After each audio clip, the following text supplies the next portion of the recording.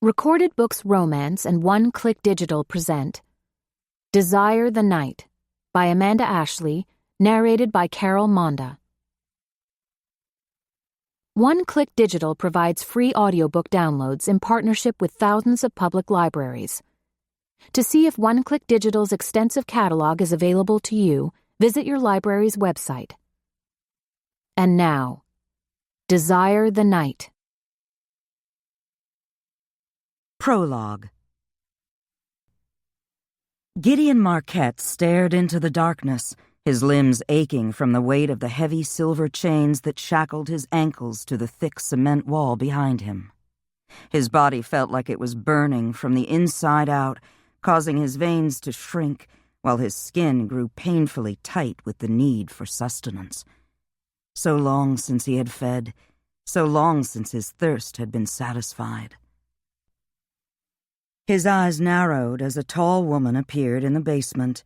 Clad in a shimmering white robe trimmed in white fur, she looked like an angel, when in truth she was anything but. The hem of her velvet robe made a soft swishing noise as she drew closer, then knelt outside the cell. Vera. Gideon groaned inwardly as she picked up the slender, silver-bladed dagger that rested beside a golden jewel-encrusted goblet on a low wooden table. His body tensed as she began to chant, her voice soft, almost hypnotic. He winced as she reached between the bars and dragged the blade across his right thigh. Lifting the goblet, she held it under the wound to collect the dark red blood that leaked from the long, shallow gash. When the goblet was half full, she made a similar cut in his left thigh, chanting all the while. When the cup was full, she left the cellar. She returned a short time later. Gideon sat up a little straighter, his fangs extending as the cell door opened and a woman clad in a wrinkled brown dress was pushed inside. She fell to the floor, crying out as she scraped her knees on the cold cement. His hands clenched as the warm, sweet, coppery scent of her blood filled his nostrils. Blind with panic, the woman scrambled to her feet and ran to the iron-barred door. "Please," she cried, her hands fisting around the bars. "Let me out! Please, oh, please let me out of here!" But her frantic plea fell on deaf ears. His prey sobbed hysterically as Vera turned and left the basement. With her only hope gone, the woman darted to a far corner of the cell, her back pressed against the bars, her arms wrapped tightly around her waist. Tears flooded her cheeks as she murmured, "Please don't." But all he heard was the frantic beating of her heart, the whisper-soft sound of the blood flowing through her veins. "Please." She fell to her knees, hands raised in supplication. But that wouldn't save her. Nothing could save her now. It was feeding time.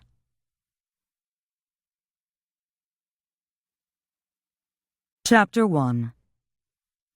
Gideon stirred, then awoke with an oath on his lips. Another day lost in oblivion, another night in hell. If he could have ended his own existence, he would gladly have done so long ago. Sitting up, he cursed the witch who had captured him, the enchantment that had blinded him to her true identity, his insatiable lust for blood, the heavy silver chains that rendered him powerless. Damn. He glanced at the dark-haired woman curled up on the floor beside him. Her breathing was shallow and erratic, her hair and clothing disheveled. How many women had he killed since this nightmare began? He tried to resist the siren call of their blood, but in the end, no matter how hard he tried to fight it, he always surrendered to the hunger that burned through him, relentless, impossible to ignore. He felt a twinge of regret for this, his latest victim. She was middle-aged, married with 4 children, and doomed to die by his hand. He clenched his fists as remorse gnawed at him. Regret had become his constant companion, along with an intense hatred for the witch who kept him in captivity, who bled him and starved him to the point of death until whatever scrap of humanity or mercy remained within him was erased by a hunger too excruciating to deny. The woman stirred, her eyes growing wide with fear when she saw him staring down at her. "No, please." She scooted away from him, but there was nowhere for her to go, nowhere to hide, no escape for either of them. Resting his head against the wall behind him, Gideon closed his eyes, his thoughts drifting back in time, back to the night he met Vera. He had gone into the city in search of prey, but all thought of feeding had vanished when he entered a seedy nightclub and saw a woman dancing in the middle of a crowd of cheering men. She had been beautiful beyond compare, her movements as sinuous as silk as she dipped and swayed to the pulsing beat of the music. Like every other man in the place, Gideon had been caught in her spell, mesmerized by the veiled promise lurking in the depths of her sea-green eyes. When she smiled at him, he was lost. When she invited him to her house, he had no thought to refuse. When he asked her name, she laughed softly, then took him by the hand and led him out of the tavern and down a narrow, winding road that led to a large 2-story house. Once inside, she locked the door with a flourish, then led him into her bedroom where she had indulged his every fantasy.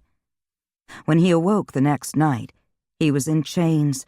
The beautiful woman was gone, and an emaciated, gray-haired hag was collecting his blood in a jewel-encrusted gold cup. He had been imprisoned in this wretched cage ever since, held captive by strong silver chains that drained his strength and weakened his preternatural powers. It hadn't taken him long to figure out what was going on. The woman who had beguiled him was a witch who had cloaked her ugliness in the guise of a young siren. She had been searching the world over for a vampire, and Gideon had walked blindly into her trap. With his blood, Vera had regained her youth and beauty, and now she sold his blood to anyone who could pay the price. Some paid in cash, some in gold, and some in humankind, hence the females that were brought to him from time to time. Gideon glanced at the woman cowering beside him. When Vera had first brought her to him, she had been robust, her blue eyes bright, her fair skin luminous. Now she was pale, her eyes sunken and shadowed with fear, her hair stringy and unkempt. The witch brought the woman water once a day, but no food. Why waste sustenance on one who was doomed? Gideon swore softly. He didn't want to hurt the woman or deprive her children of their mother, but sooner or later the urge to feed would become uncontrollable, the pain of resisting excruciating. Even now the frightened pounding of her heart stirred his instinct to hunt. The scent of her blood flowed warm and red in her veins, promising instant relief from the agony that engulfed him. Sooner or later he would have to feed, and when he did, he would take it all. Perhaps it would have been more merciful to have killed the woman the first night Vera had brought her to him, instead of letting her linger, her dread growing as she waited for him to strike. In an effort to resist the inevitable, he rested his head on his bent knees and closed his eyes. How long had he been imprisoned in this place? A year? 2? He had lost track of the time. There were no windows in the cellar, no way of knowing whether it was summer or winter. The floor beneath him was always cold. He closed his mind to the woman sobbing beside him. Women.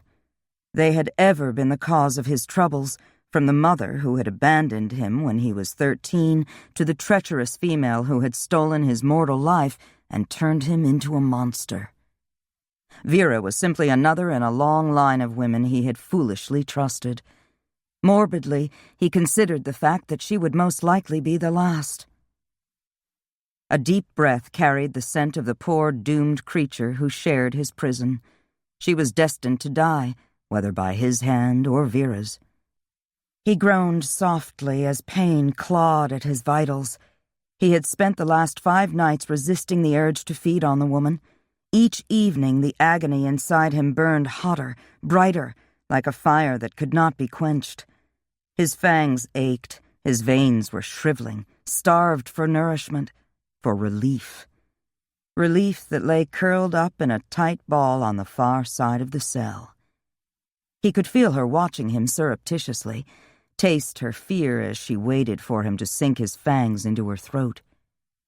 The hunger growling inside urged him to take her, to put an end to the physical torment that racked his body and the mental anguish that tormented the woman. Muttering, "Forgive me," he dragged her into his embrace and put both of them out of their misery. Chapter 2. Kia Alessano spoke softly to the frightened dog quivering on the examination table. The Rottweiler stilled immediately, its liquid brown eyes suddenly filled with trust instead of fear. "I don't know how you do it, Kay," Wanda Sandusky said. "I tried to calm the monster down for 10 minutes with no success.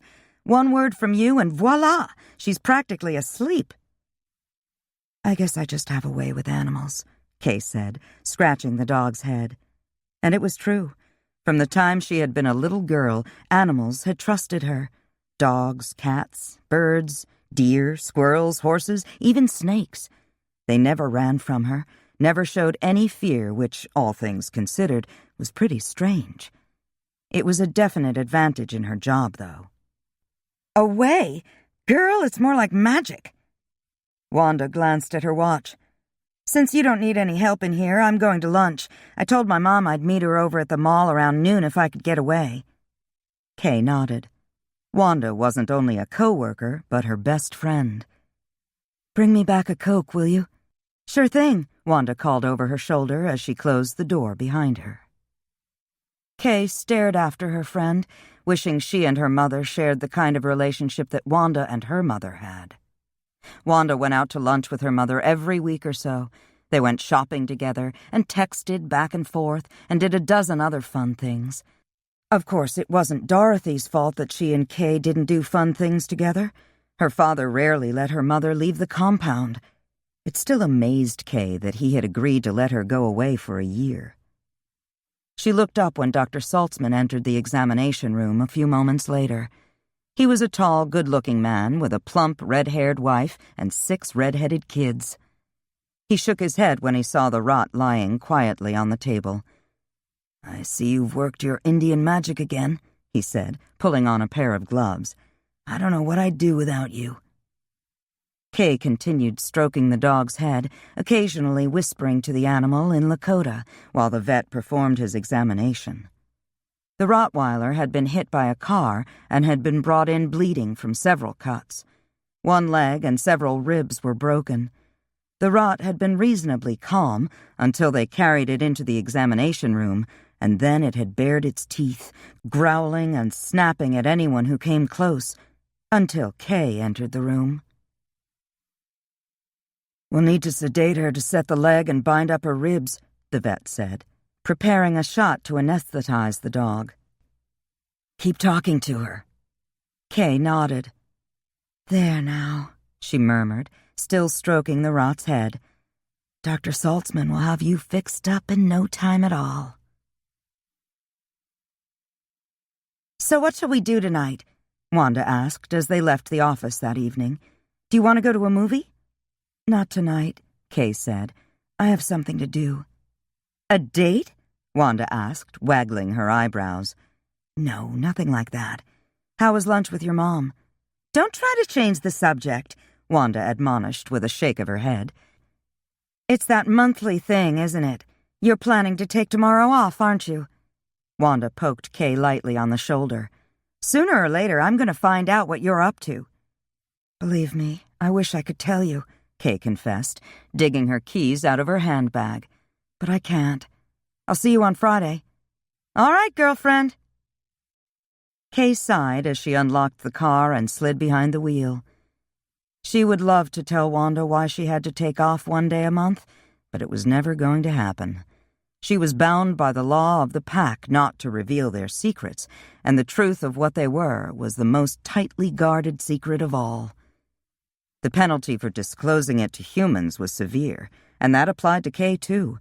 Being the daughter of the Shadow Pack's alpha wouldn't grant her any special privileges or immunity if she violated pack laws.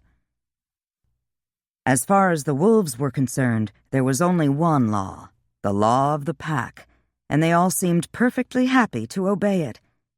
Why wasn't she? Why couldn't she obey without question, conform to pack hierarchy without a qualm, be content to do as she was told and live within the pack boundaries? Why couldn't she be who her father wanted her to be?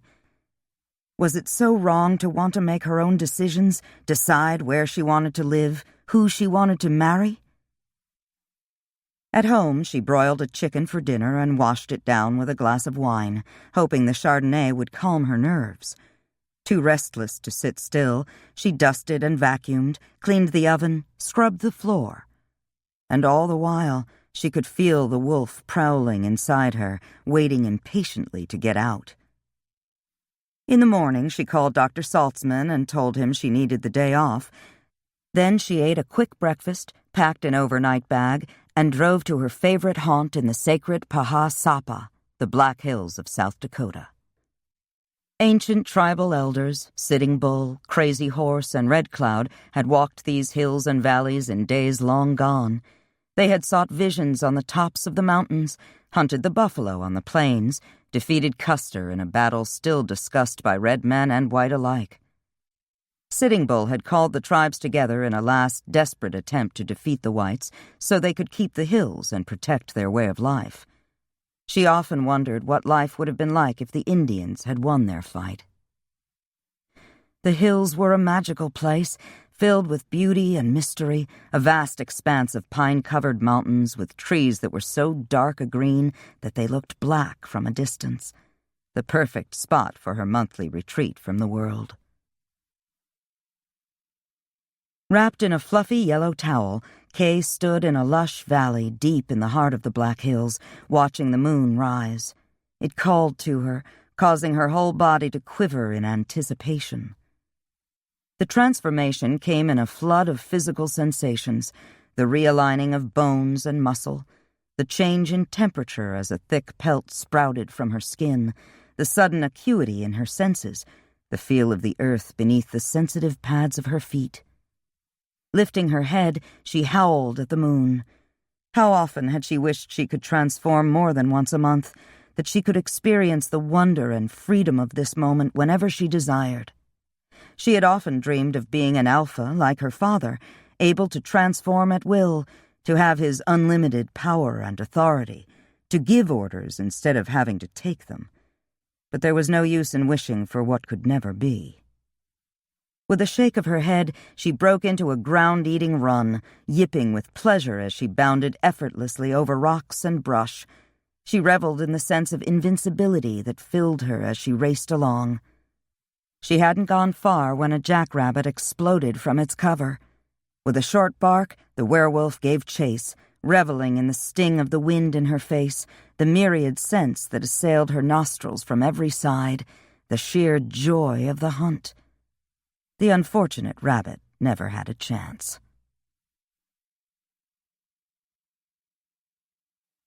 Chapter 3.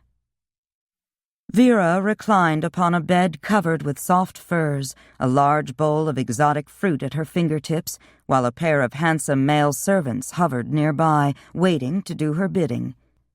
Her familiar, Rama, stretched out beside her, purring softly. Vera knew that some of her fellow witches thought her lifestyle a bit on the eccentric side because she preferred to wear long skirts and peasant blouses instead of more modern garb. When they commented on the way she dressed or remarked that they thought some of her magic was primitive, she merely smiled and told them she had an old soul, far older than any of them knew or suspected. There were all kinds of witches and many forms of magic. Some witches were born with it, some learned the craft from another witch. In rare cases, the magical arts were bestowed on some lucky soul as a gift. There was earth magic and water magic, fire magic, and magic wrought by the wind. Vera had inherited her magic from her mother, but she had wanted more power, more knowledge, and so she had sought out the old Navajo shaman who had instructed her mother. Yanaba was respected and feared by his own people, though none dared to call him a witch to his face. Vera had often considered telling the old witch about the magical properties in Gideon's blood, but whenever she started to do so, some inner voice warned her that such knowledge shouldn't be shared with anyone else. Vera smiled as she glanced at the two photographs standing side by side on the nightstand. One showed an old woman with stringy gray hair, wrinkled skin mottled with age spots, sunken eyes, and yellow teeth. The other was of a young woman with thick, pale blonde hair, porcelain-like skin without a spot or blemish, and bright green eyes, a beautiful woman in the prime of her life. She gazed into the small gold-framed mirror standing on the nightstand on the opposite side of the bed, and the image of the beautiful young woman smiled back at her. "Ah, Rama," Vera murmured, stroking the cat's head. "Hard to believe both photographs are of me, isn't it?" Before Gideon, Vera had rarely left her house, too ashamed of her appearance to let anyone see her. Always vain about her looks, she had shunned her cronies when her beauty began to fade, had veiled her face or covered her ugliness beneath a magical spell on the few occasions when she'd had to leave the house. She smiled as she thought of the handsome night-walker imprisoned in her basement. She owed her restored well-being to him. His blood nourished her inside and out, gifting her with increased health and strength and youth. She ran her fingertips over her cheek. The skin was soft and firm and baby-smooth. Gone were the ugly wrinkles and discolorations of age, the hideous liver spots on her hands. She had the vampire blood spell, found in one of her mother's ancient grimoires, to thank for her renewed youth. When Vera had first read the spell, she had dismissed it as nonsense. Surely something so quick and easy couldn't be effective. But as age had continued to take its toll on her youth and her beauty, as her body began to break down, she had gone in search of a vampire. No easy task, she mused, remembering how long it had taken her to find one. The fact that he was young and handsome had been a nice bonus. Determined to put the age-old spell to the test, she had located the requisite golden chalice, filled it with the required amount of fresh vampire blood, and chanted the necessary words before drinking from the cup. The taste had been vile. Not knowing what to expect, she had been amazed by the results, which had been immediate and undeniable. Best of all, Gideon was virtually immortal. He would serve her purpose, willing or not, for as long as she wished, and that would be a good long time. The changes in her appearance were quickly noted by her acquaintances. Vera ascribed it to a miracle elixir she had stumbled upon, the ingredients which were, of course, tightly guarded. Word of her miraculous elixir spread across the internet like wildfire, and soon wealthy women were ordering it online, willing to pay whatever she asked for a bottle of the remarkable tonic that was guaranteed to shave 10 years or more off of a woman's appearance. Of course, Vera couldn't let it be known to anyone, mortal or witch, that she had a vampire in her basement, or that, combined with the spell she had found, it could guarantee good health and long life indefinitely. Vampires were notoriously hard to find, and witches notoriously clever. She couldn't take a chance on someone spiriting Gideon away. After some consideration, she tore the spell out of the grimoire and burned it, thereby assuring that no one else would ever duplicate it. She accepted credit cards from mortals, but demanded payment in humankind from witches and wizards. After all, she had to provide suitable nourishment for the handsome vampire chained in the cellar.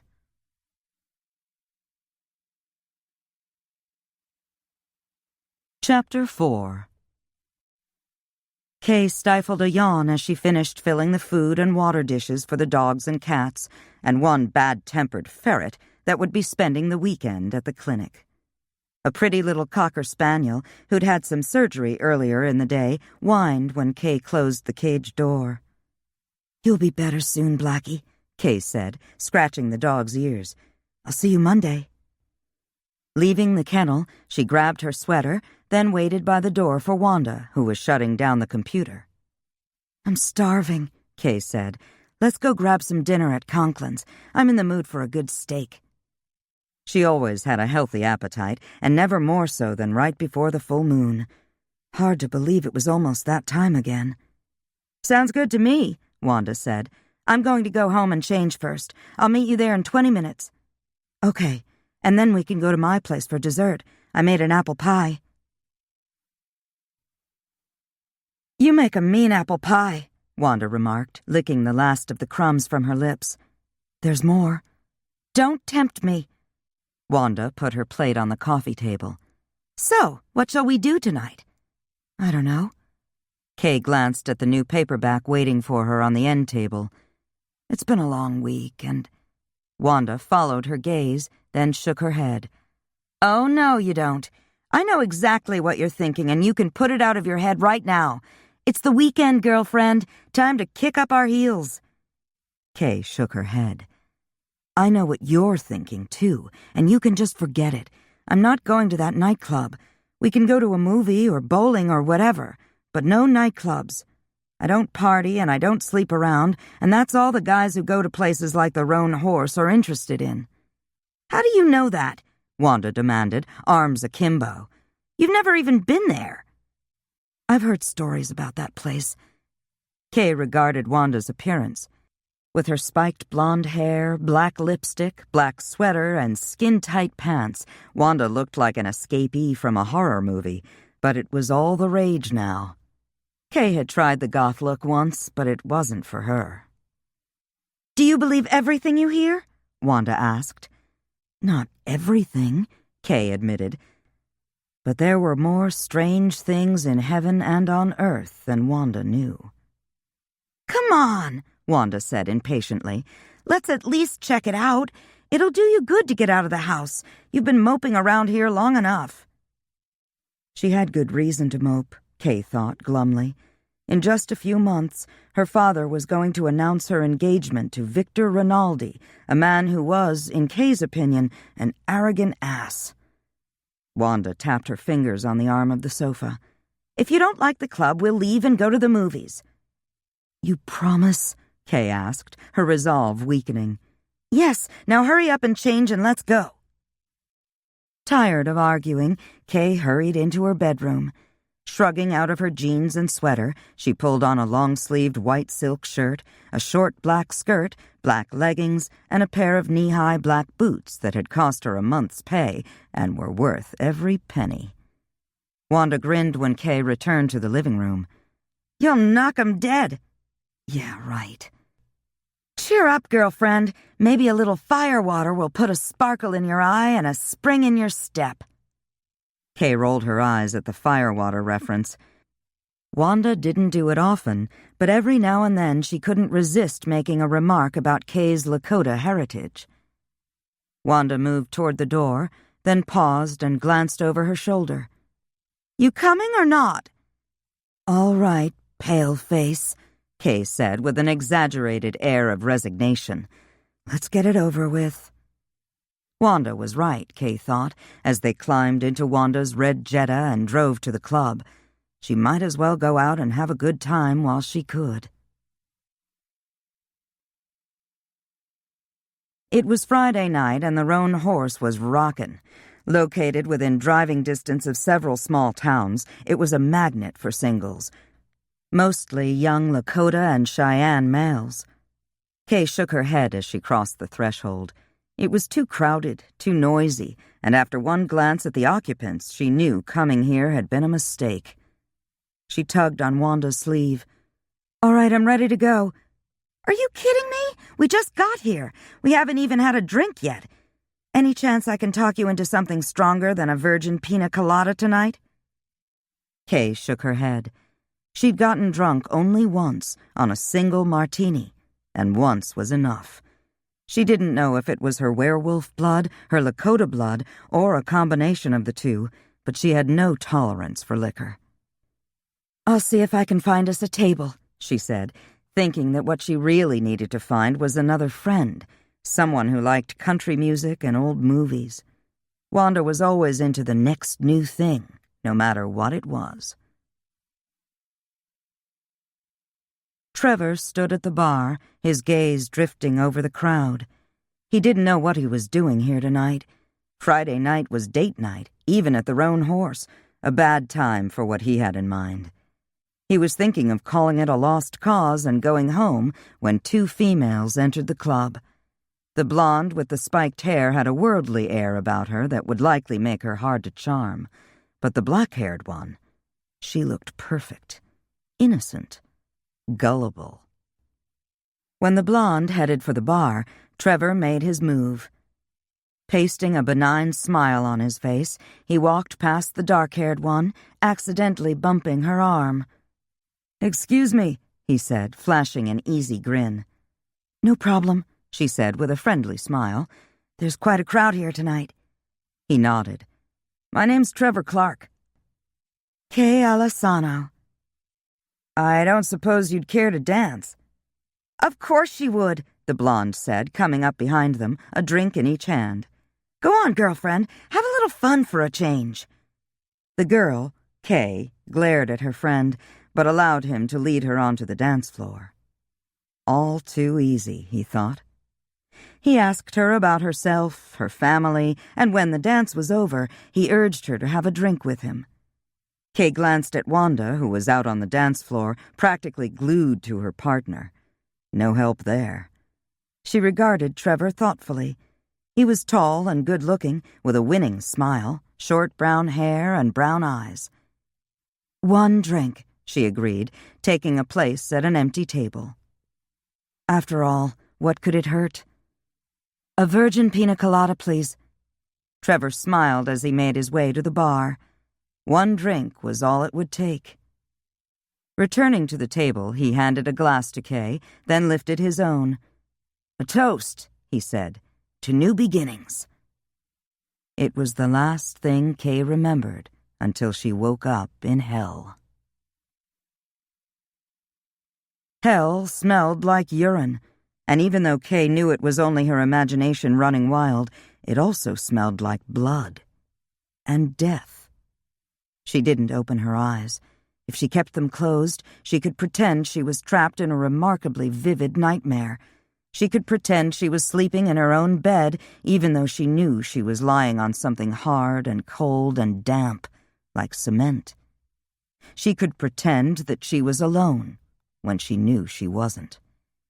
Warily, she opened her eyelids a crack, and found herself staring at a man with shaggy black hair, skin so pale it was almost translucent, and dark gray eyes that burned into hers like hot coals.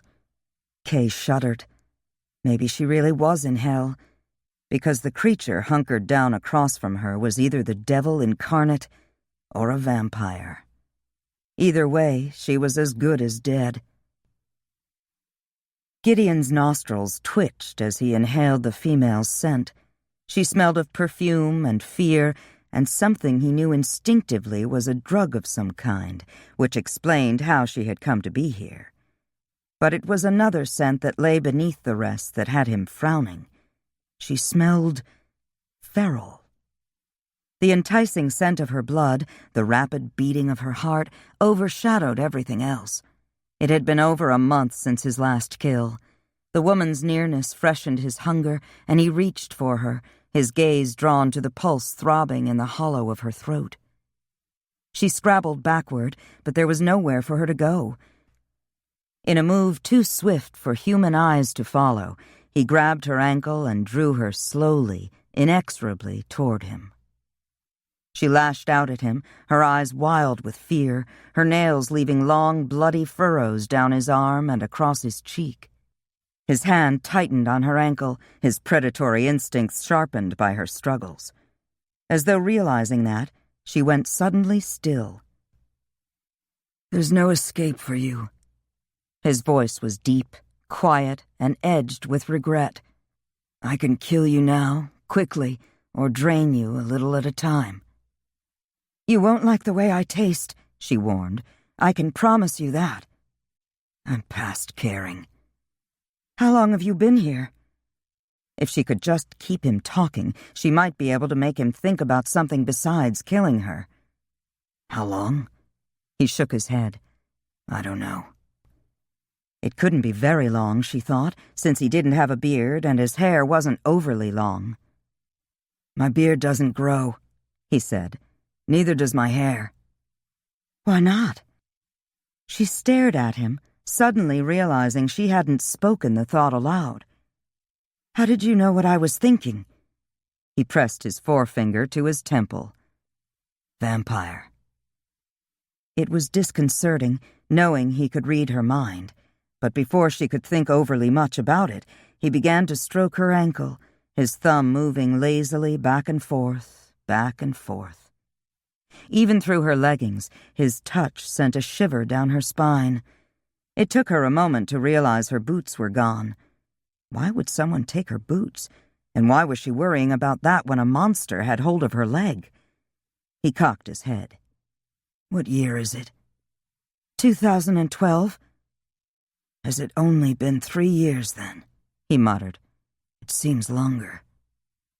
Monster or not, Kay couldn't help feeling sorry for him as she glanced around the cell. There was no bed, no blanket, nothing but a cold stone floor, iron bars, and damp cement walls. A small table stood just out of reach on the other side of the bars. She shuddered. How had he endured being locked up in this place for 3 years without going mad? But that was the least of her concerns. Right now, she wondered if she was going to survive until sunrise. With the speed of a striking snake, his hand curled around her forearm and he dragged her closer. "I'm sorry," he muttered, his voice gruff.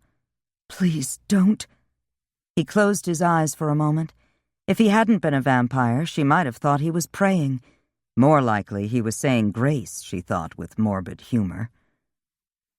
She glanced around the cell again, looking for something she could use as a weapon, but there was nothing save for a dim light bulb that hung from a knotted cord outside the cell. And then he was looking at her through those hellish red eyes. "I'm sorry," he said again, and folding her into his embrace, he pulled her shirt collar aside and bent his head to her neck. Kay shuddered when she felt the sharp prick of his fangs against her skin. It was useless to fight, she knew. He was larger, stronger, deadly, but her instinct for survival quickly took over. She pulled his hair and scratched his face. Her nails left bloody furrows down his pale cheeks. She sank her teeth into his arm and lashed out with her feet. All to no avail. It was like trying to punch her way through a brick wall. Winded from her struggles, growing weak from the loss of blood, she closed her eyes and waited for death. And then a strange thing happened. As soon as she stopped fighting him, her fear slipped away. There was no pain as he drank from her, only a sense of pleasure that was oddly sensual. It was her last thought before she drifted away into oblivion. Gideon gazed at the woman in his arms. She was lovely. Her hair, Indian straight and black, fell past her shoulders. Her inky lashes were thick and long. Her complexion was pale now, but her cheeks had been rosy before he drank from her, her skin the color of pale copper. Her eyes were a warm golden brown. She had been right about one thing. He hadn't liked the taste of her blood. It was strong, bitter. Had he not needed nourishment so badly, he would have spit it out after the first swallow. Had it not been for the sour taste, he would have drained her dry. Instead, he had taken only enough to take the edge off his hunger. He eased her down onto the floor, oddly reluctant to let her go. Standing, he paced the narrow cell from one end to the other. He had been a vampire for 360 years. Wasted years, he thought, looking back through the corridors of time. True, he had traveled the world many times over, seen countries and kings rise and fall, but what had he ever accomplished? Nothing. Lysiana had bequeathed him a long life, but she had robbed him of the chance to have a home and a family. Tied to no one, he had lived like a vagabond, always on the move, drifting through the centuries, leaving no mark of his passing. Of course, he'd had little incentive. In the beginning, hunger overrode every other desire, every other need. For a time, he had indulged his every whim. He had taken what he wanted, heedless of the consequences to others. He wasn't particularly proud of his behavior back then, but being a vampire had put him outside the law. Clothing and carriages, horses and homes, gold and wine and women. He had used his preternatural power to take them all, and blamed Lysiana. She had stolen much more than that from him. Didn't he deserve to get even? Eventually, he grew weary of such a life. Without realizing it, he had accumulated a good amount of money, which had enabled him to buy lairs in London and Paris, in Madrid and Portugal. And then he had come to the New World, and ended up here, in what was, for all intents and purposes, a prison. Considering how he had spent his existence, perhaps it was where he belonged. Swearing under his breath, he shook off his maudlin thoughts. He paced back and forth, never tiring, until he sensed the sun's rising, and then he stretched out on the floor and closed his eyes. Once, he had dreaded the beginning of each new day, hated the darkness that dragged him down into nothingness. But that was before Vera had trapped him. Where he had once dreaded the darkness, he now welcomed it as his only escape from reality.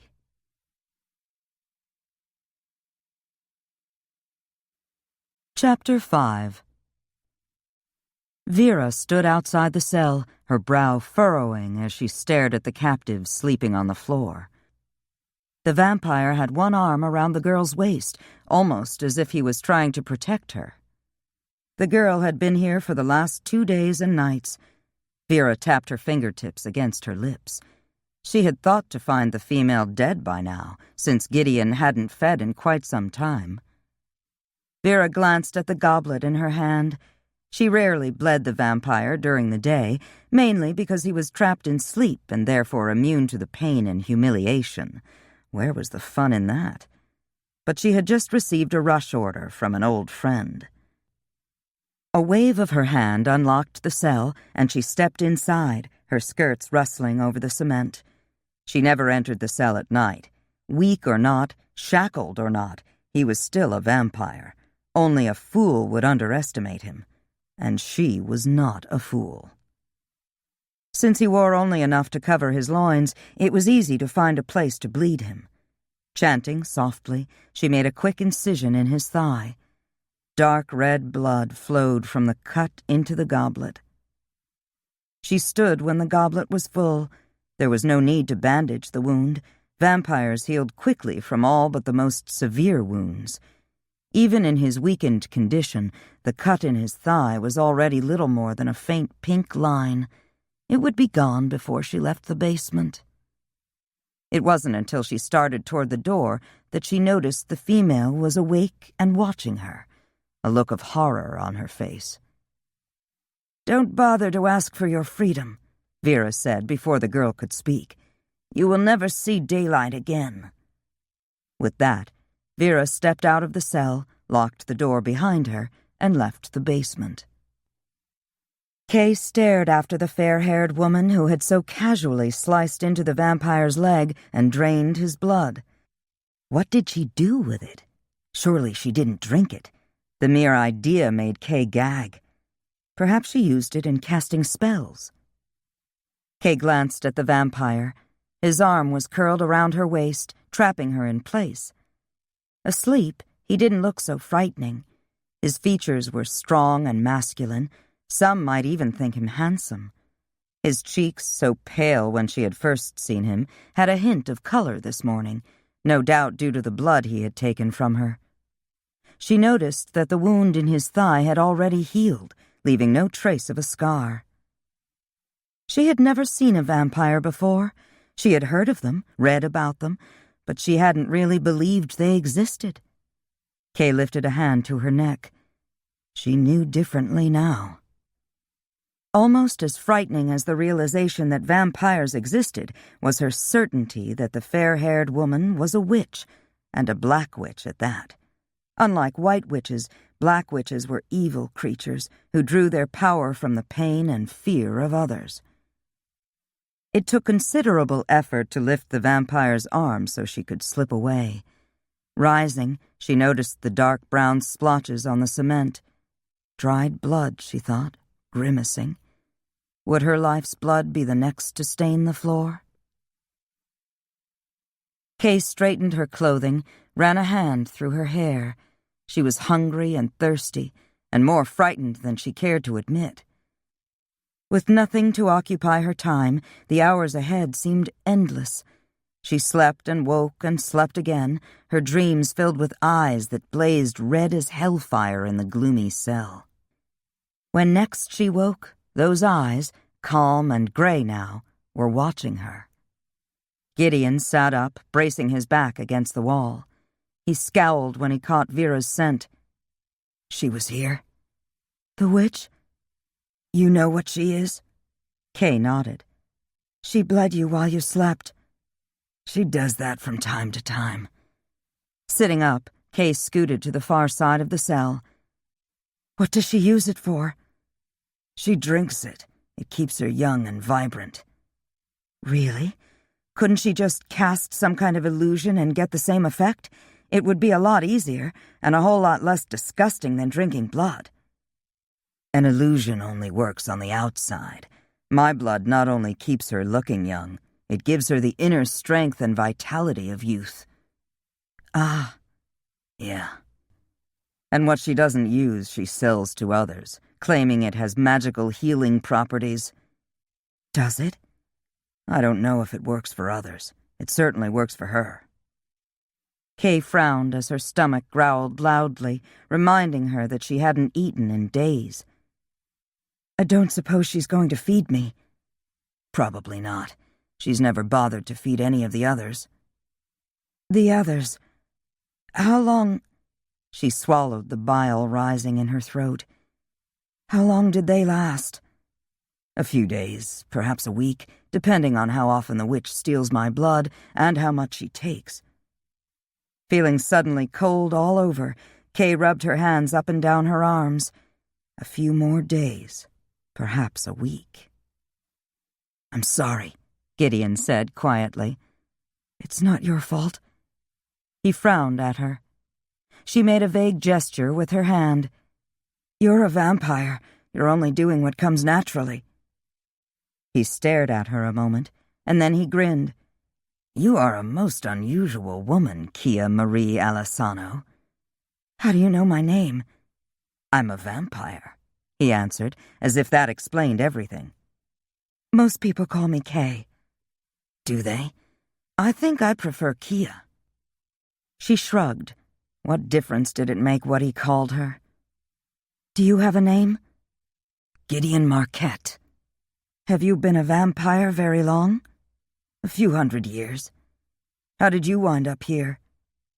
She wasn't like any of the other women the witch had brought him. The others had all been helpless, poor, down on their luck, mostly women who wouldn't be missed. Judging from this girl's appearance, well-kept hair and nails, designer clothes, she came from a different class of people. Someone, somewhere, would be looking for her, though they would never find her, living or dead. I went to a nightclub with a friend of mine. I think someone must have drugged me. She shuddered with the memory. When I woke up, I was here. She was shivering now.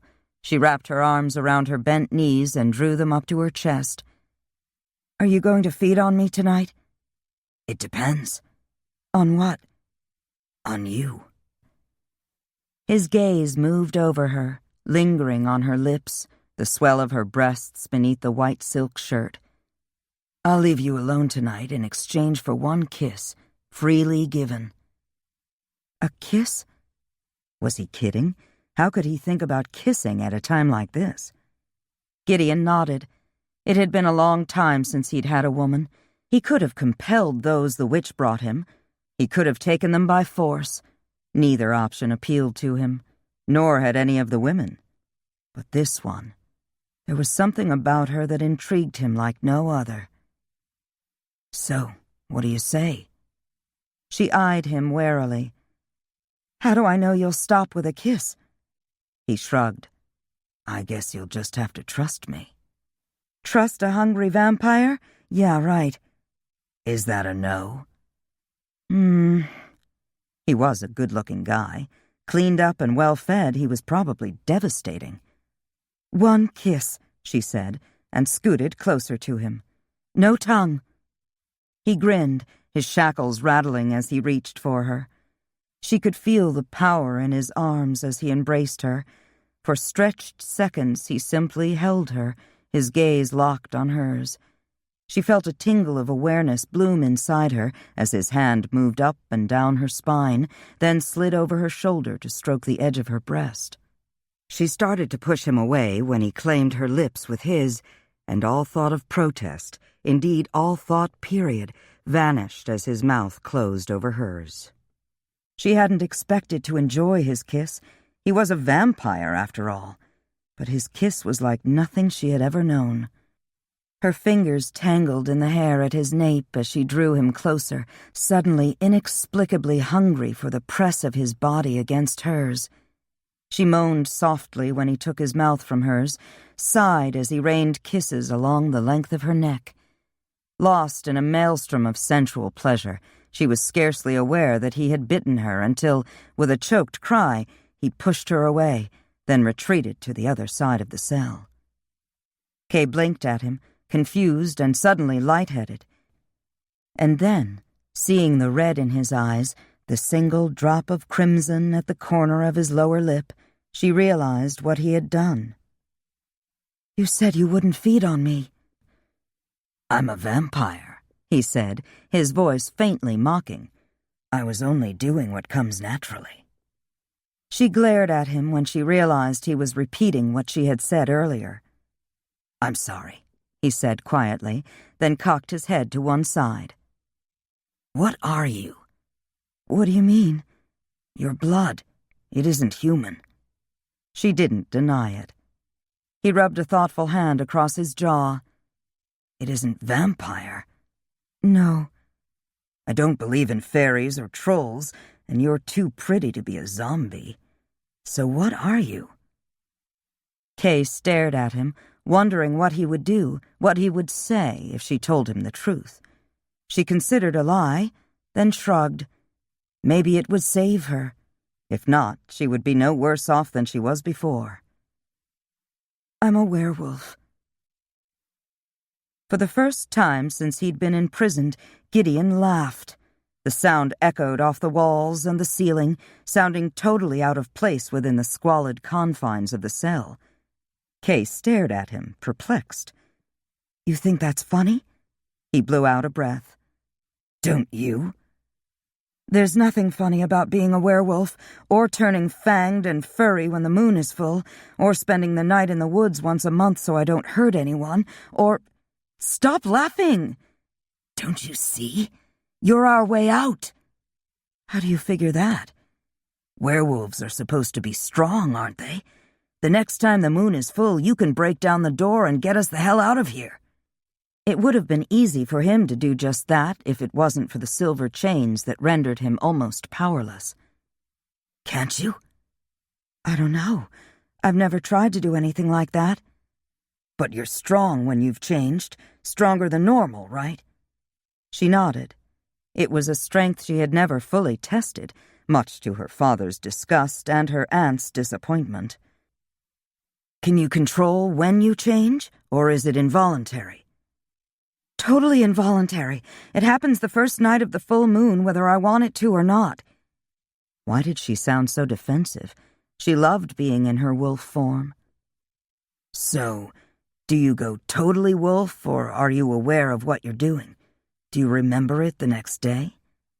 Yes, I'm still me inside. I can understand what people are saying, and I remember everything that happens, everything I do.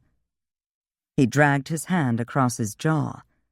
When's the next full moon? In 3 days. Damn, he muttered. Locked up with a werewolf. He shook his head, then grinned at her. It'll be interesting to see which one of us survives.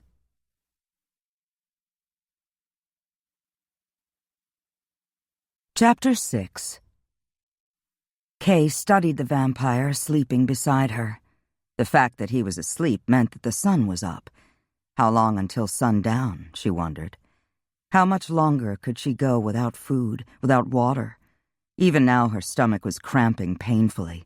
She had never been this hungry or this thirsty. How long did it take to starve to death? Would she survive long enough to find out? Could Gideon resist the urge to feed for another 2 days so they could put his escape plan into effect? Was she strong enough to break down an iron-barred door? She had to be, she thought glumly, because if she couldn't do it, she was as good as dead.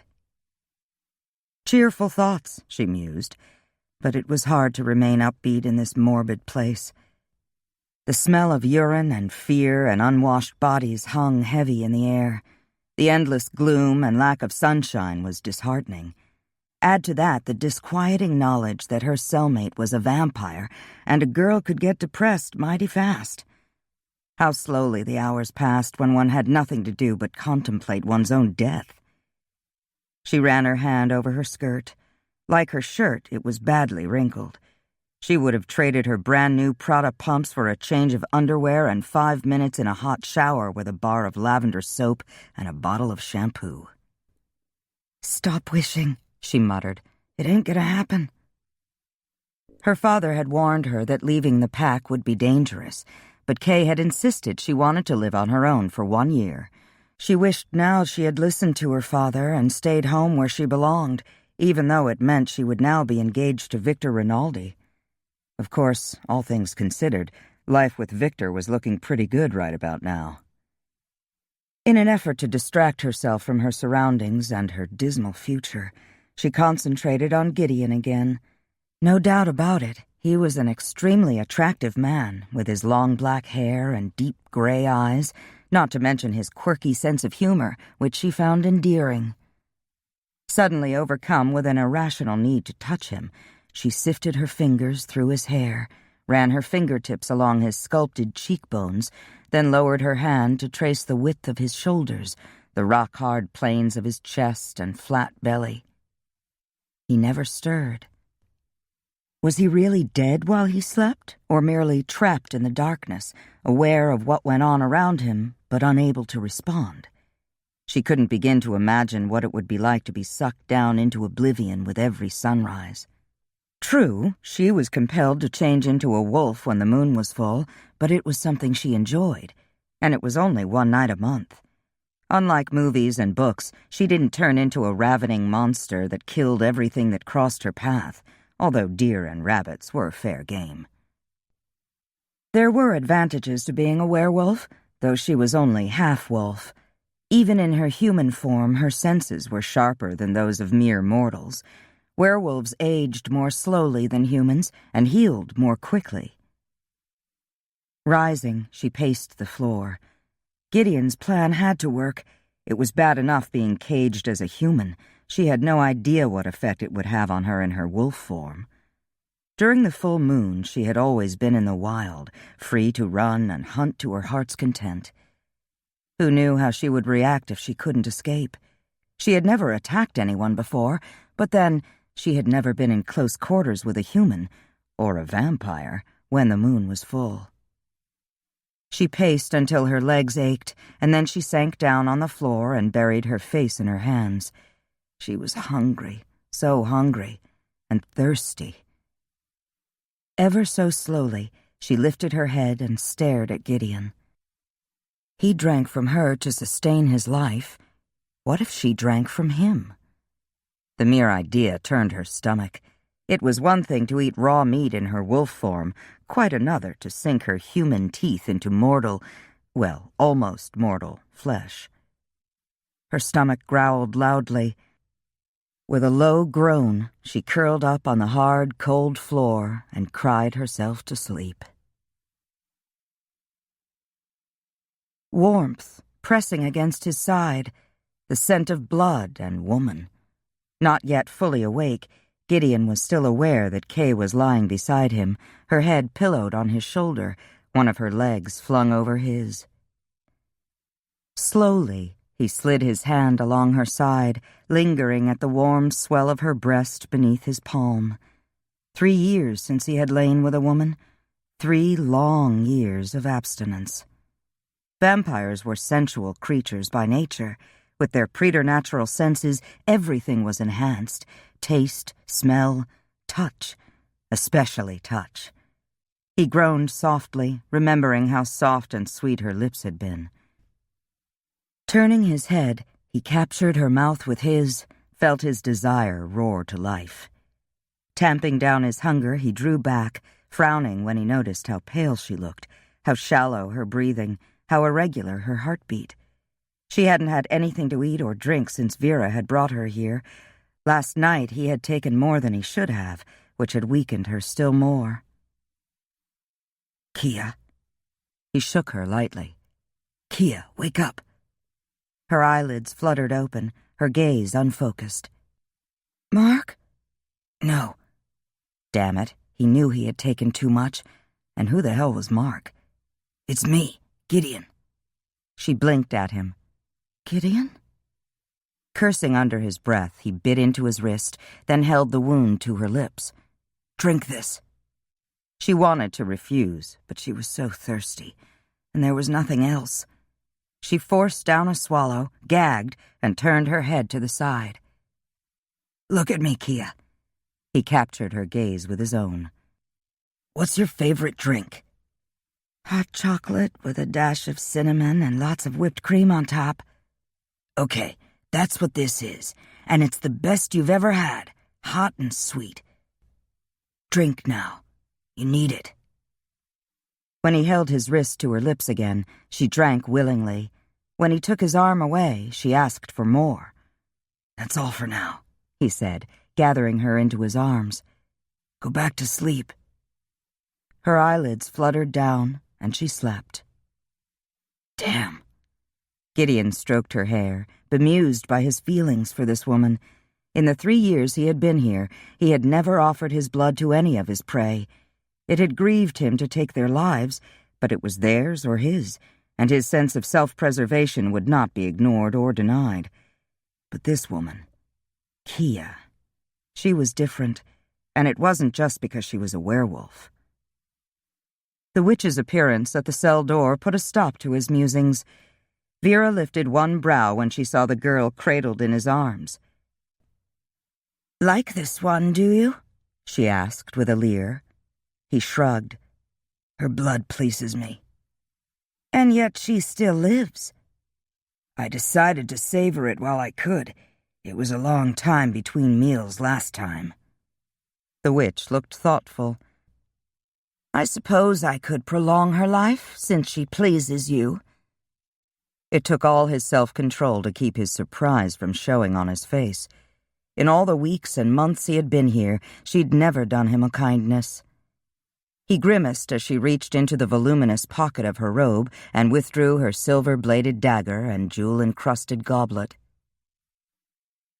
She looked at him, one brow raised, until he shifted Kay to one side and shoved his right arm through the bars. He clenched his jaw as she made a long, shallow gash in his forearm, felt his anger grow as his blood flowed into the goblet, although he didn't miss the irony of a mortal taking vampire blood. When the goblet was full, Vera wiped the blade on a scrap of cloth, then dropped the dagger into her pocket. "I'll send someone with food and water for the girl." Looking perplexed, she stared at him a moment. Gideon stared back. If she was waiting for a thank you, it would be a hell of a long time coming.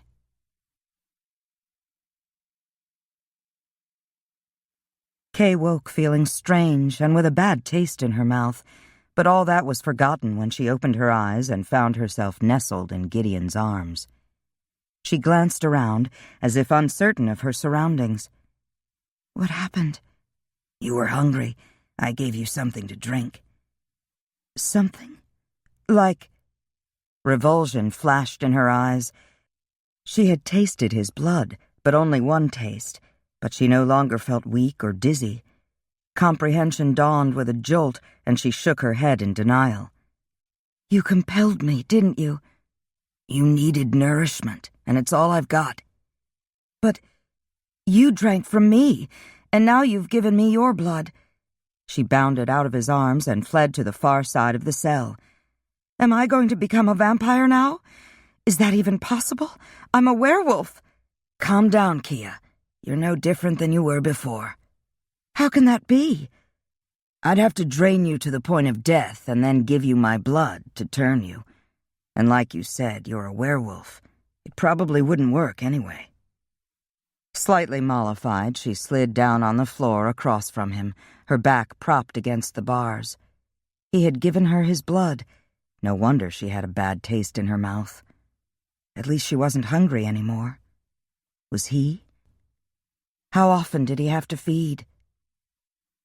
Normally once a week or so, he said, replying to her unspoken question. She felt her cheeks grow warm. Do you read all my thoughts? He shrugged. Not all. Who's Mark? He held up his hand. I didn't read your mind. You said his name when you were sort of out of it. He was my brother. Was? He's dead, killed by a bounty hunter. I'm sorry. Blinking back her tears, Kay buried her face in her hands. Mark had been 2 years her senior, and she had adored him. They had been playing in the woods one night when the moon was full. Mark had been bragging that he would be able to run with the pack the following month. No, you won't, she said. You have to be 13 to shift, and you're only 12. Want to bet? He crowed. Watch this. The words had barely been spoken when he changed from human to wolf and back to human again. That's fantastic, she cried, clapping her hands. Do it again. She had watched, happy for him, as he changed back and forth to amuse her. He would be alpha someday. Only alphas could change at will. He was still in his wolf form when 3 men burst into the clearing. Before Mark could shift back to human, before Kay could beg them to go away, one of the men killed her brother.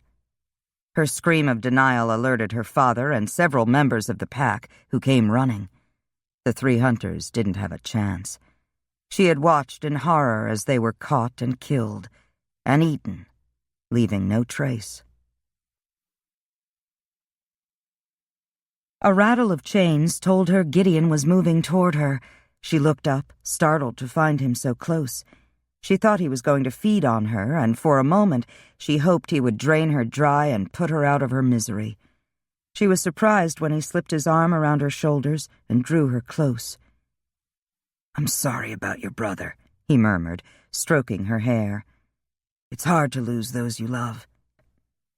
You've probably lost a lot of people, she said, sniffing. Yeah, but only a few I really cared about. So you're not married or anything? No. She blew out a sigh. That's not entirely true. I'm engaged to be engaged. What the hell does that mean? My father has chosen a mate for me. He's going to announce our betrothal when I get back home. You don't sound very happy about it. Victor Rinaldi is the most conceited, arrogant male I've ever known. So why are you marrying him? 3 reasons. My father loves Victor like the son he lost. Victor's father and mine have been friends for over 50 years, and Victor's father is Alpha of the Green Mountain Pack. Their territory borders ours, and my marriage to Victor will make both packs stronger and more secure. Don't you have any say in the matter? No. She looked up at him. Do vampires get married? Some do. But not you? Nope. Never found a woman I wanted to spend more than a few days with. Do you really think we'll get out of here? He looked at her, his gaze sliding along the length of her neck, lingering on the pulse throbbing in the hollow of her throat. For your sake, I sure as hell hope so. Chapter 7. Dorothy Alessano fidgeted with her apron while listening to one side of the phone conversation her husband was having with Kia's employer. It was bad news. She knew it. David Saltzman had never called them before. What is it? She asked when Russell ended the call. What's wrong? Kia is missing. Missing? Dorothy felt the blood drain from her face as she dropped into one of the kitchen chairs. What do you mean, missing? She didn't report to work on Monday, and Saltzman hasn't heard from her since. Her friend Wanda said the last time she saw Kia was at some nightclub. She thinks Kia went home with a man she met there.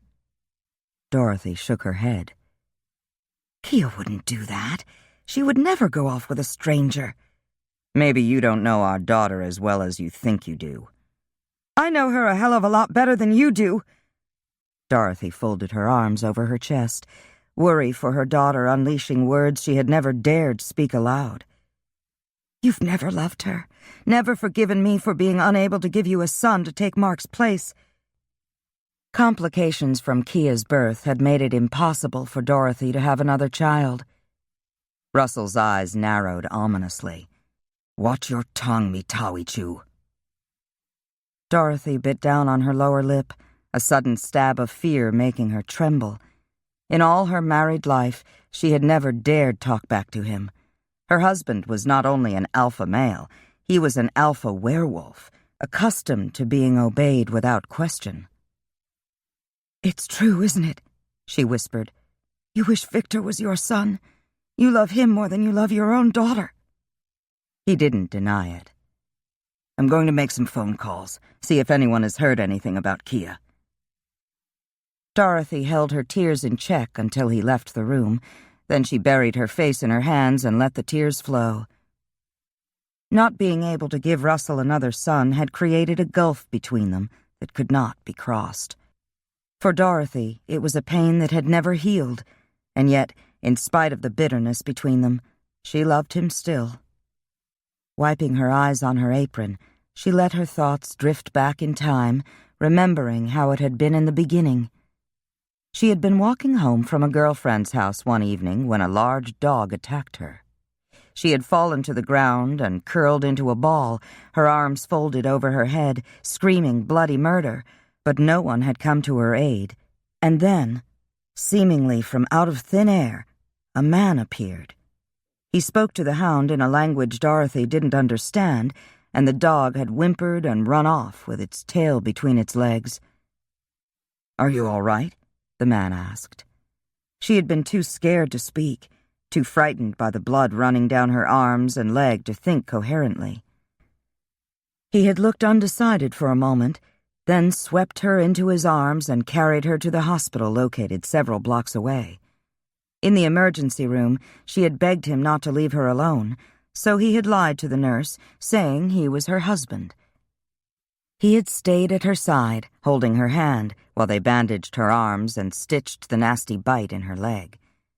When they left the hospital, Russell had called for a cab and taken her home. Dorothy had been afraid she would never see him again, but when the cab pulled to a stop in front of her house, he had surprised her by asking if he could call on her the next night. They dated for several months, and she fell head over heels in love with him. He was tall and dark, and in some ways a total mystery to her. She was fascinated by his Indian heritage, by his bearing, which was almost regal. To her, he seemed like Rhett Butler and Superman all rolled into one. Things seemed perfect, until she found out she was pregnant. She'd been afraid to tell her parents, afraid to tell Russell, but it was a secret she couldn't hide forever. He wasn't happy about the pregnancy, neither was his family, a family she'd never met. She'd thought it strange that he never took her home to meet his parents, until he did. Her first thought upon viewing the compound where he lived was that it looked like a prison. Later, it became one. At least for her. She learned a lot about Russell that night, including the fact that he was a full-blooded Lakota Indian and that Russell Alisano wasn't his real name. He had been born Nagin Luta, which meant Red Shadow. The Lakota believed names had power, and his tribal name was used only by loved ones and members of the immediate family. His parents hadn't made her feel welcome. Russell's father, Sake Sapa, who went by the name Charles Alisano, insisted she have an abortion immediately. Dorothy had been too afraid of the man to tell him no to his face, but later, when she was alone with Russell, She told him she didn't want an abortion, and that nothing he could say would change her mind. He didn't say anything for several nerve-wracking moments. Fighting back tears, she had waited for him to say he never wanted to see her again. But, once again, he surprised her. Instead of leaving, he had proposed to her. They eloped the next night. Her parents weren't pleased. Russell's father never forgave him for marrying a white woman. Dorothy sighed. She had loved her son. She loved her daughter. But sometimes she couldn't help thinking they would have all been better off if Russell had never come to her aid that fateful night.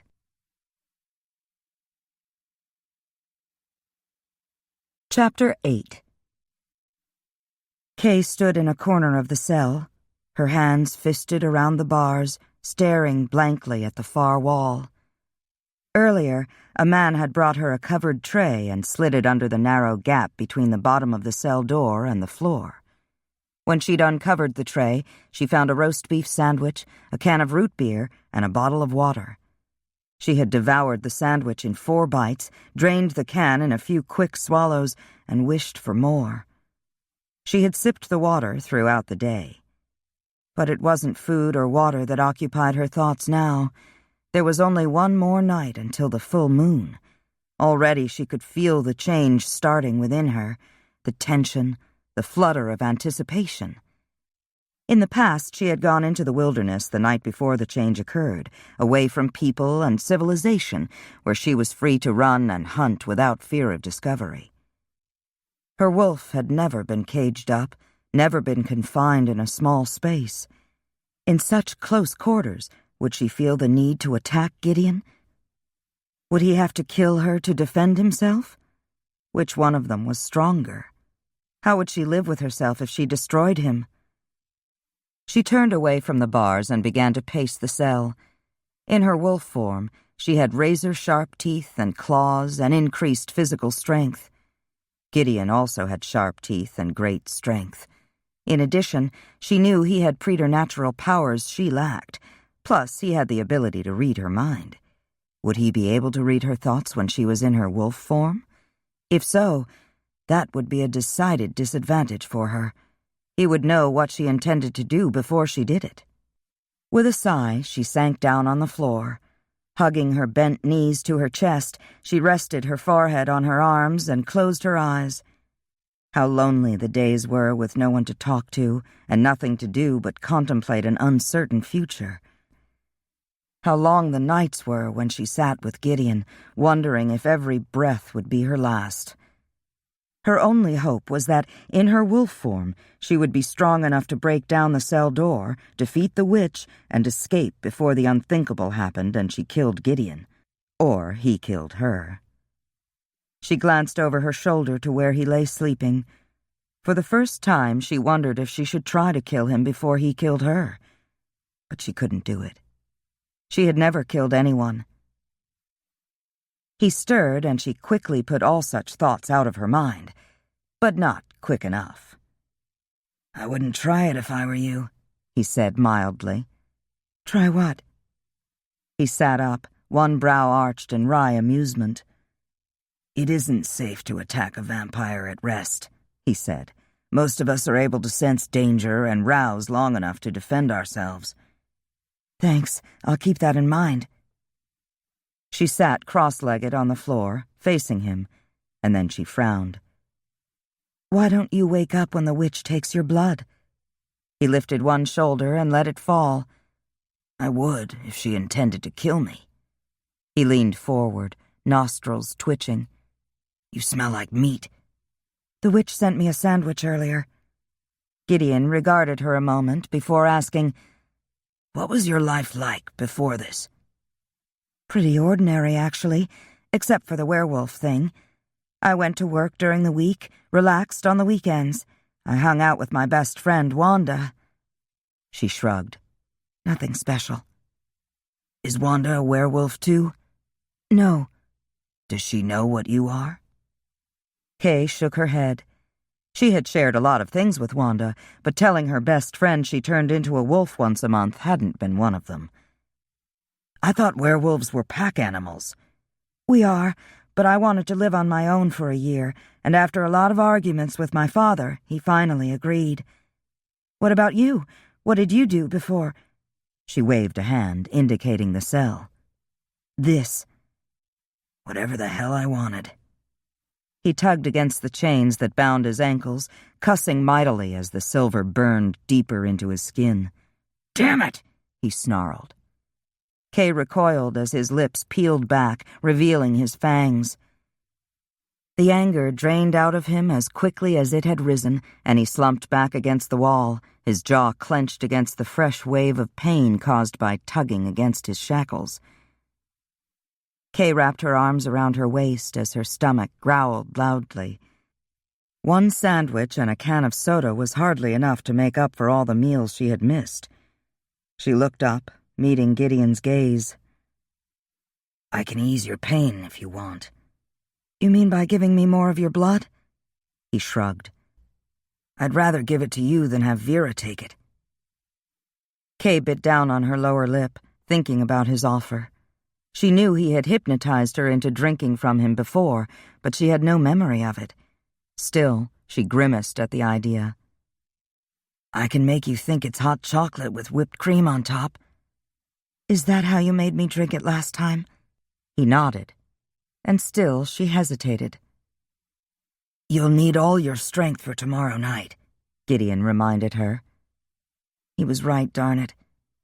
The way she felt now, she couldn't fight her way out of a paper bag, let alone break down a door made of iron bars. Gathering her courage, she scooted to Gideon's side. Gideon took a deep breath as Kay's nearness slammed into him. His fangs lengthened in response to her fear. The scent of her blood called to his hunger. It took all of his considerable willpower to keep from sinking his fangs into her soft flesh. Instead, he spoke to her mind, bending her will to his, implanting the suggestion that she was drinking a cup of her favorite hot chocolate as he bit into his wrist, then held it to her lips. When he released his hold on her mind, she looked up at him, her gaze slightly unfocused, and then she tilted her head to the side. Turnabout is fair play. Not much point in giving you my blood if I take it back. You'll need your strength, too. He considered it a moment, then drew her into his arms and gently brushed a lock of hair away from her neck. Keeping a tight rein on his self-control, he said, I only need a little. Hands clenched, heart pounding with trepidation, Kay again tilted her head to the side, granting him access to her throat. What if he couldn't stop? Well, she thought fatalistically, one way or another, she would soon be out of this place. Relax, he murmured. Easier said than done, she muttered, and closed her eyes as he bent his head to her neck. Later, when she lay asleep in his arms, Gideon stared into the darkness, his fingertips absently stroking her cheek as he imagined what it would be like to share a cell with a werewolf. In all his long life, he had never encountered one. He had heard of them, of course. Who hadn't?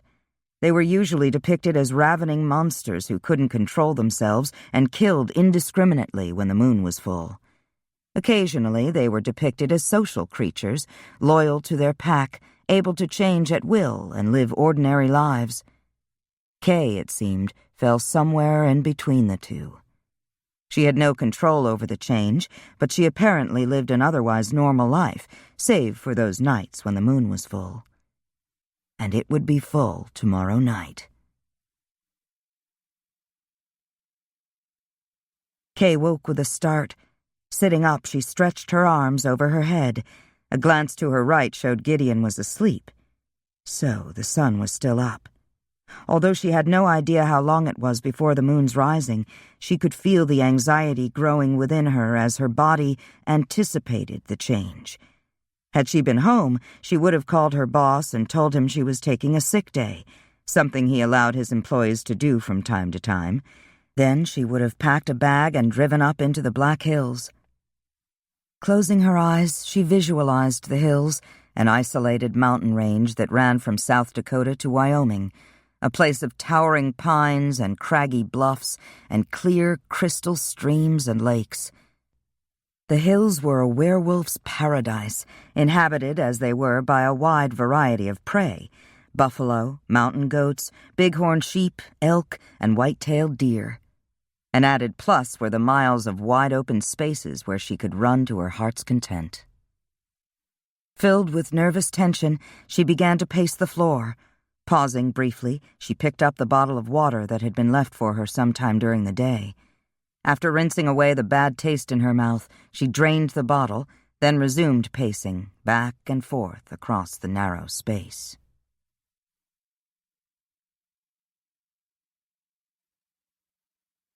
Gideon hovered on the brink of awareness. Though only half awake, he felt the vibration of Kay's footsteps as she restlessly paced the floor, smelled her growing apprehension as the sun slipped over the horizon. Only hours left until the moon took command of the sky. Between one thought and the next, he was wide awake and alert. Jackknifing into a sitting position, he tilted his head back and sniffed the air. "Damn it!" He rose fluidly to his feet. "She's coming." He had known that was a possibility, but since the witch had recently taken his blood, he had hoped they could make their escape without her being the wiser. Without conscious thought, Kay moved to stand behind Gideon. Vera appeared moments later, clad in a leopard-skin jumpsuit, her long, pale blonde hair pulled back in a tail. She looked like a wild animal on the prowl. She smiled a predatory smile as she waved her silver-bladed knife in one hand and the golden goblet in the other. "Guess what time it is?" she purred. "So soon?" Gideon's jaw clenched tight. How often had she sliced into his flesh with that accursed knife? Each cut seared his skin like hellfire. "Word is spreading." Greed glittered in the witch's eyes. "I'm now getting $1,000 for a single vial of your blood." He glared at her. There was undoubtedly some spell she could cast that would make her wealthy. Unfortunately for him, wealth wasn't her motive for keeping him imprisoned. She enjoyed the sense of power it gave her to hold a vampire captive. She enjoyed inflicting pain. But it was vanity that played the most important role. Without his blood, she would quickly revert to her true appearance, an aged hag with stringy gray hair, sunken, rheumy eyes, and skin as dry and wrinkled as old parchment. The witch tapped the blade against her cheek. "Hold out your arm," she said impatiently. "Go to hell." "Don't make me come in there," Vera said, her eyes narrowing ominously. Gideon snorted. "What are you gonna do, witch? Drain me dry? Well, do your worst. I'm tired of being your fountain of youth." The moon was rising. Even if he hadn't been able to feel it on his own, he would have known it from the shudder that rippled through Kay, the sudden confusion in her thoughts. Vera unlocked the cell door with a wave of her hand. A low growl rose in Kay's throat. Vera paused at the feral sound, her attention focusing for the first time on the woman partially hidden behind the vampire. There was a ripple of preternatural power, the sound of tearing cloth followed by a sharp cry somewhere between a groan and a howl. Vera's eyes grew wide as the woman's form shimmered, and then, between one heartbeat and the next, the woman was gone, and a long-legged wolf with coal-black hair and bright brown eyes stood in her place. With a hiss of disbelief, Vera jumped backward and slammed the cell door. She stared at the wolf for several disbelieving moments, then vanished from the basement. Gideon swore softly. There would be hell to pay now. But even as the thought crossed his mind, the wolf took one of the chains that bound him between its teeth and with a mighty tug pulled the bolt out of the wall. She did the same with the other shackle, then launched herself at the cell door, striking it full force with her shoulder once, twice, and the door flew off its hinges. There was an unearthly screech as the metal skidded across the concrete. The wolf looked up at him, tail wagging, then turned and trotted out of the cell toward the basement door. Gideon followed her up the stairs, the chains still fastened to his ankles rattling with every step. To his surprise, they didn't encounter anyone when they emerged from the basement. The wolf made a sharp left when she crossed the threshold, and then, without a moment's hesitation, she jumped through the first open window she came to. With a shake of his head, Gideon followed her. Gunshots chased him over the sill. He winced as a bullet grazed his shoulder, cursed under his breath when the next shot hit the wolf. With a high-pitched whine, she tumbled end over end and lay still. Without slowing, Gideon scooped the wolf into his arms and ran on. If it hadn't been for the silver that drained his power, he would have transported them to one of his lairs. As it was, all he could do was keep running. When he came to an abandoned building some miles later, he kicked in the door and ducked inside. Pausing, he scanned the dusky interior. From the looks of the place, it had once been a warehouse. Pulling an oil-stained drop cloth from a counter, he spread it on the floor, then lowered the wolf onto it. A quick search turned up a hacksaw. Moments later, he was free of the shackles he had worn for the last 3 years. A door at the far end of the building opened into an office where he found a couple of shop towels. He wet the cloths in the adjoining bathroom, then returned to the wolf's side. Kneeling, he wiped the blood from her fur, his fingers probing the wound until he found the slug lodged in her back leg. Grateful that she was unconscious, he slid 2 fingers into the nasty hole and extracted the slug. He hissed when the misshapen chunk of silver burned his fingers. Had it found a vital organ, it would have killed her. Lifting Kia the wolf into his arms, he willed the 2 of them to his lair on the outskirts of Phoenix. It was his least favorite place to stay, but his powers were weak, and it was the closest. Chapter 9. Vera slapped the young man standing before her. The sound echoed through the living room. "You missed?" She slapped him again, harder. "I do not pay you to miss." "I'm sorry, mistress. I don't want apologies." Muttering an incantation, she placed her hand over the man's mouth. "Begone." The man opened his mouth, but no sound emerged. Suddenly mute, he stared at her in horror. "Begone," she snarled, "lest I turn you into a toad." Face pale, eyes wide with fright, he hurried from her presence. "Stupid fool." Vera stormed from one end of the room to the other. Angry with her own stupidity for not realizing the woman had been two-natured, she had lashed out at the boy. Picking up a large crystal vase, she hurled it against the wall, then took a deep breath. The werewolf was of no consequence. But Gideon. She needed him, and she intended to get him back no matter the cost. Vampires were hard to find, and harder still to manipulate. The fact that his blood added to her wealth was merely an additional bonus. That his blood kept her young and vibrant made him indispensable. She had several vials stored in a cool place, but the shelf life was remarkably short, a fact she found odd given that vampires themselves were nearly immortal. She had to find him, and soon, before his blood grew rancid. Before her beauty began to fade. And if she couldn't find him, what then? In a rage, she stormed down the stairs to her workroom, where she gathered up several books and placed them on her work table. Settling on a high stool, she carefully opened the first grimoire. The parchment was old and yellow, disintegrating in some places. Rama jumped up on the table, his keen yellow eyes watching intently as Vera perused the pages. "There must be a spell or an incantation in one of these books that will work as well as his blood," she muttered. "There has to be." An hour later, she closed the ancient text and reached for another. It had taken her mother a lifetime to collect these moldy old tomes. Surely one of them possessed the spell she needed. When none of the grimoires yielded the information she sought, she contacted Yanaba. But the Navajo shaman who had helped Vera refine her magic and gifted her with the wisdom of his years had no answers for her. Vera blew out a breath of exasperation. If Yanaba didn't have the answer, maybe the spell she was looking for didn't exist.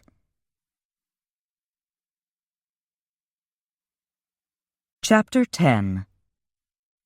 Victor Rinaldi listened attentively to the conversation taking place between his father and Russell Alessano. It concerned Kia's disappearance, of course. Damn the girl. Even when she wasn't here, she was nothing but trouble. He was under no illusions about her feelings for him. No doubt she had run off in an attempt to avoid their upcoming engagement. Well, she could run far and wide, but she wouldn't be able to hide for long. Her old man was bound to sniff her out sooner or later. For his part, Victor hoped it would be sooner so he could get this marriage over with and move on. He was tired of pretending to be smitten with Alessano's daughter, but he was determined to play the game of lovesick suitor to the end. The reward would make it all worthwhile. His people had lived in the shadows for too long. It was time for the werewolves to shed their veneer of humanity and take their proper place in the world, right at the top of the food chain.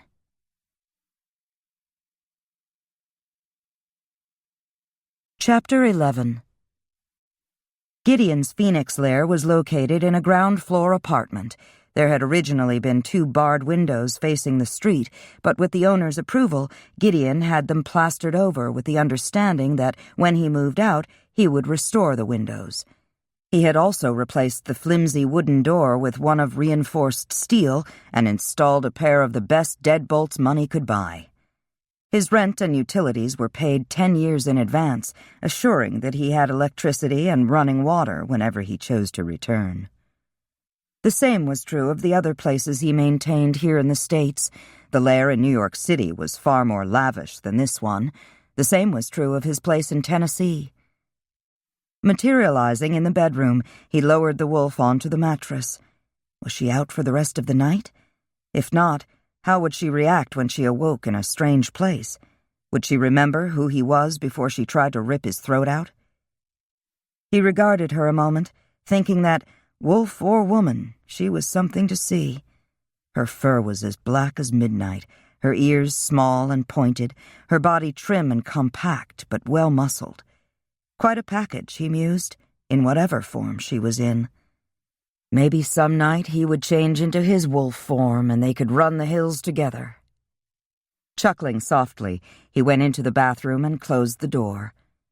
After removing the filthy rags he had worn for the last 3 years, he stepped into the shower and turned the water on full blast. Damn, but it felt good. Closing his eyes, he stood under the spray and let the hot water sluice over his head and body. He hadn't had the luxury of a real bath since Vera captured him. Whenever his stink got to be more than she could stand, she had turned a hose on him. He stayed in the shower a good 40 minutes, washing his hair and scrubbing away the stink of captivity. When he returned to the bedroom, a towel wrapped around his hips, the wolf was still out of it. He figured she would likely sleep through the night after all they'd been through. Moving to the dresser, he pulled on a t-shirt and a pair of gray sweatpants, then stretched out on the bed beside the wolf. He needed to feed, but it didn't seem wise to leave her here alone on the off chance she might wake up. For a moment, he contemplated taking a few sips of her blood, but the thought of getting a mouthful of fur quickly soured him on that idea. Turning onto his side, he stroked her head. Her fur was soft and warm. Touching her was soothing somehow. Closing his eyes, he slipped into oblivion, clean and at peace for the first time in years. Kay woke with a start, surprised to find herself lying naked in a strange bed with Gideon, in a room she didn't recognize. How had they gotten here? And where was here? The last thing she remembered was a searing pain in her flank. When she touched her leg, there was no wound, but that didn't surprise her. Most injuries healed overnight, although in her case, serious injuries sometimes took a little longer, since she was only half werewolf. She wrinkled her nose. The room smelled musty, as if no one had lived in it for a very long time. Of course, if this was Gideon's home, it had been unoccupied for at least 3 years, which would account for the smell, and the thick layer of dust on the nightstand. Sitting up, she glanced around, wondering if there was anything to eat in the place. Considering who lived here, she doubted it. And even if there happened to be a stray loaf of bread or a package of lunch meat lying around, after sitting on a shelf for 3 years, it certainly wouldn't be edible. Swinging her legs over the edge of the bed, she went into the bathroom and closed the door. It had only been a few days since she had showered, but it seemed longer. She washed her body twice and her hair 3 times before she felt clean. Wrapped in a towel, she returned to the bedroom. A glance at Gideon showed he was still sleeping soundly. She bit down on her lower lip for a moment before moving to the mahogany dresser against the far wall. Rummaging through the drawers, she found a short-sleeved navy t-shirt and a pair of sweatpants similar to the ones he was wearing. The pants were miles too big and too long, but better than nothing. She used a belt she found in the closet to keep them up, rolled the cuffs so she wouldn't trip, and left the bedroom to do a little exploring. The living room was sparsely furnished with little more than a dark leather sofa, a rectangular coffee table made of distressed oak, and a large bookcase filled with books, magazines, and a bronze statue of a tiger, all covered with dust. A state-of-the-art flat-screen TV hung over the fireplace. The 4th room was the kitchen. The cupboards were empty. There was no stove, only a small white refrigerator, also dusty. She stared at it, grimacing as she pictured the inside filled with bags of old blood. Going back into the living room, she dropped down on the sofa, displacing little puffs of dust. She needed something to eat. Unfortunately, she had no cell phone with which to order anything, and no money to pay for it anyway, and no idea where she was. For all she knew, she could be in the middle of Timbuktu. She regarded the TV for a moment. Gideon had been away for 3 years. What were the odds that the electricity was still on? Only one way to find out.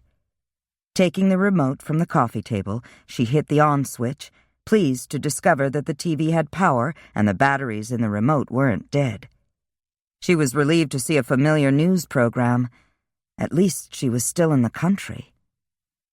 She tapped her fingers on the arm of the sofa, wondering if Gideon kept any money in the house, and if so, where. She spent several useless minutes trying to imagine where a vampire might keep a few dollars stashed, and then went looking. There was nothing in the dresser but t-shirts, socks, and underwear, and nothing in the closet but pants and shirts and shoes. When she looked in the nightstand beside the bed, she found a brown leather wallet. Hunger overrode guilt, and she looked inside, hoping to find a few dollars. What she found was several hundred in 20s and 50s. Taking 2 20s, she put the wallet back, closed the drawer, and headed for the front door, only to pause, her hand on the knob. She didn't have a key. If she went out and the door locked behind her, she wouldn't be able to get back in. If she left the door open... She bit down on the inside of her lower lip. She couldn't expose Gideon to a risk like that. It was unlikely that anyone was looking for him, or would expect him to be here after being away for so long. Still. She chewed on her thumbnail, her stomach growling loudly all the while. It would be hours until he woke. Darn it, she was stuck here until sundown. With a sigh of exasperation, she plucked a book from the shelf and blew off the dust, thinking it was too bad she couldn't eat the pages. Gideon woke with the setting of the sun. A glance to the left showed he was alone in bed. So where was Kay? Sitting up, he sniffed the air, felt himself relaxing when he heard the faint sound of her breathing from the other room. Throwing back the covers, he got out of bed and padded barefooted into the living room to find his house guest curled up on the sofa. She looked incredibly young lying there, her lips slightly parted, her cheek pillowed on her hand, her hair spread around her face like a cloud of ebony silk. When he took a step toward her, she jerked upright. "I thought you were asleep," he said. "I'm starving." "Sorry. Come on, I'll take you out to dinner." "I don't have anything to wear." His gaze moved over her. With her hair falling loose over her shoulders and clad in his t-shirt and sweats, she looked like a little girl playing dress-up in her father's clothes. "We'll stop on the way and buy you something." "I can't go out looking like this." "Sure you can. Let me put on a pair of jeans and we'll go. There's a mall down the street." Huffing a sigh of exasperation, she muttered, "Sure, you get to change." But he was already gone. He returned a few minutes later wearing a pair of jeans, boots, and a leather jacket over a t-shirt. "Ready?" She glanced at her bare feet, grimaced, and said, "Let's just go." He sketched a bow. "After you." With a shake of her head, she preceded him out of the apartment. She was too hungry to spend much time shopping. In the department store, she picked out a pair of jeans, a yellow sweater, and a pair of flip-flops, quickly changed clothes in the dressing room, and was ready to go. Passing through the shoe department, Gideon insisted Kay try on a pair of black suede Gucci boots to replace the ones Vera had taken. "You don't have to do that," Kay said. "It's not your fault that witch is a thief." "But it's my fault you were there." She couldn't argue with that. She sat down while the clerk went to get the boots in her size. Kay gasped when she saw the price tag, $700. "These are way too expensive," she said. They were far nicer and considerably more costly than the ones Vera had stolen. "I can afford it," Gideon said. "If you don't like these, pick out something else." "These are fine," Kay said. "How could you go wrong with Gucci?"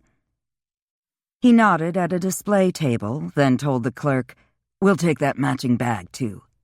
When she started to protest, Gideon shushed her with a look. After they left the store, he stuffed a handful of greenbacks into her new purse. "Mad money," he muttered, "just in case." "So, what are you in the mood for?" "A steak and fries." "I like a woman who knows what she wants," Gideon said, grinning. 20 minutes later, she was sitting across from Gideon in a swanky steakhouse. "I think we're a little underdressed," Kay remarked, glancing around. Most of the men wore suits or sports jackets. The majority of the women wore dresses and heels. "Are you kidding? Your boots probably cost more than most of the dresses these women are wearing." She couldn't argue with that. When the waitress came, Kay ordered the biggest steak the place had to offer, rare, please, fries, and a glass of iced tea. Gideon ordered a glass of dry red wine. "Do you ever miss eating?" Kay asked when the waitress left to turn in their order. "Not anymore." He leaned back, one arm draped over the back of the booth. "So, what are you going to do now?" "I don't know. Go home, I guess." "Where's home?" "Custer, South Dakota." "Are you serious? What the hell are you doing there?" He shook his head and then laughed. "Couldn't you find a smaller town?" She looked at him as if he wasn't too bright. "I like it because it is a small town, not a lot of people, and it's close to the Black Hills." "Ah, lots of game and plenty of wide open spaces." "You've been there?" "Honey, I've been everywhere." Of course he had, she thought. "So where are we now?" "Phoenix." "Phoenix? How did she get so far from home? What are we doing here?" "I maintain a couple of residences around the country. This one was the closest to Vera's place." Kay considered that a moment. "So where does the witch live?" "Some little no-name town in New Mexico." "New Mexico?" Kay exclaimed. She knew she had been drugged when she went night-clubbing with Wanda, but she'd had no idea her kidnapper had taken her so far away from home.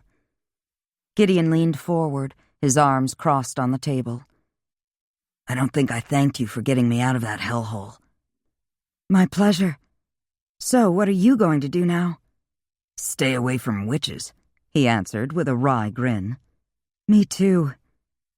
She spread her napkin in her lap, her expression thoughtful. "My boss must be wondering where I am. I've never missed a day without calling in.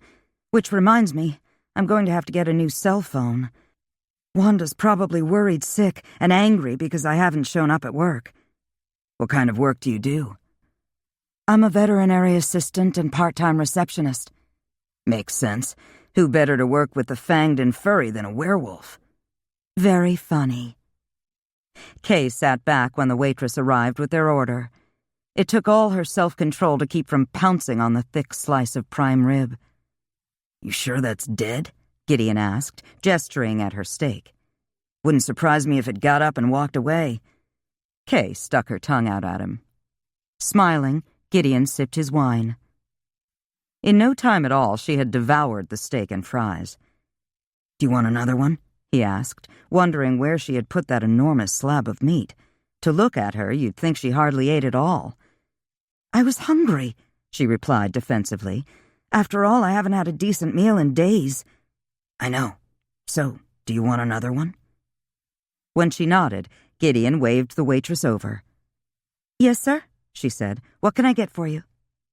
I'd like another glass of wine, he said, and another steak for the lady. He grinned at the astonished expression on the waitress's face as she jotted it down. Right away, sir, she said, and hurried away. She must think I'm I don't know what, Kay muttered. The way she took off, I'm thinking she was afraid she might be the next course. Kay glared at him. Gideon laughed softly, amused by her embarrassment. She was something else, he thought. A werewolf who blushed like a schoolgirl. He hadn't been this enchanted by a woman in a long time, nor wanted one as badly. It surprised him to realize he was going to miss her when she was gone. When they left the restaurant, Gideon suggested they take a walk, and Kay agreed. She took a deep breath, inhaling the fresh, clear air. Even though she had been imprisoned for only a few days, it seemed much longer. They walked in silence for a few minutes before Gideon said, I guess you're in a hurry to go home. Well, sure, she said. I mean, I have a job and... Why do you ask? I was kinda hoping you'd stick around for a while. Kay's heart skipped a beat. Oh? He shrugged. I feel like I owe you a good time, you know? Or at least a new cell phone. You don't have to buy me anything else. Didn't we already have this conversation? She arched one brow. Just because you can afford it doesn't mean I want you spending your money on me. Listen, Kia, money's the least of my problems. What do you say? Can you hang around for a few days? I don't know, she said with a saucy grin. When you buy me that new phone, I'll call my boss and see what he says. As it turned out, Kay had 3 weeks' vacation coming. It took some fancy footwork on her part to explain why she hadn't come into work or called. In the end, she wasn't sure Dr. Saltzman believed she'd been in a car accident and spent the missing days in a hospital with amnesia. The tone of his voice seemed to imply that he suspected her of indulging in a casual fling, but he finally agreed she could take her vacation early, minus the days she had missed. Kay's second call was to Wanda. So where have you been? Wanda asked. Last time I saw you, you were dancing with that good-looking guy at the club. Have you been with him all this time? And why didn't you call me? Kay took a deep breath. What on earth was she going to say? She looked at Gideon, and then she knew.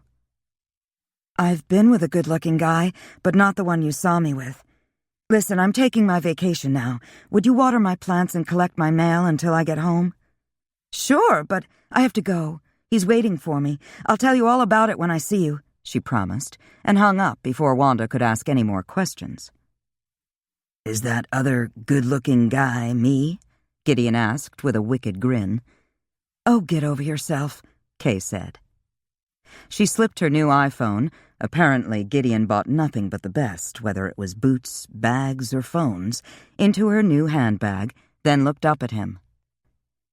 So, you've got me for 2 weeks, give or take a day, she said with a saucy grin. Now what? Gideon rubbed a hand across his jaw as he considered her question. 2 weeks. Not a vast amount of time in his world, he mused. Nevertheless, she was lovely. She was desirable, and he wanted her. Now what? He drawled. How about this? And so saying, he drew her into his arms and covered her mouth with his. There was nothing tentative about his kiss, nothing gentle or tender. It was a bold declaration of his intentions. He figured if she was willing, she would kiss him back, and if she wasn't, he was prepared for a good hard slap. She tensed in his arms, and for a moment, Gideon thought he had misjudged the undeniably potent attraction between them. But then, with a little sigh, she wrapped her arms around his waist and melted into his embrace. Holding her close, Gideon willed them to his lair in New York City, which was located in a renovated loft on the top floor of a ballet studio. Still enfolded in Gideon's arms, Kay looked up at him, her brow furrowed. "What just happened? Where are we?" "My lair in the Big Apple." "New York?" She glanced around, her eyes widening as she took in her surroundings. If his place in Phoenix had been sparse, this one was magnificent, from the polished parquet floors to the luxurious velvet draperies at the barred windows. A pair of deep burgundy sofas faced each other across a glass-topped coffee table in front of a large white marble fireplace. Abstract paintings adorned 2 of the walls, a flat-screen TV took up most of the third. A narrow curio cabinet held an assortment of antique weapons. "This place is amazing." "It should be for what I paid for it." He kissed the tip of her nose. "Want to see the rest?" "Sure." Setting her on her feet, he led the way into a room paneled in dark oak. A forest green carpet covered the floor, matching drapes hung at the barred single window. A pair of floor-to-ceiling bookcases stood on either side of the window. Brass figurines of mounted knights and dragons were scattered among the numerous volumes on the shelves. A life-sized wooden Indian, complete with war bonnet and lance, stood in the far corner. A large desk, which held only a laptop computer, dominated the room. She noted the small white refrigerator located beside the desk. No need to ask what that was for. "I take it you read a lot," Kay remarked, glancing at the bookcases. Gideon nodded. "You could say that." "And the wooden Indian?" "I picked it up cheap at an antique store that was going out of business. Are you offended by it?" "No, just curious." "Guess I've always had a thing for Indians," he said with a wink. "You're just saying that." "No, I spent a couple of months with a small tribe of Cherokee back in the late 1700s. Nice people." Her gaze drifted back to the bookcases. His taste was eclectic, she thought, as she perused the titles. There were several plays by Shakespeare, poetry by Blake and Yeats, novels by Tolstoy and Kipling, King and Kuntz and Clancy, and, to her amusement, the works of Stephanie Meyer. Grinning inwardly, she followed him down a carpeted hallway that ended in a bedroom that would have held her entire apartment. The walls were a clean, crisp white, the bedspread and drapes a deep wine red. Carpet that must have been 2 inches thick muffled her footsteps as she moved around the room. The biggest bed she had ever seen stood against the far wall, flanked by a pair of ebony nightstands. A matching entertainment center held a TV and dozens of DVDs. Most of the wall across from the bed was taken up by a fireplace with a raised marble hearth. A bathroom appointed in marble and gold-veined tile adjoined the bedroom. Kay shook her head. "I've never seen anything like this. Did you decorate the place yourself?" He snorted. "Hardly. I hired a fancy decorator who charged me a ridiculous amount of money for this layout." "Well, it was worth it." Coming up behind her, Gideon slid his arms around Kay's waist and nuzzled the side of her neck. "How would you like to try out the bed?" "Not on our first date," she answered primly. "I'd like to be romanced first." "Romanced, huh?" He nipped the tender skin just beneath her earlobe. "I'll see what I can do."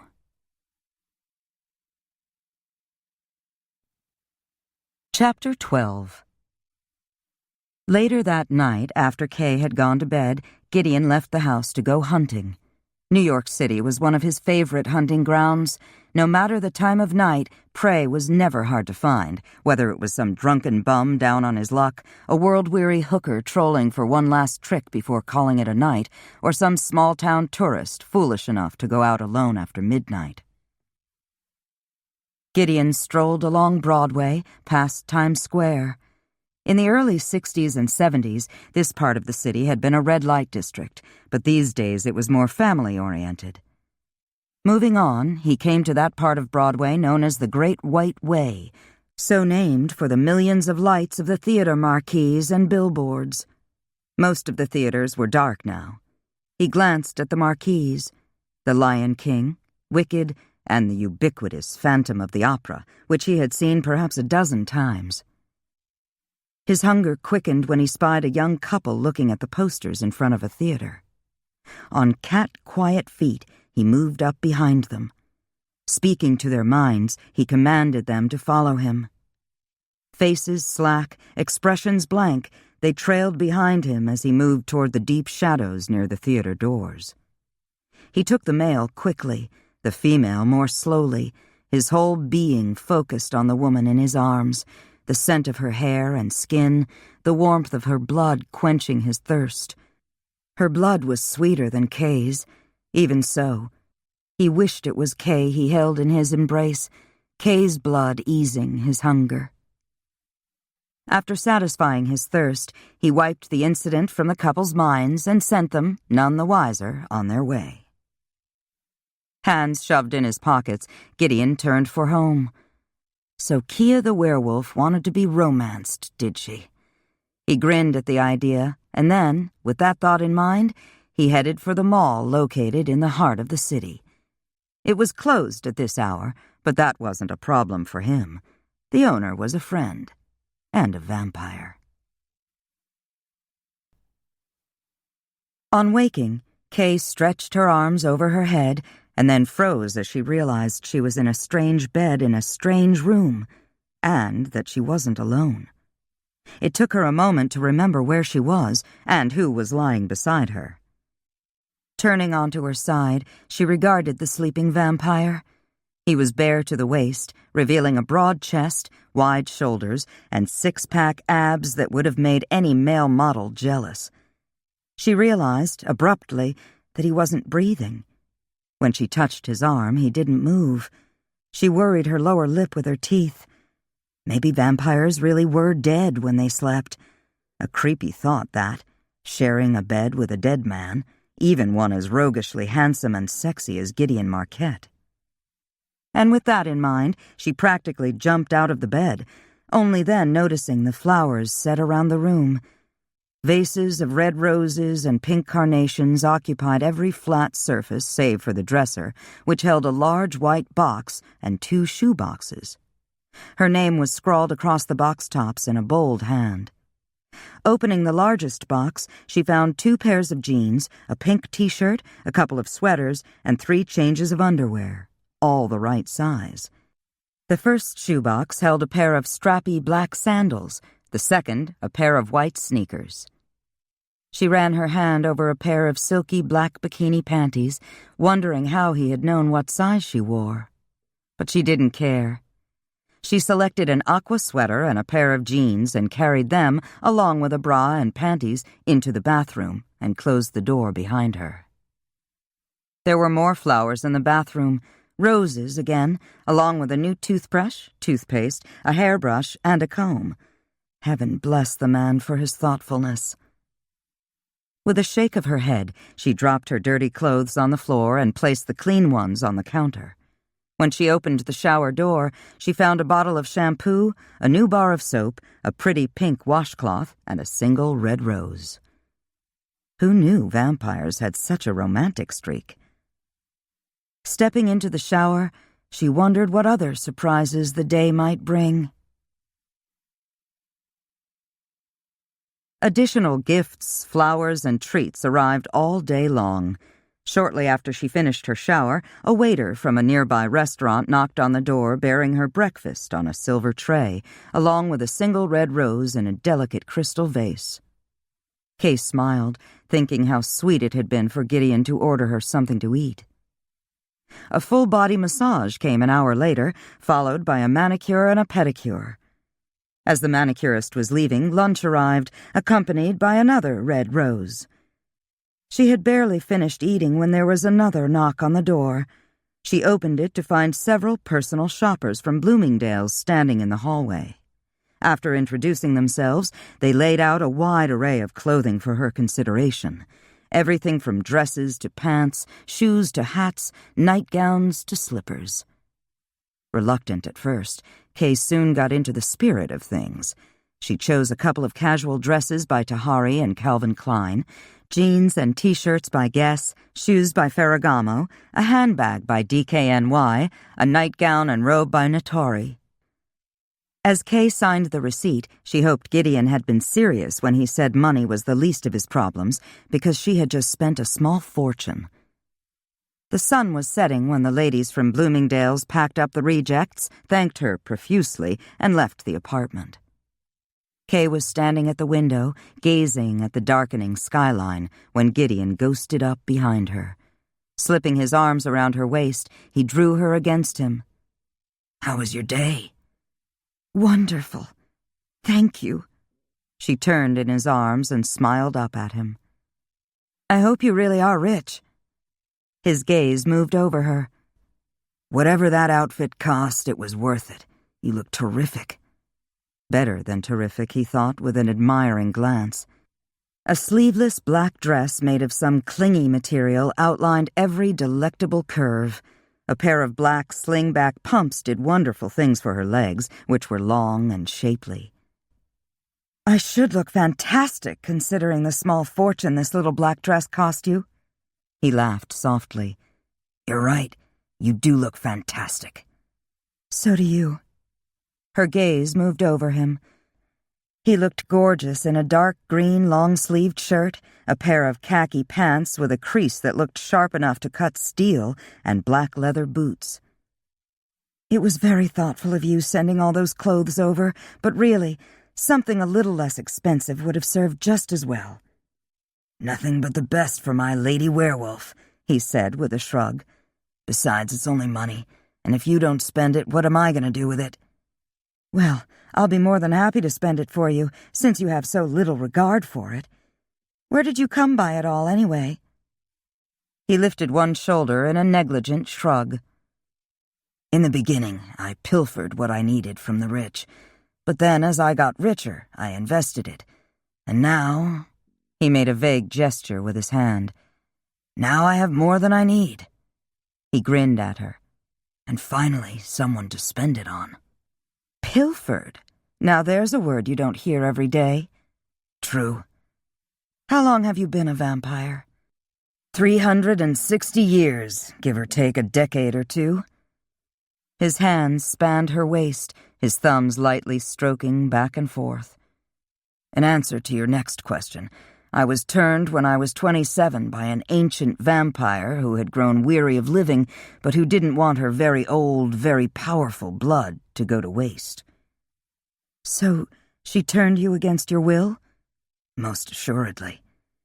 For someone so ancient, there was little substance to her," he recalled. "Or so it seemed. But she was a lot stronger than she looked. I tried to fight her off, but she held me down easily. 'I'm going to give you a wondrous gift,' she said, and then she buried her fangs in my throat.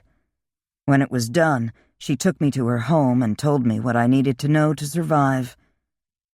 It was near dawn when Liziana told me goodbye. When I asked where she was going, she told me she was over 1,000 years old and she was tired of living. 'I'm going out to meet the sun,' she said. 'Do what you wish with the house. Keep it, sell it, burn it down.'" He paused a moment. Before I could ask her anything else, she was gone. When I woke up that night, I was a vampire. I never saw her again. Kay stared up at him. It was an incredible tale, she thought. And then she grinned. "You seem to be a magnet for older women. What are you doing with me?" Gideon threw back his head and laughed. "Damned if I know." Moving to the sofa, Kay sat down and crossed her legs. "You seem to like being a vampire." "No sense being miserable over something that can't be changed," he said, sitting beside her. But the truth was, once he'd gotten over the fear and the shock, he did like it. "What about you? You like being a werewolf?" She tossed his words back at him. "No sense being miserable over something that can't be changed. I was born this way." "So, basically, when the moon's full, you turn furry?" She nodded. "How does it usually affect you? You didn't go all Lon Chaney the other night and start killing everything on two legs, so I'm assuming you have at least some control." "Yes, I've never had the overpowering urge to go on any kind of killing spree, although—" a faint blush heated her cheeks. "I feel the need to hunt, but only deer or rabbits and the occasional squirrel." He stretched his arm along the back of the sofa, his fingers lightly stroking her bare shoulder. Her skin was soft and warm and baby smooth. "So, are all werewolves as benign as you are?" "The civilized ones. I've heard there are a few who go totally feral and kill anything they come across, but thankfully I've never met one." He mulled that over a moment before asking, "If you bite someone, do they turn fanged and furry?" "No, that only works with vampires. Werewolves are born, not made." He grinned wryly. What would happen, he wondered, if a very old vampire tried to turn a very young werewolf?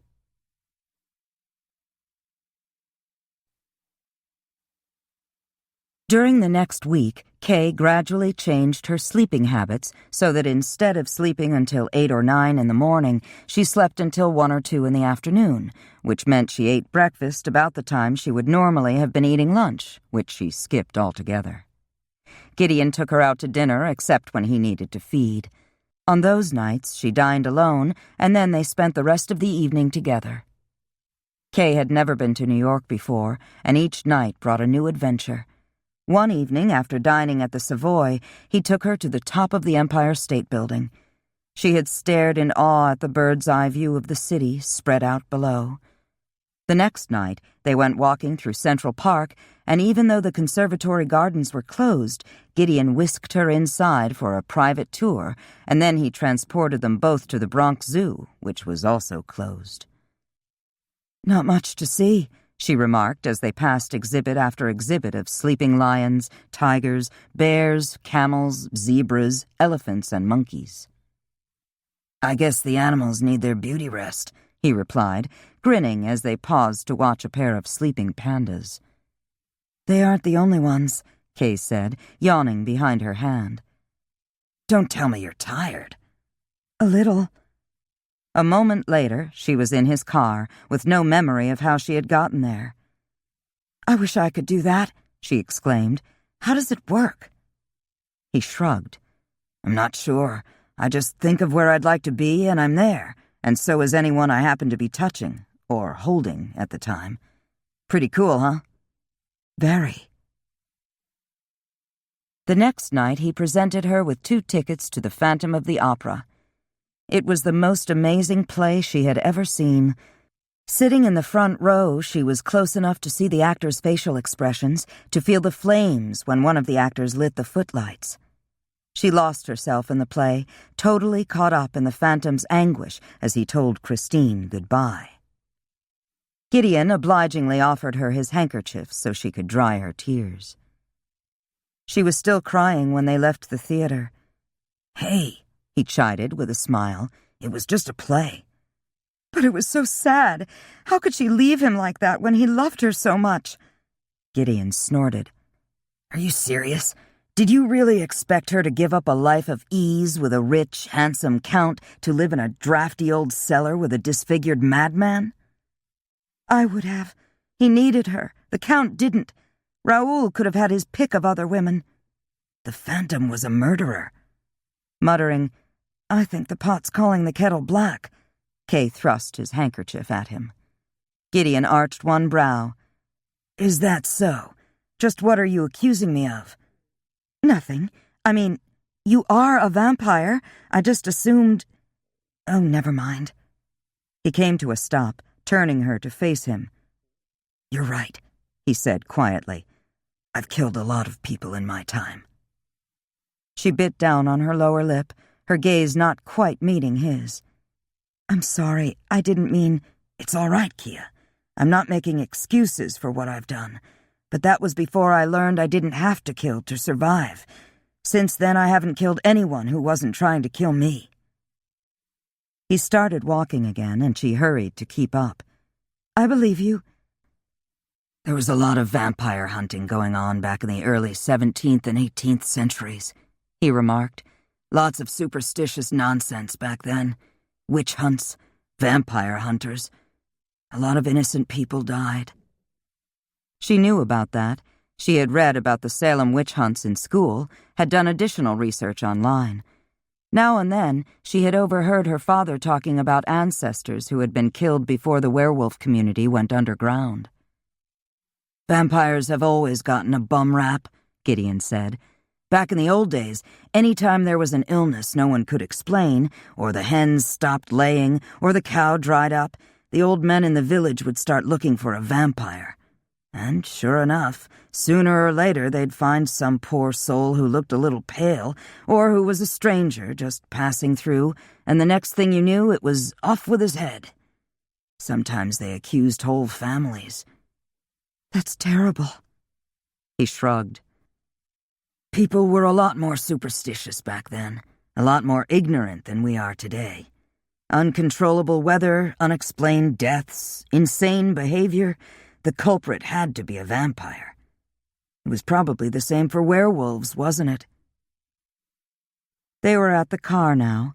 Gideon held the door for her, then walked around the front and slid behind the wheel. Not so much, Kay said, fastening her seatbelt. We've managed to keep a low profile. No one believes in werewolves anymore, she said. Partly because vampires were getting all the notoriety for a while there. Then, too, there aren't so many of us. We rarely go off on our own, and we're bound to do whatever our alpha says. There are only 5 packs left in the United States, and all the alphas have agreed not to do anything that would draw undue attention to the double-natured. Where does your pack make its home? Jackson, Wyoming. More open spaces, he mused. There would be good hunting in Yellowstone and the National Elk Refuge.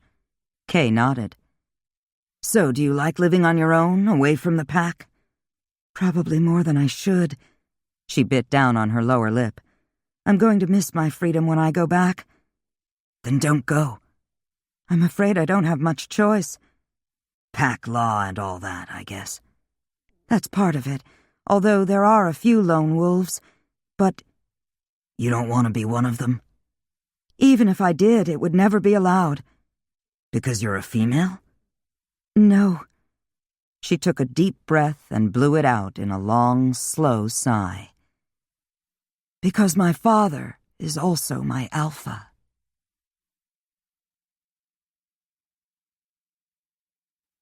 Chapter 13.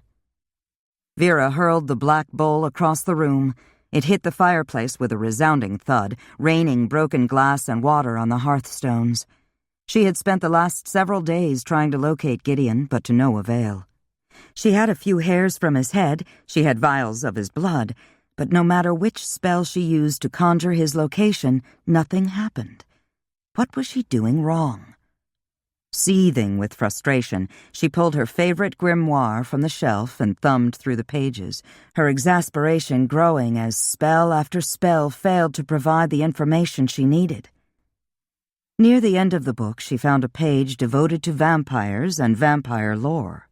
A notation, written in the margin in a spidery hand, declared there were no known spells whereby vampires could be tracked because they were, for all intents and purposes, dead, and one could only perform ritual magic on the living. It took all her self-control to keep from sending the grimoire after the scrying bowl.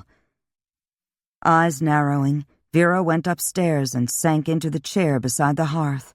Rama immediately jumped onto her lap. For a time, Vera stared into the flames, her hand absently stroking the cat's head. It was soothing, petting the cat, listening to its low purr. Gradually, her anger receded and her mind cleared. "We've been going about this all wrong," Vera murmured. "We can't use magic to find the vampire, but it should be easy enough to locate the girl." Yes, she thought, nodding. The girl might well be the answer to her dilemma. "Come, Rama," Vera said, rising. "We have work to do, you and I, and if we work it just right, perhaps the werewolf will lead us to the vampire." Chapter 14. 3 nights later, Gideon was still mulling over the fact that Kay's father was an alpha werewolf.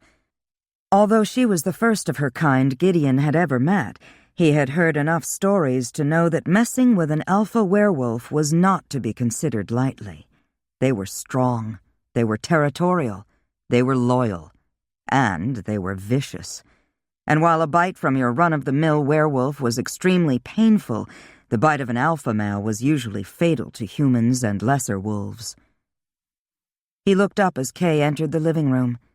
Tonight, she wore a pair of black leggings and a white sweater and, as always, she looked good enough to eat, literally and figuratively. A pair of black sandals dangled from one hand. "Are we going out?" she asked. "If you like. I'd just as soon order a pizza and a salad and stay in." "Whatever you want." Dropping the sandals on the floor, she pulled out her cell phone and ordered a large pizza with all the trimmings, then curled up on the sofa next to Gideon. "It's raining." He nodded. "I love the rain. Maybe we could go for a walk later." "Sure." He slid his arm around her shoulders and eased her closer. "Are you enjoying your stay in New York?" "Oh, yes. I can see why you like it here." "What's not to like?" Of course, the main thing he liked about the city was the constant influx of fresh prey. Hunting was always good here. From dusk till dawn, you could always find someone wandering the streets alone. But he wasn't thinking about prey now. He lifted one hand, his fingers trailing through the silky fall of her hair. "You smell like flowers." She laughed softly. "That's hardly surprising considering the apartment is filled with roses." His knuckles caressed her cheek, then slid down her neck and along her collarbone. "You said you wanted to be romanced," he reminded her. "How am I doing?" Kay met his gaze and immediately forgot what she'd been going to say. His dark eyes smoldered with desire, causing her mouth to go dry and her heart to skip a beat. She swallowed hard as heat speared through her, threatening to turn her bones to liquid and her insides to mush. His voice was little more than a groan when he said, "Kia, I can't wait any longer." She didn't have to ask what he meant. She remembered all too clearly the first night she had spent here with him. He had asked if she would like to try out his bed, and she had replied rather primly that she wanted to be romanced first. Hence the dinner dates, the nights at the opera, the tour of the city, the bouquets of flowers. She let out a long, shuddering sigh with the realization that it was time to pay the piper. Not that she was complaining. Gideon was far and away the sexiest man she had ever met, and there was no sense in pretending she didn't want him just as much as he wanted her. And since she had to go home in the spring and accept the betrothal of a man not of her choosing, it seemed only right that she be allowed to pick her first lover. Of course, she knew her father wouldn't be pleased, and Victor would undoubtedly be outraged to discover that his bride wasn't a virgin, but she really didn't care whether he liked it or not. And then, as a new thought occurred, she smiled inwardly. Perhaps when Victor discovered she was no longer untouched, he wouldn't want her. Problem solved. Smiling, she drew Gideon's head down and kissed him. It was like touching a match to gunpowder. The resultant explosion rocked her to her core, setting every nerve ending and cell on fire as his tongue slid over hers in a silent duel. His mouth was hot, his arms strong around her as he kissed her back. There was nothing reserved in his kisses, no uncertainty in his touch as his hand boldly stroked her from shoulder to thigh. She fell back on the sofa, moaned softly as his body covered hers. Desire stirred deep within her, growing hotter with every kiss and caress. She delved under his shirt, eager to explore the hard muscles in his back and shoulders. His skin was smooth and cool beneath her hands. Impatient with the layers of clothing between them, she quickly divested him of his shirt and dropped it on the floor.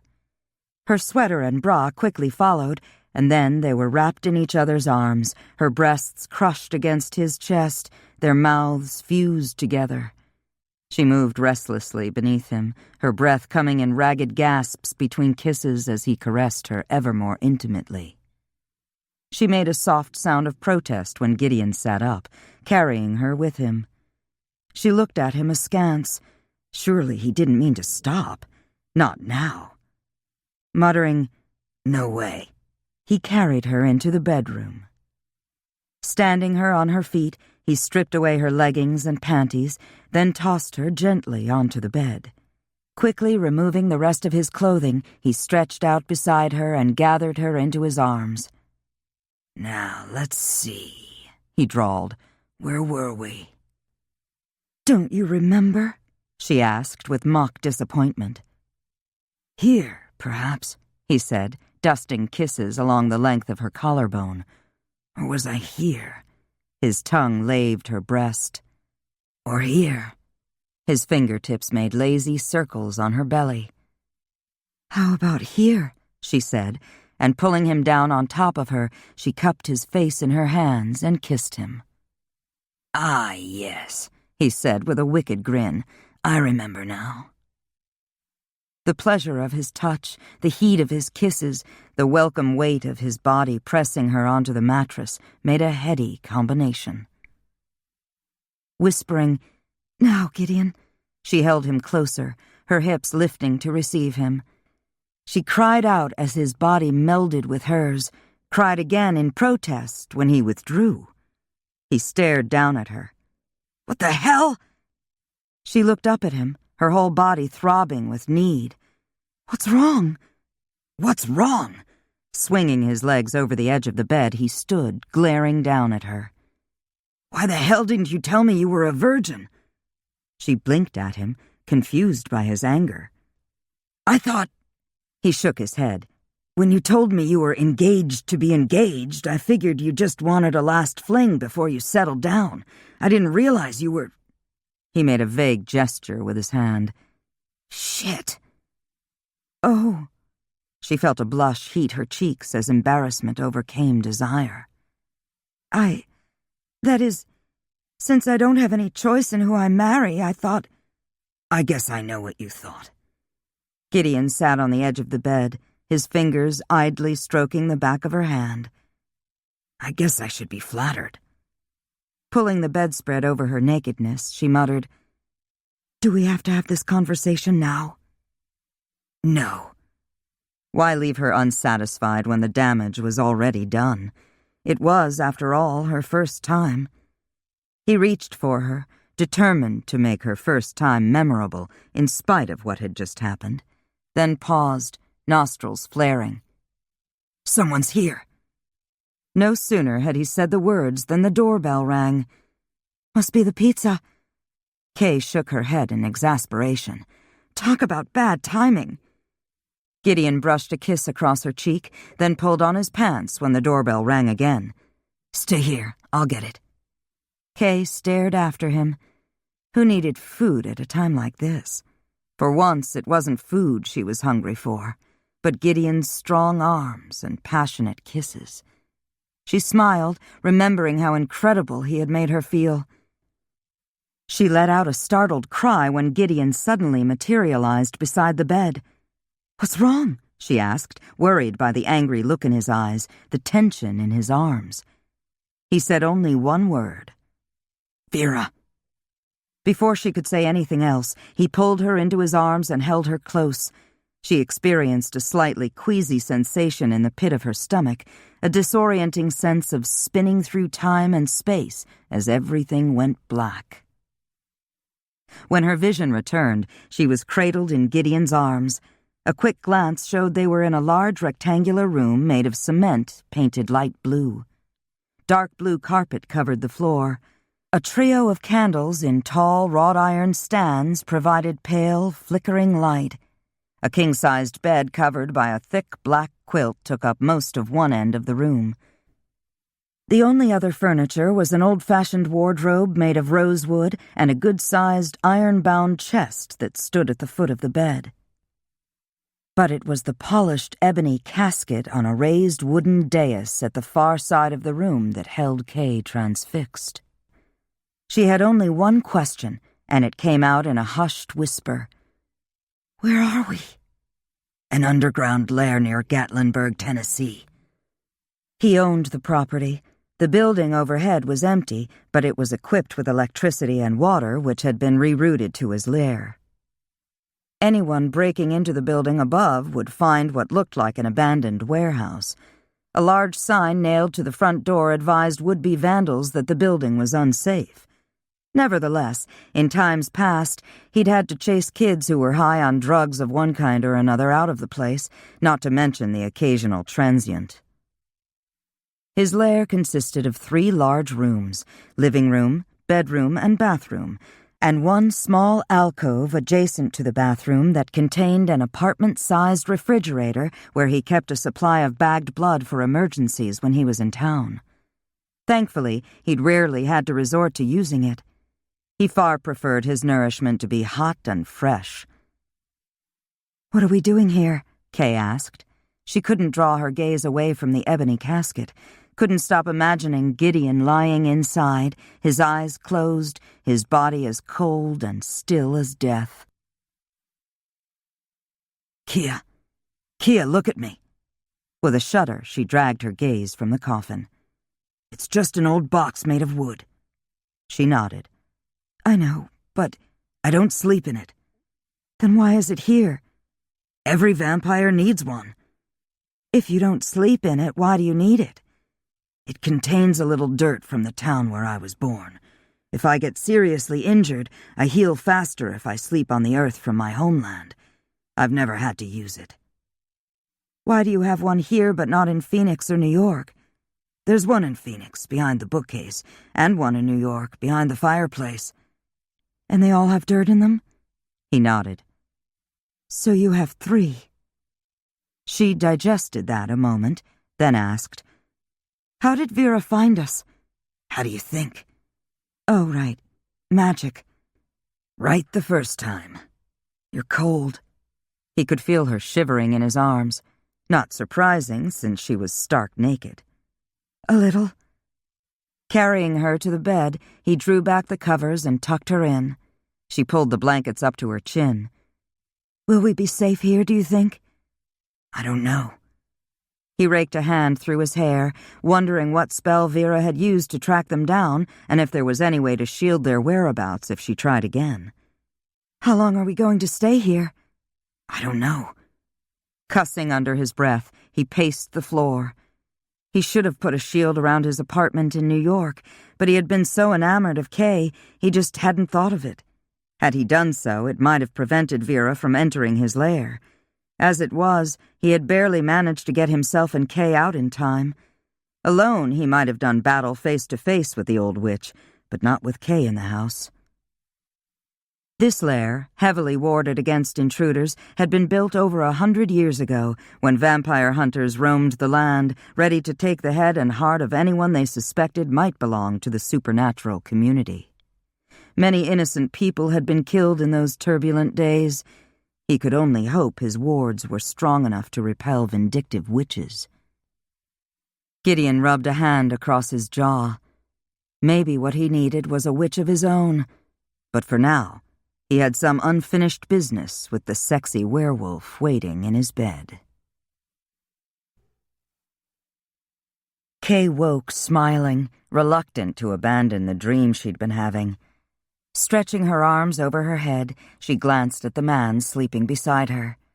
Gideon had made slow, sweet love to her last night, and she knew, without a doubt, that she would never be satisfied with any other man.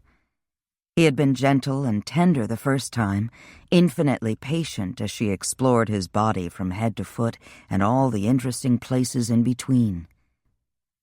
She had been surprised to learn he was ticklish on the bottom of his feet. It seemed incongruous somehow for a vampire to be ticklish. And then he had turned the tables on her, his hands and lips touching and tasting every inch of her, arousing her until she thought she would die if he didn't take her. There were no words to describe the sensations that had engulfed her. Ever considerate of her needs, he had made sure that her pleasure came before his own. He had held her in his arms while her flesh cooled and her breathing returned to normal, and then he had made love to her again. He'd been bolder this time, more inventive, and as their bodies melded together, she had felt his fangs at her throat. Her momentary panic had quickly faded as the pleasure of their joining had intensified 100-fold. It had been a most incredible experience. She had imagined them as one being the first time he made love to her, but it paled in comparison to the second time. She had experienced everything he felt, everything he thought, unable to tell where her body ended and his began. With a sigh, she sat up, her hand lightly stroking his cheek. How was she going to marry Victor after this? No matter how wonderful a lover her future husband might be, he would never be able to measure up to Gideon. Of course, Gideon had hundreds of years of experience behind him, and how had he gotten all that experience? The thought gave her pause. No doubt by making love to hundreds of women. She told herself it didn't matter. What was past was past. She knew she hadn't been his first, nor would she be his last. The thought brought a rush of tears to her eyes, and she blinked them back. She had never intended to fall head over heels for Gideon. Her only thought had been to defy her father. If she couldn't choose her own husband, she could at least decide for herself who her first lover would be. Too late, she realized she had been caught in her own trap. What had started as a casual fling had quickly become something far more serious, at least on her part. Slipping out of bed, she went into the bathroom. The door was painted the same pale blue as the walls and had no handle, making it practically invisible. If Gideon hadn't pointed it out to her between bouts of lovemaking last night, she never would have known it was there. A touch opened it. Crossing the threshold, she closed the door behind her and turned on the shower. When the water was hot, she stepped inside and let the tears flow.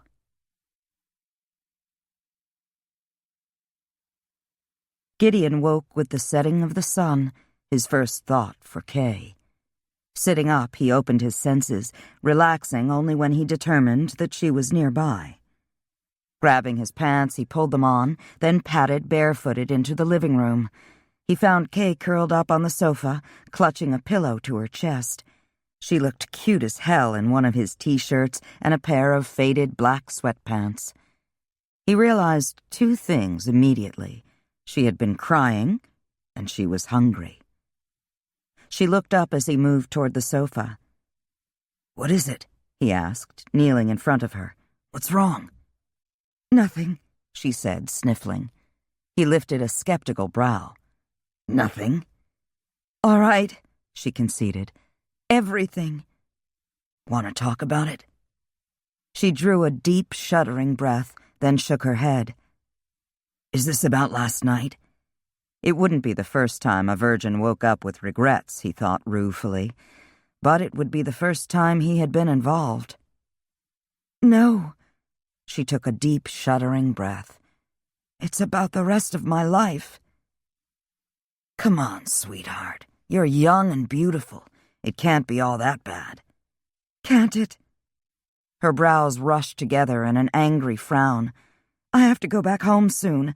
I have to marry a man I can't stand and spend the rest of my life with him, assuming that a vindictive witch doesn't hunt me down and kill me first." Gideon clenched his hands at his sides, his jealousy springing to life as the word marry echoed in his mind. He had known going in that Kay was, how had she put it, engaged to be engaged, So why was he letting it bother him now? He knew why, and it had everything to do with what had happened between them last night. "You're hungry," he said curtly. "I'll go get you something to eat." Before she could respond, he was gone. Gideon stalked the hills and valleys of the Blue Ridge Mountains until his anger subsided. When he was again in control of his temper, he returned to his lair in New York to pick up a few of his things. His nose wrinkled with distaste when he caught Vera's scent. Damn the meddlesome witch. What spell had she used to track them, and how could he prevent her from using it again? In the bedroom, he changed into a long-sleeved black t-shirt, jeans and boots, pulled on a black leather jacket, slipped his wallet into his back pocket. It took only minutes to gather up his own things, several more to gather up the wardrobe he had bought Kay. He grinned as he shoved everything into a large cardboard box. No matter how many times he bought her new clothes, she always seemed to end up in his sweats. After closing the lid, he willed himself to his lair in Gatlinburg. He dropped the box off in the bedroom and left the house again without Kay being any the wiser. And then he went hunting.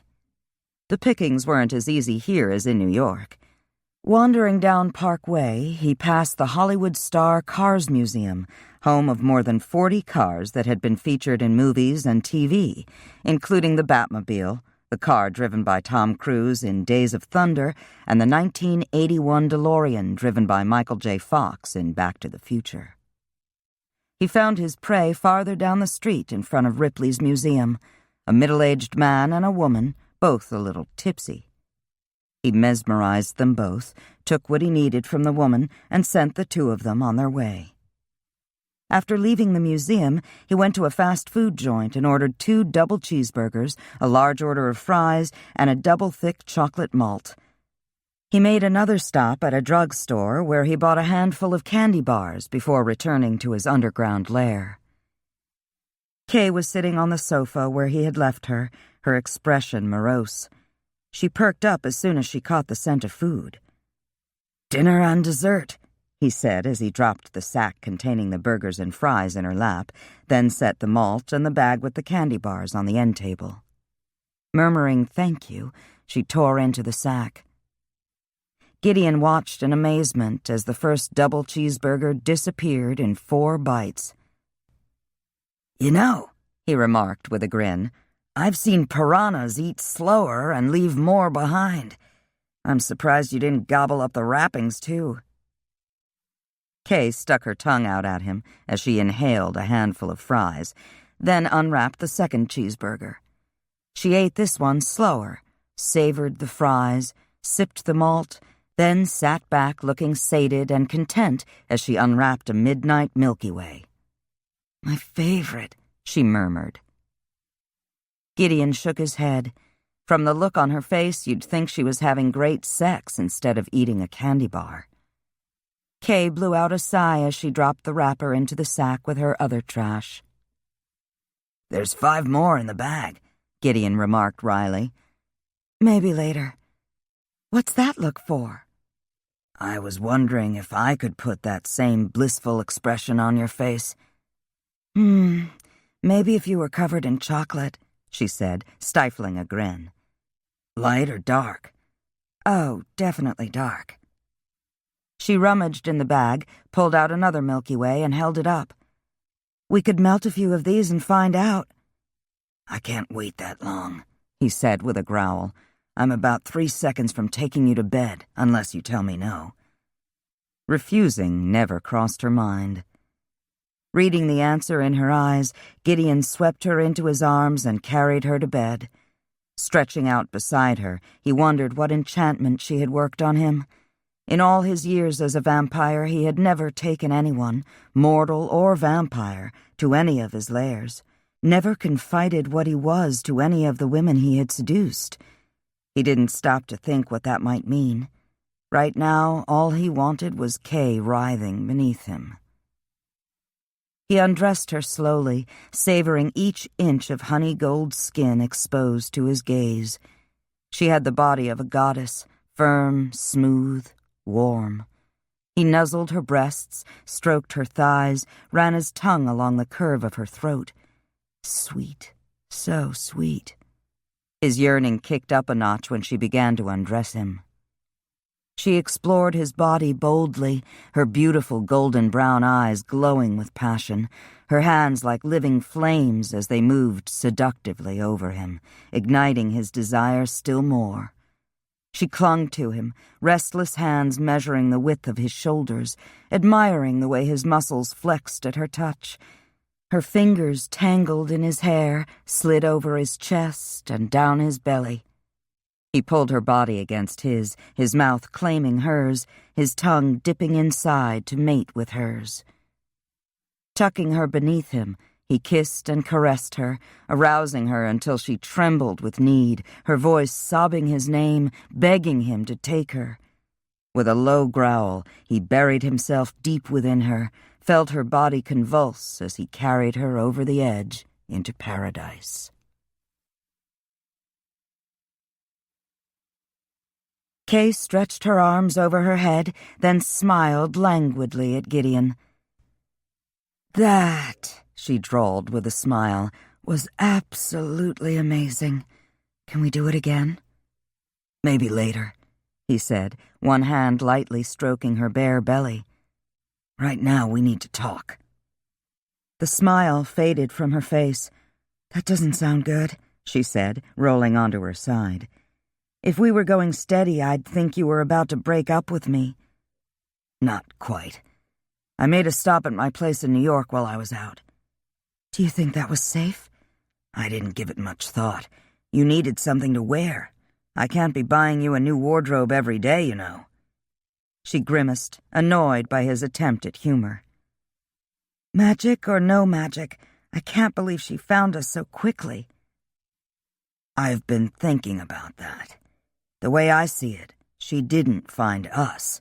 She found you." "What makes you say that?" "All she needed for a tracking spell was something that belonged to you," he explained, thinking out loud. "Clothing, hair, blood." "How do you know it was me she was following and not you?" "I don't know a lot about witches, but I know they can't compel vampires, and they can't work their magic on the dead or the undead, only on the living." "Then we're probably not safe here, are we?" Kay bolted upright, one hand clutching the sheet to her breasts, her eyes widening in alarm as she glanced around the room, her gaze searching every corner as if she expected to find Vera lurking in one of them. "Are we?" she repeated when he didn't answer. Gideon shook his head. Kay stared at him a moment, then her eyes widened. "You're not safe either, are you? As long as you're with me." "I'm not worried about me." His existence wasn't in danger, only his freedom. He was the one Vera wanted. Kay was only the means to an end. If they split up, Vera would hunt for Kay until she found her. When that happened, the witch would try to use Kay as bait to trap him. If that didn't work, Vera would have no reason to keep Kay alive. He knew by Kay's expression that the same realization had occurred to her. "How long do you think it will take her to concoct another spell?" "I don't know. A few hours, maybe a few days." Whatever the future held, he wasn't about to let Kay face Vera alone. "We should leave, right now." "Right now?" His gaze moved over her, lingering on the swell of her breasts. Blushing, she pulled the sheet higher. "After we get dressed, of course." It was a shame to cover that luscious body, he thought regretfully. But with Vera breathing down their necks, Kay was right. It was time to get the hell out of Dodge. They couldn't afford to stay in any one place too long. Leaning forward, he pressed a kiss to the hollow of Kay's delectable throat. "I think you're right, damn it," he muttered. "We need to get out of here." Chapter 15. Vera paced the floor in the windowless room where she performed her magic, her anger and frustration growing with every step. From time to time, she plucked a jar or a bottle from one of the floor-to-ceiling shelves that lined the east wall and hurled it into the small brick fireplace. She had found the perfect location spell. Quick and easy to execute, it had worked flawlessly. Yet when she had arrived in New York City at the place where the vampire and the werewolf were supposed to be, they were gone. She had found evidence that they had been there in the scattered clothing they had left behind, and the arrival of the pizza delivery man who had shown up only moments after she did. Since the pizza had already been paid for, she had taken it home with her. A swipe of her hand cleared the rough wooden table in the center of the room. If the location spell had worked once, it would work again, but it would have to wait. She could feel her body aging, her steps becoming slow and uncertain, her joints aching. When she'd looked in the mirror last night, she had noticed several strands of gray in her hair, fine lines around her eyes, faint age spots on her hands. It was galling to know that the vampire would never have taken her to bed if he had seen her as she really was. The spell she had used to transform herself into a young, beautiful woman had been fleeting, lasting just long enough to get him into bed and bind him with silver. She plucked a vial filled with dark red blood from a glass-fronted cabinet and poured it into a delicate crystal goblet. She stared at the liquid with mixed anticipation and revulsion. After taking a deep breath, she lifted the goblet to her lips. Warm or cold, the taste was incredibly vile, but the results made the horrible taste worthwhile. Shuddering, she drained the glass in a single swallow, then threw it into the fireplace. Only one vial of the vampire's blood remained. She would have to use it soon, or it would lose its effectiveness. Time was of the essence. Chapter 16. Leaving Kay to get dressed and pack, Gideon made a quick trip to a car rental agency where he rented a late-model black Lexus. His next stop was a shopping mall where he bought 2 large suitcases for Kay and a smaller one for himself. He also picked up a case of bottled water, a family-sized bag of chips, and 3 dozen assorted granola bars. Kay was still folding their clothes when he returned. "Where are we going?" she asked as she began placing her clothes in one of the suitcases. It wasn't easy, cramming everything Gideon had bought her into 2 suitcases, but she couldn't bear to leave anything behind, and who knew when they might be here again. "Beats the hell out of me." He threw several changes of clothes and underwear into the remaining suitcase and closed the lid. "You about done there?" "Yes." She tossed in the last pair of jeans. "Are you sure we should stay together?" Gideon picked up the 3 suitcases and headed for the door. "Would you rather be alone?" he called over his shoulder. "No," she said, hurrying after him. "But—" "Hush, then. She has no power over me, and you can be damn sure I won't fall for her tricks a second time." Outside, he stowed their luggage in the trunk, then held the passenger door open for Kay. "Any place in particular you'd like to go?" Kay shook her head. "Do you think it matters?" "Probably not." Gideon slid into the driver's seat, his fingers tapping the steering wheel. As long as Vera was able to locate Kay, it didn't really matter where they went. Pulling out of the driveway, he headed for the open road. Kay stared out the window. She didn't know where Gideon was headed, but what was the point in running? Weren't they just prolonging the inevitable? She frowned. That kind of negative thinking wasn't going to get them anywhere. She was a werewolf, not a wimp. No way was she going to give up without a fight, or let Gideon fight her battles for her. Gideon. She glanced at him, admiring his profile. Why was he putting his life in danger by staying with her? He turned his head, his gaze meeting hers. "I think I'm falling in love with you, Kia. That's why." Kay looked at him in astonishment. "What?" "You heard me." "But we've only known each other a few weeks." He shrugged. "I'm just as surprised as you are. Maybe more so." Unable to think of anything to say, she continued to stare at him. He was falling in love with her? She shook her head. Considering all they'd been through, when had he found the time? "I think it started that first night," he said, returning his attention to the road. "I knew you were scared out of your mind, and yet, even though you didn't have a chance in hell of stopping me, and there was nowhere to run, you tried to fight me off." He grinned with the memory. "Out of all the women the witch brought me, you were the only one who didn't give up without a fight. I had to admire that. Of course, the fact that you're a knockout didn't hurt." "Thanks," she muttered dryly. "Don't write us off yet," he said. "We might get out of this just fine. Nothing is impossible." "Except keeping you out of my head." He flashed her a shameless grin. "Except that." Kay settled back in her seat, her mind replaying Gideon's words. "I think I'm falling in love with you." His confession had surprised her. More than that, it pleased her, because even though she couldn't admit it, didn't want to admit it, even to herself, she was falling in love with him, too. And that was wrong on so many levels. He was a vampire. She was a werewolf. He slept days, she slept nights. He hunted people. She hunted animals.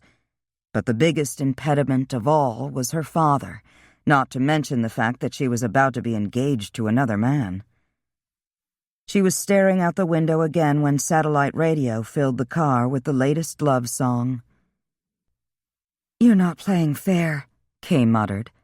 "Should I change the station?" "No." Even though a lasting relationship between them was impossible, there was no reason not to enjoy what little time they had left. The soft music and the darkness soon made Kay drowsy. Gideon heard the change in her breathing, knew the exact moment she fell asleep. He shook his head, wondering what had possessed him to tell her that he was falling in love with her. He drummed his fist on the steering wheel. Who was he kidding? He was already in love with her. He glanced at her again, noting her sweet feminine curves. He never should have made love to her, but what man past puberty, dead or undead, could resist her? She was warm and vibrant, so easy to love with her gentle laughter and sparkling eyes. Staring at the road ahead, his thoughts turned to Vera. The only way to stop the witch once and for all was to kill her. True, she had her magic, and that was formidable, but she was still human. He was confident that his preternatural powers were stronger than her witchcraft. All he had to do was get close to her. But first he had to ensure Kay's safety, and try as he might, he could think of only one place where she would be safe, and that was in Wyoming, with her father's pack. When Kay woke an hour later, he told her what he had decided. She was less than enthusiastic at the idea. "I don't want to go home." She loved her mother and her father, but she wasn't ready to surrender her freedom, not yet. Once she returned to the compound, she would be absorbed into the pack again, no longer truly an individual, but a part of the whole, subject to her father's will and the law of the pack. She couldn't help but envy Gideon. His life was his own. He had no one telling him what he could or couldn't do, no one deciding who or when he would marry. He enjoyed the kind of freedom she would never have once she returned home. On the other hand, he didn't have anyone to care for him either. No one to share his life or comfort him when he was down. Still, it would be nice to be her own woman, to make her own decisions. "Be reasonable, Kia. It's the only place I can think of where you'll be safe. You know, safety in numbers. Even Vera doesn't have the cojones to go up against a pack of werewolves." "But," she shook her head, "I'll never get the chance to be on my own again." That wasn't the worst of it, he thought. Once she was back home, it was unlikely they would have many chances to be alone together. But it was just as well. She was practically engaged to another man. He had to remember that. Kay stretched her back and shoulders. How long will it take to get there? They had been driving for almost 10 hours, stopping only to buy gas or when she needed to get something to eat or drink. Gideon had left her alone in a truck stop restaurant for a few minutes while he preyed on one of the truckers. He glanced her way. Another 10 hours or so. We'll have to stop at the next hotel. The sun will be rising in about 30 minutes. Kay nodded, her thoughts turned inward. When she had convinced her father to let her leave the pack for a year, she hadn't stopped to consider how she would feel about going back home when that year was up. It had never occurred to her that she wouldn't be happy to go back. She hadn't expected to find such joy and satisfaction in making her own decisions, or such relief at being away from her father's constant demands. Knowing she was going home filled her with resentment.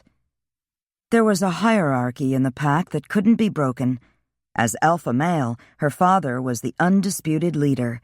His word was law, and pack members disobeyed him at their own peril. Kay's mother was treated with the respect due the pack leader's mate, but as a human female, she had no say in pack affairs. No other pack alpha had a human woman for a wife. If any of the pack's members had objected to his choice, it was their right to protest, which would have involved challenging the alpha, something that had never happened in Kay's lifetime. Kay's Aunt Greta was the alpha female. Since Kay was only half werewolf, she had no more influence in the pack than did her mother.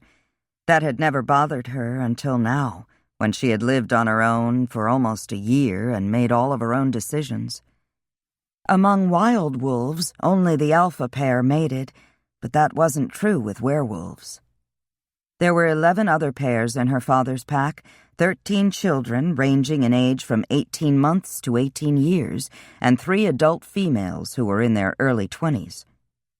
Her aunt and uncle had one son, Isaac, who was 16.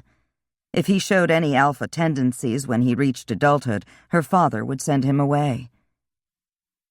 During the full moon, the dynamics of the pack changed, becoming more like that of feral wolves. As alpha, her father stood more erect and carried his tail higher than the others. Lower-ranking wolves slouched toward the ground in his presence. The alpha urinated by lifting his leg, the other males squatted. When a submissive wolf approached her father, it would lower its ears and put its tail between its legs, or show its throat to demonstrate subservience. Most of the pack did this without conscious thought. Although Victor was the eldest son of the Green Mountain Pack's alpha, he was still subservient to his father, something she knew didn't sit well with Victor. He had never said or done anything to indicate he coveted his father's position, and yet Kay knew he resented his placement in the pack. She had often wondered if the day would come when he would openly challenge his father for leadership. Kay sighed. One thing she had missed about being home was running with the pack during the full moon. In her wolf form, the world was a remarkable place. Wolves detected scents 10 times better than dogs and 100 times better than humans. She could determine where a particular scent had come from, who or what had made it, and how long it had been there. The males scent-marked pack territory by urinating on targets above the ground, like tree trunks and bushes, which warned members of other packs to keep out. A short time later, Gideon pulled up in front of a 5-star hotel, putting an end to her random thoughts. She was all too glad to get out of the car and stretch her legs, even though she could scarcely keep her eyes open. Gideon pulled their suitcases out of the trunk, then locked the car. Inside the hotel, he registered them as Mr. and Mrs. Samuel Adams of Palm Beach, Florida. He waved off the bellboy, picked up their suitcases, and headed for the elevator. Samuel Adams? Kay lifted one brow as they stepped into the elevator. Gideon shrugged. You don't want to be Mrs. Adams? Why not? She replied, chuckling. I hear he makes a great beer.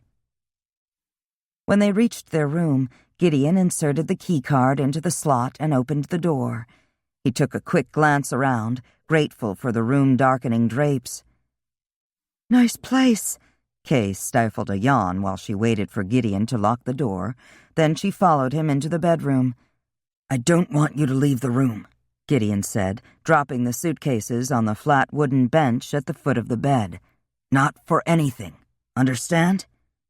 Nodding, Kay quickly changed into her nightgown and crawled under the covers. 5 minutes later, she was asleep. Stripping off his clothes, Gideon slid into bed beside her. He watched her until the sun came up, and then he tumbled headlong into oblivion.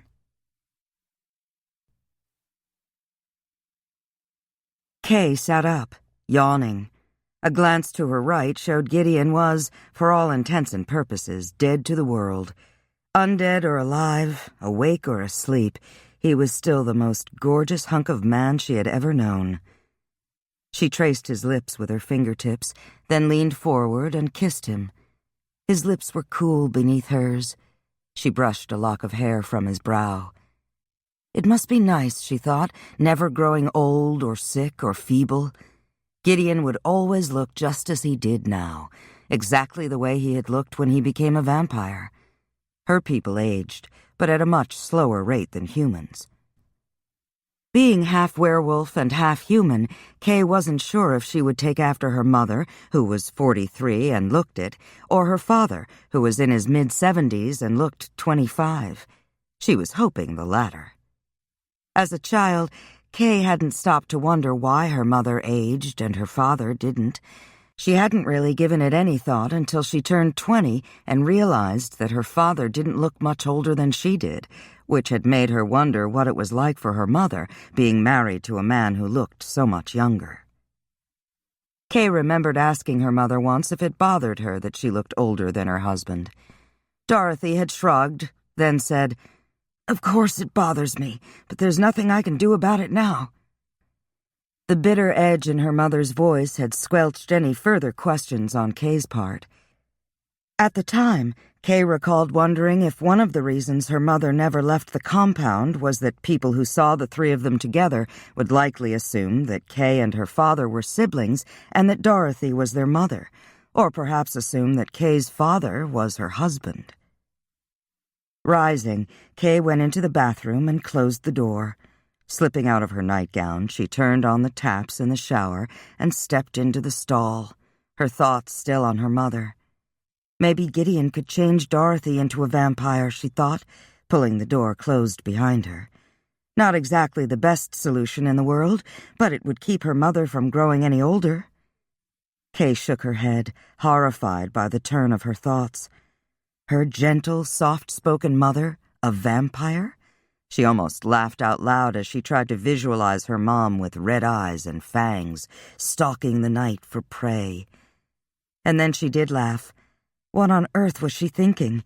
No doubt about it, hanging around with Gideon had definitely warped her mind. It was a moot point anyway. Neither her mother nor her father would ever consider or consent to such a thing. When she was clean from head to foot, Kay stepped out of the shower, dried off, and shrugged into the plush white robe the hotel had provided. A glance at her cell phone showed it was only 11:30 in the morning. What was she supposed to do all day while Gideon slept? A rumble in her stomach made the decision for her. Breakfast first. Calling room service, she ordered French toast, scrambled eggs, bacon, orange juice, coffee, and the morning paper. With that done, she settled back on the sofa and turned on the TV. Switching through the channels, she was appalled by her choices. Insipid game shows, silly soap operas, movies that were older than she was, and news. None of it good. Jobs were at an all-time low. The Dow was down 500 points. The deficit was up another billion. Or trillion? Who could keep track? The price of gas and groceries was rising every day, and Israel was at war again. She had just settled on an old Clint Eastwood movie when her breakfast arrived. She thanked the young man who delivered it and signed Gideon's name to the bill. Resuming her seat on the sofa, she ate slowly to prolong the meal. When she was finished, she set the tray aside, then sat there, impatiently tapping her foot. Did she dare go downstairs and browse the hotel gift shops? It would only take a few minutes. She could buy a candy bar and a book and come right back. But even as she considered it, she heard Gideon's voice in the back of her mind. I don't want you to leave the room, not for anything, understand? He was right, of course. Even though Kay was fairly certain Vera wasn't anywhere in the vicinity, discretion was, after all, the better part of valor. Besides, there was always a chance, however slim, that she was wrong. For all she knew, the witch could be prowling around the lobby right now. Having been the witch's captive once, Kay wasn't willing to take the chance. Bored, she forced herself to watch the movie until the end of the credits. When it was over, she called the front desk and asked if someone could please send up an assortment of snacks and a couple of the latest paperback novels. She spent the rest of the afternoon indulging her love for chocolate, her nose buried in the latest New York Times bestseller.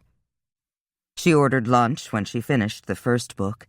She was halfway through the second novel when she dozed off. Gideon came fully, instantly awake with the setting of the sun.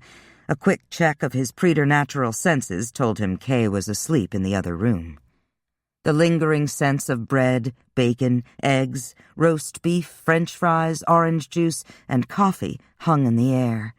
And chocolate, he noted with a grin. Lots of chocolate. Rising, he took a quick shower, then pulled on a pair of well-worn blue jeans and a black t-shirt. Barefooted, he padded into the other room where he roused his sleeping beauty with a kiss. I was dreaming of you, Kay murmured. Twining her arms around his neck, she pulled him down on the sofa. Were you? He stretched out beside her, one arm drawing her close. What were you dreaming about? We were making love on a deserted beach at midnight. It was so quiet and peaceful, with the man in the moon smiling down on us and the sound of the waves lapping against the shore. It was like there was nothing and no one else in the whole world, just you and me on a white sandy beach that stretched away into infinity. He chuckled softly. No beaches around here, I'm afraid. But if you really want to make love in the sand... She cupped his cheek in her hand. You don't have to whisk us away to the ocean. The sofa works just fine for me. I'm glad to hear it. Slipping his hand under her robe, he started at her ankle and caressed his way up her calf to her thigh. Her skin was warm with life, silky smooth beneath his fingertips. Oh, my. She breathed the word on a shuddering sigh as his hand moved higher. Something wrong? He asked with a wicked grin. Yes. She gasped as his hand made lazy circles over her bare belly. I'll give you an hour to stop that. Only an hour? He asked, his voice growing husky. Maybe 2, or... Oh, she exclaimed as his hand slid seductively upward to cover her breast. Better make it 3.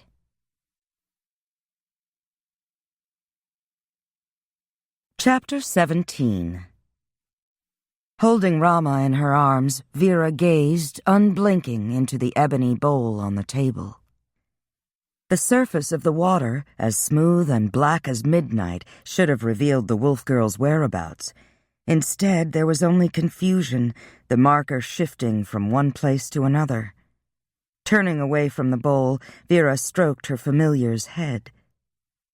She knows we're after her, Vera murmured. She's on the run, heading west. Rama answered with a throaty meow. Vera smiled. Be patient, my sweet. She'll have to stop sooner or later, and then we'll have her. With luck, we'll have them both. Still carrying the cat, Vera climbed the stairs to her bedroom. Before Gideon, she had covered every window in the house, every mirror, every reflective surface, to ensure that she couldn't see her reflection. She had refused to leave her house or to see anyone. But that had quickly grown old, so that whenever she left the house, she had invoked a spell that gave her the illusion of youth and beauty. But the illusion only worked on her outward appearance. Her body had still ached with the weight of her years. Her steps remained unsteady, her voice creaky with age. But Gideon's blood had changed all that, restoring her youth and her beauty. Vera paced the bedroom floor, growing more desperate with each passing hour. What if she couldn't find the girl? What if she found the girl and the vampire wasn't with her? She had gone out several times, hoping to find another vampire lurking somewhere in the shadows, but to no avail. Taking a deep breath, she yanked the cloth away from the mirror over her dresser, her stomach churning at the sight of the hideous creature that stared back at her. The wrinkled, papery skin, the ugly purple veins, the triple chin, the rheumy eyes, and the sunken cheeks. "I have to find her," she said, hating the raspy croak in her voice. "It's the only hope we have of catching that damn vampire."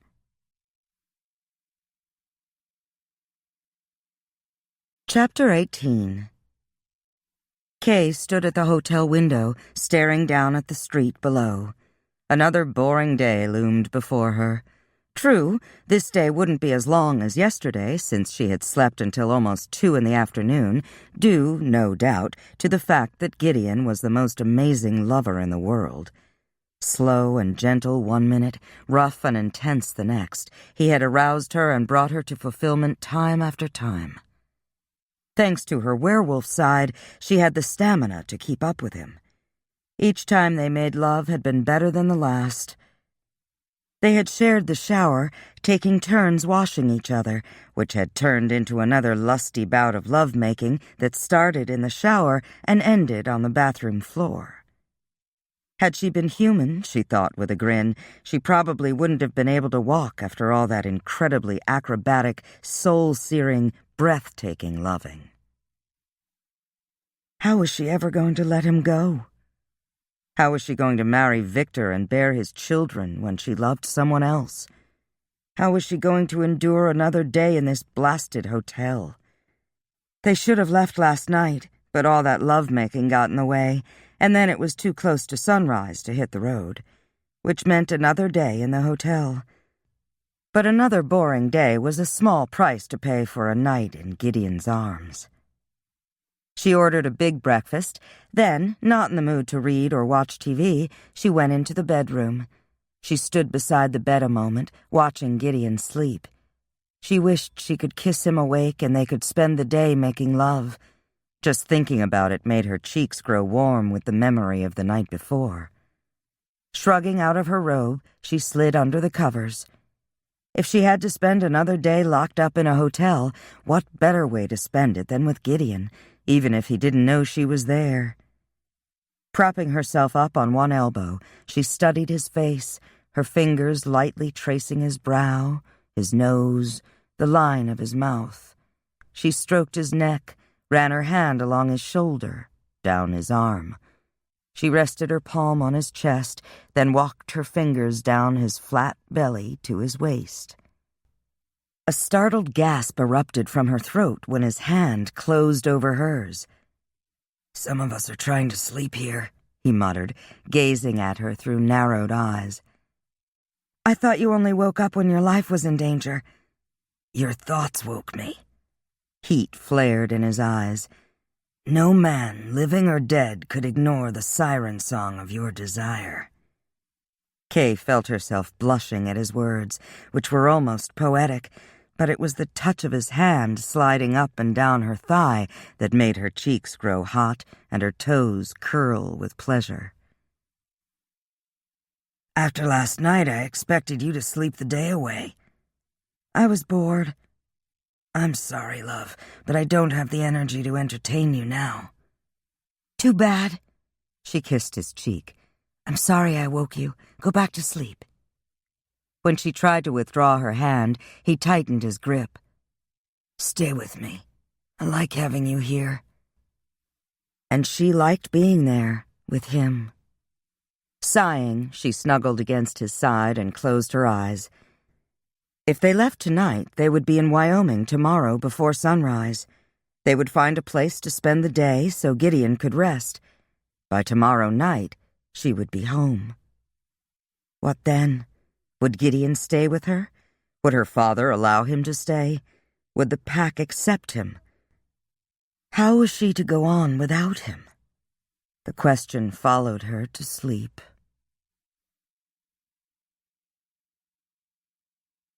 They left the hotel as soon as the sun went down.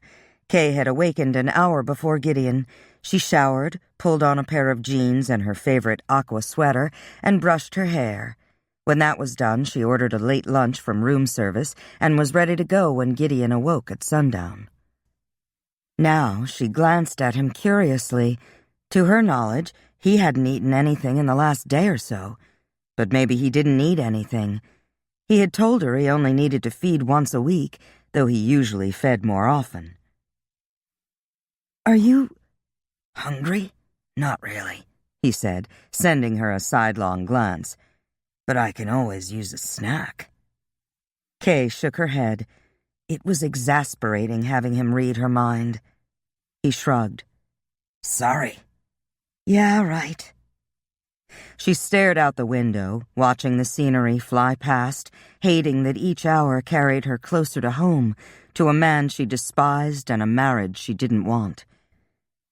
She looked over at Gideon when he covered her hand with his. "It'll be okay, Kia. I won't leave you unless you tell me to go." "Thanks. I appreciate that. But it isn't up to you." "I'm not afraid of your father." "Then you're the only one who isn't." She loved her father. She knew he loved her, in his own way.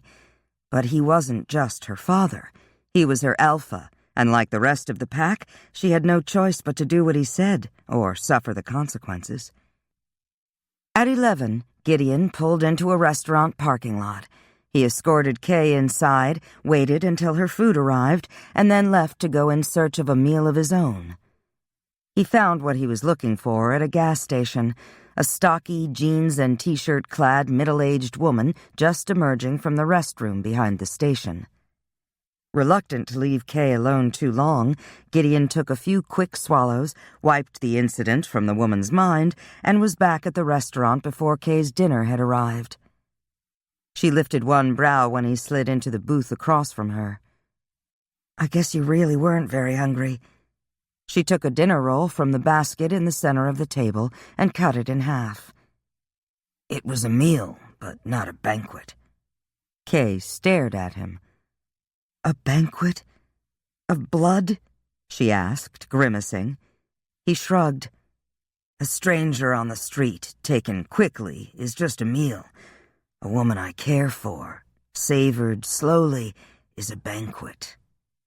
His gaze moved to the pulse throbbing in the hollow of her throat.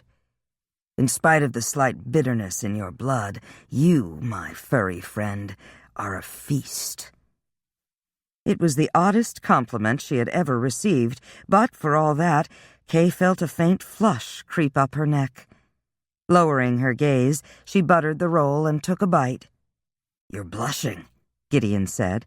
"Why?" "Why do you think?" "If I knew, I wouldn't ask." At least he wasn't reading her mind. She shook her head, and then she grinned. "No one's ever called me a feast before. It just took me by surprise, that's all." His gaze moved over her, lingering on her lips, the pulse in her throat. "You are indeed a feast in every way, Kia Marie Alessano." Kay was searching for a reply when her dinner came. Gideon sat back, leaving her to enjoy her meal in silence. She had ordered prime rib, rare and big enough for two, a baked potato, broccoli, and a Coke. He eyed the juice pooled beneath the meat. The color made his mouth water. She ate with gusto. It was one of the things he liked best about her. Kay heaved a sigh when she pushed the plate away. "No seconds tonight?" he asked, grinning. "Not tonight. I'm stuffed." And then, seeing the dessert cart, she said, "But I think I might just have enough room for a little chocolate mousse." Noticing that Kay was growing increasingly more withdrawn as they neared their destination, Gideon pulled off the highway. "Are you all right?" She nodded. "Are you sure?" "I just don't want to go home, that's all. I still have a few months of freedom left." It surprised her to find that it wasn't the compound she thought of when she spoke of home, but her apartment back in Custer. Would she ever see it again? "I thought we agreed that staying with your father was the safest thing to do." "I know," she said glumly. "Maybe we could spend a few days somewhere close by," he suggested. "I'd like that." A sudden smile lit her face. "Bondurant isn't far." "What's there?" "Not much. It's just a small community named for the man who established a ranch in Hoback Canyon early in the 1900s. Later, he built a store and a post office. It's a pretty place. Probably not more than 100 people live there year-round." "Okay, Bondurant it is." Kay leaned back against the seat. She loved Bondurant. In years past, she had attended the annual barbecues held in June and Heritage Days in August. Best of all, the Gros Ventre Wilderness area was close by. Remote and relatively unknown, it was one of her favorite places to hunt, second only to the Black Hills. They reached the town just after midnight. All the houses and businesses were dark, save for a quaint bed and breakfast at the south end of town. A single light burned in one of the downstairs windows. A small neon sign indicated a vacancy. Gideon parked the car in the driveway, pulled their suitcases from the trunk, and followed Kay up the steps. A handwritten sign on the front door invited them in. Gideon hesitated, wondering if a welcome sign from the owners of the house would be invitation enough to allow him inside. He opened the door for Kay, felt a faint shimmer of subdued power when he stepped warily across the threshold. Inside, he glanced around. A small office was located to the left of the stairway. It was empty. "Nobody here." "Look." Kay pointed to a wooden sign sitting on a small table. "It says to take the key and check in tomorrow." "Awfully trusting, aren't they?" "Well, it's a small town. Not much to steal, I guess." "Good thing I'm just a vampire and not a thief or a mass murderer," Gideon muttered. With a shake of her head, Kay plucked the key from the table and started up the stairs. Gideon trailed behind her, wondering if the owners would be as trusting if they knew a werewolf pack made its home a few miles away. The room, decorated with antique oak furniture, was large and airy. A king-sized bed occupied a place between two windows that offered views of the distant mountains. Crisp white lace curtains hung at the windows. A wedding ring quilt covered the bed. A Bible and a Wyoming guidebook sat side by side on the 4-drawer dresser. "It's nice, isn't it?" Kay remarked. Nodding, Gideon dropped their suitcases on the floor. "Are you tired?"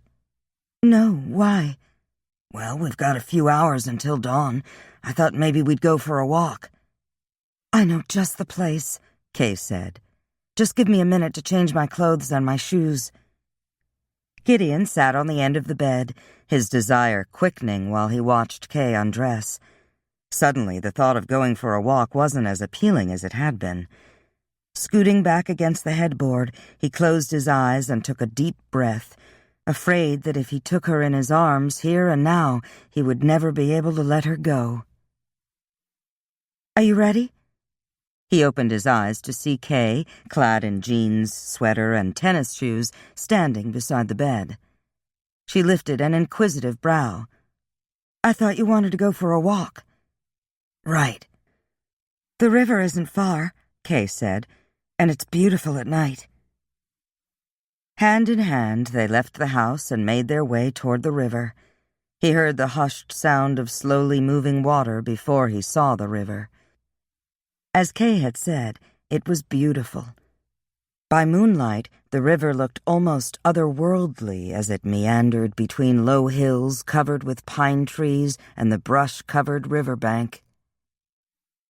Is it true vampires don't change? Kay asked after a time. I mean, do they really stay the same as they were when they were turned? Gideon nodded. Forever the same, he murmured, and couldn't hide the slight note of wistfulness in his voice. She couldn't imagine what that would be like. Not growing old and sick would be nice, and yet change, whether good or bad, was a part of life. She studied him surreptitiously while they walked, admiring his broad shoulders, the way his jeans clung to his backside, the way the moon's light bathed his long black hair with silver. Lucky for Gideon that he had been turned while he was still young and virile, a man in the prime of his life, she mused. And lucky for her, too. What? He asked. She shook her head. Nothing. I was just... nothing. He slid a glance at her, then stooped and picked up a rock. He skipped it across the water, then burst out laughing. What's so funny? You are. Kay sucked in a deep breath, knowing, even before he said anything else, that he had been walking around in her head again. So, he drawled, you think it's lucky that I was turned in my prime? Gideon, because let me put this as delicately as I can, because my backside is so fine? I hate you, she said between clenched teeth. I really hate you. He laughed as he pulled her into his arms. Doesn't sound like it to me, not when you think I'm the sexiest man you've ever met. Please stay out of my head, she implored. It's so unfair. I know. He cupped her face in his hands. And I'd be happy to kiss you, right here, right now. No longer laughing, he lowered his head to hers and kissed her deeply, almost desperately. She leaned into him, the lush curves of her body warming his, chasing away every thought but the need to possess her. It took all of his willpower to let her go, to remind himself that he had brought her here to keep her safe. Gideon, she murmured, maybe we should go. Her head jerked up when a melancholy howl shattered the quiet of the night. You're not afraid of a wolf, are you? Gideon asked with a teasing grin. It's not just any old wolf, Kay said. It's my father. Gideon glanced up. A crescent moon hung low in the night sky. I thought your people only changed when the moon was full. Alphas can change any time. You neglected to mention that little fact, he muttered. Did I? A few of the other wolves can also change at will. I'm not worried about them, Gideon said with a dismissive wave of his hand. Do you think your father knows we're here? I don't know. Her gaze swept the hills. I don't think so. He usually goes out every night about this time and runs the perimeter of our territory. Another howl rumbled through the night. So, Gideon said, his gaze sweeping the darkness. Tell me about your old man. Kay wrapped her arms around her waist and stared into the distance. What do you want to know? Gideon shrugged. Anything. Everything. He's very strict, very honest, very Indian. His ties to the past, to the old ways, are strong. There are legends of shapeshifters among our people, tales told around campfires late at night. Only they aren't legends, are they? Not entirely. It's believed that the first true werewolf was a distant ancestor who was cursed by a witch for killing her pet wolf. Angry and afraid of what he'd become, the young warrior went crazy, killing everything that crossed his path. That first werewolf was the son of a Lakota medicine man. The shaman trapped the werewolf, intending to kill it for the good of the tribe, but he couldn't do it. Instead, he tried to remove the witch's curse, and when that failed, the shaman met with the witch and begged her to remove the spell, but she refused. He went to her every day until, after 6 months, she took pity on the old shaman and altered the curse so that it was only in effect on the night of the full moon. Good thing the warrior didn't kill a grizzly bear, Gideon remarked. Anyway, Kay went on, the curse was passed from father to son. Over the centuries, our people learned to control their feral side until, today, we are a relatively civilized race. The alpha keeps the pack in control. The pack keeps the individual members in line. There's no room in the pack for rogue wolves. They're dangerous to others and to our existence. And the compound is to help keep the pack in line? More or less. We can hunt here on our land without fear. Our children are schooled here. They're taught the old ways, the old stories. There was a time when we were a proud people. My father is trying to instill that same sense of pride and honor in our youth. It isn't easy. I'm surprised he let you go off on your own. I think he was hoping that living on my own would scare me back here, that I wouldn't be able to cope with life in the real world, and that I'd come running home. Instead, just the opposite happened.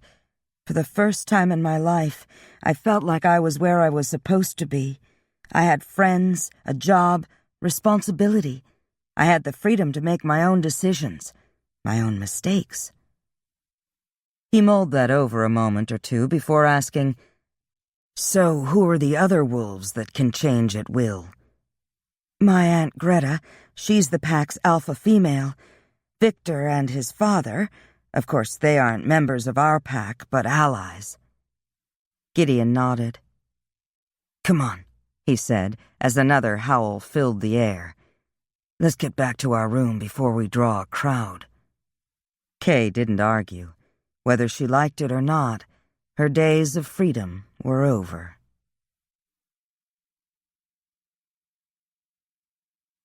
Chapter 19. Kay sat in front of the TV, though she had no idea what she was watching. Her eyes felt gritty from lack of sleep. All night and into this morning, she had heard her father howling. Had she been able, she would have shifted and gone out to meet him. Her sudden desire to run through the night with him had come as a surprise.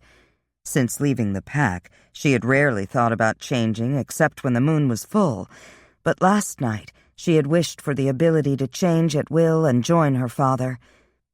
Almost, it had felt as though she had the power to call on her wolf if she could only concentrate hard enough, but it was just wishful thinking. Only full-blooded alphas and those of their bloodline had the power to shift back and forth at will. She glanced at the bed where Gideon lay sleeping. Gideon had made love to her when they'd returned to the bed and breakfast. Never had he caressed her so gently or kissed her so tenderly. He had held her close all night long, kissed her one last time before surrendering to the dawn. It had felt like goodbye. With each passing hour, Kay's uneasiness at the thought of returning to the pack grew stronger. What would her parents think when she brought a stranger home? To her knowledge, no one other than her father had ever brought an outsider into their compound, especially someone who was a vampire. Gideon was vulnerable during the day. Was she putting his life in danger by not sending him away? Her thoughts returned to her father. She had spent a good part of the morning wondering if he had known she was nearby, but if he had known her whereabouts, she was pretty sure he would have been knocking at her door, demanding to know why she hadn't come straight home. Curling up in a corner of the sofa, she hugged a pillow to her chest. Between her father and the witch, neither her future nor Gideon's seemed very secure. Gideon woke with the setting of the sun.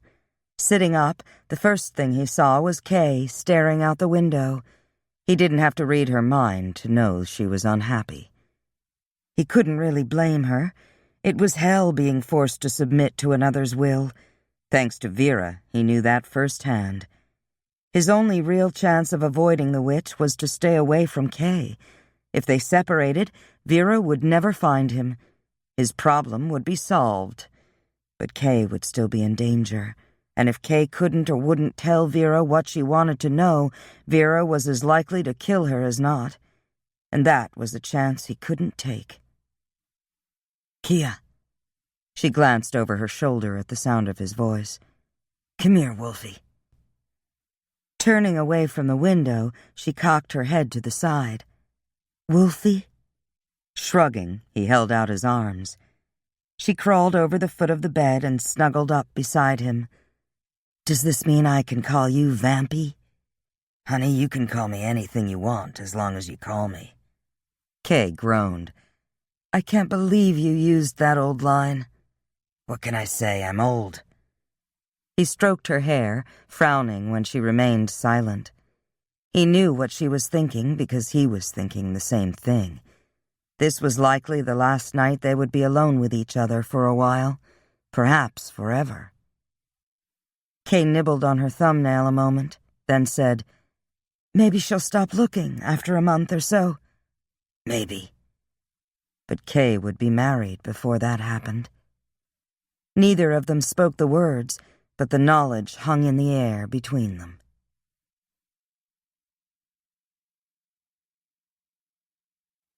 It didn't take long to pack, and as far as Kay was concerned, it didn't take nearly long enough to drive to the Shadowpack's compound. Hoping to delay her reunion with her father for a few more minutes, she said, "Go around to the back." Gideon sent her a questioning glance, but did as she asked. Pulling up alongside a 10-foot-high electrified fence, he switched off the engine, then rested his forearms on the steering wheel. "Pretty country," he remarked, glancing around. Nothing but trees and hills as far as the eye could see. Tall pines grew close together near the compound, shielding the occupants from casual observers. "We own several thousand acres of land, but only the compound is fenced," Kay explained. "Ostensibly, the barrier is to keep predators from attacking our stock. In reality, it's to alert the pack to intruders." She had scarcely finished speaking when Gideon sensed they were no longer alone. Before he could react, he felt the sharp edge of a silver-bladed knife at his throat. Glancing out the corner of his eye, Gideon saw a stocky man standing beside the car door, a man with dark brown hair and yellow eyes that gleamed like molten gold in the moonlight. "Father!" Kay exclaimed. "What are you doing?" Gideon went still, his body tense and poised to strike as the blade nicked his flesh. "Maybe we should have called first." "Shut up, vampire!" The Alpha glared at his daughter. "Kia Marie, why have you brought this bloodsucker to our land?" "Maybe because his life is in danger for saving mine," Kay snapped. "Explain," her father said, his voice equally sharp. "It's a long story," Kay said. "Perhaps we could make our guest comfortable while I tell you." A muscle throbbed in the Alpha's jaw as he slowly withdrew the blade. "What's your name, vampire?" "Gideon Marquette." "I'm Russell Alisano, leader of the Shadow Wolf Pack." "I know who you are." Gideon clenched his hands on the wheel, resisting the urge to wipe away the blood trickling down the side of his neck. Alisano slid the knife into the sheath on his belt. "Bring your car into the compound, Marquette. Kia will be waiting for the two of you in the den." His gaze moved from his daughter to Gideon and back again. Then, in a move so quick it would have been little more than a blur of motion to mortal eyes, Alisano sprang over the fence and disappeared into the shadows. "Well," Gideon drawled, "that went better than I expected." At Kay's direction, Gideon drove to the front entrance and through the wrought iron gate that opened onto the compound. He whistled softly as he parked the car. He didn't know what he had expected a werewolf's home to look like, but this wasn't it. Exiting the vehicle, he looked out over the pack's domain. A large white house, a mansion actually, dominated a slight rise surrounded by ancient oaks, affording an excellent view of the surrounding area. Below the rise, laid out in a large circle around the mansion, stood a dozen smaller houses painted in a variety of earth tones. Spread out behind the smaller houses were courts for basketball, volleyball, and shuffleboard, a couple of horseshoe pits, a number of swings, monkey bars, and a sandbox. There was also a baseball diamond, a swimming pool, and a wading pool. Tables, chairs, and chaise longues were scattered on the deck between the two pools. A built-in brick barbecue was anchored to one side. A number of old-fashioned Lakota lodges made of buffalo hides, their tops blackened by countless fires, lined one side of the property, along with what he guessed was a sweat lodge. A large barn, painted a traditional red and white, stood near the far corner of the property, along with several peeled pole corrals, 3 wooden sheds, and what looked like a chicken coop. A faint breeze carried the scent of cows, goats, sheep, horses, pigs, and chickens. "Home sweet home," Kay murmured, moving to stand beside him. "Beats the hell out of Vera's basement," Gideon remarked as he opened the trunk and removed her luggage. Kay couldn't argue with that, but no matter how lavish the rooms or how kind the guards, a prison was still a prison. And after spending 9 months on her own, the compound seemed more like a jail than ever. Gathering her self-control, she climbed the porch steps, hesitated a moment, then opened the door. Gideon trailed at her heels, his senses on high alert. He paused outside the front door, repelled by the power of the threshold. Kay glanced over her shoulder when he didn't follow her inside. Gideon arched one brow. "Vampire, remember?" "You really can't come in? I always thought that was just some sort of myth." "I wish it was." "What happens when you try?" "It's like butting my head against a brick wall." "What happens if someone invites you in and then changes their mind?" "They can revoke the invitation." She considered that a moment, then smiled and said, "Gideon Marquette, come in and welcome." With a wry grin, he followed her into the house, across a tiled entryway, through a living room decorated in earth tones, and down a wide hallway lined on both sides with family portraits. They passed several closed doors before coming to a den paneled in rich, dark mahogany. Gideon dropped her suitcase beside the door, then stood there, his arms crossed over his chest as he perused the room. An antique roll-top desk stood against one wall, a floor-to-ceiling bookcase took up most of another. 4 comfortable-looking chairs and a pair of love seats, all covered in a deep red fabric, were clustered together in one corner.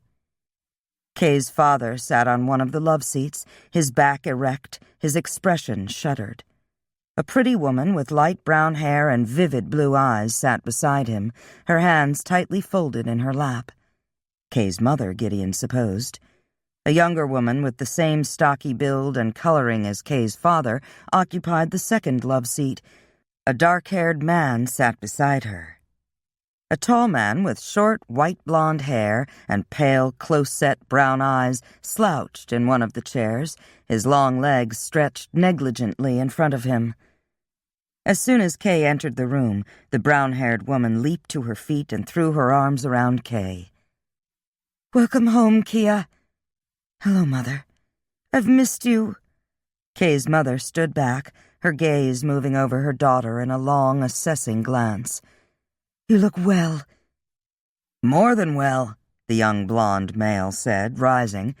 "You're even prettier than when you left us." "Hello, Victor," Kay said, her voice cool. He stepped toward her, smiling. When he bent to kiss her, she turned her head to the side so that his lips grazed her cheek. "Who is this with you?" the stocky woman asked. "His name is Gideon Marquette, but I'm sure my father has already told you that. What you may not know is that Gideon saved my life, and I saved his. Gideon, this is my Aunt Greta and my Uncle Brett, my mother, Dorothy, and Victor Rinaldi." "Her betrothed." The hostility in Victor's eyes held a silent warning for Gideon to keep his distance. Dorothy and Victor returned to their seats. Kay sat on the chair farthest from Victor's. After a moment, Gideon took the chair beside her, putting himself between Kay and Rinaldi. He grinned inwardly when Rinaldi scowled at him. "How long do you plan to stay with us, Mr. Marquette?" Kay's mother asked politely. "I'm not sure." "My daughter said you saved her life, and she saved yours," Alisano remarked. "I should like to hear that story in more detail, Kia, if you don't mind." It wasn't really a request.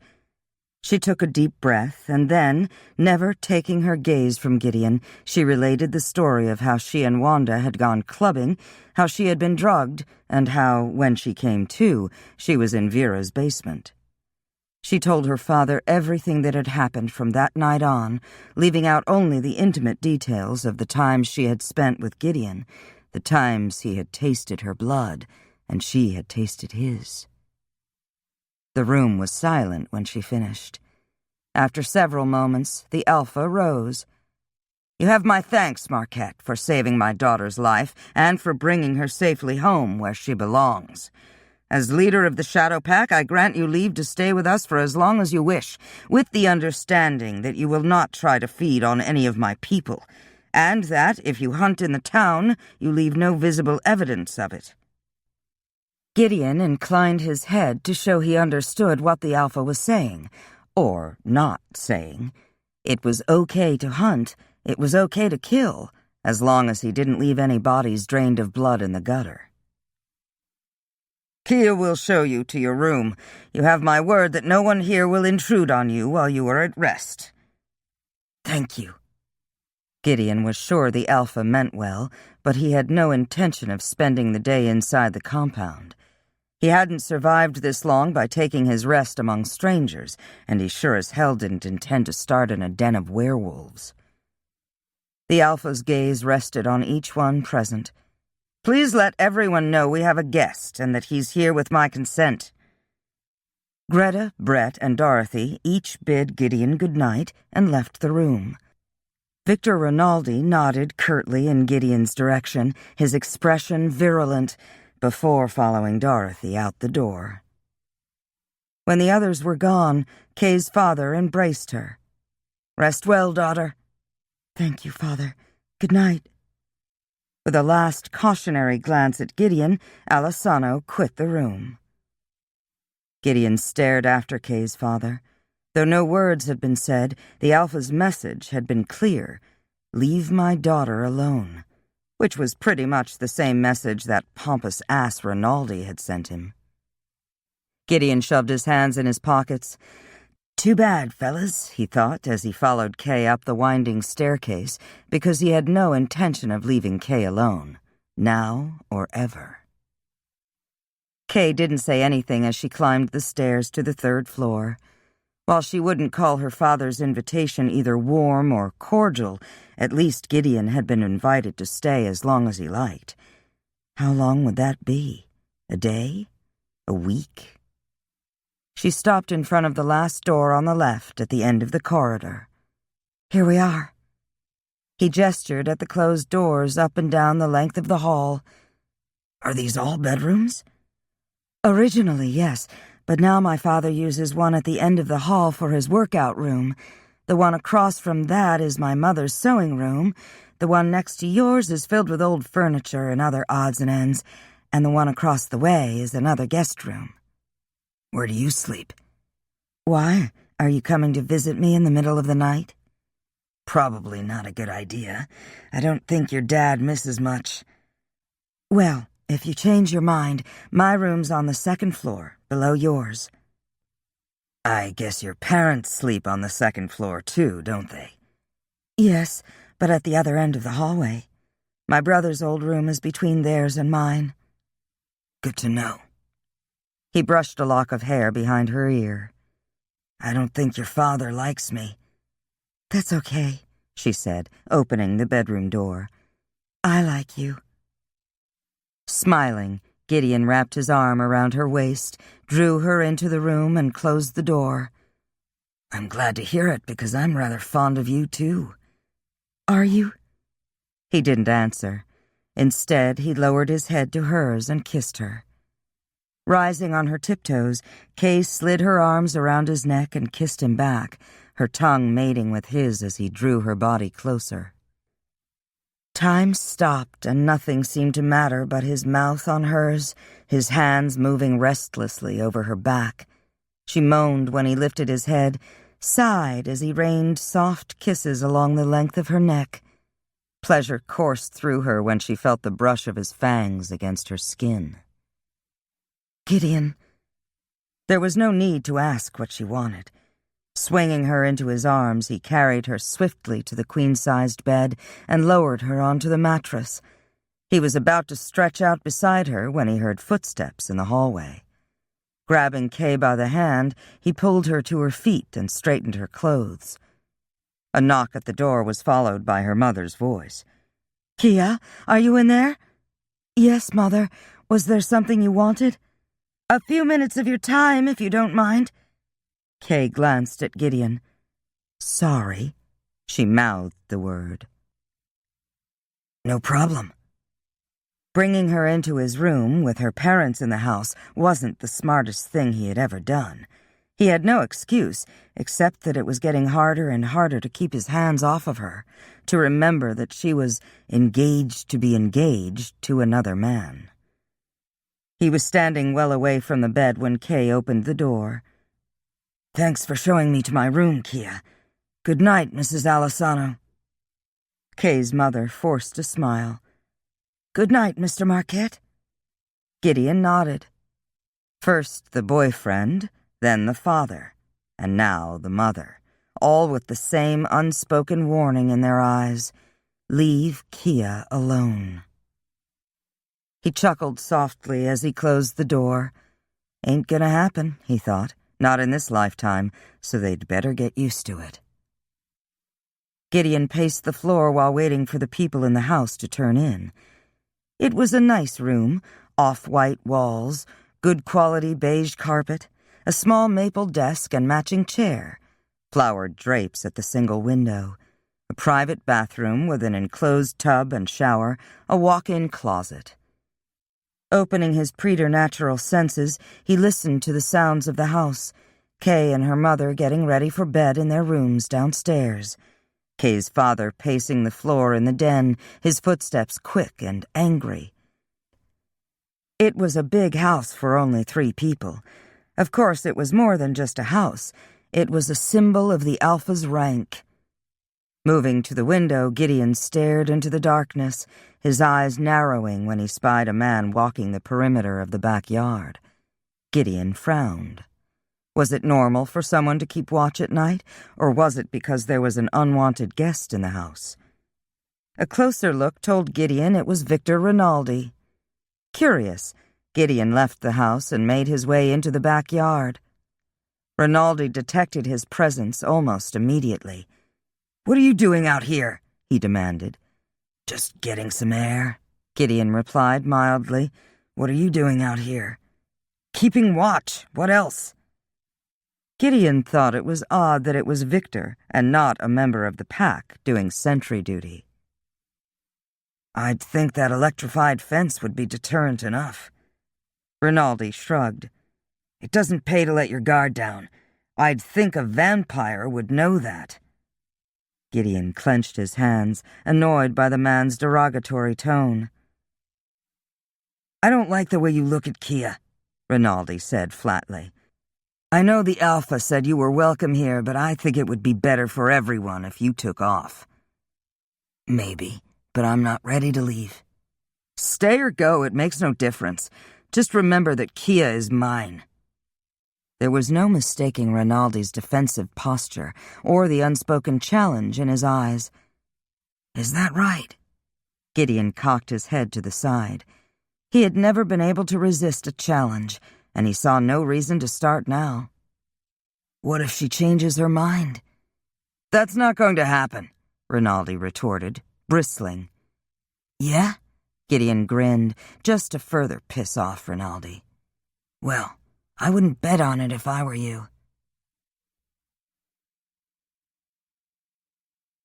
Chapter 20. Kay woke late after a restless night. Sometime around 2 in the morning, a bad dream had awakened her. Though the details of the nightmare had eluded her on waking, she hadn't wanted to go back to sleep. What she wanted was Gideon, lying beside her, assuring her that everything would be all right. Slipping out of bed, she had tiptoed up the stairs to his room, only to find his bed empty. Wondering where he had gone had kept her awake until sunrise. She had told herself he had gone hunting or for a walk, but a nagging voice in the back of her mind kept whispering that he had decided to leave and hadn't wanted to tell her goodbye. Yawning, she sat up. In the clear light of day, she knew her fears of the night before were groundless.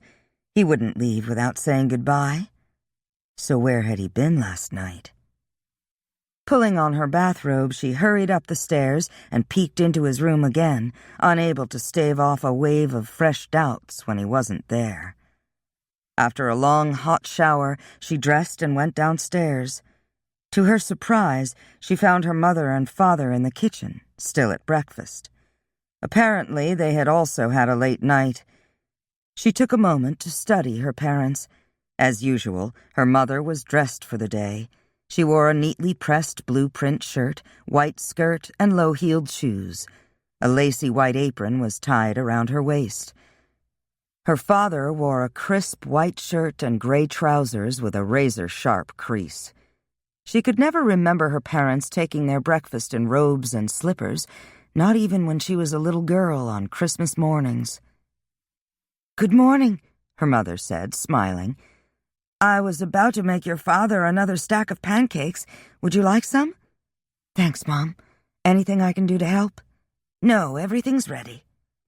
"Where's Greta?" Her aunt and uncle often dined with them. "She's gone into town. Brett went with her."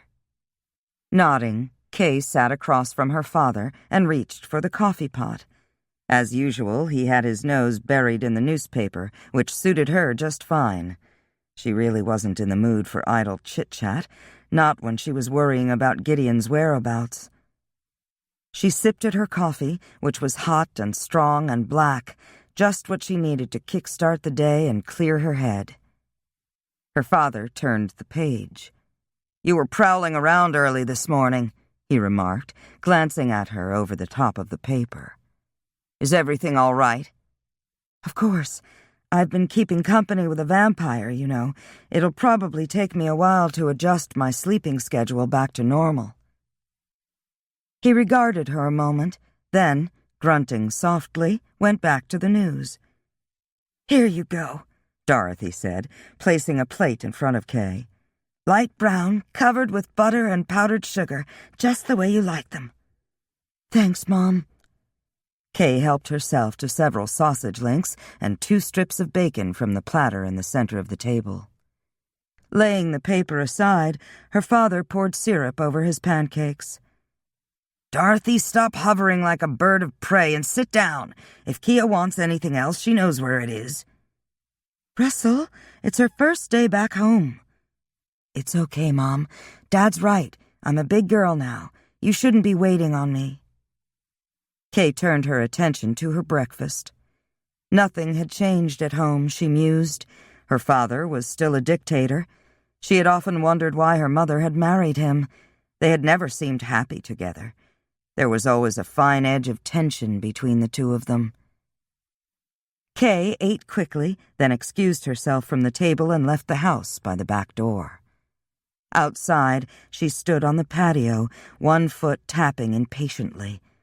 Her father had been right. She never should have left here. Having enjoyed the freedom to come and go as she pleased, to do what she wished when she wished, she was never going to be happy being under her father's thumb again. And being married to Victor Rinaldi would be even worse. Bad enough to be the Alpha's daughter. Being the wife of a man she couldn't stand would be 1,000,000 times more terrible. Not to mention the unpleasant prospect of living with Victor's parents, 2 of the most unlikable people she had ever known, neither of whom was particularly fond of her. But then she wasn't particularly fond of them either. Feeling thoroughly depressed, she made her way to the barn. 20 minutes later, she was astride her favorite Arab mare, Barika, galloping along the southern fence line that paralleled the grassy banks of a shallow, slow-moving stream. She loved riding, loved the sense of speed and freedom that it gave her, loved the feel of the wind in her face. She let Barika run until the mare slowed of her own accord. Pulling up in the shade of an ancient oak, Kay dropped down on her belly and drank from the stream. The water was cold and sweet. She ground-tied the mare, then stretched out on her back and gazed up at the sky. Puffs of snowy white clouds drifted across the bright blue expanse. A red-tailed hawk floated lazily overhead, its keen eyes scanning the ground for prey. It was peaceful here, with the stream bubbling happily over the rocks and the bees buzzing as they flitted among the wildflowers. A warm breeze whispered through the trees and teased the tall grass. Kay rolled onto her stomach. The only things she had truly missed about this place were her mare, this patch of land, and the serenity it brought her. She plucked a dandelion and twirled it between her thumb and forefinger, thinking it was kind of sad that she had missed her horse more than her mother and father. She loved her parents, knew they loved her in return, but she hadn't missed their company the way she imagined mortal daughters missed their folks. There had been no chatty letters from home, no weekly phone calls exchanging gossip, no emails or text messages. But then, her family wasn't like other families. There were pack rules to follow, secrets that must be kept, and always the awareness of the phases of the lunar cycle, the increasing tension that colored everything as the night of the full moon grew closer. Her feelings about running wild through the night had always been ambivalent. Chasing through the timbered hills with the pack could be exciting, but it could also be dangerous. From time to time they had encountered others of their kind who were more feral, renegade males who had been cast out of their own packs and wanted to fight for territory. Single males in search of a female.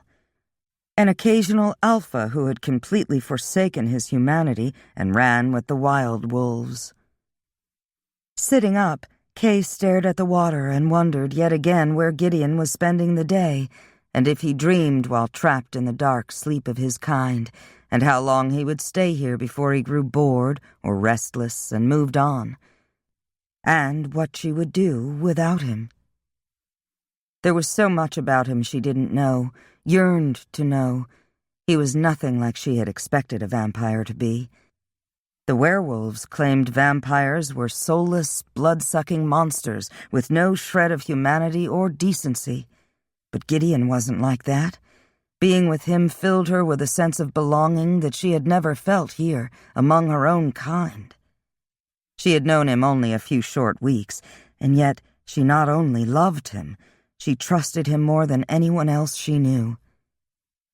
She looked up in surprise when her mother rode into view. "I thought I'd find you here," Dorothy said. Dismounting, she sat beside Kay. "This was always your favorite place to come when you were unhappy or troubled, or pouting." She smiled faintly. "Which is it today?" "None of them. All of them." "Does it have anything to do with Mr. Marquette?" Kay glanced away. There were times when her mother was far too perceptive. "Kia?" "It has everything to do with him," Kay admitted. Though it was more than just her feelings for Gideon. She missed her job, missed having her own place. She missed Wanda. Her friend must be wondering what had become of her. Dorothy rested her forearms on her bent knees, her expression pensive. "It would be better for everyone if he left. You know that, don't you? Vampires and werewolves are natural enemies. His being here puts an emotional strain on all of us. If it wasn't for him, I wouldn't be here at all. Be that as it may, you must know the two of you have no future together. Your path has already been decided." Kay crushed the petals of the dandelion, then tossed it away. "What if I don't want to follow that path? What if I don't want to marry Victor and live with his family? What if I want to live my own life, make my own decisions? I'm afraid those choices aren't yours." "Were they yours? I know you're not happy here." Kay took a deep breath, and then asked the question that had plagued her for years. "Why did you marry my father?" "We should never have met. Maybe it was fate. Maybe it was just bad luck. What difference does it make now?"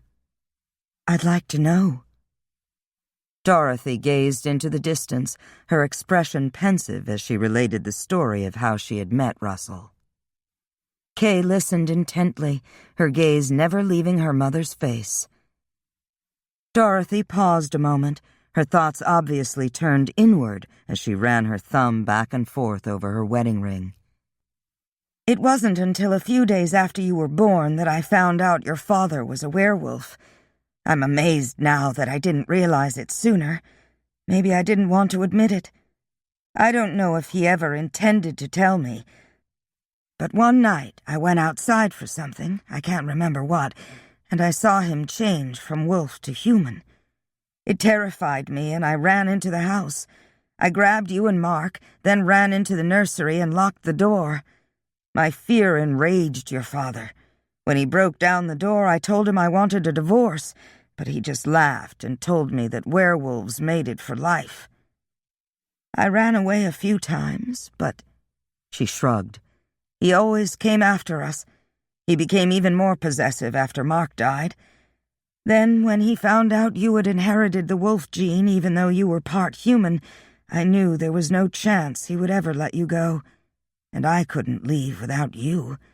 You were all I had left." "So you just, what, gave up?" "You have to understand, I didn't know how being half werewolf would affect you. It just seemed like you'd be better off here, with those who would understand you, who would be able to help you handle the change when the time came." She sighed again.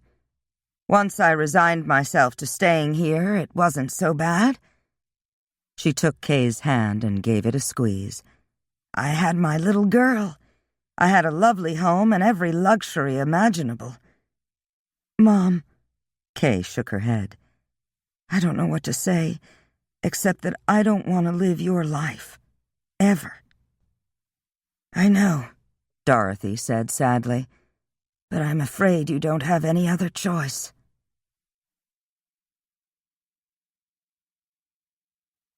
It was near dusk when Kay returned to the house. As soon as she stepped inside the back door, she knew something was up. The house was ablaze with lights. Peeking into the dining room, she saw a number of buffet tables groaning under the weight of numerous large platters of meat and cheese, roast hens, hams and spare ribs, and a variety of side dishes. A square table held bottles of wine and champagne, as well as a crystal punch bowl filled with sparkling cider for the kids. A quartet of smaller tables held an assortment of cookies, cakes, pies, muffins, and scones. Her father met her in the hall. "There you are," he exclaimed, his voice sharp with impatience. "Hurry and get dressed. We're having a party." Kay's heart skipped a beat. "What kind of party?" she asked, though she was certain she already knew the answer. "We're announcing your engagement tonight."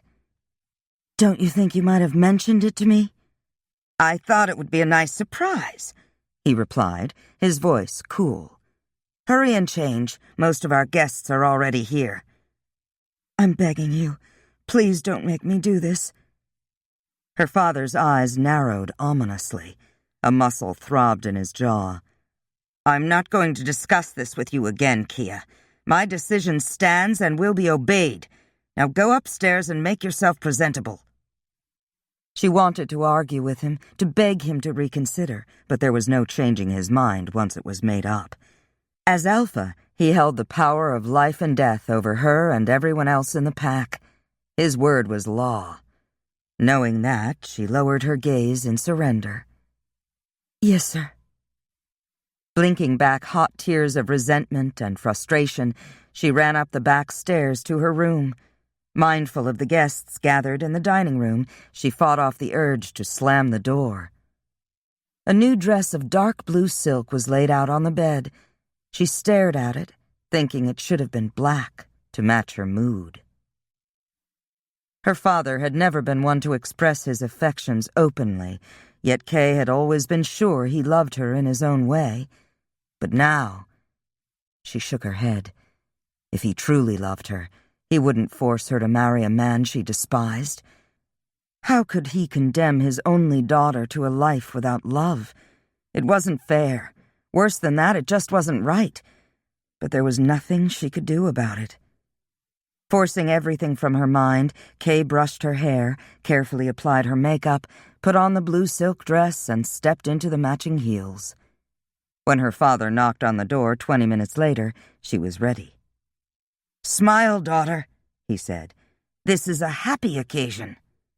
She didn't reply, and she didn't smile as she followed him down the stairs. A number of people milled around in the large family room that served as the pack meeting place. Men, women, and children smiled and nodded as she entered the room on her father's arm. Her mother stood between Victor and his parents. There was a smile on her mother's face, but her eyes were sad. "Welcome," Alessandro said jovially.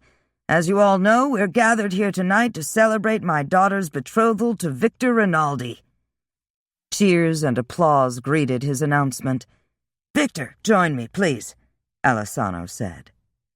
Looking like the cat that ate the canary, feathers and all, Victor strutted forward. Alessandro pulled a diamond and ruby ring from his coat pocket. "This ring has been handed down from father to son in my family for generations. Since I have no blood son, I would be honored if you would use it to plight your troth to my only daughter." "It is I who am honored," Victor said. "I will be proud to call you father." Beaming, Alessandro handed the ring to Victor. "Kia Marie Alessandro," Victor said, slipping the ring on her finger. "With this outward symbol of my love, I plight thee my troth." Kay stared at the ring. It felt like a lead weight on her finger. She flinched when Victor put his arms around her, closed her eyes tightly when he kissed her. There was more cheering, more applause. When Kay opened her eyes, the first thing she saw was Gideon standing in the doorway. Chapter 21. Gideon's first thought was that Kay was the unhappiest-looking bride-to-be that he had ever seen. Of course, he hadn't seen that many, but even vampires knew that brides were supposed to have some kind of inner glow. Whatever fire had once burned inside Kay, it had gone out. No surprise, he thought, glancing at the prospective groom.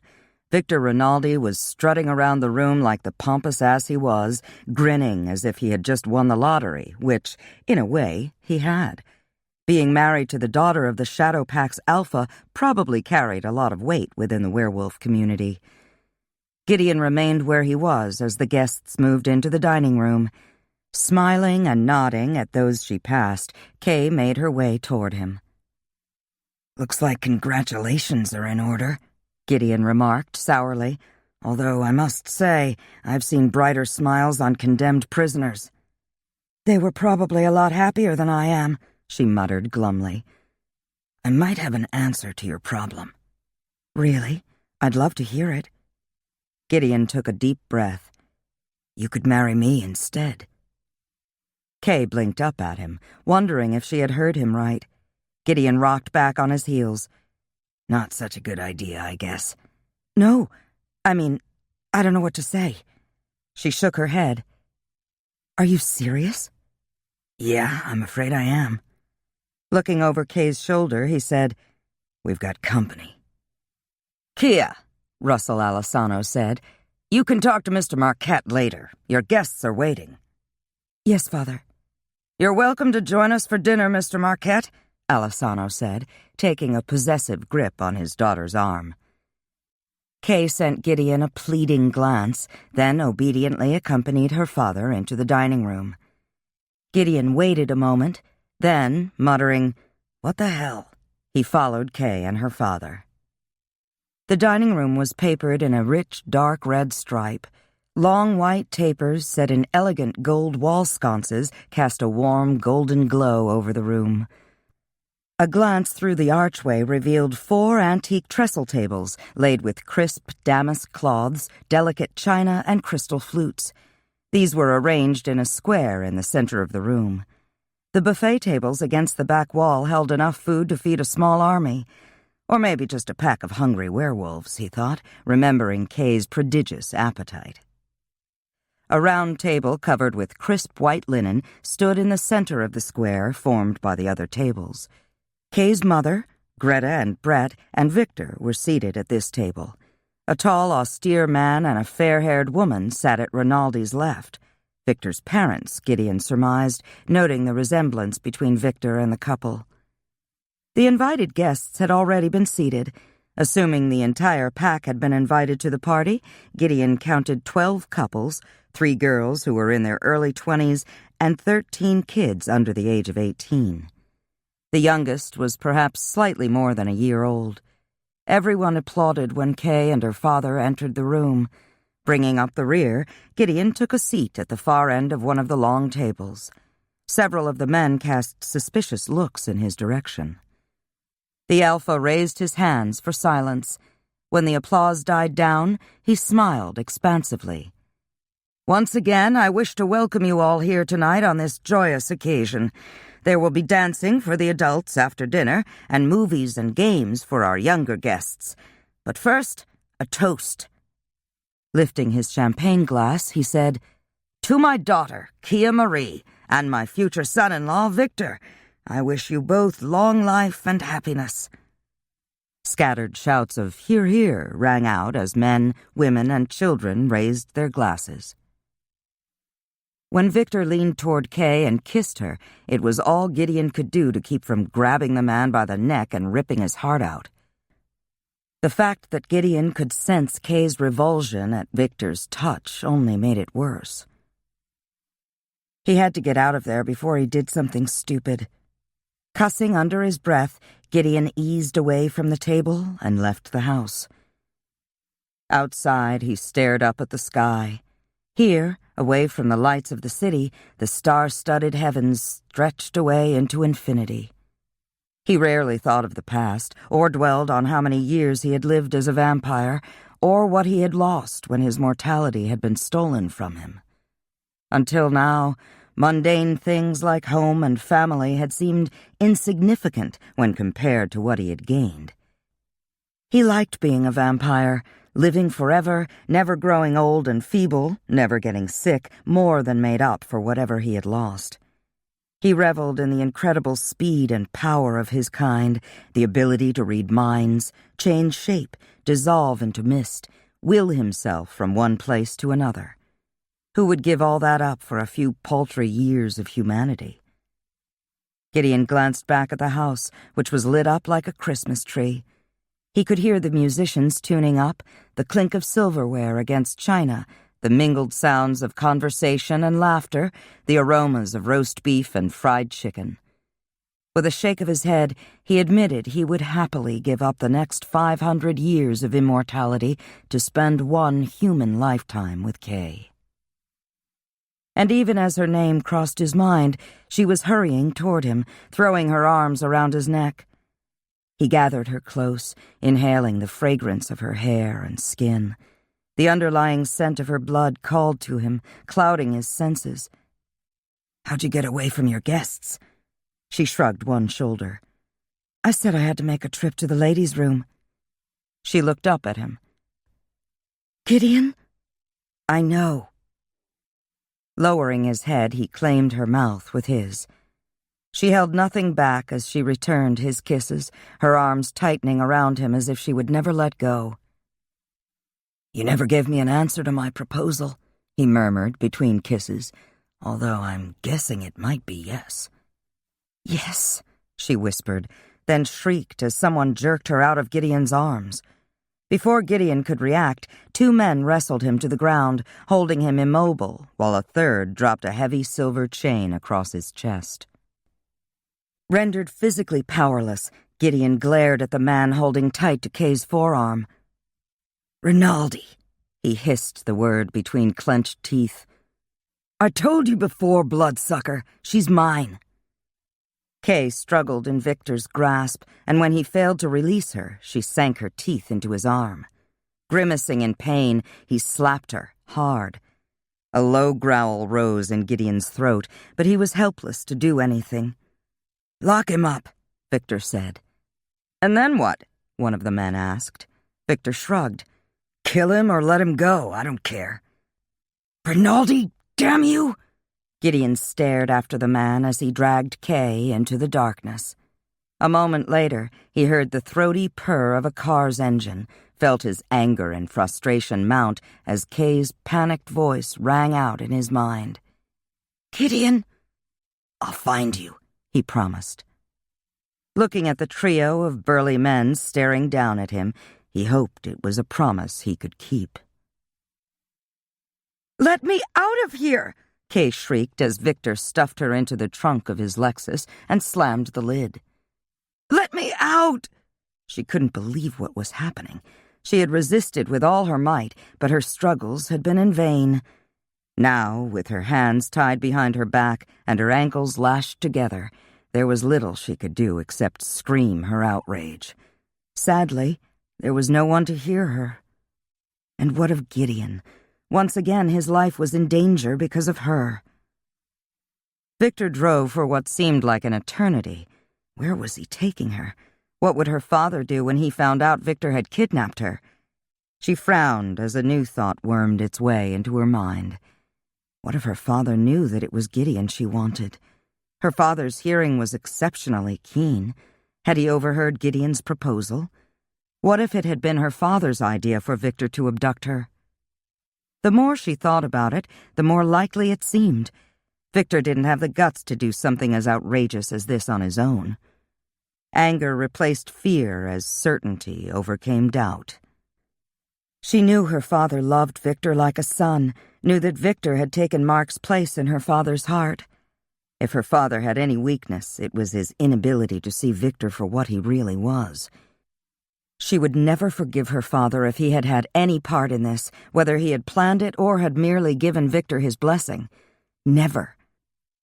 But what hurt worst of all was realizing that her father cared more for Victor than he did for his own daughter. That knowledge unleashed the tears she had been holding back. Closing her eyes, she cried herself to sleep. Gideon glared at his captors as they debated what to do with him. The oldest of the three was in favor of killing him then and there. The other two, younger and less bloodthirsty, opted for letting him go. Gideon's physical power might be negated by the silver, but he retained enough power to mesmerize those around him.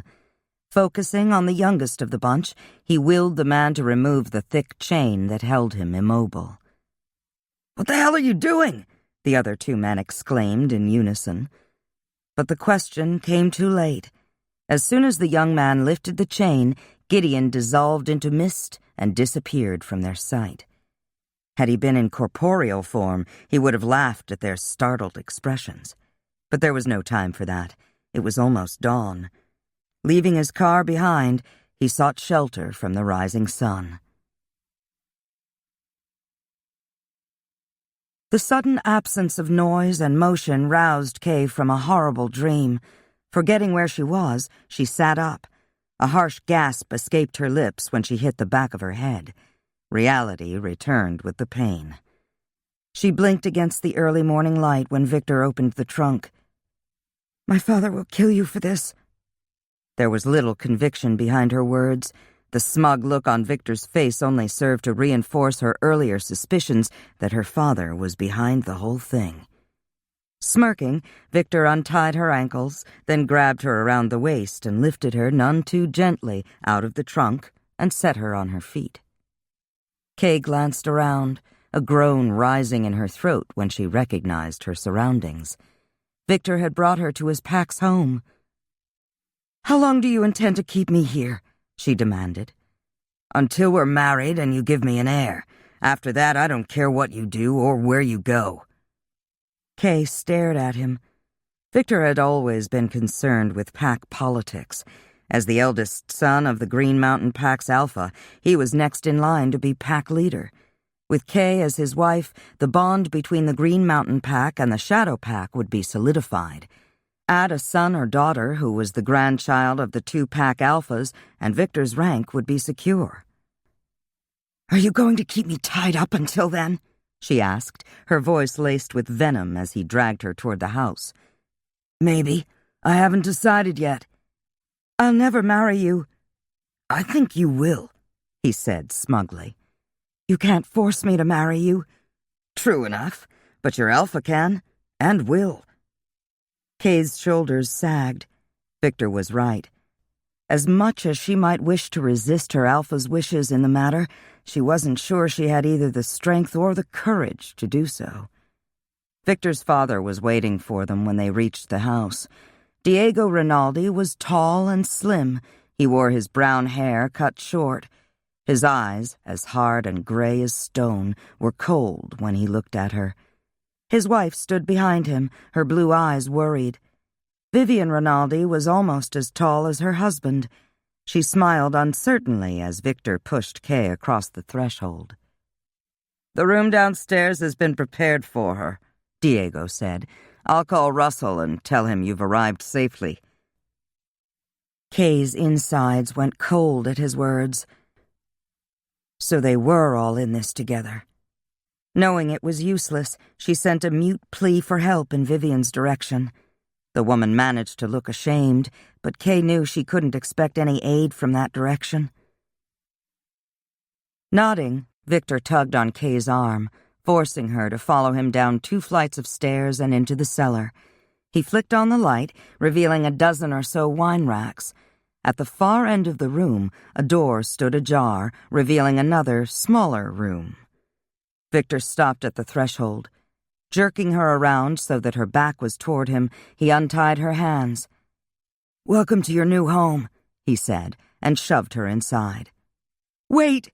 She whirled around, but he had already closed the door. She heard a sharp click as he turned the lock. "Victor!" She pounded on the door. "Victor, let me out of here!" Blowing out a breath, she turned around, her gaze moving quickly over the room. Until recently, she guessed it had been used for storage. Now there was a twin bed covered by a patchwork quilt, a small round table, and a ladder-back chair in one corner, a sink and a porta-potty in the other. Filled with restless energy, she removed her shoes and paced the floor. She had to get out of here before her father showed up with a priest, before she was forced into a marriage she didn't want to a man she loathed. She had no doubt Victor would let her go once she gave him a child. She was just as certain that he wouldn't let the child go with her, thereby keeping her under his thumb, at least until the child was grown. It sounded all too horribly familiar. Only a short time ago she had declared that she never wanted to live the way her mother had. "I know," her mother had replied, "but I'm afraid you don't have any other choice." Kay shook her head. She refused to believe that. There was always a choice. Right now, her biggest concern was Gideon. Was he all right? Had her father killed him? She closed her eyes, searching for him with her mind, but all she found was a dark abyss. "Calm down," she murmured. Pressing one hand to her heart, she fought down her rising panic. The sun was up. He was probably asleep. Please, Lord, let him be resting. Sinking down on the bed, she stared at the ceiling. He had to be all right. The worst times of her life, the best times, had been spent with Gideon. She couldn't lose him now. It didn't matter that he was a vampire and she was a werewolf, or that they were supposed to be enemies, or that she would have to change her lifestyle to be with him. Without Gideon, nothing would ever matter again. Tears stung her eyes, and she blinked them back. She had endured worse than this at Vera's hands and survived. She wouldn't cry, wouldn't give Victor or her father the satisfaction of hearing her beg or seeing her tears. She was the daughter of an alpha, and she would act the part, even if her heart was breaking.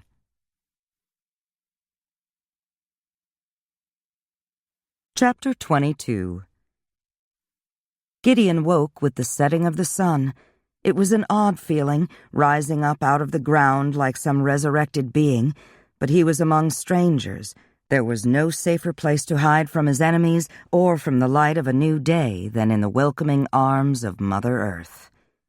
Miraculously, the creatures who spent their lives underground avoided him. Dirt didn't cling to his body or his clothing. When he had first been made, he had spent months trying to figure out why. Now, he simply took it for granted, as he did so many of the other supernatural perks that came with being one of the undead. Running a hand through his hair, he opened his preternatural senses, searching for his link to Kay. "Gideon?" Her voice rang out in his mind.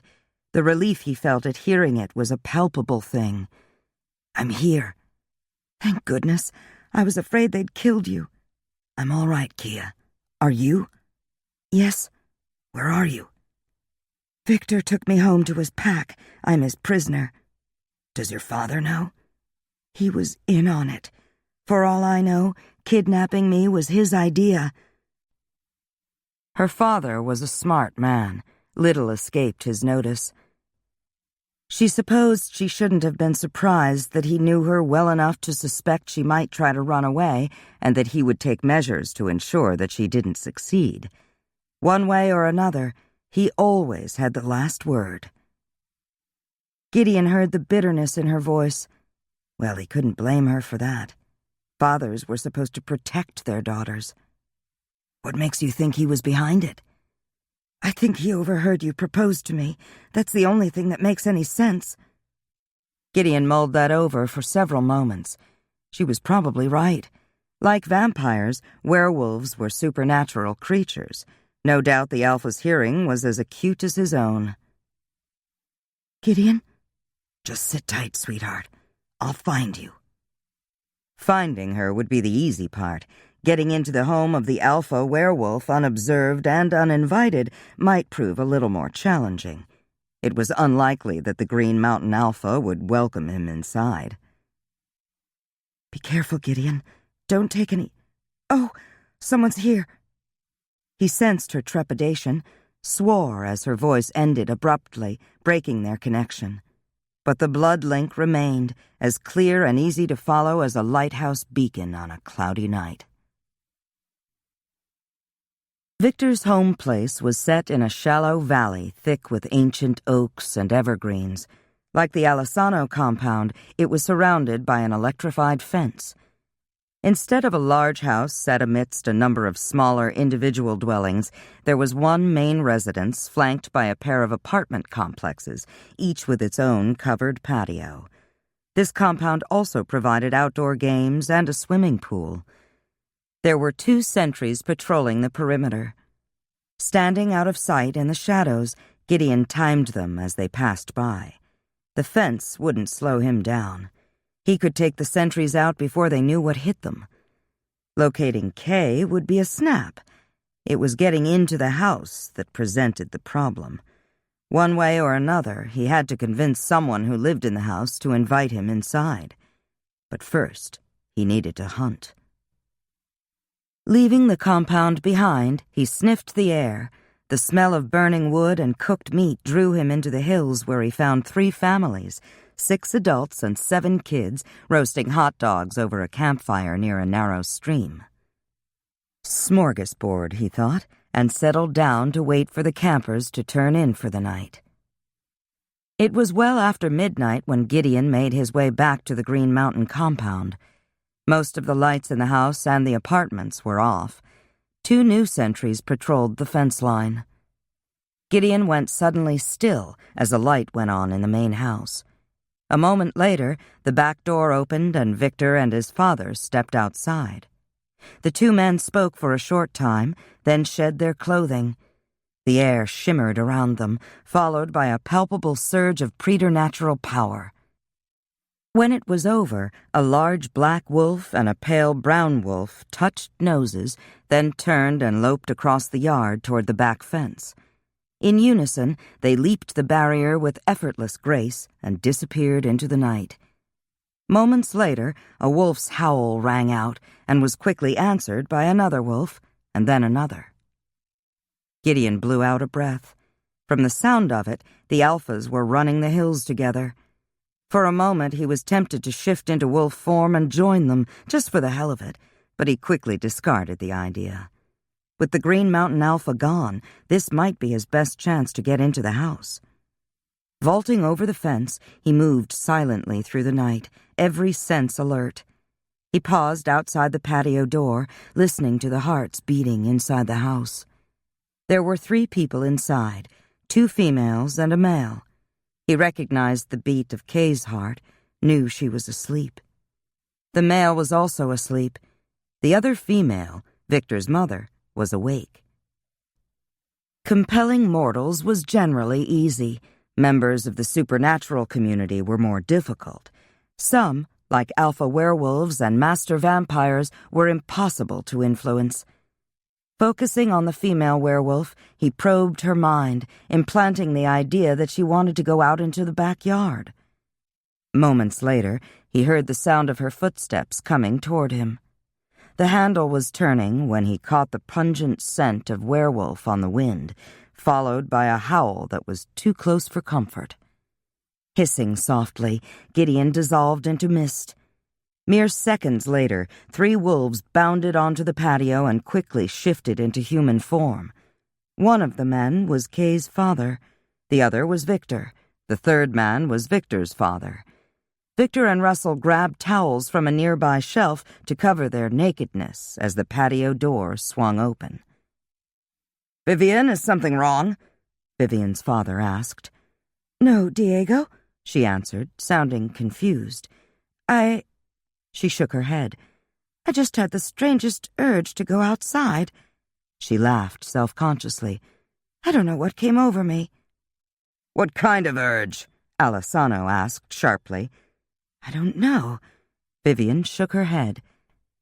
"I can't explain it. I didn't really want to go outside, but I couldn't seem to stop myself." Alessano and Diego exchanged glances. Diego frowned.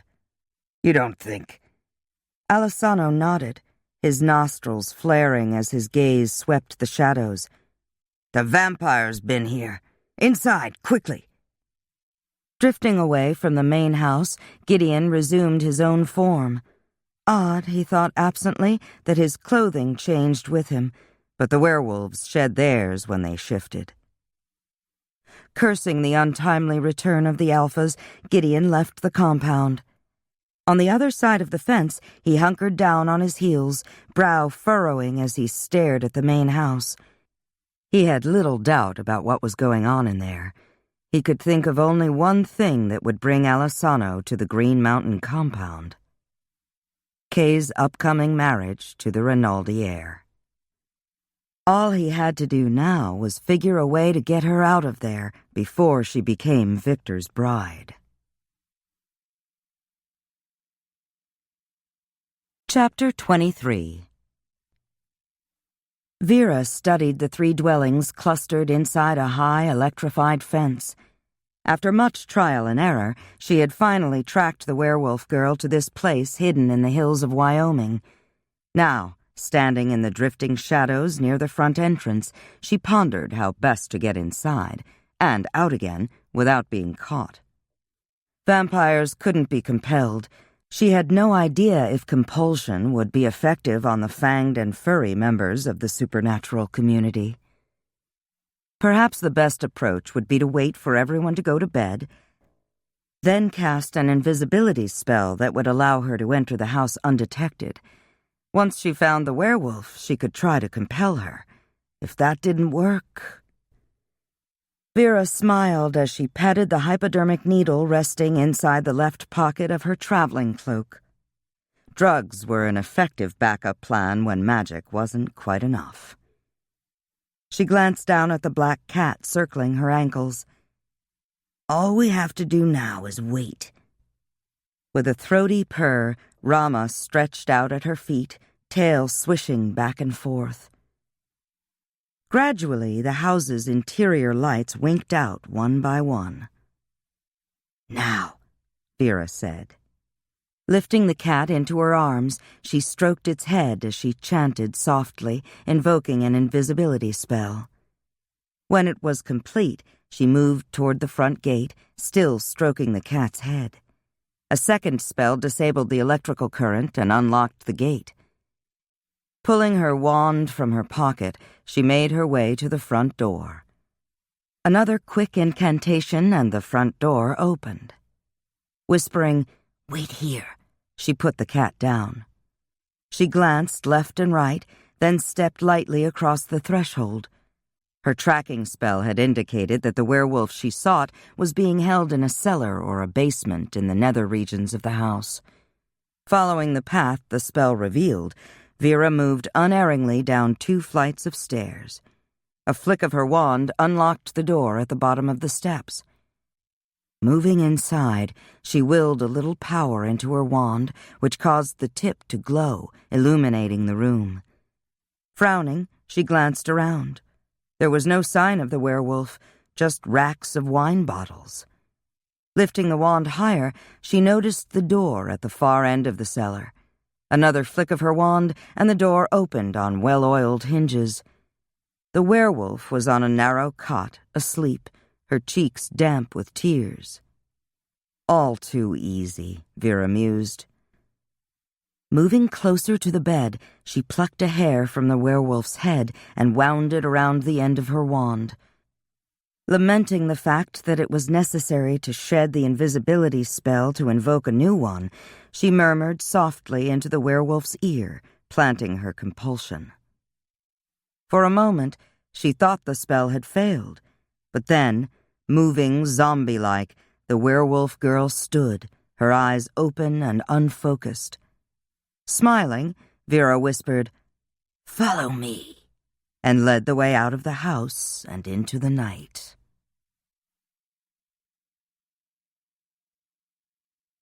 Gideon leaned forward, his eyes narrowing as the wind shifted, carrying with it a scent he would never forget. Vera. Damn. He had told Kay the witch didn't have the nerve to beard the lion in his den. Just proved how wrong he could be. The witch had to be desperate to risk coming here, and that meant Kay's life was in danger. With preternatural speed, he was on his feet. He rounded the front corner of the house in time to see Vera step out onto the porch. Kay followed close behind, her movements wooden and unnatural. Gideon stared at her, his hands clenching when he noticed the glazed look in her eyes. Damn the witch! She had put Kay under some kind of spell. Muttering, "You can't have her," Gideon flew across the yard. The black cat hissed. Vera raised her wand and screeched an incantation, but by the time the words had passed her lips, Gideon had wrapped Kay in his arms and vanished from sight. Vera stood momentarily frozen, like a deer caught in the lights of an oncoming truck. While she was trying to decide what to do next, the porch light came on.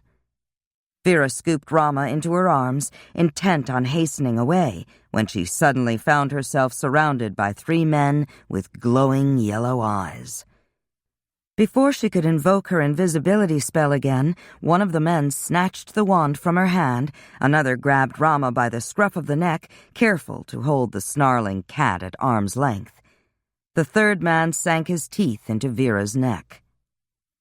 Standing in the shadows a safe distance from the house, with Kay cradled tightly against his chest, Gideon watched it all happen. At the werewolf's bite, the witch went limp as a rag doll, offering no resistance as the werewolf dragged her into the house. The other 2 men followed. The last one inside slammed the door. Gideon glanced at the sky. Dawn was only minutes away. With that in mind, he summoned his power and willed himself and Kay to his lair in Arizona. He figured they would be safe there, at least for now, what with Vera being held by Victor's family. He would have much preferred his lair in New York, but the sun was already shining there. Moments later, Gideon sat on the sofa in the living room of his Phoenix lair with Kay still cradled in his arms. Kissing the top of her head, he whispered her name. She didn't stir, simply stared blankly into the distance. "Kia!" He shook her shoulder. "Damn it, Kia, snap out of it!" Still nothing. He tried speaking to her mind, but it was closed to him. Gideon cursed softly.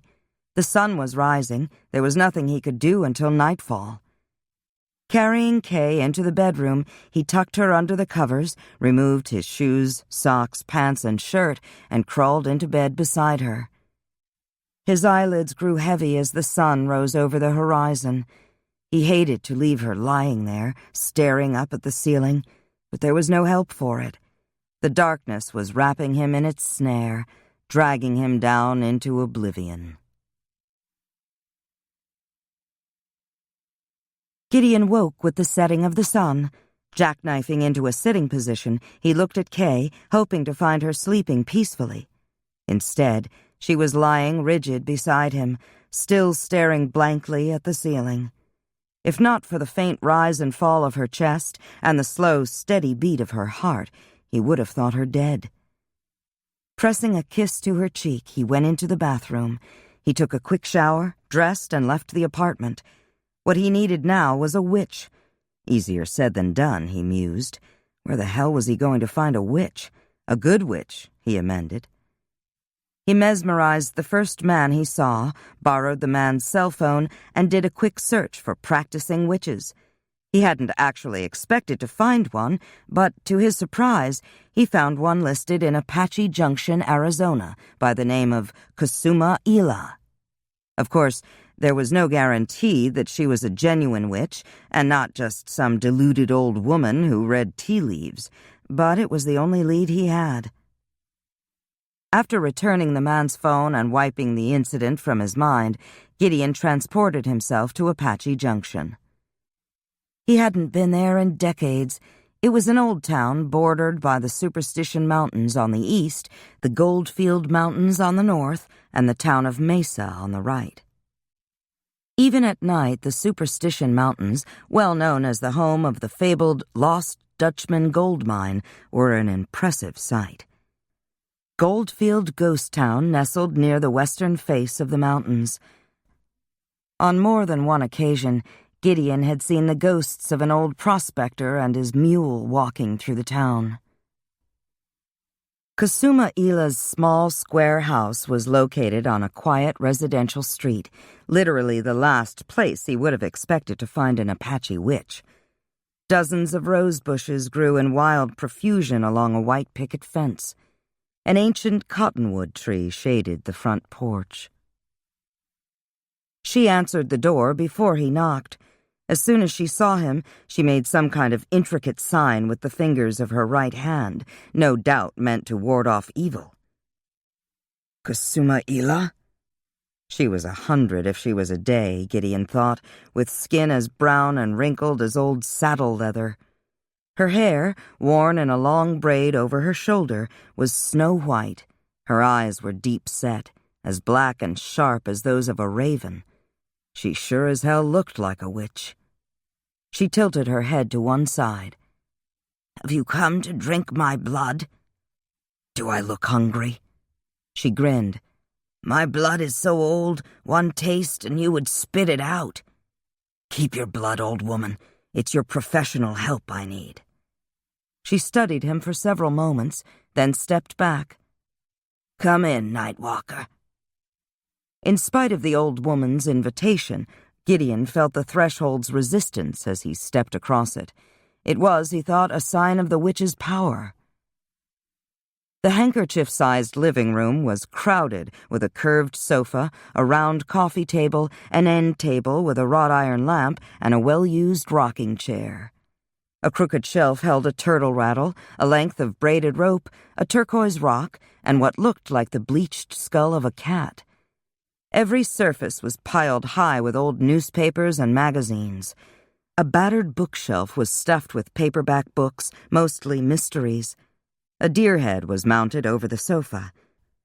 A pretty yellow canary occupied a white wicker cage in one corner. 2 black cats were curled up beside the rocker. The witch cleared off a section of the sofa and gestured for Gideon to sit down. When he was seated, she lowered herself into the rocking chair. "What brings you here?" "My woman is under some sort of enchantment cast by another witch. I want to know if you can break it." "What kind of enchantment?" "She doesn't respond to anything. It's like she's asleep with her eyes open." Kusuma Ila nodded as she rocked back and forth. "It's a simple spell, easily undone." "That's great. Can you come now?" "No, you must bring her here. I didn't live to be an old woman by taking foolish chances or visiting the lairs of nightwalkers after dark." Gideon chuckled. "Right," he said, liking her humor and her forthright attitude. "Is now a good time?" She nodded. "I'll be here." "I'll be back in a few minutes." Since the witch knew what he was, Gideon didn't see any reason to hide his powers from her. A thought took him back to his place. Kay was as he had left her. He lifted her gently into his arms, then willed himself back to Kusuma Ila's crowded house. If the old woman was startled by his abrupt reappearance in her living room, it didn't show on her weathered countenance. "Put her on the sofa." Gideon did as she instructed. Rising, the witch hobbled toward the sofa. "Who did this to her?" "A witch named Vera." "Ah." "You know her?" Kusuma Ila nodded. "I know of her. Nothing good." "I can believe that," he muttered darkly. Kusuma Ila nodded to herself, then left the room. She returned a moment later bearing a wooden bowl, an eagle feather, a book of matches, and a small bag. She set the bowl on the coffee table, opened the bag, and poured the contents into the bowl. After striking a match, she set the bowl's contents on fire. Blue smoke rose in the air, and with it the sense of sage and sweetgrass. Murmuring softly in what Gideon assumed was Apache, Kusuma Ila waved the eagle feather over the bowl, drawing the smoke toward Kay. Gradually, the old woman's chanting grew louder, stronger. This went on for several minutes. Gideon stood near Kay's head, his hands clenched into fists as the old witch's power filled the room. He could feel it pushing against him, moving over his skin like an invisible hand. It didn't hurt, but it made the hair on his arms stand at attention. With a sharp cry, Kusuma Ila dropped the feather on the table, then clapped her hands together 3 times. Gideon swore in amazement when Kay blinked, gasped, and then sat up, her expression bemused as she glanced around. "What happened?" She looked up at Gideon. "Where are we?" Taking her hand in his, he gave it a squeeze. "I'll tell you all about it later. Kusuma Ila, thank you. What can I give you in return?" "The wand of the witch who enchanted your woman." "That might not be so easy to obtain. If I can't get her wand, would you settle for a broom?" Kusuma Ila lifted one brow, apparently not amused by his reference to witches and their ubiquitous brooms. "It's the wand or nothing." "And if I can't get it?" "Don't worry," Kusuma Ila said with a wave of her hand. "If you can't, you can't. No harm will befall you or your woman." "I'll do my best to get it," Gideon promised. "That's all I ask." "Yadalon, Nightwalker." "Until we meet again, old one," Gideon replied. He took Kay to his lair in New York. "So," she said when they were safely curled up on the sofa in his apartment, "what happened? Who was that old woman? How did I get there? And why can't I remember?" "Slow down, darling. One question at a time." "Vera managed to get inside Victor's house. I saw her coming out. Apparently she put some sort of spell on you. It left you like like a zombie, I guess. You didn't talk, you didn't blink. I took you to my lair in Phoenix, then went looking for a witch to see if she could break the spell. And she did." Kay digested what he had told her, her brow furrowed thoughtfully. All I remember is going to sleep at Victor's and then waking up in that old woman's house. She frowned. All hell must be breaking loose back home. Victor was probably furious, her father too. They were no doubt scouring the countryside looking for her. She didn't want to think about what would happen if they found her. For a moment, the thought frightened her, and then anger took over. If anyone should be furious, it was her. She'd been kidnapped, thrown in a trunk, and locked in a cellar. Enough was enough. Kia, are you all right? What? Oh, of course. How on earth did you find a witch? The yellow pages, Gideon said, laughing. You're kidding. Nope. Just looked under witches, and there she was. The only one in the book. That's amazing. I never knew witches advertised. Kay shook her head. After our experience with Vera, I'm surprised you went looking for another one. You were under a witch's spell. I didn't know any other way to break it. So, she asked after a moment, where's Vera now? Your future father-in-law has her. I feel sorry for her then. Victor's father hates witches even more than he hates vampires. How the devil can you feel sorry for her? Gideon shook his head in disbelief. Vera would have killed you in a heartbeat and dragged me back to her torture chamber if she'd had the chance. I hope to hell he kills her. That's the only way you'll ever be safe. Hey, she admonished as his eyes went red. Don't go all vampire on me, okay? He took several deep breaths. Sorry. Gathering her into his arms, Gideon kissed her cheek. I proposed to you a while back, and if I remember correctly, you said yes.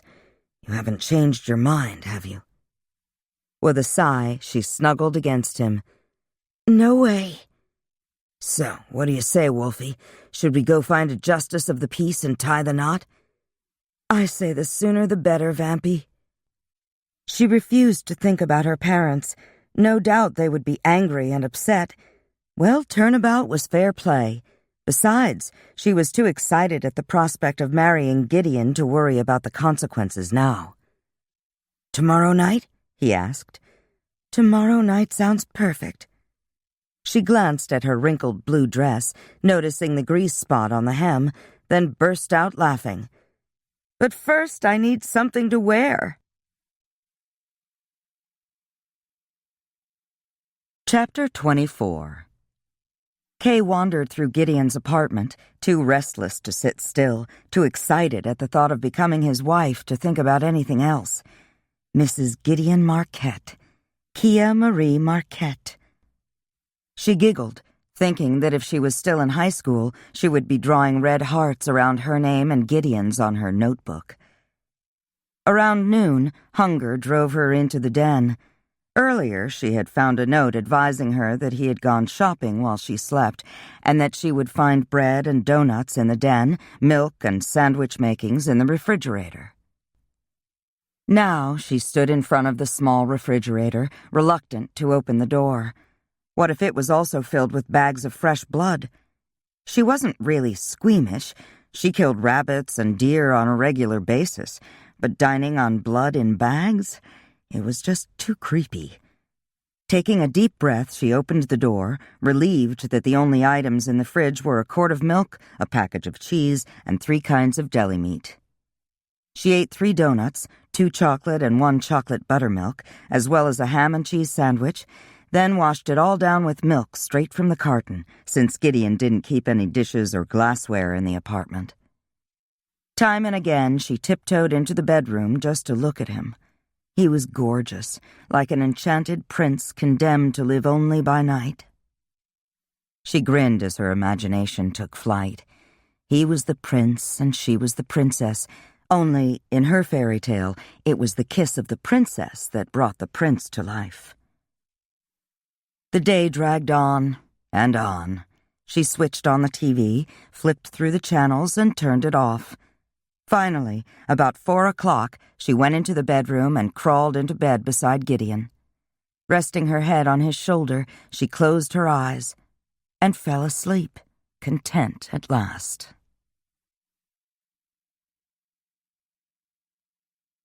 Gideon woke with the soft, round curves of Kay's body pressed close to his side, one of her legs lying across his, her breath warm on his neck, her hair like silk against his shoulder.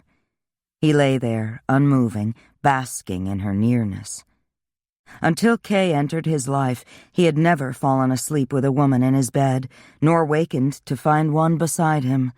It was a rare pleasure, and a sign of his complete trust in her that he allowed her to know where he took his rest. Tonight, she would be his bride. The thought made him smile. He had never expected to marry anyone, let alone a werewolf. He chuckled softly. A strange union, that, vampire wed to werewolf, monster to monster. "What's so funny?" she asked, nudging him in the side. "We are." Kay raised up on her elbow and stared down at him. "Why do you say that?" she asked, looking offended. "You don't find it amusing, a marriage between a vampire and a werewolf?" "No, I find it strangely romantic." "Strange is the word, all right." "Well, I'm sorry you feel that way." Scooting to the far side of the bed, she sat up, her arms folded over her breasts. "Maybe you'd like to call the wedding off." "Hey, Wolfie, I didn't mean to hurt your feelings, but come on, have you ever heard of a vampire and a werewolf getting hitched? It's like a cat marrying a mouse, or a lion falling in love with a lamb." "Well, when you put it that way, I guess it is unusual." In a blur of movement, he was beside her, his arms stealing around her waist, drawing her back down on the mattress beside him. "You don't want to fight on our wedding night, do you?" His hand slid under the slip she had worn to bed, caressing her thigh, sliding up and down in long, sensual strokes that made her toes curl and her stomach clench with pleasure. "Kia?" "No," she gasped as his hand moved to her belly. "I don't want to fight, but I still need something to wear." "Women," he muttered good-naturedly. "All they think about are clothes." "And chocolate," she said, "and right now I need both." "Here." Quitting the bed, Gideon pulled a pair of sweats and a t-shirt from his closet and tossed them to her. Kay looked at him, one brow raised. "This is getting to be a habit," she muttered darkly. He shrugged one shoulder. "Well, you could go out as you are. You look mighty fetching in that slip. Of course, people are likely to stare." With an incredulous shake of her head, Kay turned her back to him, yanked the slip over her head, and pulled on the sweatpants and t-shirt. Both were miles too big. Sometime in the near future, she was going to buy a few outfits and leave changes of clothes in each of his lairs. "I just hope you don't expect me to wear your shoes," she muttered irritably. "Don't worry, Wolfie," he said, stifling a grin. "Your feet won't touch the ground." He was as good as his word. Sweeping her into his arms, he transported them to the sidewalk in front of Bloomingdale's. Kay didn't know whether to blush or laugh when he carried her up to the 3rd floor. One of the sales clerks, ever polite no matter the circumstances, came forward. She tisked softly as she noted Kay's outfit. "My dear, I can see that you need help immediately." "You have no idea," Kay said, squirming in Gideon's arms. "Gideon, put me down." He lowered her to her feet, her bare feet, and bowed from the waist. "I'm going downstairs. I'll meet you back up here in, what, an hour?" "At least," the saleswoman said emphatically. Gideon had been waiting about 10 minutes past the agreed-upon hour when Kay finally emerged from the dressing room wearing a clingy pink sweater and a pair of slinky black pants. Sometime during her shopping spree, she had bought a pair of shoes. He paid the bill, then picked up 2 large brown bags. "Ready?" A smile twitched the corners of her mouth. "Aren't you going to carry me home?" Gideon glanced at the numerous shoppers milling around, several of whom were glancing surreptitiously in their direction. "Not right now." Their next stop was the wedding salon on the 8th floor of Macy's, where Kay bought the first gown she tried on. White heels and a shoulder-length veil came next, and she was ready to go in less than 20 minutes. Gideon shook his head as they left the store. It took you over an hour to pick out some jeans and sweaters, and less than 30 minutes to buy a wedding dress? I loved the first one I tried on. What was the point in going through a dozen more? None, I guess. Next stop, Las Vegas. Kay knew she looked like a tourist, but she couldn't help staring as Gideon led the way toward one of the casinos. She had heard about Vegas. She had seen pictures online and on TV and in movies, but the real thing was amazing. Cars, taxis, campers, and RVs crowded the streets. The sidewalks were thronged with people, many of them tipsy, and all of them apparently having the time of their lives. She saw men and women in shorts and flip-flops, men in suits and ties, women in dresses and heels, and everything in between. The hotel lobby was lavishly appointed. Imported carpets muted her footsteps. Sofas and chairs covered in plush velvet vied for space with low tables, potted palm trees, and exotic statues. The whole place reeked of opulent decadence. The clerk at the desk informed Gideon that there were no vacancies. Nevertheless, 5 minutes later, they were checking into a luxury suite on the top floor. "How did you do that?" Kay asked. "He said every room was either booked or reserved." "A little mind control, that's all." "That's all," she muttered under her breath. "Just a little mind control." With a shake of her head, she draped her wedding gown over the back of a chair. "Now what?" "We need to get to the marriage license bureau over on Clark." "I didn't even think about a license," Kay said, glancing at her watch. "Isn't the office closed by now? It's after 9. "Honey, everything is open late in Vegas, including the license bureau. They call New York the city that never sleeps, but the title really belongs to Vegas. Are you ready? Then let's go." Getting a license was remarkably easy. No blood tests were required. Since Kay didn't have any identification with her, Gideon performed another bit of mind magic to convince the clerk that he had seen her ID. Gideon showed the man his driver's license, handed over $60 cash, and the clerk handed them a marriage license good for 1 year from the date of issue. "I wish I had that mind control thing," Kay remarked when they returned to their room. "Comes in handy, that's for sure." Kay kicked off her shoes. "Since there's no hurry, I'm going to take a shower." "Okay." "Did you buy something to wear to the wedding?" "Of course," he said with a wink. "What do you think's in that garment bag hanging on the door?" She smiled at him as she picked up her wedding gown and headed for the bedroom. "I won't be long."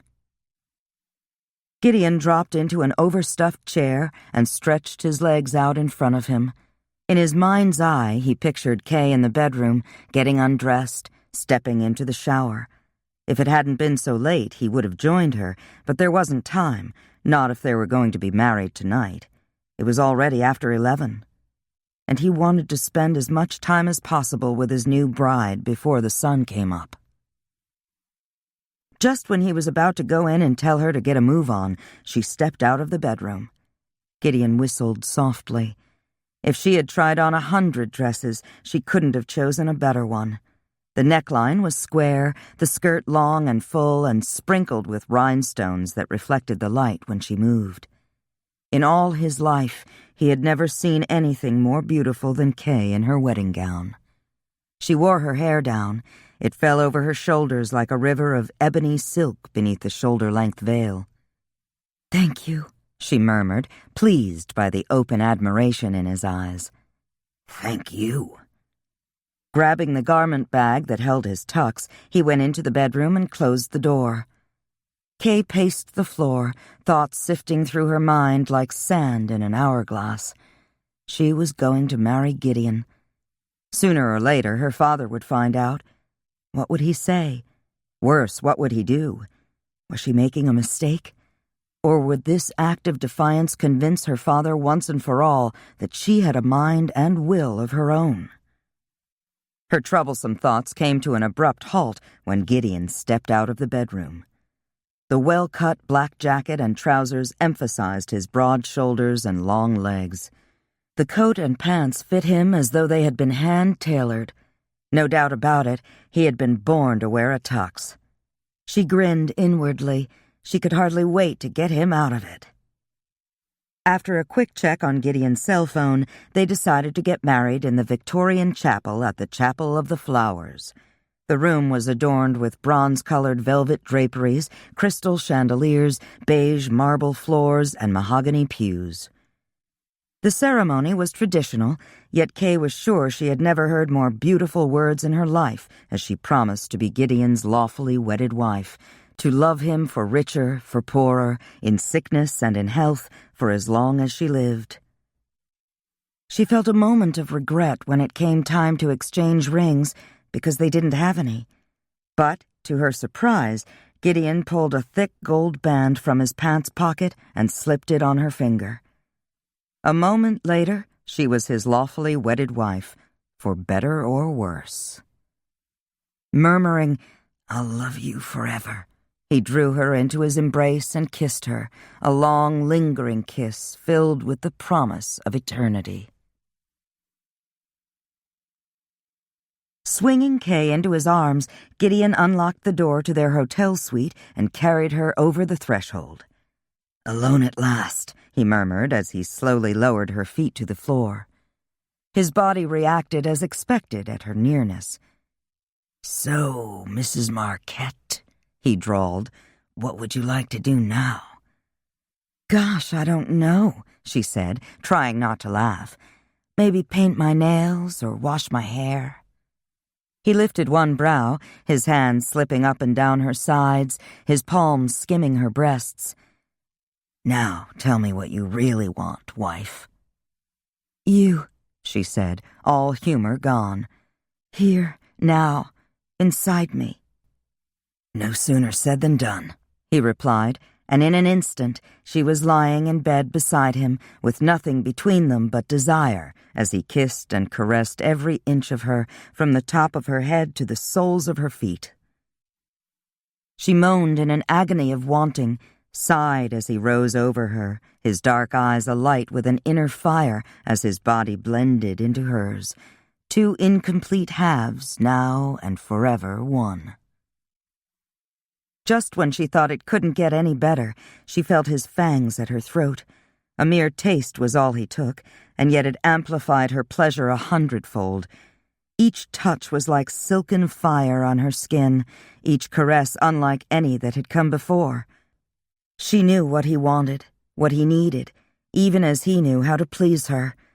Each kiss, each bold stroke carried her past pleasure, past bliss, to nirvana. She held him close, closer, her nails raking his back.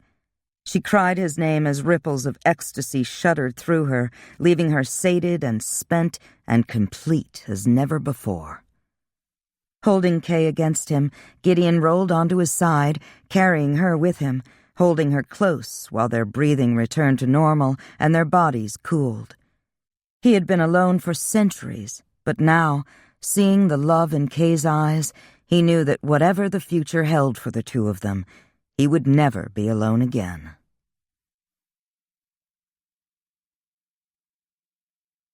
Chapter 25. Jaw clenched, his thoughts churning with malice, Victor Rinaldi paced up and down the length of the driveway. Try as they might, threaten as they would, the witch refused to tell him or his father why she had been in the compound, who had taken Kia, or where they might have gone. Kia. Damn the girl. She was more trouble than she was worth. Almost. If she wasn't an integral part of his plans, he would consider himself well rid of her. But marrying the Shadow Pack heir was the only way to assure a lasting bond between the two packs. The only way he could one day take over leadership of Alessano's pack, and his own as well. He slammed his fist against a tree. He was tired of being a civilized werewolf, tired of hiding his true nature, tired of pretending he was content to hunt rabbits and deer when he hungered for human flesh, thirsted for human blood. The alpha of the Shadow Pack and his own alpha had grown soft, almost as if they'd forgotten that werewolves were superior to all other forms of life. In the old days, werewolves had been feared, and rightly so. The ancients had sacrificed their young to his kind, the loss of a few to save the many. But in this time and place, humankind no longer believed in the supernatural. Of course, the fault didn't just lie with the werewolves. Vampires and witches had also disguised their true natures, walking undetected among mortals, lulling humankind into a false sense of security. He had never understood why. There wasn't a werewolf, vampire, or a witch alive who wasn't smarter, faster, or more powerful than any human who had ever walked the earth, and yet the whole supernatural community pretended to be what they weren't. But he intended to change all that. It would take a little time, a little patience, and a good deal of planning, but he would do it, or die trying. Once Kia was his wife, and her pack had accepted him as one of their own, he would arrange for her and her father to meet with an unfortunate, fatal accident, at which time he would step in and assume the role of alpha. And then, after a suitable amount of time, he would dispatch his own father, and in doing so, become alpha of both packs. United under one leader, they would be invincible. Other packs would follow his lead, and his kind would take their rightful place in the world. He smiled as he envisioned the kind of life he yearned for. When he was alpha, he would claim the woman he truly desired. Celine was a full-blooded werewolf, far more suited to be his mate than Alessano's half-breed daughter. With Celine at his side, he and his kind would be able to live the life they were meant to live. Humans would quickly learn they were no longer at the top of the food chain. But first, he had to find a way to make that damn witch tell him what she knew. Vera stood against the wall, her hands bound behind her back, her expression impassive as the alpha's son strutted back and forth in front of her. She had been stunned by their ability to render her powerless. How had they known that binding her hands with rope braided with sprigs of rowan would negate her powers? She had spent hours turning it over in her mind, finally concluding that being supernatural creatures with weaknesses of their own, they had most likely studied the strengths and weaknesses of vampires and witches, searching for ways to subdue their enemies for just such an occasion as this. Few people these days were aware that rowan wood had often been used by druids for staves. Its branches had been used by people of old for dowsing rods and magic wands. Some believed rowan protected homes from lightning. Others held to the belief that it could keep the dead from rising. An ancient legend claimed the devil had hanged his mother from a rowan tree. Vera yawned in the boy's face when he threatened her life again. Insolent pup, she thought scornfully, so full of himself, so certain he had the upper hand. Which, at the moment, he did. But she was counting on the fact that he needed her alive to obtain what he desired. Face mottled with rage, he slapped her once, twice, 3 times. The sound of his hand striking her echoed like gunshots off the stone walls. "There will be no food for you, no water, no rest, until you answer my questions." Cheeks burning from the force of his blows, she shook her head and repeated the answer that had made him so angry. "I cannot help you." He could threaten her until he was blue in the face, beat her until she was too weak to stand, but she would never tell him what he wanted to know. She needed the werewolf girl for her own ends. As for the son of the Green Mountain Pack's alpha, he could go straight to hell. And when she escaped from this place, as she surely would, she intended to send him there. He stared at her for several minutes, his frustration a palpable presence in the room, and then he spun on his heel and stormed out the door. Vera exhaled a sigh of relief. Yesterday he had quizzed and questioned her for hours. Grateful for a reprieve, she was about to sink down on the floor when the door flew open and her tormentor stepped inside, carrying a covered box. Vera gasped when Victor removed the cover, revealing a cat carrier. Rama meowed loudly when he saw his mistress. "You will tell me what I want to know now," Victor said, "or I will slit the cat's throat and drink its blood."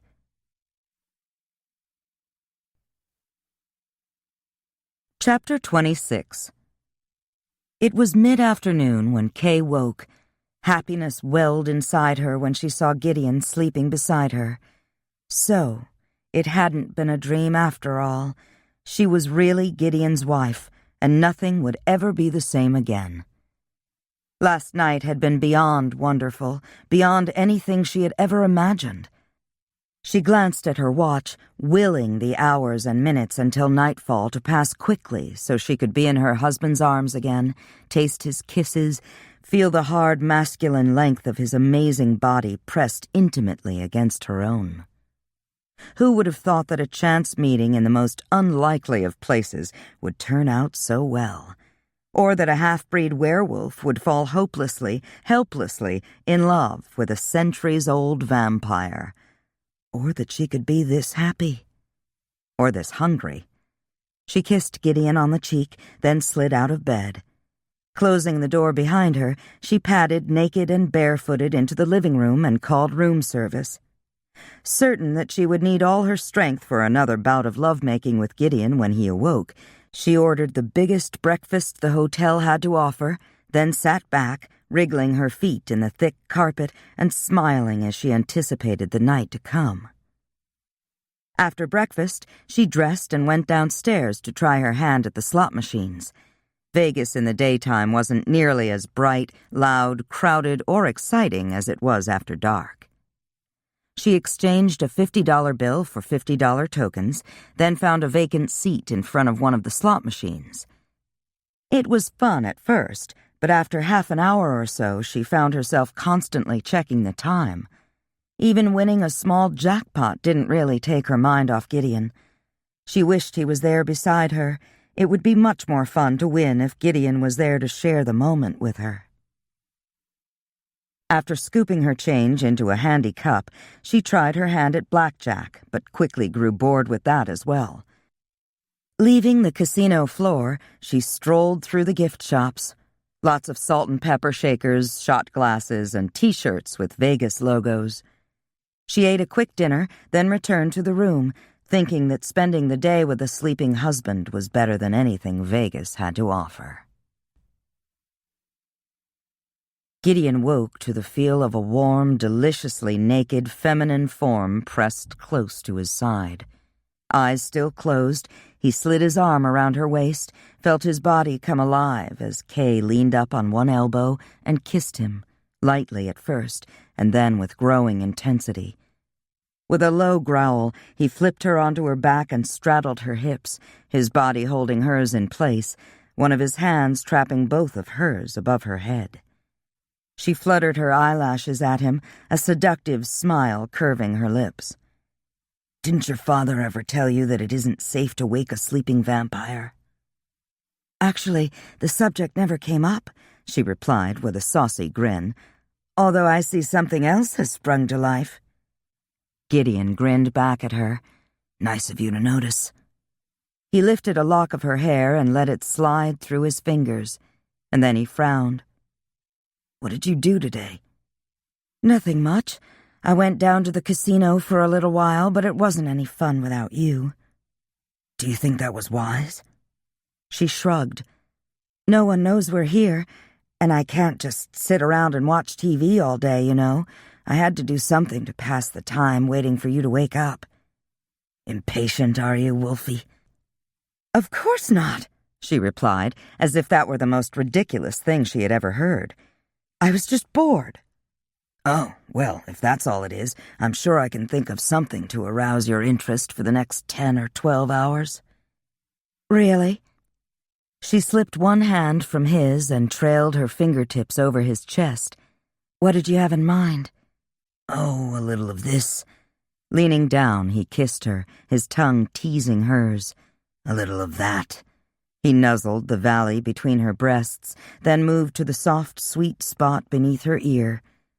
Writhing beneath him, she murmured, "I'd like a little more of that." Chuckling, he ran his tongue along the side of her neck, then grazed her skin with his fangs. "More." She cupped the back of his head in her hands, holding him in place as she turned her head to the side. "Do it," she urged. "Bite me." There was no way to resist, not when he could hear the way her heartbeat accelerated, the whisper of her life's blood flowing hot and sweet through her veins. She moaned softly as his bite coincided with the joining of his body to hers. Her hands moved restlessly up and down his back as pleasure upon pleasure swept through her. There was a dull roaring in her ears that gradually morphed into the sound of someone pounding on the door. Confused, she looked at Gideon. His expression brought her quickly back to reality. Springing from the bed, he hissed, "Your father is here, and he's not alone. Victor and his father are with him." Jackknifing into a sitting position, Kay grabbed the bedspread and wrapped it around her, toga style. "How did they find us?" "Vera," he swore under his breath. "Why would she tell them?" "Oh." Gideon nodded. Vera wanted his blood. Victor wanted Kay. There was another knock on the door, louder this time. "What'll we do?" Kay asked, her gaze darting around the room. "Get the hell out of here." He reached for her hand as the door burst open. Russell and Victor and Diego Rinaldi rushed into the room.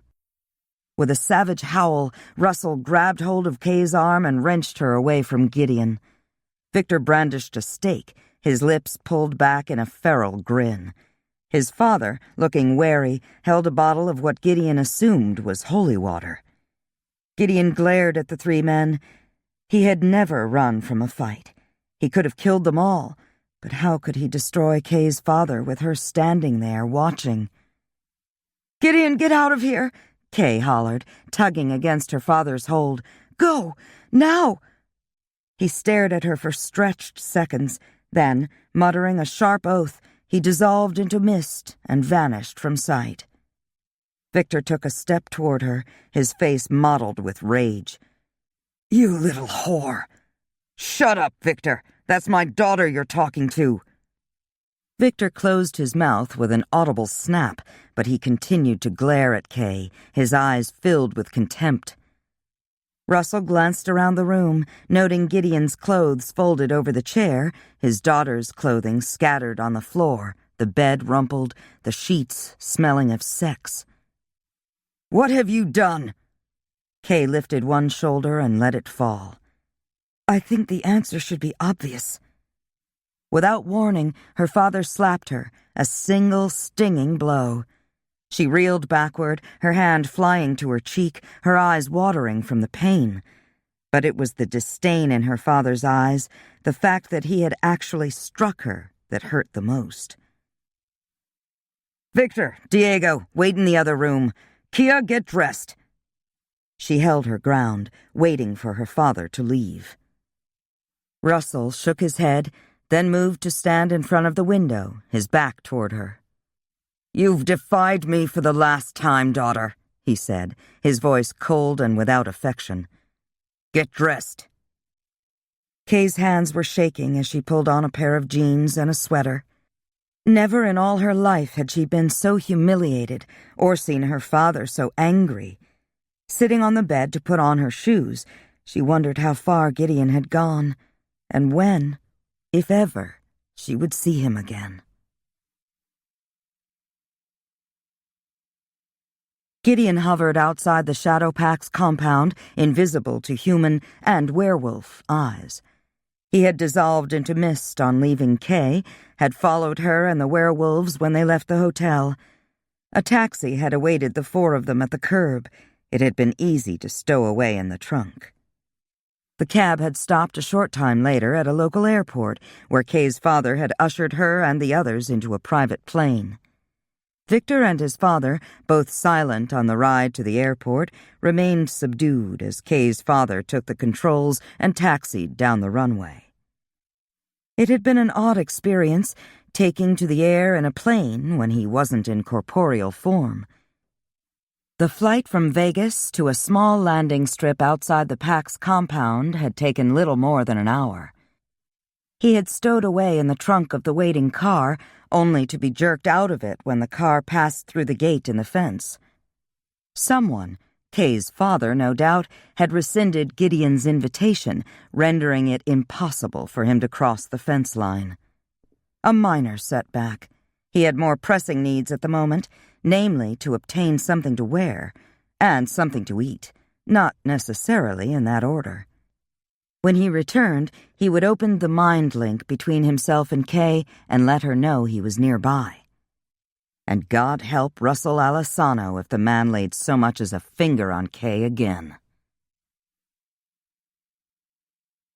Kay felt like a condemned felon as her father escorted her to one of the tiny rooms in the basement. They were little more than cells, really, a place where he confined new wolves who were having difficulty making the transition, or wolves who wantonly disobeyed PAC rules. She supposed she fit the latter category. Sitting on the narrow cot, with her knees drawn up to her chin, she stared at the wall. She had been locked up 3 times in a remarkably short period, first by Vera, then by Victor, and now by her father, and she was getting mighty damn sick of it. She was on her honeymoon, for crying out loud. She should be with Gideon, not locked up like a common criminal. She growled low in her throat when she recalled the way Victor had looked at her, as if she was some kind of whore. Where did he get off judging her when he had kidnapped her? She frowned, certain he wouldn't have dared such a thing without her father's approval, and just as certain that her father had given it. As if conjured by thought, the door opened and her father stepped into the room. One look at his face and she went cold all over. She had only seen that expression once before, when he had sentenced a rogue werewolf to death. He closed the door behind him. "We need to talk." Those 4 words always meant bad news. Unable to help herself, she began to tremble.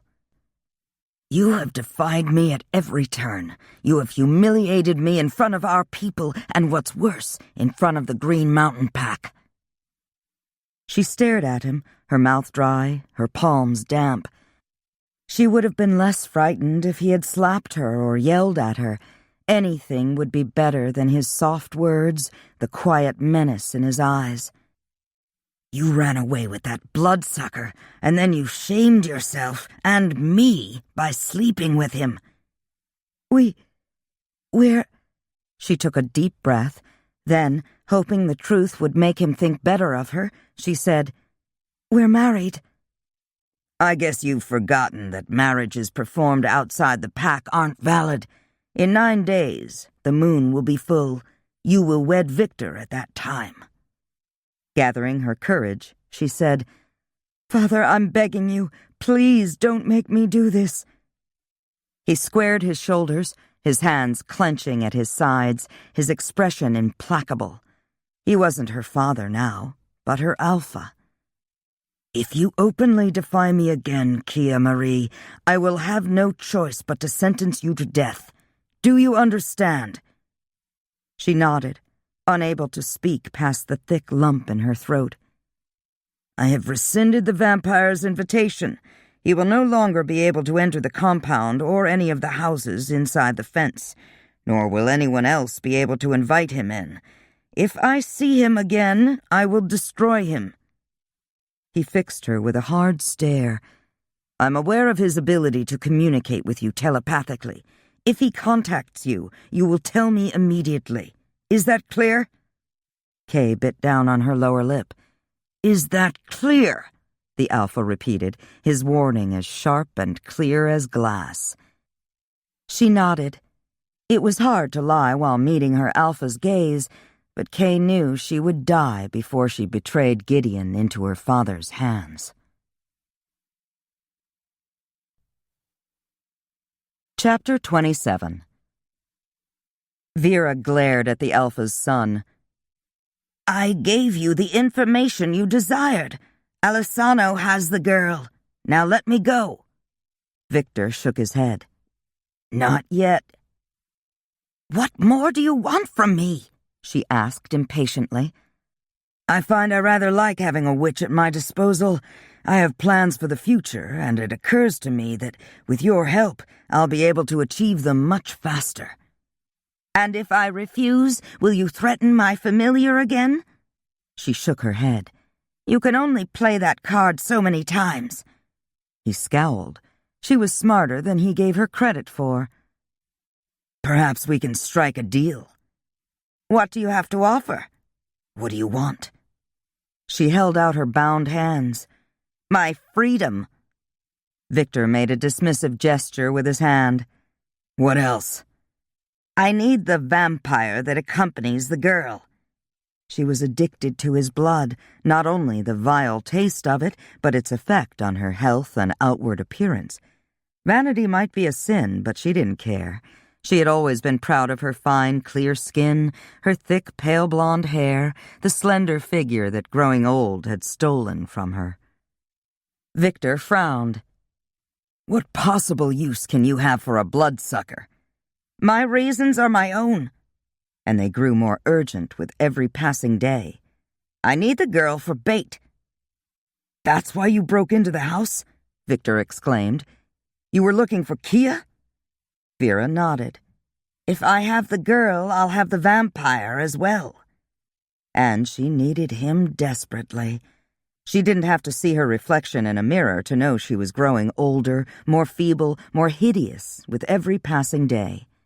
Her ugliness was evident in the revulsion in the boy's eyes every time he looked at her. Victor frowned thoughtfully, then nodded. Agreed, but with one condition. I'm listening. Once you have the vampire, I want you to kill the girl. My pleasure. Victor grinned. There's just one other condition. The girl must live long enough to give me an heir. Until then, you'll remain here. No, she shrieked. I need the bloodsucker now. That's my deal, witch. Take it or leave it. She hissed at him, but in the end, she knew she had no other choice. Forcing a smile, she said, I'll take it. Make that 2 conditions, Victor decided. What else do you want? She hissed the words at him. Tell me why you need the vampire. I need his blood. Very funny, he muttered, then frowned thoughtfully. You're serious, aren't you? She didn't answer, just glared at him. With a shake of his head, the Alpha's son left the basement. You'll rue the day you were born, Vera murmured. When I'm free, you'll curse the man who spawned you and the woman who gave you life.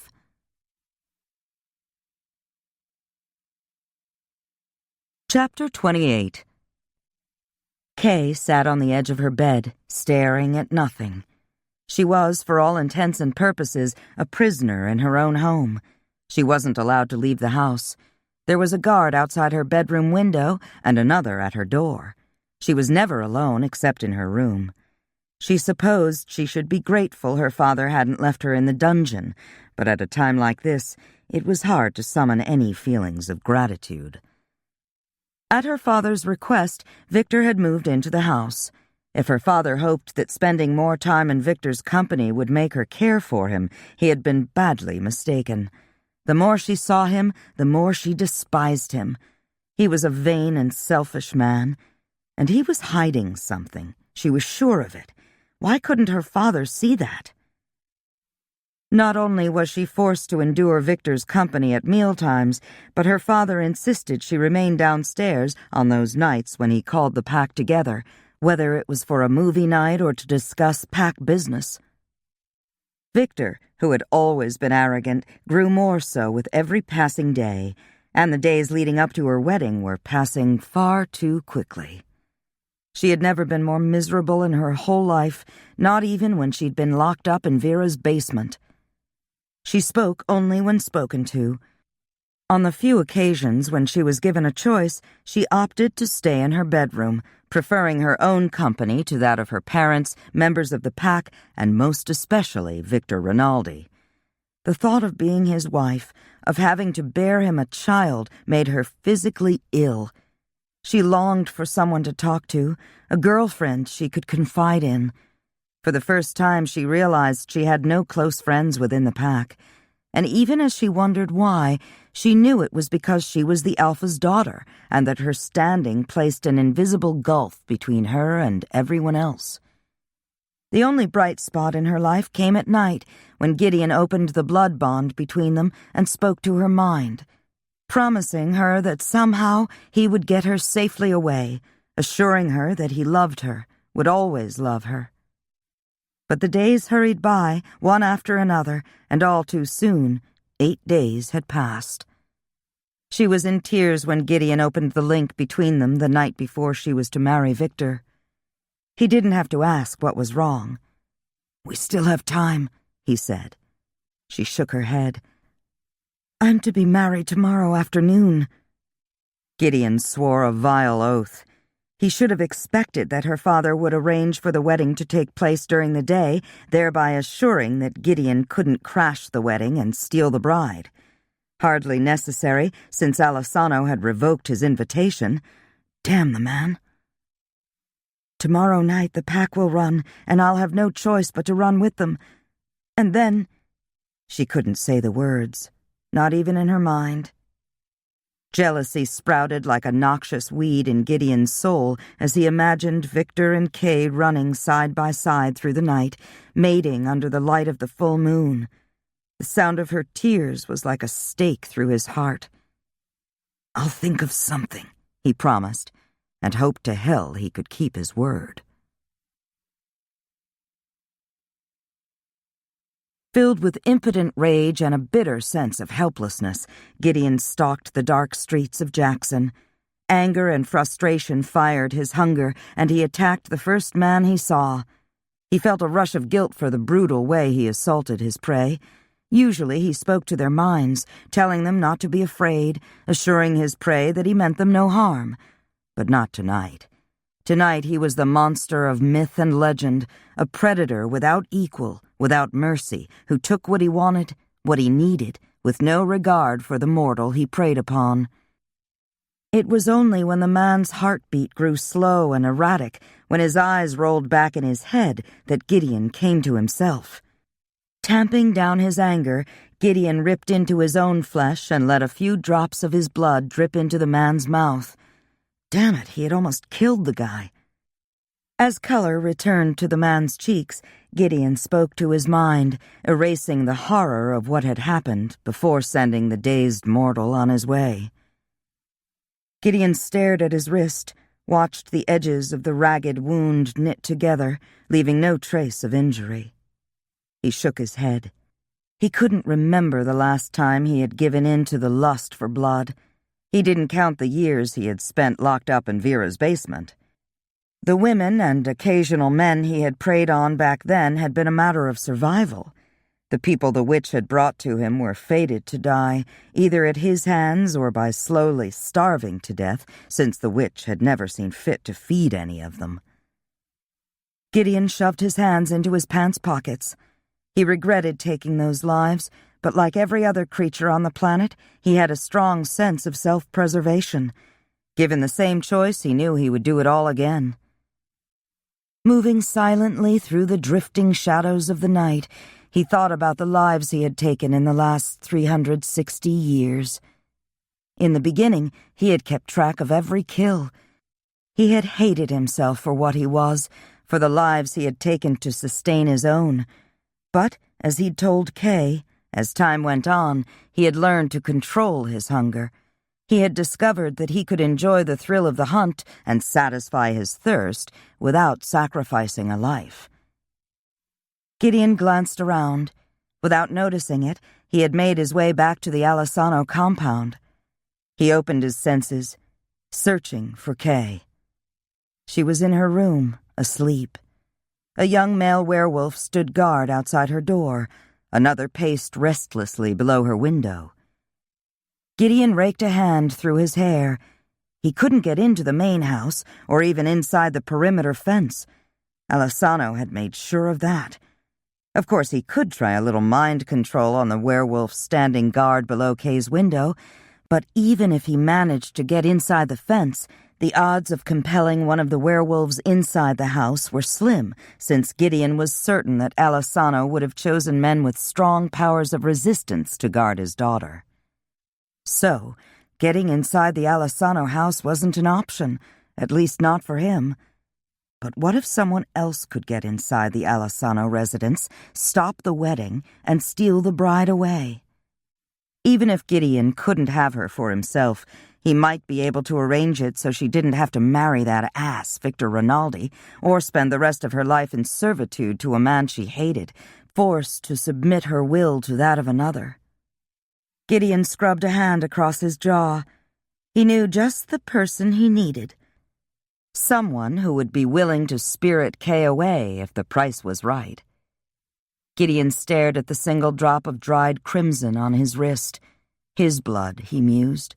It was a small price to pay for Kay's safety. All he had to do now was figure out how to free Vera and then persuade her to do what he wanted before it was too late. Shit, who was he kidding?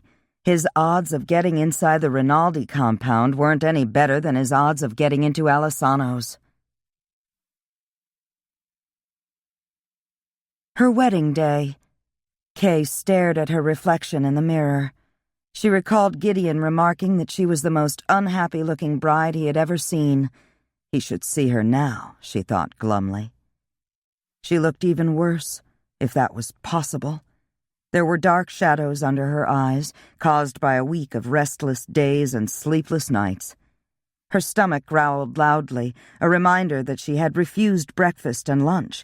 But how could she be expected to have a hearty appetite on this, the worst day of her life?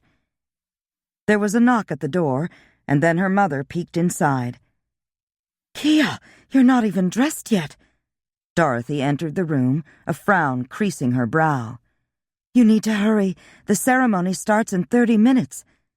"Mom, can't you get me out of this?" "I'm afraid not." Dorothy removed Kay's gown from the hanger. It was long and white, simple in cut and design, with a floor-length veil. "Keeping your father waiting will only make things worse." "How could they possibly be worse?" Kay muttered. She pulled the gown over her head, then turned her back so her mother could fasten the long row of cloth-covered buttons. She didn't know who had chosen the dress. She didn't care. "My father is forcing me to marry a man I despise with no regard for the fact that I'm already married to someone else, someone I love, someone I will always love." "You may come to love Victor." Kay snorted. "That will never happen. He's nothing but an arrogant ass." Dorothy released an aggrieved sigh, then squared her shoulders.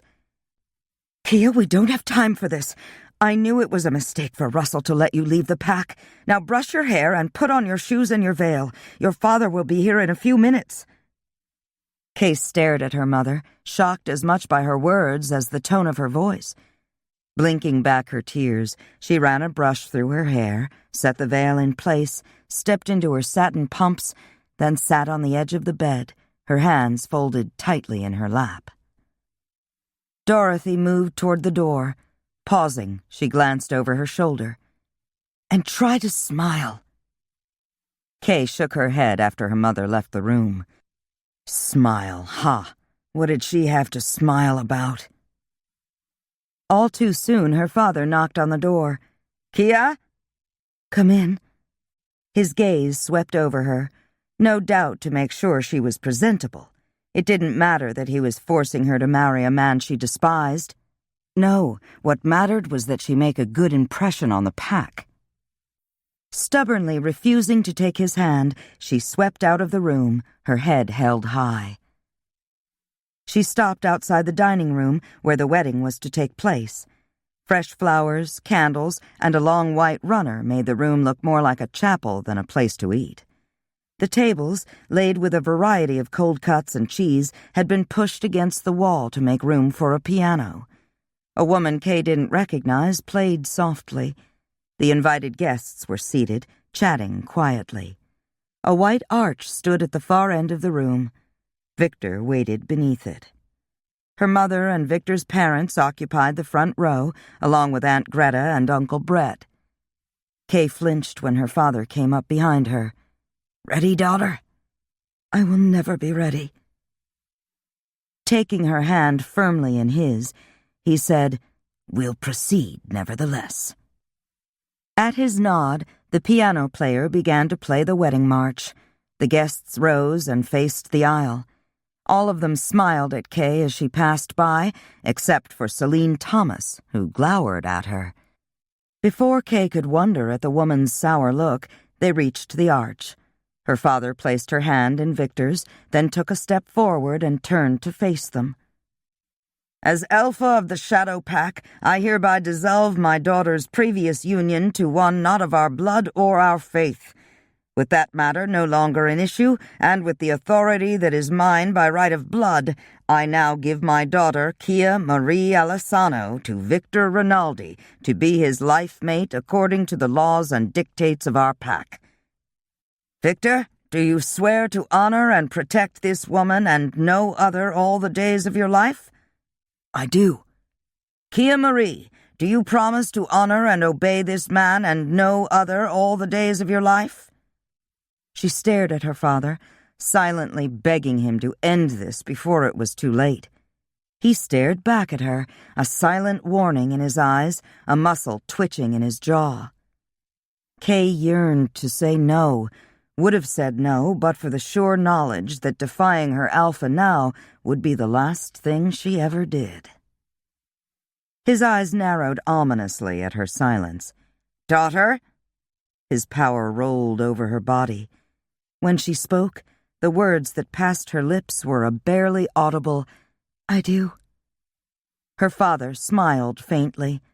"By my authority, I now pronounce you, Kia Marie Alessano, and Victor Rinaldi, life-mated." His smile widened. "Victor, you may kiss your bride."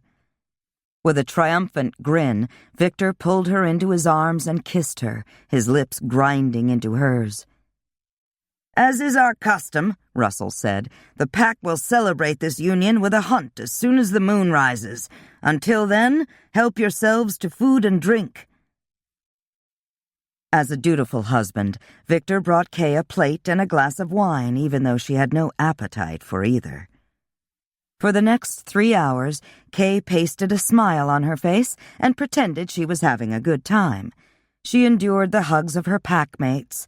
She accepted gifts and good wishes and bawdy advice. She dutifully danced with her father, then with Victor, then with Victor's father and Greta's husband. She listened to one story after another about the joys of wedded life and what to expect on her wedding night. Considering that she had already been married, she thought giving her marital advice was beyond peculiar, but no one mentioned her former marriage. When the sun began to set, the guests departed to their own homes to get ready for the coming hunt. Kay glared at Victor when he followed her to her room. "Where do you think you're going?" "You're my wife now," he said smugly. "Where you go, I go." "Not until our marriage is consummated," she reminded him, and shut the door in his face. No sooner had she done so than she heard Gideon's voice in her mind. "Are you all right?" "Yes, for now." A pause. Have the two of you—" "Not yet. It's customary for newlyweds to break off from the others during the hunt and, you know." "In wolf form?" "Yes, the first time." She frowned when Gideon withdrew from her. He returned a moment later. "If you can get away from him, I'll meet you in the woods." "I'll try, but I don't think they'll leave me alone. I've got to go. My mother's calling." "Look for me." "Kia? Come in." Dorothy entered the room. "Your father sent me to look for you. Everyone is ready to go. I thought maybe—" She glanced around the room. "Where's Victor?" "I sent him away so I could get changed." "You sent him away?" Dorothy frowned. "Yes." Kay turned her back to her mother. "Could you help me out of this dress?" "Of course, but—" "Kia, you're married now. Victor should be doing this." I'm not comfortable with him." With a sigh of exasperation, Dorothy unfastened the long row of buttons. Kay let the gown fall to the floor, then stepped out of it. She quickly removed her shoes and underwear, and then, before her mother could ask any more questions she didn't want to answer, she shifted into her wolf form and padded out of the room. The pack was gathered on the patio. In spite of the fact that her father had forced her into a marriage she didn't want, Kay couldn't deny the heady rush of excitement at the thought of running through the woods with the pack. Her exhilaration faded when Victor trotted up to stand beside her. Kay glanced at her mother, who was standing in the patio doorway. What did her mother think when the pack went hunting and she was left home alone? Was she happy to have a few hours to herself, or envious because she couldn't join them? The pack waited restlessly for her father to give the signal. Sensing their eagerness to run, he lifted his head and let out a howl, then loped across the yard and jumped effortlessly over the fence. The pack followed hard on his heels, their yips and barks of excitement filling the air as they followed their alpha. Kay hung back, hoping Victor would go on without her. She should have known better. He stuck to her side like a dark shadow, while her aunt brought up the rear. Sailing over the fence, Kay forgot, momentarily, how unhappy she was, forgot everything but the damp feel of the earth beneath her feet, the touch of the wind in her face, the myriad scents that assailed her nostrils as she ran. It was always a bit of a surprise how much she loved being in her wolf form, how different the world looked through her wolf eyes. Everything was magnified. She tasted the wind on her tongue, smelled a rabbit cowering in its hole, heard a deer bounding through the underbrush, the fluttering of an owl's wings as it hunted prey of its own. Was it this way for Gideon, too? Did he revel in his power? In her wolf form, it was sometimes easy to forget her human half. Sometimes she wished she could remain a wolf forever. Life was so much simpler for wolves. They didn't have to worry about the mundane things that occupied human minds. Flushed from its hiding place, a jackrabbit darted in front of her. With an excited bark, Kay gave chase, quickly leaving her aunt and Victor behind. There was a crunch of bones as Kay's jaws closed around the rabbit's neck, a warm rush of blood down her throat. She growled when Victor nosed her kill, snapped at him when he didn't back away quickly enough. The rabbit was hers, and she wasn't sharing. He wisely took the hint and backed off. Minutes later, she was running again. The pack was scattered now. She heard their barks and howls as they brought down prey. She ran toward them, her instincts telling her to seek out the pack. There was safety there. Victor trailed behind her, and Greta behind him. Kay ran faster, darting right and left, her need to lose him stronger than her need to reach the rest of the pack. She paused when she came to a stream. Lowering her head, she drank deeply, then shook her head, washing the rabbit's blood from her muzzle. When she looked up, a large, muscular black wolf stood on the other side of the stream, staring at her. She recognized him immediately. Gideon. Would their blood link work now, when neither of them was in human form? Only one way to find out. Gideon? Yep. He turned in a slow circle. How do I look, Wolfie? Very handsome. He grinned a wolfish grin. So what do you say we lose those two? How? Follow me. Without a backward glance, Kay bounded after Gideon, splashing through the water, leaping over a low bush, ducking through a hole in a tangle of berry vines, racing up a low hill and over the other side. When she reached the bottom of the slope, Gideon was standing there in human form, naked. She had scarcely come to a stop when he scooped her into his arms. Holding her close, he transported the two of them to the room he had secured for them in the bed and breakfast in Bondurant. As soon as he put her down, she shifted to human form and smiled at him. That was brilliant. I thought so. His gaze moved over her, lingering on the swell of her breasts, her flat belly and long, shapely legs. She was slim without being skinny, curvy in all the right places. And married to another man. He wasn't sure how he felt about that. But she had been his wife first. Gideon? He shook his head as he reached for her. I'm not sure where we stand, so you'll have to tell me. In my heart and soul, you're still my husband, and always will be. That's good enough for me, he said, and kissed her. Kay wrapped her arms around him and held him close. She didn't care what the consequences would be, so long as she could spend a few minutes with Gideon. No matter how long she lived, no matter if she was forced to live with Victor for the rest of her life, she could endure it as long as Gideon loved her. Lifting her into his arms, he carried her to the bed and laid her gently on it. Stretching out beside her, he kissed and caressed his way from the hollow of her throat to the tip of her toes. Drowning in pleasure, she writhed beneath him, and when she couldn't wait a moment longer, she straddled his hips, sighing with pleasure as his body became one with hers. She threw her head back, basking in the wonder of their love, the sense of belonging she had found in this man's arms and nowhere else. Gideon stroked Kay's hair. He would have to take her back soon. Now that he was thinking more clearly, he wondered if whisking her away had been a good idea. How much trouble have I just caused you by luring you away from the pack? He asked.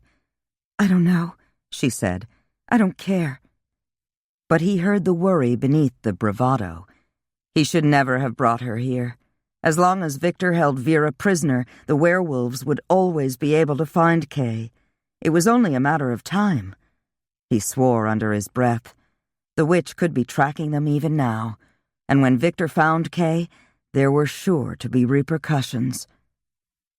He brushed a kiss across her cheek. I'd better take you back. Not yet. I've been thinking. Sooner or later, Victor is bound to release Vera. When he does, I'll talk to her, maybe strike a deal with her. What kind of deal? Kay asked, although she was sure she already knew what he was thinking. He shrugged. What difference does it make if I can convince her to stop following you? Kay sat up, one brow raised in disbelief. Tell me you're kidding. He shook his head. There's only one thing she wants from you. No, I won't have it. You're not putting yourself in that creature's power for my sake. It seems a better alternative than knowing you're married to someone else. Oh, Gideon. Blinking back her tears, she flung her arms around him. How could you even consider such a thing after what she put you through? He shrugged. 3 years isn't much when you've got eternity. I'd give her 30 years rather than see you unhappy, or married to a man you don't love. She rained butterfly kisses on his cheeks, his nose, his brow. I love you, Gideon. Only you and no one else, ever. Please don't ever surrender yourself to that witch for my sake. Promise me. I couldn't live with myself if that happened. I promise, darling, unless the choice is you or me. If he was lucky, Vera would accept his promise that he would supply her with blood as long as she didn't reveal Kay's whereabouts to her family or Victor. Kay hugged him tighter. He was, she thought, the bravest, most gallant man she'd ever known. It was beyond comprehension that he would even think of contacting Vera. And even as the witch's name crossed her mind, the bedroom door slammed open, and Victor, his father, and Aaron, one of Victor's packmates, burst into the room. Looking past them, Kay saw Vera standing in the doorway. The witch was shrouded in a long black cloak, the hood pulled forward, her hands bound behind her back. Damn the woman. This was the second time in a matter of days that the witch had led Victor to her. Before Kay could move or speak, Diego Rinaldi flung a pail of water at Gideon, then tossed the bucket aside. Victor and Aaron grabbed his ankles while Diego bound his feet together with a length of silver chain. Kay gasped as the stench of burning flesh reached her nostrils. It took her a moment to realize the bucket had contained holy water. She stared in horror as the skin on Gideon's face, chest, and belly reddened and began to blister. Diego pulled the spread from the foot of the bed and thrust it into her hands. "Cover yourself." She did so without thinking, her gaze focused on Gideon. He lay on his back on the mattress, unable to move, while Victor and Aaron sliced into his flesh. The knives left no lasting wounds, though she knew the cuts were painful. But it was the blood loss that concerned her more. Every drop they spilled made him weaker. Screaming, "Stop it!" she hurled herself at Victor, driving him away from the bed. He threw her off with ease, and when she would have attacked him again, Diego Rinaldi grabbed her arm, holding her in place so that she could only watch in horror as the sheets on the bed ran red with Gideon's blood. "All right," Diego said. "That's enough. Get her out of here while we clean up the mess." "Don't kill him," Kay cried. "Please, Victor, don't kill him. I'll do anything you want." "Anything?" he asked. "Yes, I swear it." "Kia, no!" Victor backhanded Gideon across the face. "Shut up, bloodsucker." "Kill him," Diego said. "He's going to be nothing but trouble otherwise." "No!" Kay dropped to her knees in front of Victor. "Please spare him." Victor glanced briefly at Vera and then at his father. "It might be wise to keep him alive for a little while." Diego looked thoughtful, then nodded. As long as they had the vampire, the girl would do as she was told. "We'll take the vampire to Alessano's. I don't think it's a good idea to have the bloodsucker under our roof," Diego said. "Take your bride and go home. I'll let Russell know she's all right." With a nod, Victor grasped Kay's arm and yanked her to her feet. She glanced over her shoulder for one last look at Gideon before Victor dragged her out of the room. Smiling, the witch followed them out the door.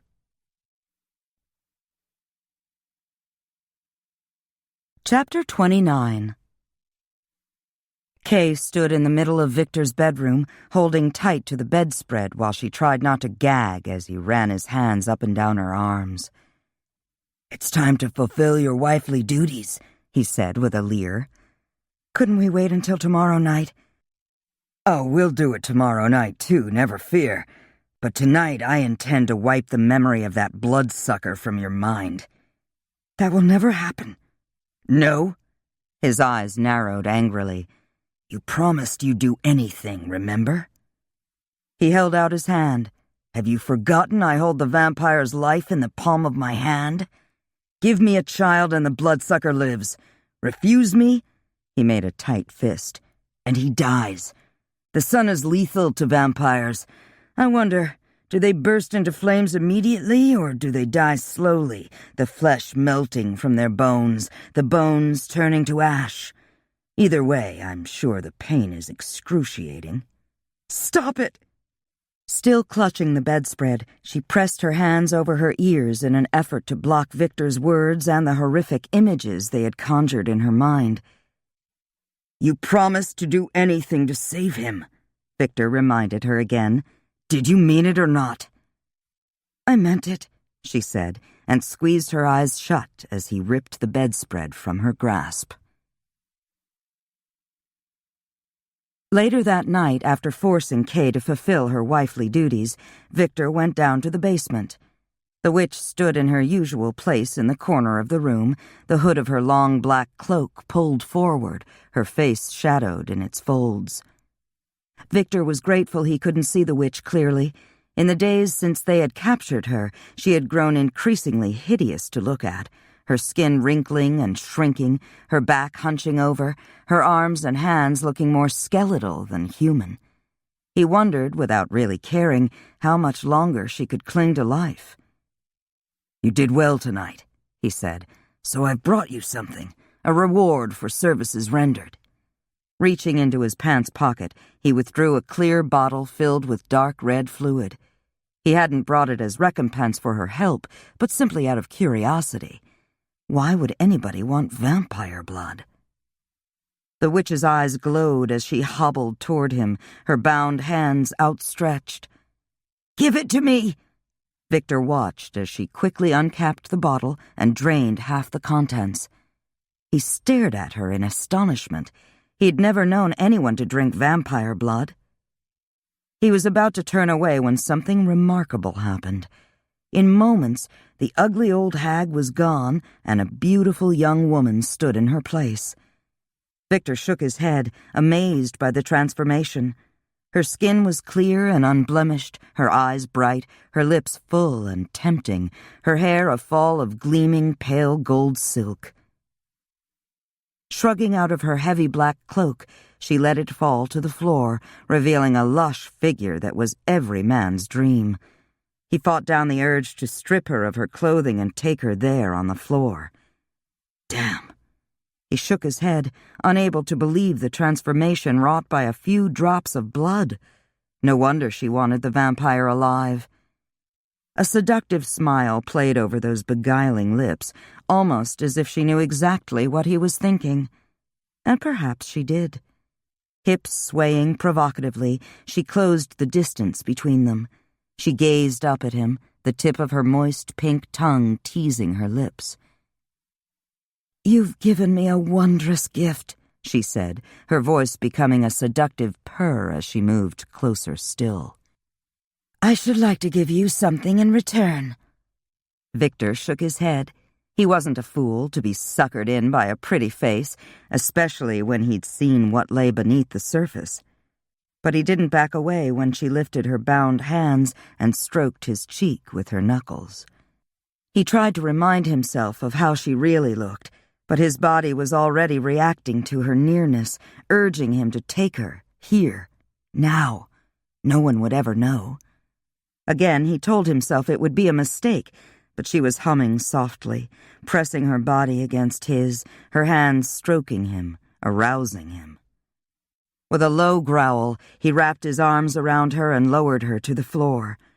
She was bound and in his power. What harm could she do? Vera slid out from under the boy's body, grimacing as her bare skin brushed against his. He had been insatiable, which made him easy to manipulate. There were some kinds of magic for which she didn't need her wand or Rama, and sex magic was one of them. While in the throes of passion, enchanted by her song, the boy had untied her hands, and in the midst of venting his lust, he had told her where to find Rama. Rising, she dressed quickly, drew on her cloak, and left the room. She paused in the hallway, listening to the sounds of the house. All was quiet. It took only moments to find Rama and free him from his cage. Her wand waited for her on a table. Slipping it into the pocket of her cloak, she lifted Rama into her arms and hurried through the silent house toward the front door. After invoking her favorite invisibility spell, she left the house. She hadn't forgotten her promise to make Victor suffer for keeping her imprisoned, but her vengeance would have to wait for a more opportune time. There were more important things to be done first, like getting that elusive vampire away from the Shadow Pack werewolves and back in her cellar where he belonged. Gideon lay on his back, staring blankly at the ceiling, his thoughts as dark as the prison he now inhabited. He had lived for over 360 years, bound to no one, free to come and go as he pleased. And then he met Vera. There followed 3 years of living in a cage like a wild animal. 3 years of misery. And then he met Kay, who transformed his life and showed him what true happiness was. Unfortunately, however much he hated Vera and loved Kay, associating with the two of them had led to captivity on more than one occasion, a state he was heartily sick of. Knowing it was useless, he tugged against the heavy silver shackle that chained his right ankle to a thick bolt in the floor. The only thing it accomplished was a searing pain in the palm of his hand. He sat up, eyes narrowing against the light, when the door to his prison opened. An oath escaped his lips when he recognized his visitor. She held a candle in one hand. After closing the door, she stood with her back against it, obviously afraid to approach him. He stood slowly so as not to scare her away. "What the devil are you doing here?" "I don't know. If Russell finds out, he'll be very angry." "So why did you come?" "My daughter loves you," Dorothy said. Gideon nodded. That surprises you, doesn't it? Frankly, yes. And no. She smiled faintly. How can I condemn her for falling in love with a vampire when I married a werewolf? She studied him a moment, then sighed heavily. I've never been a very good mother, partly because I couldn't fully understand Kia, but mostly because, as much as I love my husband, I've always been afraid of him.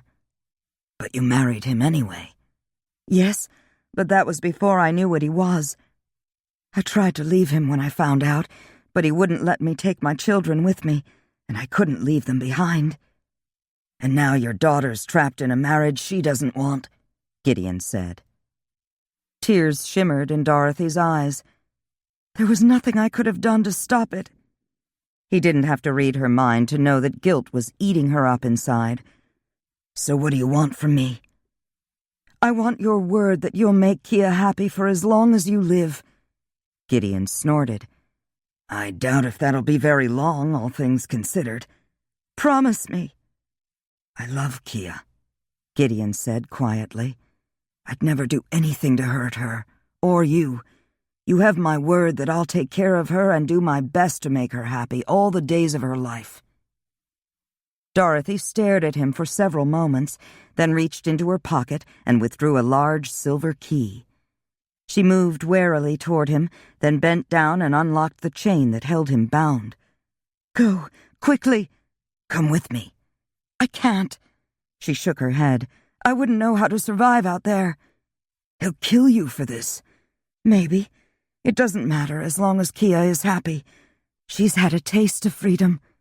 Dorothy smiled sadly. She told me once that she never wanted to live my life. With your help, I intend to see that she doesn't have to. If there's ever anything I can do for you, just tell her I love her. Gideon nodded. Then, with a last sympathetic look at a courageous woman, he dissolved into mist and left the house. Dorothy stared at the place where Gideon had been standing only seconds ago. She had seen many amazing things since coming to live here, but she didn't know which was more astonishing, watching her husband and daughter transform themselves into wolves, or seeing Gideon dissolve into a shimmering gray mist and simply disappear. With a shake of her head, she started toward the door, only to come to an abrupt halt when Russell filled the doorway. His gaze swept the room, then came to rest on her. "Where is he?" Russell asked. His voice rang like thunder, echoing off the walls, filling her heart with terror. She took a deep breath. I let him go. He glared at her, his eyes narrowed to angry slits. Kia loves him. It was a weak excuse at best. What the hell does that have to do with anything? She deserves to be happy.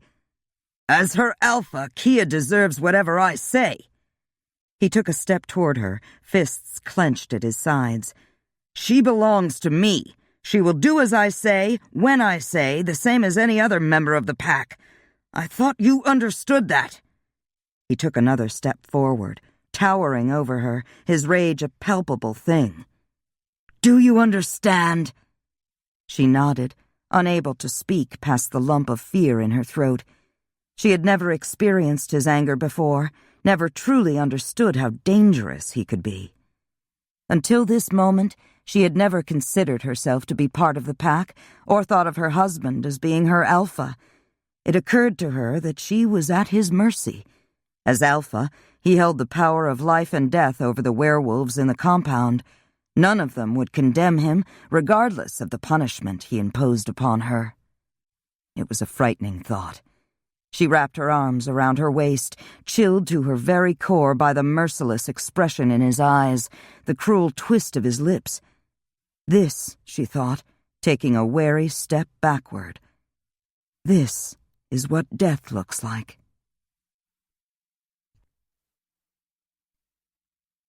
Chapter 30. The night after Dorothy freed him, Gideon stood in the midnight shadows outside the Rinaldi compound. Earlier, he had tried to get inside the fence, but to no avail. It was obvious that Alessano had alerted Victor to the fact that Gideon was no longer a prisoner, and just as obvious that Diego and his family had been warned to take the necessary precautions to keep Gideon out of the compound and out of the house. He ignored the temptation to contact Kay. Until he could come up with a plan to get her safely away from Victor, it seemed best to keep silent. No point in getting her hopes up. Damn it. Unless he could find someone to invite him into the house, and the chances of that seemed pretty slim now that the werewolves knew he was on the loose, he would never get her out of there. It seemed hopeless.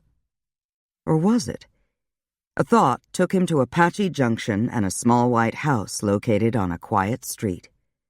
Clad in a long white nightgown, Kasuma Ila opened the door, a rifle held rock steady in her hands, a black cat on either side of her.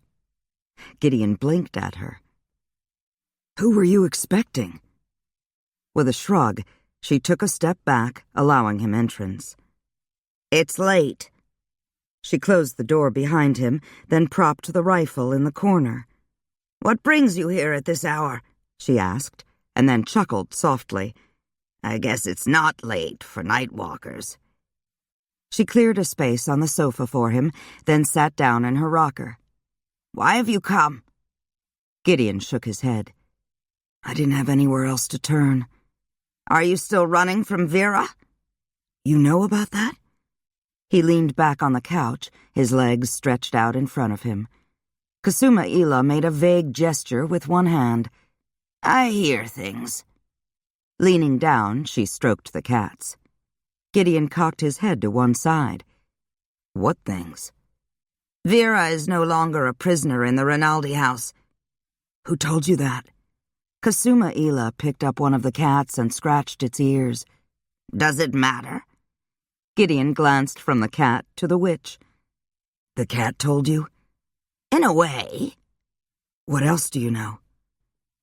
"Before Vera made her escape from the werewolves' compound, the boy gave her a vial of your blood."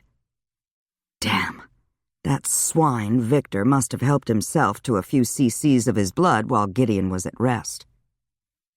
"Why would that old crone want your blood?" Kasuma Ila asked. "Don't you know? You seem to know everything else." "I've heard rumors," the witch replied. "Macabre rumors." "Yeah? Like what?" "Are they true, those rumors?" "I don't know. It depends on what you've heard." He blew out a sigh of exasperation. All he needed was another witch who wanted to bleed him dry. Kasuma Ila snorted. "You think I'm like her?" she asked indignantly. "I sure as hell hope not," Gideon muttered dryly. "Do you know where she is?" Kasuma Ila put the first cat down and picked up the other one. Humming tunelessly, the witch gazed into the cat's eyes for several minutes. Gideon felt the old woman's power rise, felt it coalesce around the witch and the cat. It skittered over his skin like tiny electrical sparks. And then, abruptly, it was gone. Kasuma Ila shook her head as if to clear it. The cat curled up in Kasuma Ila's lap, purring loudly. Gideon stared at the cat. It stared back at him, slanted yellow eyes unblinking. Gideon leaned forward. What the hell? He raked a hand through his hair. For a moment there, while staring into the cat's eyes, he could have sworn he saw Vera standing in a dark room, chanting softly while gazing into a bowl of dark water. "She's gone home, hasn't she?" he asked. Kasuma Ila nodded. "And she's still hunting me?" The witch's silence was all the affirmation he needed. "She can't track me," Gideon muttered, thinking aloud. "So she'll go after Kia again." But hell, he had known that all along, just as he knew there was only one way to protect the woman he loved, and that was to give the Wicked Witch of the West what she wanted. "There's another way," Kasuma Ila said matter-of-factly. "Kill her." Gideon glanced at Kasuma Ila. Sitting there, her long white hair in braids, one cat asleep in her lap and the other curled at her feet. She looked like someone's kindly grandmother, not someone who had just suggested cold-blooded murder. "I'd love to kill her," he said, "but don't you think she knows that? She's not going to let me close to her unless she knows I'm not a threat." Kusuma Ila stroked the cat's head, her brow furrowed thoughtfully. "Give me a few days," she suggested, "and I might be able to help you."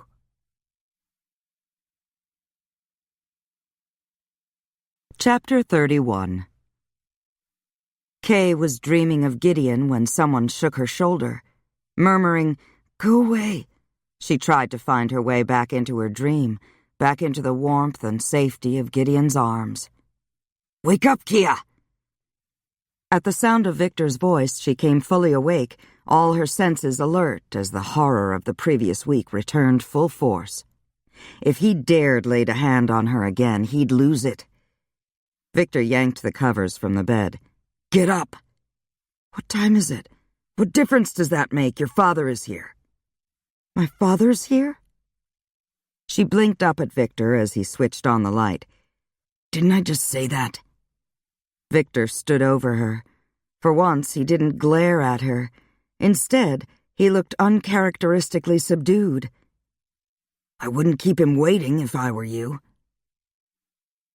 Kay sat up, reaching for the robe at the foot of her bed. "What's going on?" Victor didn't answer, merely turned on his heel and left the room. Something was wrong. She stared after him a moment, then, drawing her robe tightly around her, she followed Victor downstairs. When she entered the living room, her father turned away from the window. Kay felt her stomach turn over at the somber expression on his face. Something was definitely wrong. "What is it?" she asked, unable to keep the worry from her voice. "What's happened?" "I've come to take you home." Arms wrapped around her waist, she stared at him. What wasn't he telling her? "Get whatever you need for overnight. Victor can bring the rest of your things tomorrow." She didn't argue. She was all too happy to leave Victor and his taciturn parents behind. All too happy to go home because Gideon was there. Somehow, she would find a way to see him. The thought made her smile inside. Had she been alone, she would have laughed with the joy of anticipation, but that would never do, not with her father watching her. Hurrying back upstairs, she grabbed a change of clothes and a pair of shoes. She was going home. Returning to the living room, she glanced at Victor. He stood next to the fireplace, his arms folded over his chest, his expression sullen. He remained mute when she followed her father out to the car. Once she was settled, her father put the car in gear and drove out of the compound. He refused to tell her why he was spiriting her away from the Rinaldi home place in the middle of the night, leaving her to imagine the worst. Her first thought was that something had happened to Gideon, but her father wouldn't come after her in the middle of the night because of that. The only other thing she could think of was that her mother was sick, dead, dying. Kay felt an immense sense of relief when her mother, clad in nightgown and robe, met her at the front door. But one look at her mother's face, and Kay knew something was terribly wrong at home. "Your old room is ready," Dorothy said, not quite meeting Kay's eyes. "Mom? Are you all right?" "Yes, of course." "Dorothy, go to bed," Russell said curtly. "I need to speak with Kia." Kay frowned when her mother lowered her head and hurried out of the room, shutting the door behind her. Kay sank down on the sofa, the clothing she had brought with her clutched in her hands. What's going on? She was suddenly certain that something awful had happened to Gideon. It would explain why he hadn't opened the link between them, why she couldn't feel him. She bit down on her lower lip to keep from asking him about it, knowing it would only make her father even angrier than he was already. "You'll be staying here for a while," her father said. Kay nodded. She wished he would just say whatever he had to say and get it over with. Taking the chair opposite the sofa, he regarded her with hooded eyes. It made her nervous when he looked at her like that, as if he was trying to see into her very soul. "The witch managed to escape from Rinaldi's," her father said at last. Kay stared at him. Vera was free? Of all the things he might have said, that came as the biggest surprise. Why had no one told her? "That's not all. Tonight, your mother took it upon herself to free that damned vampire." Gideon wasn't here? Kay shook her head in disbelief. "What happened? Did he hypnotize her or something?" "No."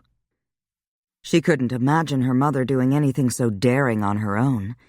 And if it was true, and Gideon was no longer a prisoner, then why hadn't he contacted her? If she wasn't compelled, why would she do something like that? Kay asked. She had to know, although she didn't really care. The only thing that mattered was that Gideon was free.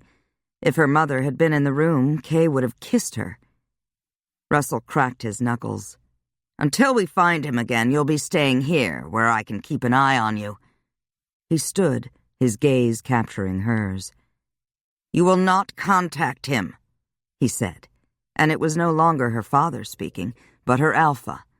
"If he gets in touch with you, you will let me know. Are we clear?" "Yes, Father." "Go to bed." Kay stood as well. "What have you done to my mother?" His eyes narrowed. "Are you questioning my authority?" She refused to be cowed by the tone of his voice or by the way he stood there, bristling. "I want to know what you've done to her." "I taught her a lesson she should have learned a long time ago." "You broke her spirit," Kay exclaimed, remembering the vacant expression on her mother's face, the way she had bowed her head as if she were a servant instead of a member of the family. "How could you do such a despicable thing? She's as good as dead inside." "I will not have anyone who resides under my rule defy me." Kay felt her anger rise up, as bitter as gall.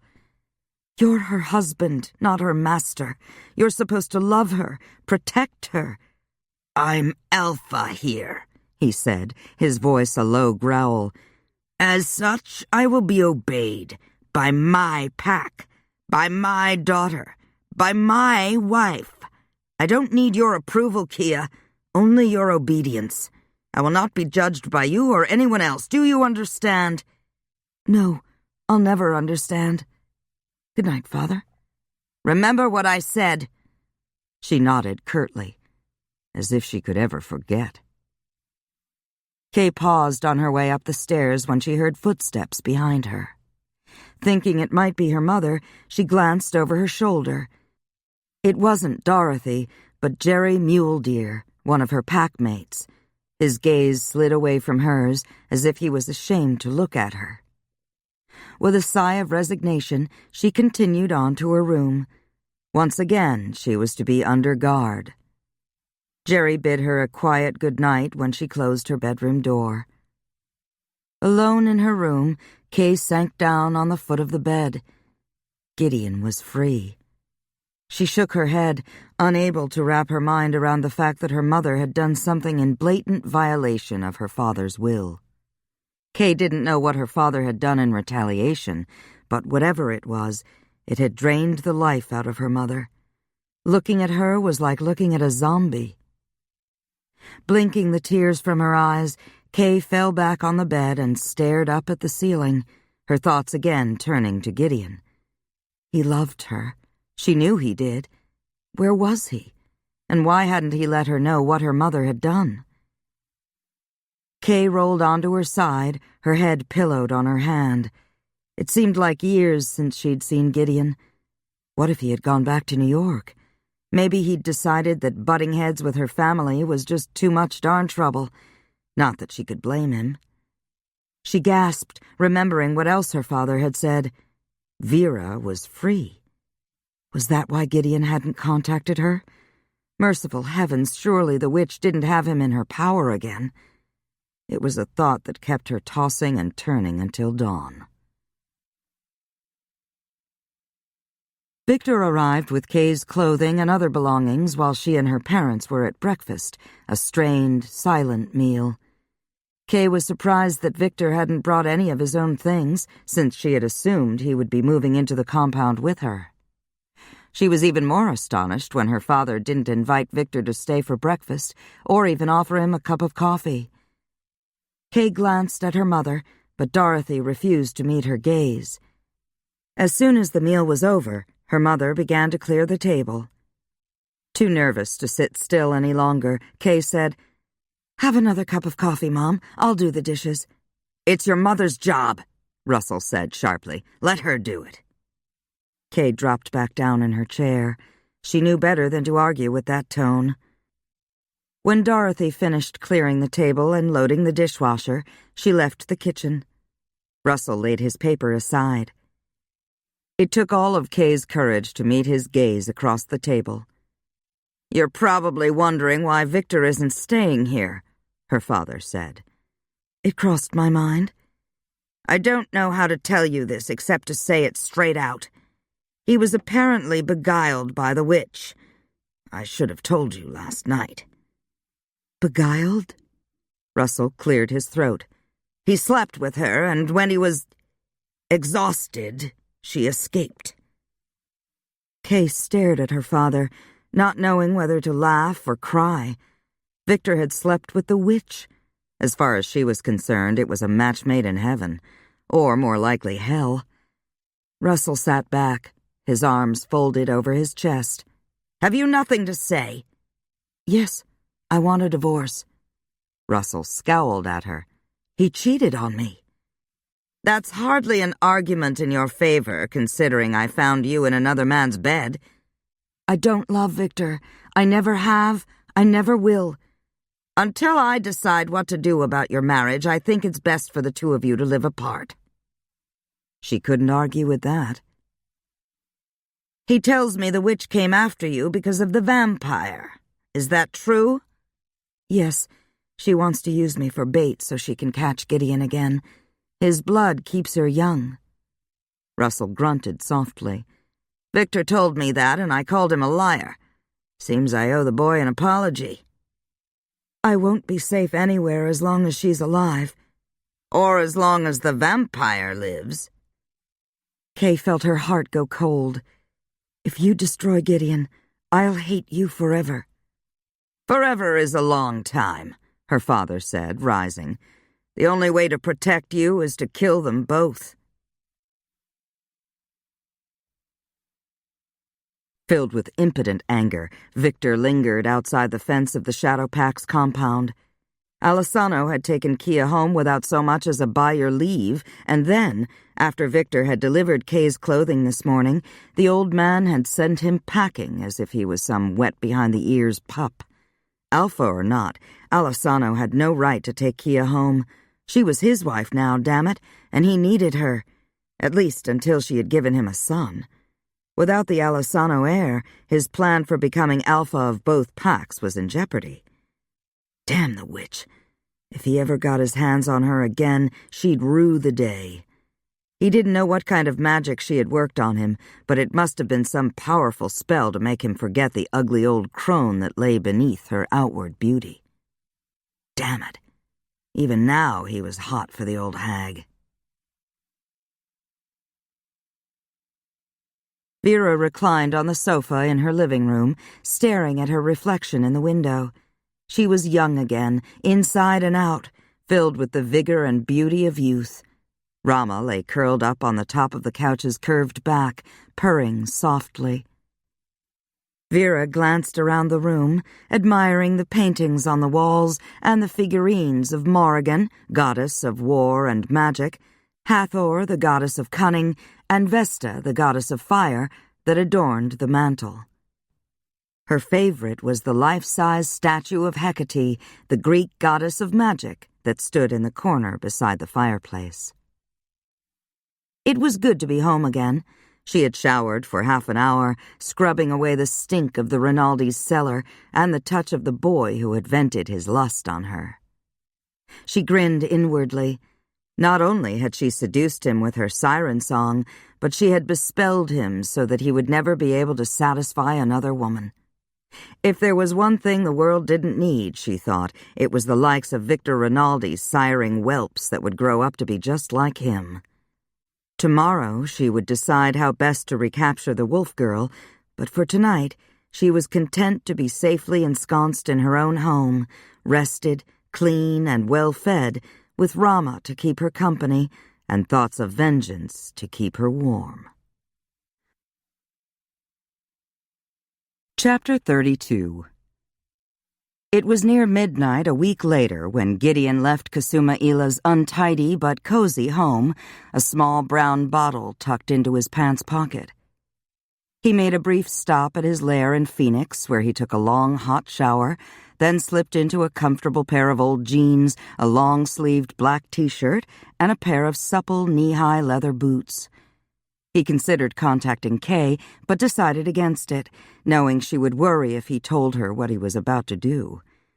If things worked out as planned, he would get in touch with her in a few days, and together they would figure out how to get her away from Victor and her father. If this didn't work, well, it might be a good long while before he was able to contact her. Hell, if it didn't work, there was a chance Vera would kill him. But one thing he knew for certain. If he survived, Kay would be waiting for him when it was over, no matter how long it took. Leaving his lair, he went in search of prey. He needed to feed, and feed well. Knowing Vera, it might be a long time between meals. It was an hour past midnight when he transported himself to Vera's home in New Mexico. Standing on the doorstep, he took a deep breath, then rang the bell. Moments later, the witch answered the door. Her startled expression when she recognized him was priceless. Fear and surprise chased themselves across her face. Fear won out. "You can't come in," she exclaimed. Taking a step backward, she called for her familiar. The cat came running and made a flying leap into her arms. "I've come to surrender," Gideon said, "but first I'll have your word that you'll leave Kia alone." Vera stared at him, stunned into silence. "Do we have a deal?" When she found her voice, Vera said, "I don't believe you." She shook her head. "Why would you come here willingly?" "Kia is married to someone else. I want her to be happy." Vera snorted. "You love the wolf that much?" "I love the girl that much. I don't want her to keep looking over her shoulder, waiting for you to strike. So get your silver chains. I won't fight you. Just promise me you'll leave Kia alone and I'm yours for as long as you need me." Eyes narrowed, the witch regarded him for several long moments. Then, muttering to the cat, she pivoted on her heel and walked away. Gideon waited, wondering if she intended to return. He heard the rattle of chains first, then Vera approached the door. "Undress." "What? You heard me. Take off your boots and shirt." Grimacing, he did as instructed. He had worn the heavy, long-sleeved shirt and boots so he'd have a layer of protection between his skin and the silver. He should have known Vera wouldn't allow such a thing. And still the witch stood there, her eyes filled with suspicion. She regarded Gideon for another few moments before tossing the shackles and then a large silver key onto the porch. "Put those on and I'll believe you." She meant business this time. The heavy silver links blistered his skin as he locked the shackles in place around his neck, his ankles and wrists, then tossed her the key. And still she hesitated. He hissed as the silver burned deeper, scorching his flesh. And then she smiled. "Come in." Jaw clenched, Gideon crossed the threshold and followed the witch down to the basement. He hesitated at the cell door as vivid images of the years he had spent in that cramped cage flashed through his mind. Ever the thoughtful hostess, the witch gave him a shove and he stumbled through the doorway. The sound of the key turning in the lock echoed like the crack of doom in his ears.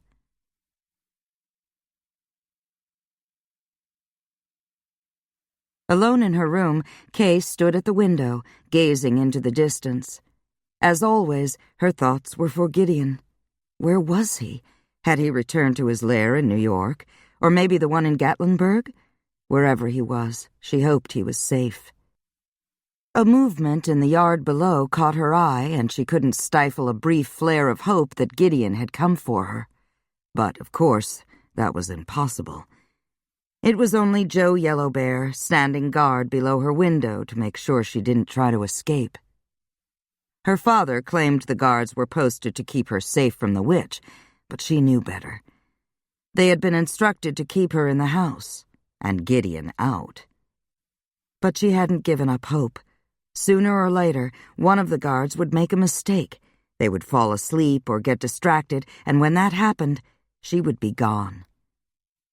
Knowing it was useless, she tried to open the link between herself and Gideon. She had tried and failed every night for the last week and a half. Tonight would probably be no different. But she couldn't give up. As usual, her efforts were in vain. There was nothing there, just an aching emptiness. Maybe if she concentrated harder? Closing her eyes, she pictured him in her mind, tall and dark and dangerous, with inky black hair and enigmatic gray eyes. A man more handsome than any other she had ever known. Gideon.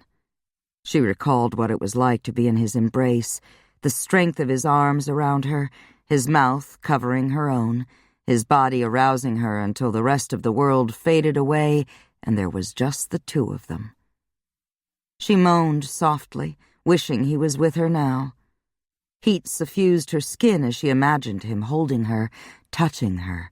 Imagined touching him in return, her hands exploring the hard length of his body, her fingers tangling in his hair while their tongues mated. "Damn, woman, what are you trying to do to me?" Her eyes flew open at the sound of his voice, so real, so close. She glanced over her shoulder, expecting to find him there. "Gideon? I'm here." Relief poured out of her in a long, shuddering sigh. "I've been so worried about you." "I'm fine, Kia. Stop worrying. How are you?" "I'm good. I'm at home." "Home? With your pack?" "Yes, my father brought me here. Vera escaped from Victor's place." "Yeah, I heard that." "Where are you?" "Where I need to be." "You need to be here with me." The sound of his laughter filled her mind and warmed her heart. "I'll be there soon. In the meantime, take care of yourself. Don't go. I'll be in touch. I love you, Wolfie. Stay safe." "You too." Before she could say anything else, he was gone. Kay frowned. What had Gideon meant when he'd said he was where he needed to be? Gideon rested his head against the wall and closed his eyes. Whatever happened, however this turned out, he wouldn't regret it as long as it ensured Kay's well-being. In 360 years, he had never loved a woman the way he loved her. Nothing had even come close.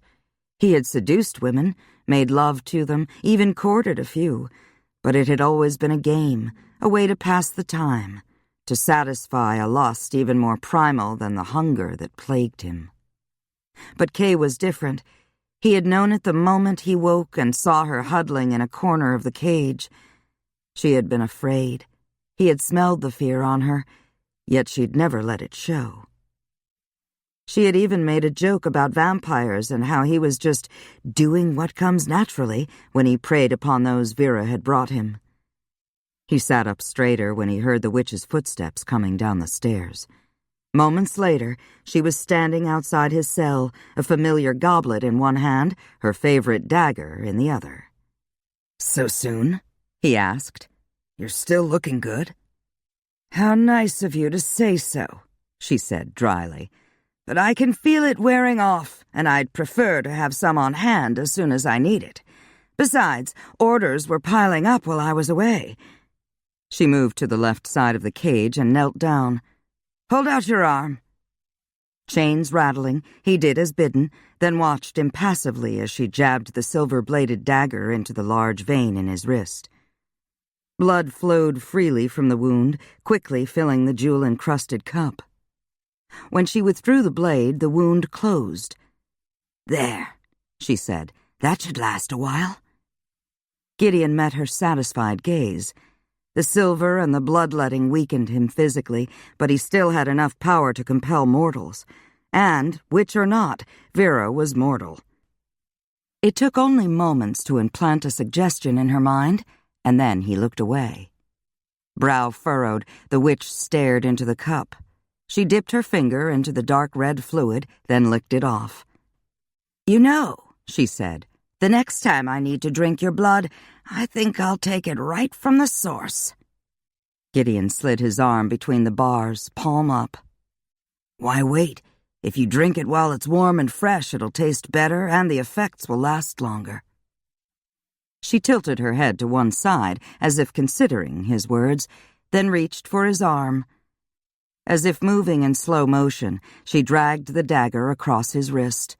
She leaned forward, her long blonde hair falling over her shoulders, trailing in his blood as she ran her tongue over the shallow gash in his flesh. Gideon held his breath as she drank deeply. Her hands gripped his forearm, her nails gouged furrows into his skin. Abruptly, she lifted her head and pushed his arm away. When she tried to stand, he grasped the hem of her skirt. "Let me go!" She clutched her stomach, a low moan rising in her throat. "What have you done?" He reached into the pocket of his jeans and withdrew a small brown bottle. "I drank a little poison when the sun went down." She stared at him, her eyes wild. "What's the antidote? Where is it? Give it to me." "There isn't any." She sank to her knees, her breathing labored, her skin turning gray. "Help me!" Gideon shook his head, his eyes narrowing with revulsion as her years quickly caught up with her. Wrinkles spread across her face, the color faded from her hair, her hands turned skeletal, the skin liberally sprinkled with age spots. She uttered an anguished cry and then toppled onto her side. Tremors racked her from head to foot for several minutes, and then she went still. Still clutching a handful of her skirt, Gideon leaned forward. Was she dead? But no, he could still hear the faint beat of her heart. She let out an unholy shriek as her body began shriveling, shrinking, until she was as ugly on the outside as she had been on the inside. A last desperate cry, and the life drained out of her. Gideon stared at her a moment longer, his brow furrowing as her body disintegrated into dust. Damn, he had never seen anything like that before. She really was old. Well, there was one good thing about it, he mused. He wouldn't have to worry about disposing of the body. Dragging her skirt into the cell, he withdrew the silver key from the pocket, cursing as it scorched his palm, but it was a small price to pay for his freedom. Moments later, the shackles lay on the floor. Dissolving into mist, he left the basement. Resuming his own form, he went in search of Vera's wand.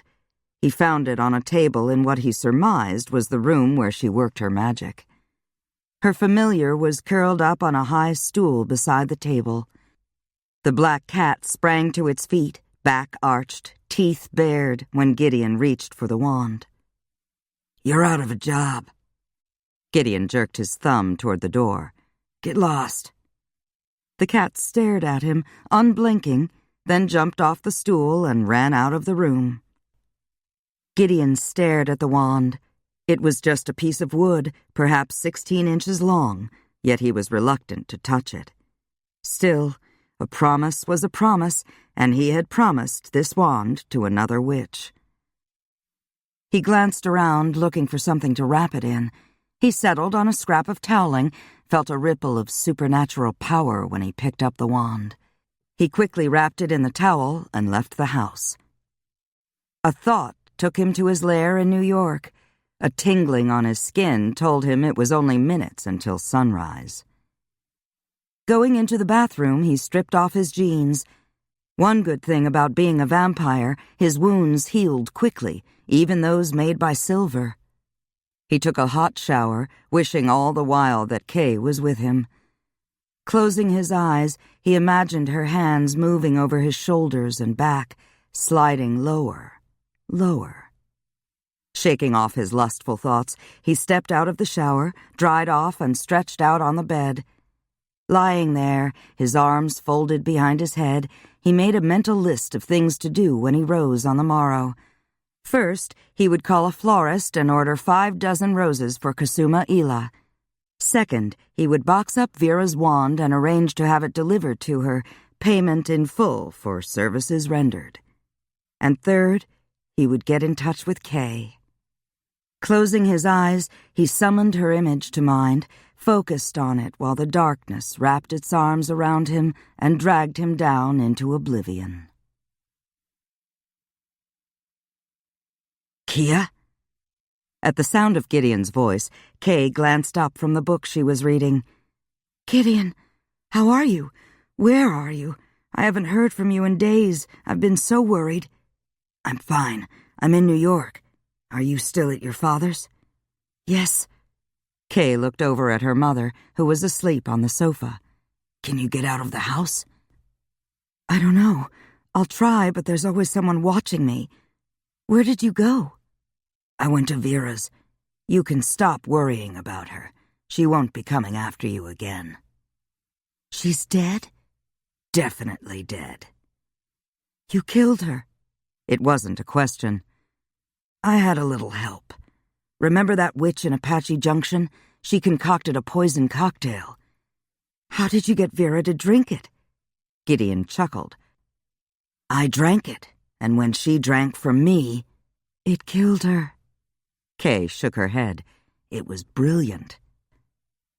As soon as you get away, let me know, and I'll be there. I will. Gideon, I love you.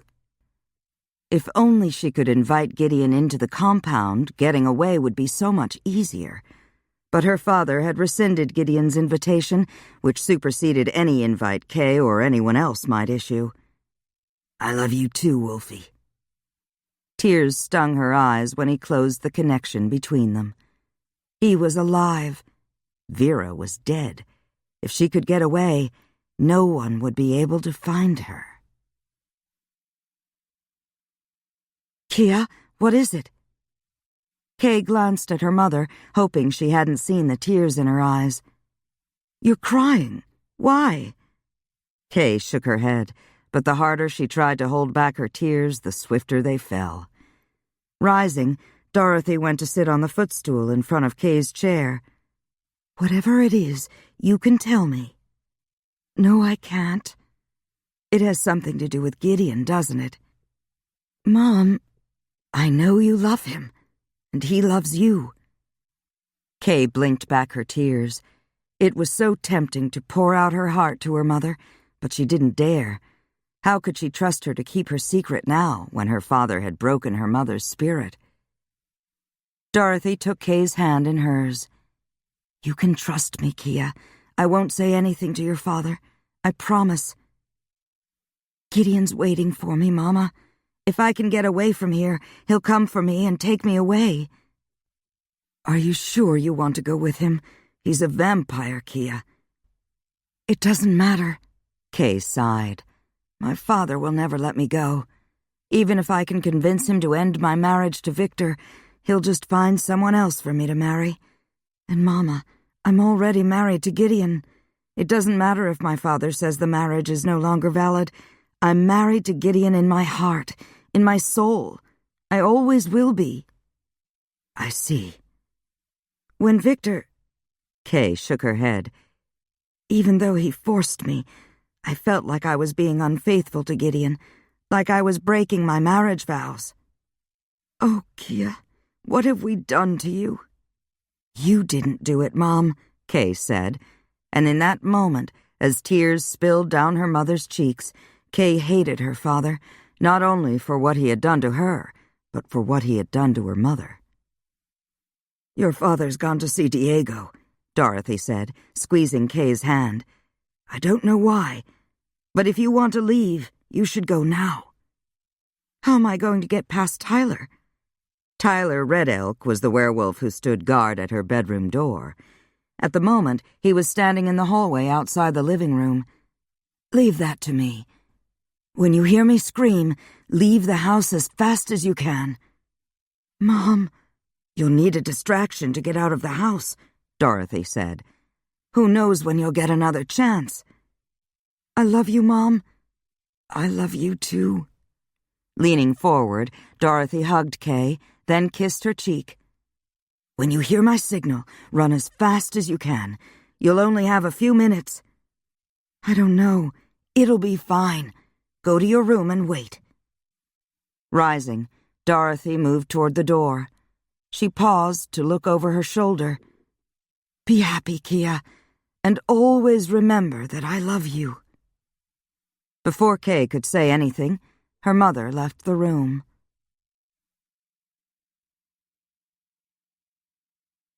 Too keyed up to sit still, Kay paced her bedroom floor. What kind of distraction did her mother have in mind? She glanced at her watch. It had been almost 30 minutes since her mother had left the living room. Had her mother changed her mind? Or worse, had her father come home unexpectedly? She hated to think what would happen if her father learned of her mother's plan to help Kay escape. Going to the window, Kay stared into the darkness. She could see Joe standing in the shadows beneath her window. Poor guy. She could almost feel sorry for him. She was about to turn away from the window when she heard it, a scream of such agony she almost thought it was real. Hurrying to the door, she opened it a crack. Tyler was gone. Murmuring, "Thank you, Mom," Kay hurried down the stairs. Opening the front door, she glanced left, then right. There was no sign of anyone guarding the front entrance. It took only moments to punch in the gate code, and then she was running down the driveway. Veering left, she ran for the hills. Only when the house was out of sight did she slow down. Breathless, she closed her eyes and concentrated on Gideon and connecting to the blood bond that bound them together. "Gideon! Gideon, come for me! Hurry!"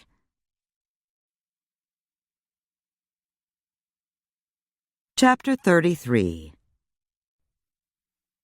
Gideon had just bent over his prey's neck when Kay's voice, loud and urgent, sounded in his mind.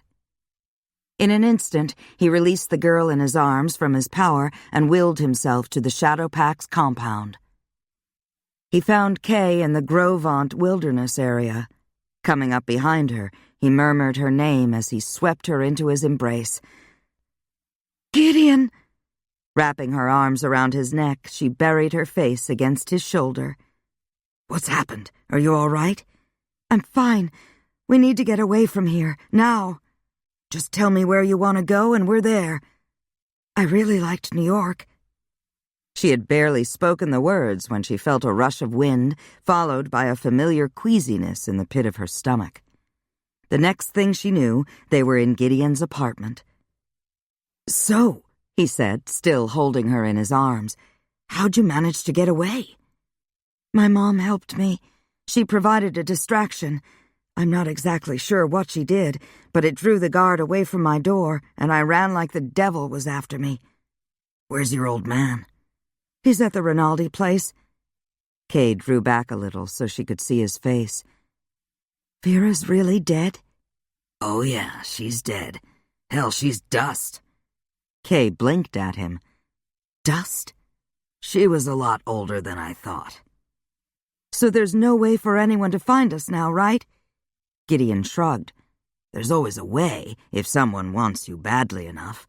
Your father could hire another witch to find you." Kay's shoulders slumped. "So we're no better off than we were before." "I wouldn't say that. Witches are pretty hard to find." "Yeah? You found one in the phone book." He chuckled softly as he set her on her feet. "She won't betray us. The best tracking spells need blood to work. Clothing is ineffective. Hair is kind of iffy. So unless your old man has some of your blood, I think we're safe enough for now." "Until the full moon," Kay said, frowning. "What do you mean?" "My father will be able to track me when I change." "You might have mentioned that before." "I know. I guess with everything else that was going on, I just didn't think of it. So, he can find you even when he's in Jackson and you're here? I'm not sure. Gideon exhaled sharply, then pulled her into his arms and kissed the tip of her nose. What do you say we worry about that tomorrow night? I think that's a great idea. She smiled at him as he carried her down the hall. In the bedroom, his clever hands quickly undressed her, then tossed her gently onto the bed. He stretched out beside her moments later, those clever hands playing over her body, his fingers stroking along her skin like a master violinist tuning his instrument until she was humming with need. She buried her fingers in his hair, drawing him closer, her tongue sweeping across his lips, delving inside to duel with his own. Desire unfurled deep within her, making her forget everything but her yearning for this man and no other. She moaned with pleasure as his fangs grazed her throat, lifted her hips to meet him as his body became a part of hers. Crying his name, she reached for the stars, felt them rain down around her as he carried her away to a secret place no one else could find.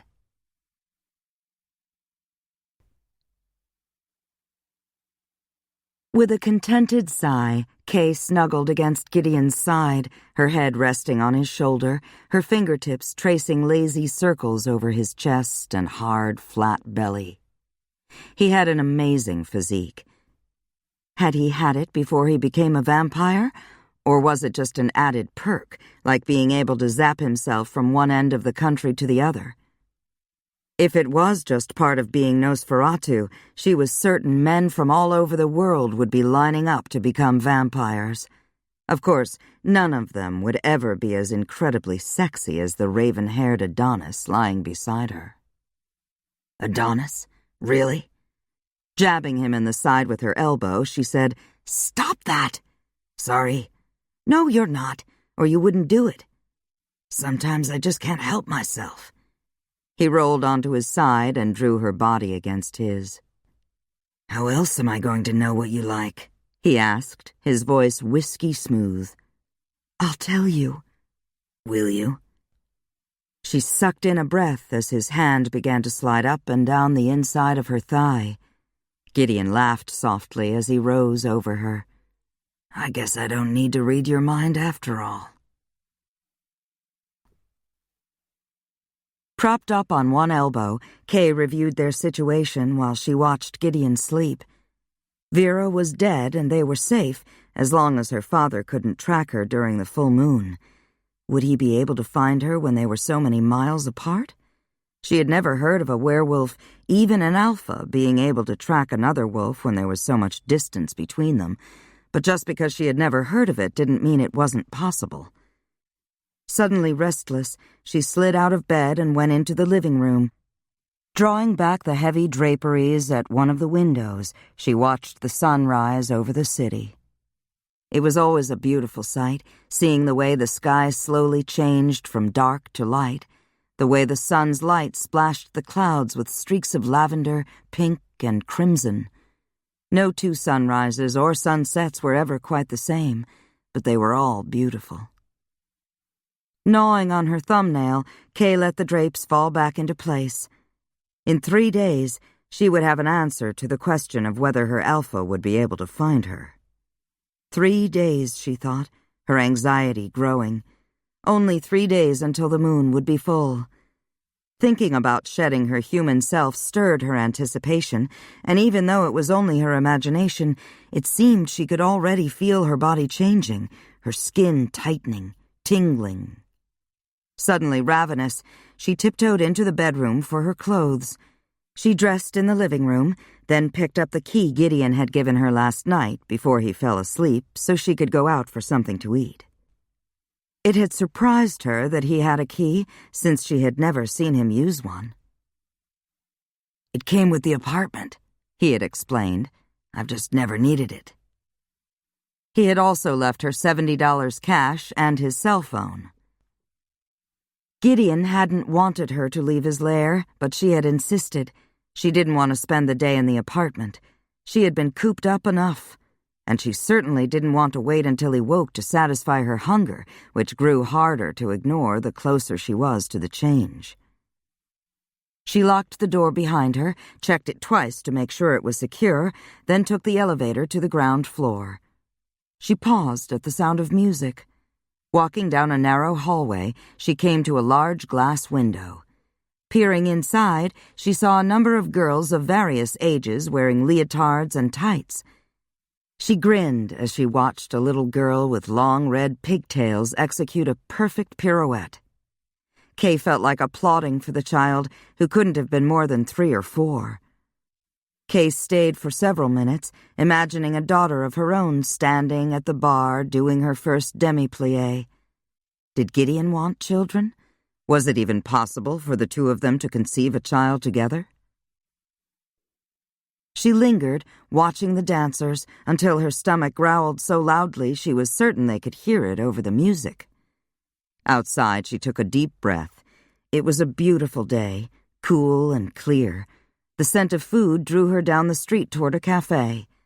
When she went inside, the myriad scents of food and drink, perspiration, cologne, and shampoo were almost overpowering. Odd, she thought, wrinkling her nose against the onslaught. Of course, she'd always had a good sense of smell, but nothing as acute as this. She moved along the food tables, filling 2 plates, one with roast beef, turkey, and ham, the other with mashed potatoes, corn, and a blueberry muffin. She added a carton of milk, a glass of orange juice, and a cup of coffee, then found a seat in the far corner of the room near a window. She ate quickly and went back for more ham, turkey, and roast beef. After adding a slice of chocolate cake and a piece of berry pie, she returned to her table. She told herself being this hungry was normal for this time of month, but she didn't believe it. True, she had always had a healthy appetite, especially before the full moon, but this was over the top. She was eating like her father. Kay frowned. Thinking of her father brought her mother to mind, and she was suddenly ashamed that she hadn't given any thought to her mother since being reunited with Gideon. Pushing her plate aside, she went in search of a quiet place to make a phone call. Gideon stirred, his senses telling him that the sun was not yet down, yet something had roused him. Forcing his eyes open, he saw Kay pacing the floor beside the bed. "What's wrong?" He sat up, trying to concentrate.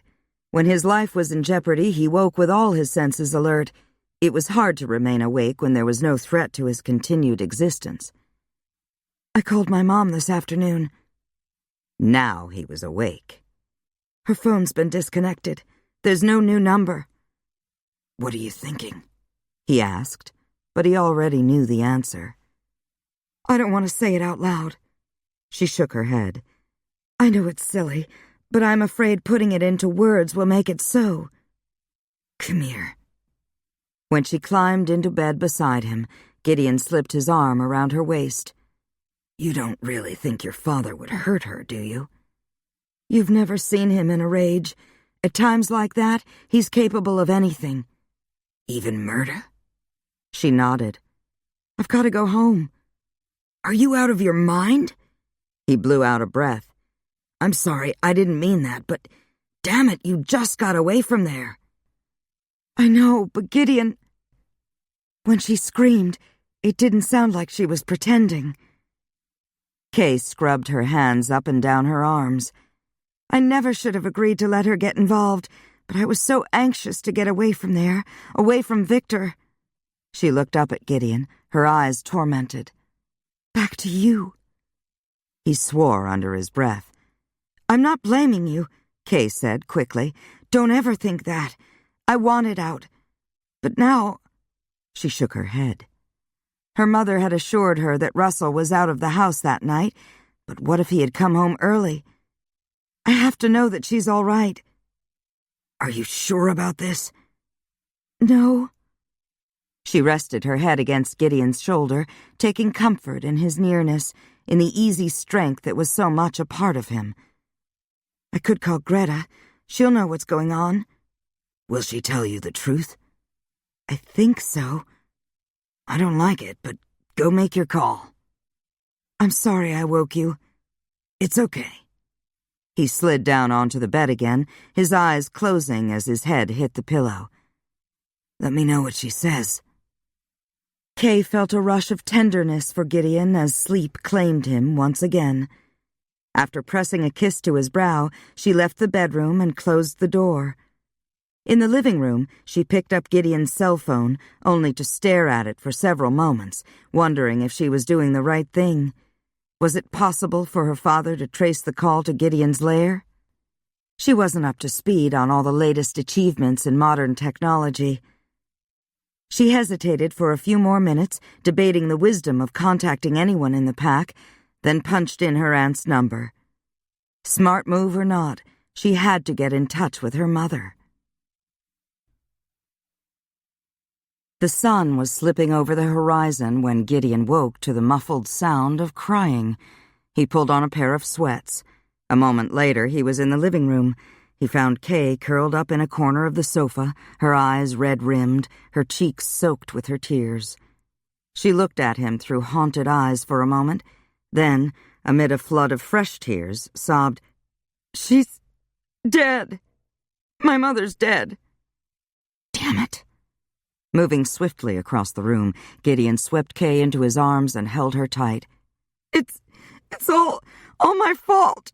"Shh." "She said she would provide a distraction so I could get away, and she killed herself, Gideon. She committed suicide, hanged herself so I could be free, so I could be with you." Gideon stroked Kay's hair while he tried to think of something to say that would comfort her, but at the moment, words failed him. He hadn't known Kay's mother well, had seen her only a few times, spoken to her only once or twice. Yet because Kay loved him, Dorothy Alessano had gone against her husband's wishes and set him free, had sacrificed her own life so her daughter could be with the man she loved. He had rarely seen that kind of courage and devotion. "The funeral's on Saturday," Kay said, sniffling. Had her father purposely arranged it then, knowing the moon would be full? Her mother would have hated that. Gideon nodded. His immediate inclination was to tell Kay she couldn't go, but it wasn't his decision to make. "You think I should stay here, don't you?" "Are you reading my mind now?" "No, just your silence." "I think it's a big risk. Victor's bound to be there, too." "I know it's dangerous, but I have to go." "Kia, your mother died so you could get out of there. How can you even think of going back?" "I have to see her one last time. I have to tell her goodbye. I'll never forgive myself if I don't." She stroked his cheek with her fingertips. "The moon will be full. The pack will run that night. I'll slip away and find you like I did before." "Yeah," Gideon muttered dryly. "I remember how well that turned out." "Well, we won't be distracted this time." "Is that what I am to you?" he asked, his voice suddenly husky. "A distraction?" "Yes, but only in a good way. Oh, Gideon," she sobbed. "I'm going to miss her so. And the funny thing is we were never that close," she said, sniffling. "I always envied the kind of mother-daughter relationship that Wanda has with her mom. They share everything, spend time together, gossip, go shopping. My mother and I never did anything like that. I hardly ever told her that I loved her, and now it's too late." She looked up at him, her eyes brimming with tears. "Forever too late." Murmuring her name, Gideon wrapped Kay in his arms again. At times like this, words were useless. He just hoped his being with her was enough. Kay slept late the next day and woke feeling as if she hadn't slept at all. Her eyes were swollen and gritty, her throat hurt from all the tears she'd shed. She glanced at Gideon, sleeping beside her, loosed a soul-deep sigh. Life had been a lot less complicated before she met him, but looking at him now, she didn't know what she would do without him. Or how she was going to live with her guilt. Swinging her legs over the side of the bed, she stared at the floor. If she hadn't fallen in love with Gideon, her mother would still be alive. She blinked as tears stung her eyes. She told herself she wasn't entirely to blame, that her mother had been unhappy for years, but it didn't help. Her mother was dead and it was all her fault. And even though Gideon didn't want her to attend the funeral, Kay knew she would never forgive herself if she didn't go. Once the decision was made, she felt a little better. She couldn't change the past, but fear of the future wouldn't keep her from telling her mother goodbye. Hunger drove her out of the apartment. Emotionally, she didn't feel like eating, but the wolf inside demanded nourishment. She was always ravenous before the full moon. She had asked her father once why that was, and he'd told her it was because it required an amazing amount of physical energy and stamina to shift from human to wolf and back again. Kay thought about that while she ate, wondering why she was so much hungrier this time than she had ever been in the past. She devoured 4 double cheeseburgers, 2 orders of fries, and 2 chocolate shakes, and she was still hungry. She ordered a cheeseburger to go and left the restaurant. She wandered down one side of the street and up the other, and then, feeling the need to connect with another human being, she ducked into a bookstore and called Wanda, who was her only real friend in all the world. "Girlfriend?" Wanda exclaimed. "Where on earth have you been? We've all been going crazy around here wondering what happened to you. We thought... "I'm so sorry," Kay said. "I should have gotten in touch with you sooner to let you know I'm okay, but, well, my life has been sort of strange lately." "You could have called." "I know." Kay shook her head. With everything that had been going on, she'd completely forgotten about her job and just about everything else. "I need you to tell Dr. Saltzman that I won't be coming back." "What? Why not? What's happened? Are you all right? Should I—" "One thing at a time," Kay said, interrupting her friend in mid-sentence. "A lot's happened. I got married." "Married?" Wanda exclaimed. "To who? That hot guy you mentioned?" "Yes, it was kind of sudden. And my mother—" Kay swallowed the lump rising in her throat. "My mother, she passed away." "Oh, Kay, I'm so sorry." "Thanks, Wanda." Kay took a deep breath. "Anyway, I just wanted to say hi." "I'm glad you called, although I almost didn't answer the phone. Did you get a new number?" "No, this one belongs to Gideon. Listen, I've got to go." "All right. Keep in touch, Kay. I want to hear all about that new husband of yours. And if you ever get back here, stop by and see us, okay?" "I will. I promise. Take care of yourself, Wanda." "You too." Kay closed the phone, then stared out the window. She could sense the night coming, feel the darkness whispering over her skin in a way she never had before. Feeling suddenly uneasy, she left the bookstore and hurried back to Gideon's lair. The sun was setting when she let herself into his apartment.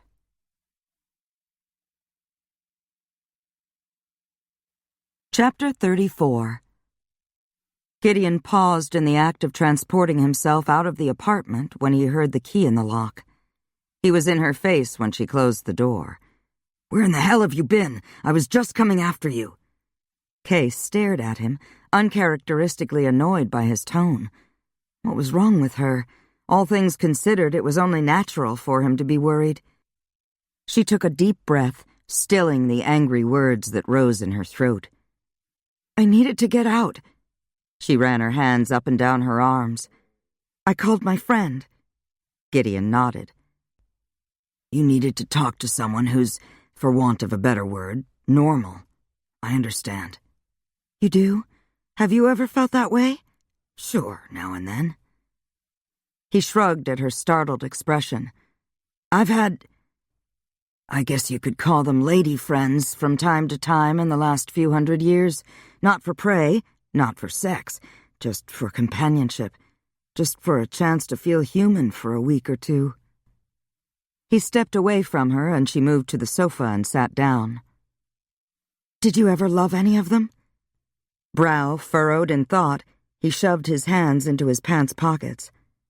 "No, but I cared for them because they served a purpose." "Did you compel them to be with you?" "Hey, don't you think I could get a girlfriend without resorting to tricks?" Of course I do. Oh, very funny, she muttered when she realized he was teasing her. Did you ever have any men friends? He shook his head. No. Why not? I'm not sure. Probably the whole male macho thing. Vampires, especially old ones, are notoriously territorial. Taking a seat beside her, he slipped his arm around her shoulders. Are you all right? He asked, feeling the tension humming inside her. Of course. Why do you ask? You're lying to me, Kia. If you don't want me reading your mind, then tell me what's wrong. I don't know. I just feel strange. Strange how? Just strange. She made a vague gesture with her hand. Like my skin is too tight, and I'm hungry all the time. Nothing strange about that. You've eaten like a truck driver on steroids ever since I've met you. She glared at him. Sorry. What else? I just don't feel like me. You don't think it's because I've tasted your blood, do you? No, the little bit you've had wouldn't have any ill effect on you. Might even make you stronger. She lifted a hand to her brow. Maybe I'm coming down with something. Do werewolves get sick? Rarely. Gideon eased back a little, his gaze moving over her face. You look all right to me. Leaning forward, he scraped his fangs over the skin alongside her neck. You taste the same. She frowned at him. Are you telling me you'd know if I was sick? He nodded. How can you do that? You'd taste different, smell different. Maybe I'm just imagining it. Probably. I know you're stressed out about going back home. Maybe that's all it is. It shows, huh? Oh, yeah. He slipped his hand under her hair and lightly massaged her neck. Are you sure I can't talk you out of it? I'm sure. Maybe a glass of wine and a warm bath would relax you, he suggested. It's worth a try. Moving to the sideboard, Gideon poured a glass of wine for Kay, then went into the bathroom to fill the tub. Kay sipped her drink, thinking how thoughtful Gideon was and how much she loved him. No one else had ever made her feel the way he did. With him, she felt cherished, protected, important. But most of all, he respected her wishes, let her make her own decisions. She smiled when he appeared in the doorway. Your bath awaits, my lady, he said, bowing at the waist. Thank you, kind sir. Setting her empty glass on the end table, she moved past him and went into the bathroom. She glanced over her shoulder when she realized Gideon was behind her. I thought I'd wash your back, he remarked, flashing a smile. Why didn't I think of that? Gideon stood with one shoulder braced against the door jamb, watching appreciatively as Kay undressed and stepped into the tub, Venus slipping into the sea. Kay looked up at him, one brow raised as the deliciously warm water closed over her. Jasmine bubble bath? She asked with an impish grin. Who knew? Very funny, Wolfie. I made a quick trip to the drugstore while the tub was filling. Kneeling, he picked up the washcloth and ran it over her shoulders and down her back. It's a big tub, Kay remarked. Yes, it is. Big enough for two. Is that an invitation? If you want it to be. He was undressed and in the tub before she finished the sentence and proved, rather inventively, that the tub was indeed big enough for two. Late the next afternoon, Kay went shopping for a dress and shoes to wear to her mother's funeral. She found a simple black jersey knit and shoes to match, along with a black bra, panties, and a silk slip, also black. She was famished when she left the department store. She ducked into a coffee shop and ordered a turkey club sandwich, a double order of fries, and a large chocolate shake. She ate quickly, her nerves humming with tension at the thought of going home. Maybe Gideon was right. Maybe she shouldn't go. But staying away wasn't an option. She'd never forgive herself if she chickened out now. She was going, and that was that. She would deal with her father and Victor after her mother had been laid to rest. With her mind made up once and for all, she ordered another shake, strawberry this time. Good thing her werewolf metabolism burned up the calories, she mused as she drained her glass, or she would be as big as her horse. "Parika," she murmured, and wondered who, if anyone, was looking after the mare. It was near dark when Kay returned to Gideon's lair. More and more she was keeping his hours, staying up until the wee hours of the morning, sleeping later and later every day. But then, she thought with a grin, it was a small price to pay to spend time with him. When she went into the bedroom, he was still asleep. Moving quietly, she hung her dress in the closet, put the rest of her things in a drawer, then crawled into bed beside him. Her gaze moved over his face while her fingertips traced lazy 8s on his stomach.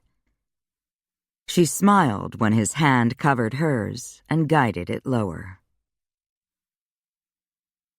"What will you do while I'm gone?" Kay asked. They were lying in bed, wrapped in each other's arms, their bodies still damp from their lovemaking. A fire crackled in the hearth. "Worry about you," he said. "What else?" "I'm serious." "So am I. Besides, I won't be far away." He ran his knuckles along the length of her neck. "Kia, please reconsider. You know once your father has you back in his control, he'll never let you go." "I don't want to talk about it." He had one last argument, one he would never have used if he hadn't been so desperate to keep her from returning to the Shadow Pack's compound. "Your mother sacrificed her life so that you could get away from your father. Would she think it was a good idea for you to put yourself in harm's way again?" He wanted to take the words back as soon as they left his mouth. Kay stared at him, mute, her eyes dark pools of pain. "Kia, Don't talk to me." She pushed him away and scrambled out of bed, stood with her back toward him, her arms tightly folded over her chest. "Don't you think I've thought of that?" Sitting up, he raked a hand through his hair. Damn it, why hadn't he kept his mouth shut, or ripped out his tongue? What kind of heartless, thoughtless monster was he to say such a thing out loud? She was crying now, silent tears that racked her body from head to foot. If she never forgave him, he wouldn't blame her. Slipping out of bed, he moved up behind her, tentatively placed his hands on her shoulder. She stiffened at his touch, but didn't move away. "Kia, forgive me. That was a rotten thing for me to say. I don't have any excuse except that I'm worried sick about you going back home." "I know." She drew in a deep, shuddering sigh, then slowly turned to face him. "But I have to go." "You're a stubborn woman, Kia Alessano." Nodding, she got into bed again. Gideon stayed where he was, not moving until she held out her hand. Sliding in beside her, he drew her gently into his arms. "I'm sorry," he whispered. "Forgive me?" "You didn't say anything I haven't thought 100 times myself." "That doesn't excuse me." "I don't know how to explain it, but there's something deep inside me, some kind of pack instinct that's calling me back home, something besides the funeral. I don't expect you to understand." She shook her head. "I don't understand it myself. I just know I have to go." "You're a strong woman, capable of making your own decisions. It's one of the things I like best about you. I'll be nearby if you need me." "I know. Make love to me again. I want to forget everything but you for a little while." "Always my pleasure, darling." He kissed her then, his hands gently caressing her, arousing her, his own desire growing with the sweet seduction of skin against skin. Kay raked her nails down his chest, then bit him on the shoulder. She bolted upright when she drew blood. "I'm sorry. I didn't mean to bite you so hard." "Hey, don't worry about it. It didn't hurt." "But you're bleeding all over the sheets."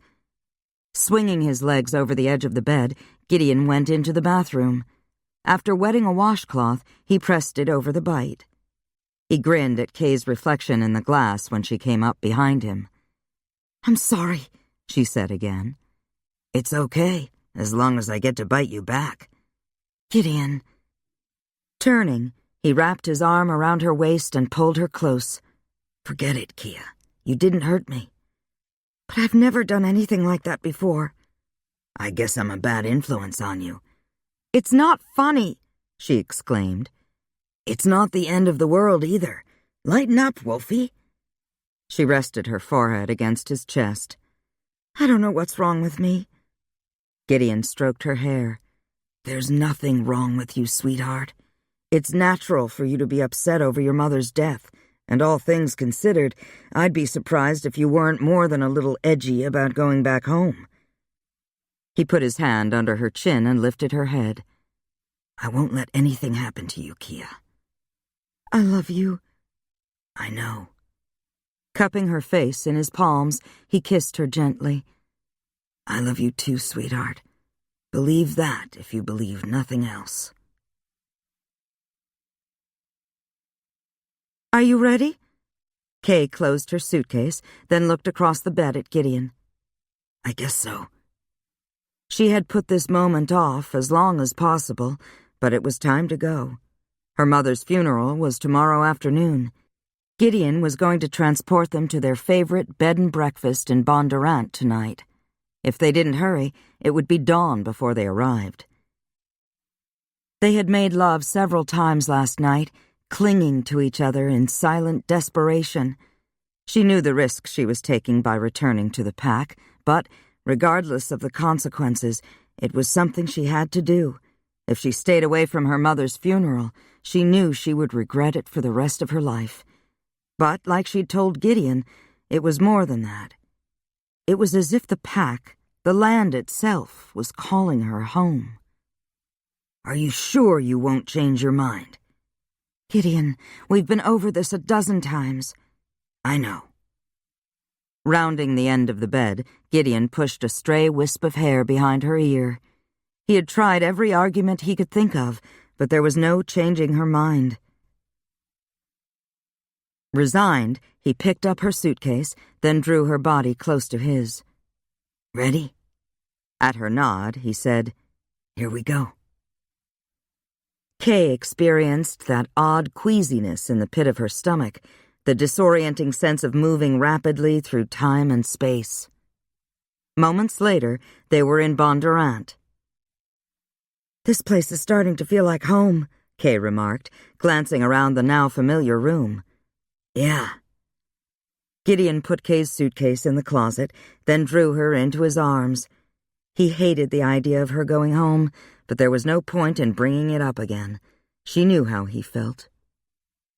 When the pack runs, it'll probably be late. I'll look for you somewhere in the hills near the river, Gideon said.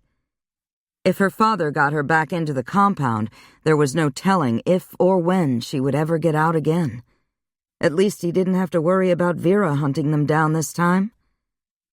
Knowing their time together was growing short, Kay held him tighter. Where will you spend the day? He shrugged. I'll find a place, don't worry. Promise me you'll be careful. I will. Gideon grasped her arms. If I had any sense, I'd tie you to that bed and keep you there until tomorrow night. Gideon, I can't help it. Damn it, Kia, this is the stupidest thing you've ever done. She glared at him. I think you'd better go. With a sigh of resignation, he drew her back into his arms. All right, you win. But if your father locks you up again, I don't know how the hell I'll get you out of there. Which wasn't entirely true, as long as Kasuma Ila was on his side. If not for the witch's promise of help should he need it, he would have locked Kay up in one of his lairs and to hell with the consequences. He could live with her anger, but he didn't think he could live without her.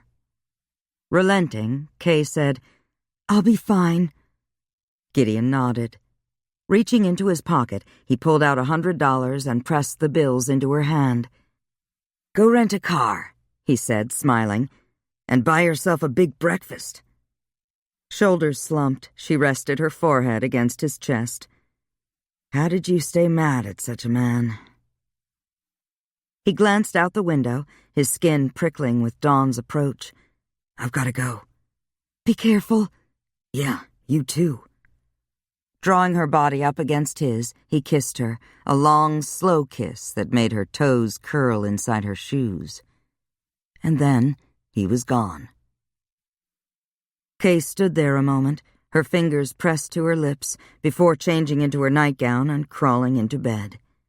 She lay there, staring up at the ceiling for a long time, wondering where Gideon had gone to spend the day, wondering if he was right and she was making the biggest mistake of her life.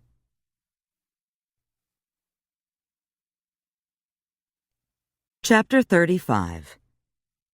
Kay took a deep breath as she got out of the rental car and walked up to the entrance of the house. She was surprised by the rush of unease that filled her as she opened the door. For a moment, she was tempted to turn around and drive back to Bondurant just as fast as she could, but the same instinct she had felt before propelled her forward. She paused in the entryway, listening to the muted sound of voices coming from the living room. She quickly identified them: her father, Greta, Brett, Victor, and his parents. Closing her eyes, she took another deep breath, smoothed her hand over her skirt, and entered the living room. If she hadn't been so nervous, if the occasion hadn't been so solemn, she would have laughed at the startled expressions on the faces of everyone present, and none more so than her father. Kia! He closed the distance between them, hesitated a moment, and then embraced her. I knew you'd come to your senses and return home where you belong. She didn't see any reason to tell him she wasn't there to stay. That news could wait until later. Where is she? Russell inclined his head toward the dining room. With a nod, Kay went to pay her last respects to her mother. The casket was white and expensive. A blanket of dark red roses covered the closed portion. Baskets of flowers and plants filled every corner of the room, overpowering the air with their fragrance. Kay blinked back her tears as she gazed at her mother. How old and frail she looked, her face almost as pale as the white satin lining. I love you, Mom, Kay murmured. I'm so sorry for everything. Please forgive me for coming back here, but I had to see you. I had to say goodbye. I know that you're happier wherever you are now, happier than you ever were here. She tensed as her Aunt Greta came up behind her. I'm glad you came home, Kia. Your father's been worried about you. She paused. And Victor, too, of course. Kay dashed the tears from her eyes. I don't want to talk about Victor. Not now. All right. Greta lowered her voice. Are you sure it was wise to come home? Kay looked at her aunt, surprised by her words, but before she could respond, her father entered the room. It's time, he said quietly. The pack is waiting for us at the cemetery. With a nod, Greta took Kay's hand and led her out of the house and into the back seat of the waiting limo. Moments later, her father, Brett, and Victor's family joined them in the car. The drive to the cemetery was silent, save for the sound of Greta's weeping. Kay refused to cry in front of her father for reasons that weren't altogether clear, even to herself. There had been only a few funerals during Kay's lifetime, one for a woman who had died in childbirth, another for a young boy who had drowned, the last for a baby girl that had lived only a few days. Kay had heard rumors that the baby had been horribly deformed. The cemetery was located in a meadow ringed by tall cottonwood trees, which were considered sacred, not only by the Lakota, but by other tribes as well. The Lakota always used a cottonwood tree for their Sundance pole. It was said by the old ones that it was from the shape of the cottonwood's leaves that the people learned to make their teepees. Most of the pack's dead were entombed in the pack vault located several yards away. The graves of those who had been buried were located inside a fenced square of ground not far from the crypt. There were 14 graves here. The date of the oldest was 1826. Kay walked carefully between the headstones to the site of her mother's grave. Burials were rare among werewolves. Most were cremated. but her mother had requested a Christian burial, and though there was no church service, the minister from the Methodist Church in Jackson had agreed to officiate at the graveside service.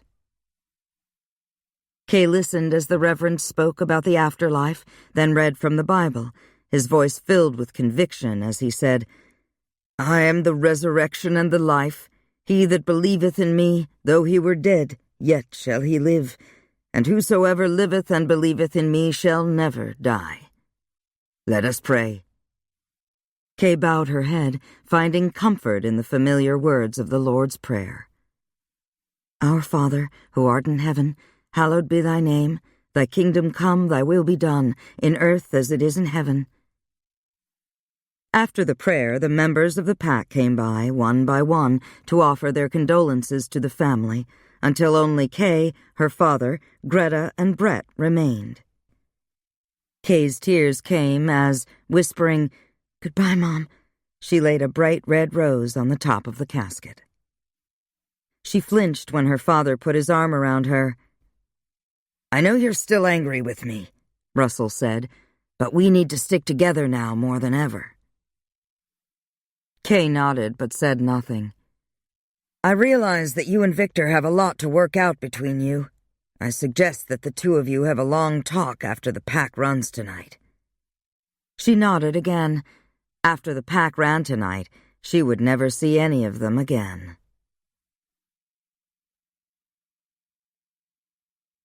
Back in the compound, Kay went straight to her room and locked the door. She removed her shoes and hung the black dress in the closet. She would leave it behind when she left here, because she was never again going to wear it or anything else she had worn to the funeral. Clad only in her underwear, she glanced around her room, which held little other than her bed, a chair, a desk, and a few stuffed animals left over from her childhood. Some of her things were still at Victor's. Well, they could stay there. She didn't want anything to remind her of him or of this place either. She would never forget her mother, of course, but she was going to do her best to erase every other memory from her mind. Whatever happiness she had known here had been tainted by her father's treachery and her mother's death. Standing at the window, she watched the sun set the sky on fire in blazing shades of crimson as it slipped behind the distant mountains. It would be dark soon. In spite of the sorrow that engulfed her, she felt a rush of excitement at the thought of running beneath the moon. Her skin tingled, her heart beat faster. Even knowing it was possible, she felt that she could change now, even though the moon had not yet taken command of the sky. What would it be like to be able to change at will, to run wild and free in the meadows and mountains whenever she wished, the way the Alphas did? Feeling suddenly fatigued by the day's events, she stretched out on the bed and closed her eyes. She would rest for just a moment. She woke to the sound of someone knocking on the door. For a moment, she couldn't remember where she was. "Kia," her Aunt Greta called. "We'll be leaving in a few minutes. Are you ready?" Sitting up, Kay ran a hand through her hair. "I'll be right down." She removed her bra and stepped out of her panties, her thoughts briefly turning to Gideon. Where had he spent the day? Was he nearby? Wrapping a towel around her nakedness, she went downstairs to join the others on the patio. She glimpsed Victor standing to one side. She intended to tell him not to follow her, but, to her surprise, he kept his distance. While she was puzzling over that odd state of affairs, her father shifted. Kay dropped her towel, her body transforming from human to wolf in the blink of an eye. The suddenness of it took her by surprise. Usually she had to concentrate for several moments before completing the change, but not tonight. She ran after her father and sailed cleanly over the fence, her exhilaration growing as she ran through the night, quickly outdistancing the rest of the pack, including her father. She basked in the feel of the damp earth beneath the sensitive pads of her feet, the myriad scents carried to her by the wind, the beauty of the night as seen through the wolf's eyes. She glanced over her shoulder, her tongue lolling in a wolfish grin. She was in the lead, followed by her father and Victor, who were running side by side. She didn't see any of the other wolves. What had happened to the rest of the pack? She slowed when her father and Victor veered to the left and disappeared from sight over a low hill. Her ears pricked forward when a warning bark she recognized as her father's pierced the night. She skidded to a stop when she heard the sharp report of a gunshot, followed by a high-pitched whine. The ensuing silence filled her with apprehension. She lifted her head, her anxiety growing when she scented blood on the wind. Throwing back her head, she howled for the pack, then raced toward the place where she had last seen her father and Victor. When she topped the rise, she came to an abrupt halt, unable to believe what she was seeing. Her father, slowly shifting from wolf to human, lay on the ground. Victor knelt beside him, one hand pressed against her father's chest. A few feet away, a middle-aged man lay sprawled on the ground, his throat ripped out. A rifle lay beside him. Kay ran down the hill, shifting to human form as she went. "What happened?" Victor looked up at her, his cheeks damp with tears. "I don't know," he said. "It all happened so fast.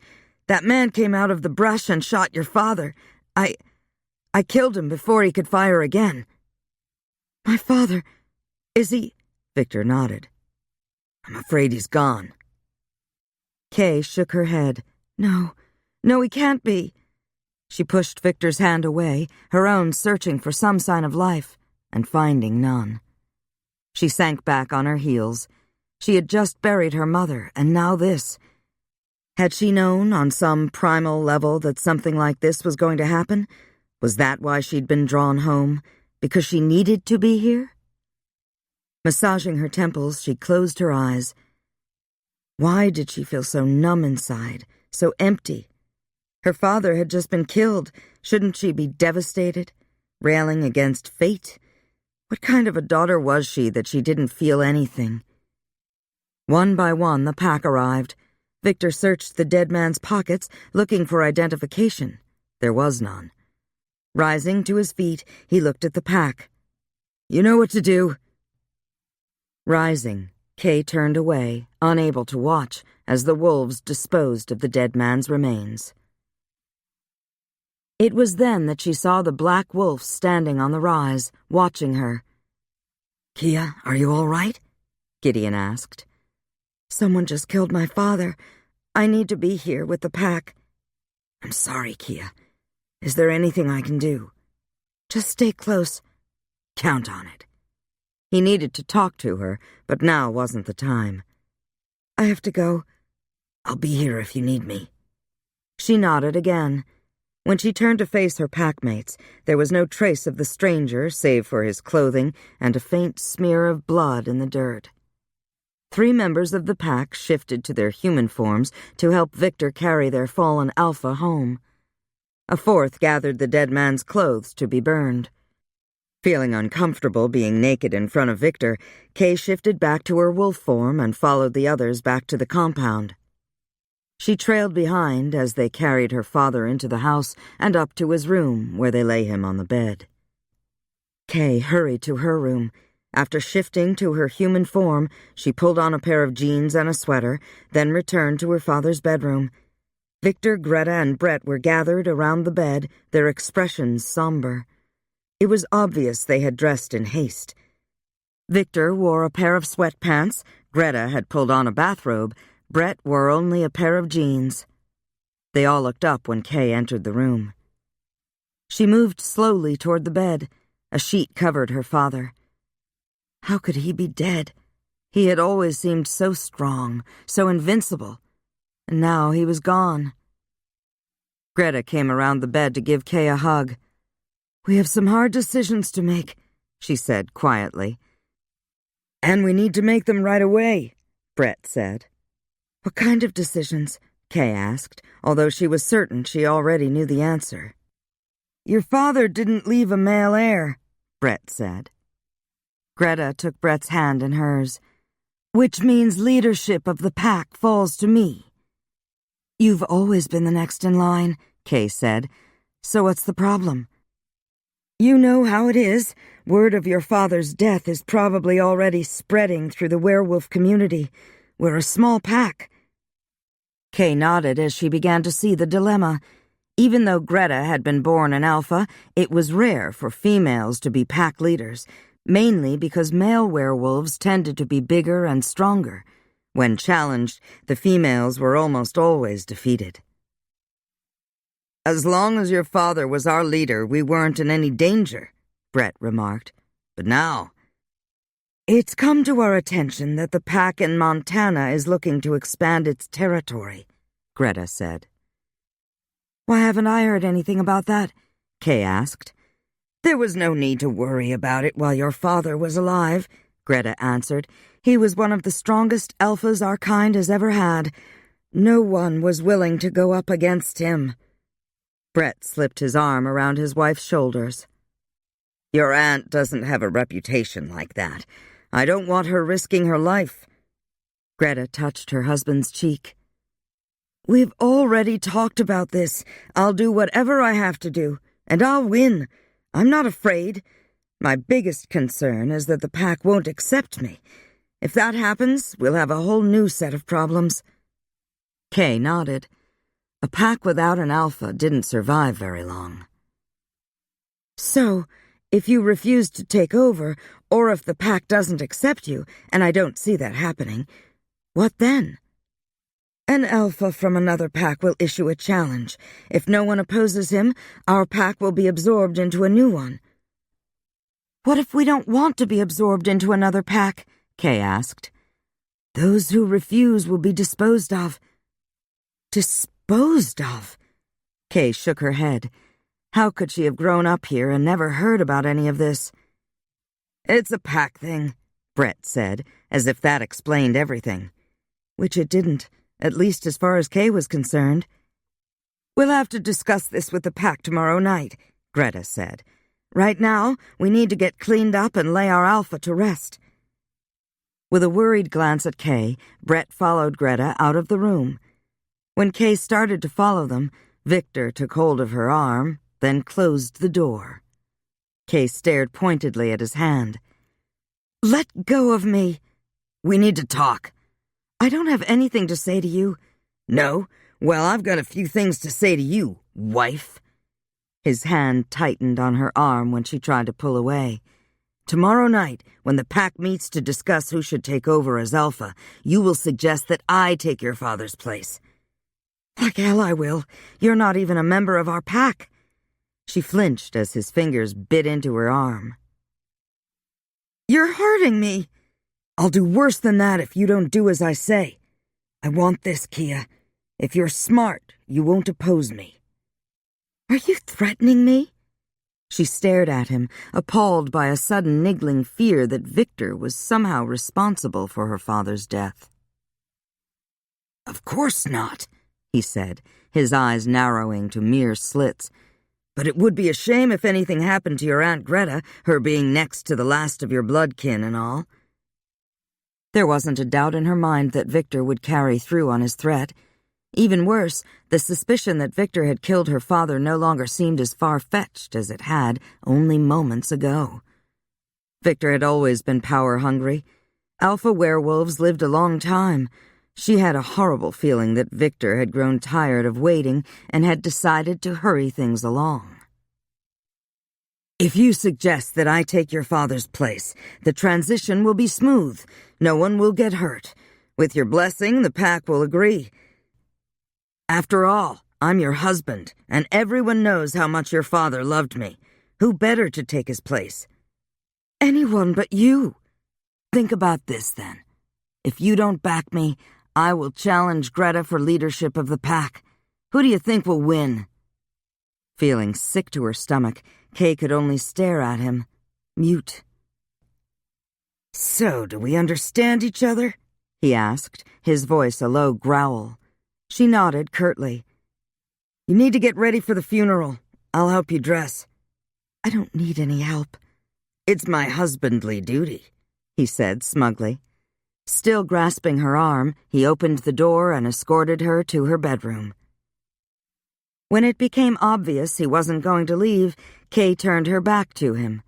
She longed to take a shower, but it wasn't going to happen with Victor in the room. She quickly pulled on the black dress she had worn such a short time ago, brushed her hair, stepped into her heels. When she was ready, Victor grabbed her hand and hauled her to the guest room at the other end of the corridor. She moved to the window, staring out into the night while he dressed. She tried to think, but she was numb inside, empty. Her parents were gone, and she hadn't had a chance to tell either of them goodbye. But even worse, she couldn't shake the feeling that Victor was responsible for her father's death. She told herself it was impossible. Her father's death had been an accident, a hunter in the wrong place at the wrong time. "Let's go." She turned away from the window, her jaw clenching when Victor again took hold of her arm. He grinned at her. "I'm not taking any chances on your doing something stupid." "I already did that when I married you." She gasped with pain when he struck her across the face, her head snapping back from the force of the blow. "That tongue is going to get you in trouble one of these days, Mrs. Rinaldi. I'd advise you to choose your words with more care in the future." Werewolf funerals were always held in the deep woods late at night. Her father's body, tightly wrapped in a wool blanket, was laid out on a bier to be burned. The pack, all clad in unrelieved black, surrounded it. Shrouded in a long hooded cloak, Greta stood at the head of the bier. "We're met here this night to mourn our alpha, Nagin Luta. He has served our pack well. We know not whether his death was accidental or provoked, but the man who caused it will slay no more of our kind." Brett moved up beside his wife. "Nagin Luta was my brother-in-law and my friend. Under his leadership, the Shadow Pack knew 53 years of peace and prosperity. He will be sorely missed." One by one, the members of the pack paid their verbal respects to their alpha. As his next of kin, it was Kay's duty to ignite the funeral pyre. She stared at the lighter that Brett offered her, then shook her head. "I can't do this." Without a word, Victor took the lighter from her hand. Tears flooded Kay's eyes as the hungry flames devoured her father's remains. A morbid part of her mind wondered if fire consumed all preternatural creatures as quickly and completely. As the flames died away, mournful howls of sorrow rose on the wind. In the distance, a wild wolf yipped in reply. Standing a good distance away, Gideon watched the proceedings. He didn't miss the way Victor Rinaldi kept Kay close to his side. Gideon had only to brush her mind to know what she was thinking, feeling. It came as no surprise that Rinaldi had threatened her. What was a surprise was her suspicion that Rinaldi had murdered her father so he could take over as alpha of the Shadow Pack. Which was exactly what had happened. Gideon couldn't say for sure what Rinaldi's reasoning had been, but Gideon had seen the whole thing, which had taken only a few moments. Victor had paused at the foot of the rise, and Alessano had stopped beside him. The murder itself had happened very fast. Victor shifted to human. A man stepped out from behind a tree and fired once. The bullet struck Alessano in the heart and he went down. Victor had congratulated the shooter on a job well done. Then, in a move quicker than the human eye could follow, he had shifted into his wolf form, ripped out the shooter's throat, and quickly shifted back to human. By the time Kay reached the scene, Victor was kneeling beside Alessano. The howls died away as the flames consumed the last of Alessano's remains. Dissolving into mist, Gideon followed Kay and the others back to the compound. Trying to pass over the fence was like hitting a brick wall. He had hoped the death of the alpha would allow him to pass, but apparently not. He waited until the pack members had dispersed to their homes before resuming his own shape. He had to get in touch with Kay and let her know what he had seen and heard, had to warn her that her father's death hadn't been an accident.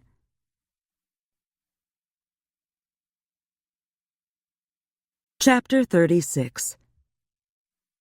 Kay hated to see the pack members return to their own homes after the funeral. So much had happened in such a short time, she would have welcomed their company. Who was she trying to kid? Other than her aunt's family, she had no real affection for any of the people who lived in the compound. The truth was, she was afraid to be alone with Victor, who had stayed downstairs to have a drink. She hoped he drank himself into a stupor. She tried not to think of the two men who had remained behind in the forest.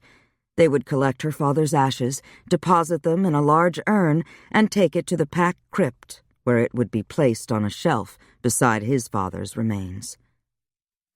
In a few days, she would order a bronze plaque bearing her father's name and the years he had ruled as Alpha so that he would not be forgotten.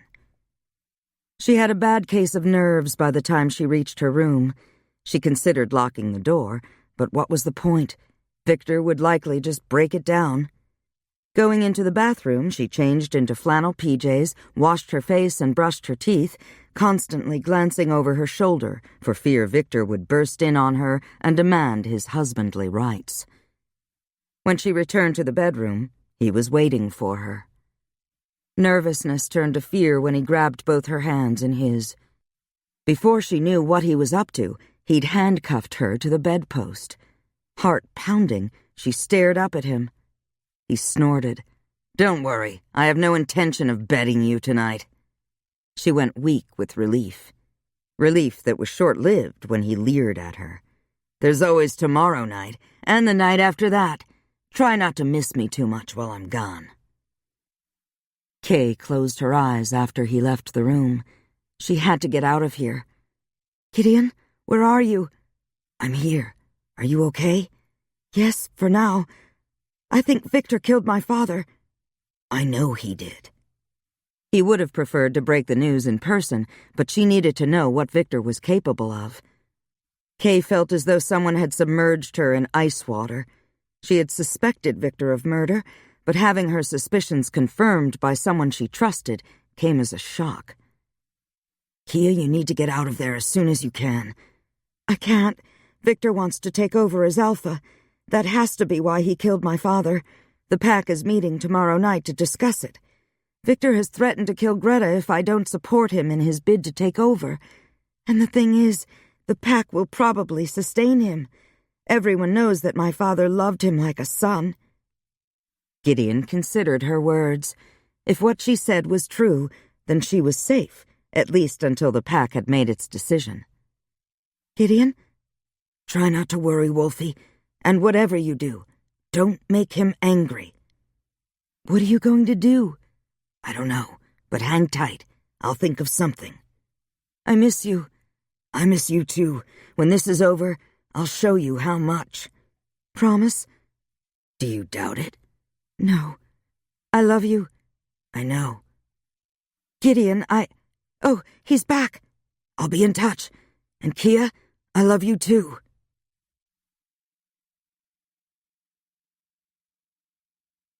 Kay woke with a groan, thinking that she had spent more comfortable nights in Vera's basement. She had tossed and turned all night long, unable to get comfortable with her wrist secured to the bedpost. Even more unsettling had been sharing her bed with Victor. She had tensed every time he moved, afraid he was reaching for her. Sitting up, she was relieved to see that his side of the bed was empty, and surprised to find that he had uncuffed her hand. After taking a quick shower, she dressed and went downstairs. Brett and Victor were sitting at the kitchen table reading the paper. Greta stood at the stove. For a minute, Kay simply stood there, watching them. How could they behave as if this was a morning like any other, as if they hadn't just buried her parents? Approaching the stove, she poured herself a cup of coffee. "How are you this morning?" Greta asked. "Fine," Kay lied. "Can I help you?" "Nope, I'm all done." She handed Kay a platter of bacon. "Just put that on the table and we're ready to eat." Kay wanted to scream at her aunt, to ask how she could even think about food at a time like this. Instead, she carried the dish to the table. She took the place across from Victor so she wouldn't have to sit beside him. The conversation was subdued as Brett and Greta expressed their concerns about finding a new alpha.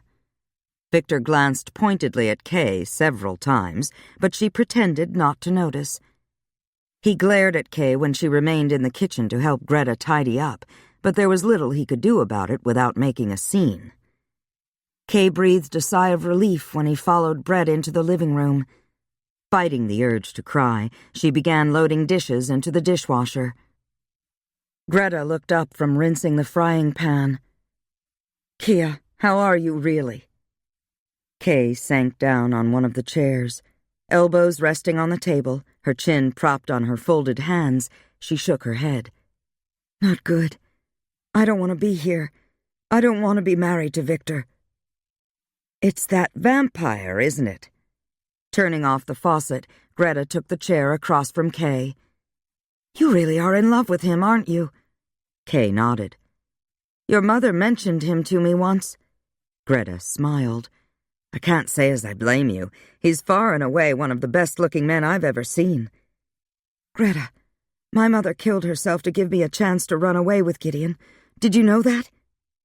Greta's eyes widened in surprise. No, I didn't. We all thought—" She bit down on her lower lip, then said, "I know your mother wasn't happy here, but I never thought she'd commit suicide. But if she did it for you—" Greta shook her head. "You can't blame yourself. She loved you very much, and so do I. If you want to leave Victor, I'll help you in any way that I can." "No, I can't ask you to do that. I can't lose you, too. You're the only family I've got left." "Nothing's going to happen to me." "I know." Reaching across the table, Kay took her aunt's hand in hers and gave it a squeeze. "And I intend to make sure that it doesn't." Kay sought refuge in the laundry room, hoping Victor wouldn't think to look for her there. While putting another load into the washer, she debated the wisdom of trying to leave the compound, but Victor's threat against her aunt kept her in place as surely as Vera's iron bars. There was always a chance he'd been bluffing, but it wasn't a risk she was willing to take. She schooled her features into a mask of indifference when he tracked her down an hour later. "How very domestic of you," he remarked, noting the piles of folded laundry she had stacked on the counter. "I don't see any of my clothes there," he said, crowding her into a corner. "Surely, as a devoted wife, you should be doing my laundry and not your uncle's." When he lowered his head to kiss her, she turned away. She should have known better. He shoved her against the wall, trapping her between his arms, his body holding hers in place. She glared at him. When he lowered his head again, she started to lift her knee, intending to drive it into his groin, only to stop when she recalled Gideon warning her earlier not to make Victor angry. She closed her eyes as his mouth covered hers. It was all she could do to keep from gagging. And then she heard her aunt's voice calling her name. It was the sweetest sound she had ever heard. "Oh, Kia, there you are," Greta said from the doorway. With a low growl, Victor stepped away from Kay. "I'll talk to you later." Nodding in Greta's direction, he left the room. "Greta, bless you. Your timing couldn't have been better." To Kay's surprise, her aunt hugged her. "I knew you didn't want to be alone with him, so I've been sort of keeping an eye on the two of you all day." "Thank you. I had another reason for coming down here. The pack is starting to gather." "All right." Kay tossed a load of towels into the dryer. "Let's go." Kay's nerves were on edge as she dressed for dinner that night. She wore all black jeans, sweater, boots. Earlier in the day, Victor had told her exactly what he expected from her and had gone into great detail outlining the consequences should she fail. She tensed as he entered the bedroom. Victor lifted a brow as his gaze ran over her. "Did someone die?" "Only my mother," she retorted, "and my father." He glared at her as he went to the closet and pulled out a pair of navy slacks and a pale blue shirt. He ran a comb through his hair, then sat on the end of the bed and pulled on a pair of dark gray loafers. He looked so smug, so sure of her, that she wanted to scream. And yet, what could she do to thwart him? She had no doubt he would do exactly as he'd said, and as opposed as she was to having Victor as the Shadow Alpha, she didn't dare object, not when her aunt's life hung in the balance. She had lost her mother and her father. She couldn't lose Greta, too. Victor stood. "It's time to make our entrance." He took a last look at his reflection in the mirror, nodded, and said, "Let's go."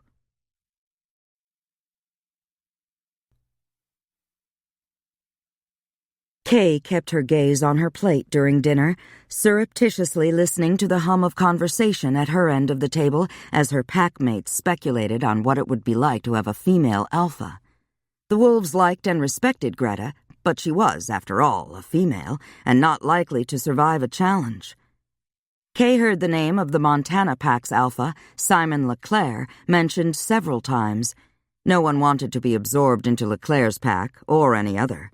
It would mean leaving the Shadow Pack's compound, adjusting to a new alpha, a new pack hierarchy.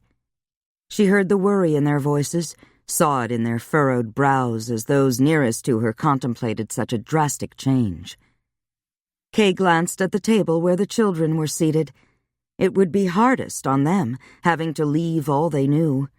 Not every compound was as large as this one, or had swimming pools and ball courts. The children of the pack were schooled here.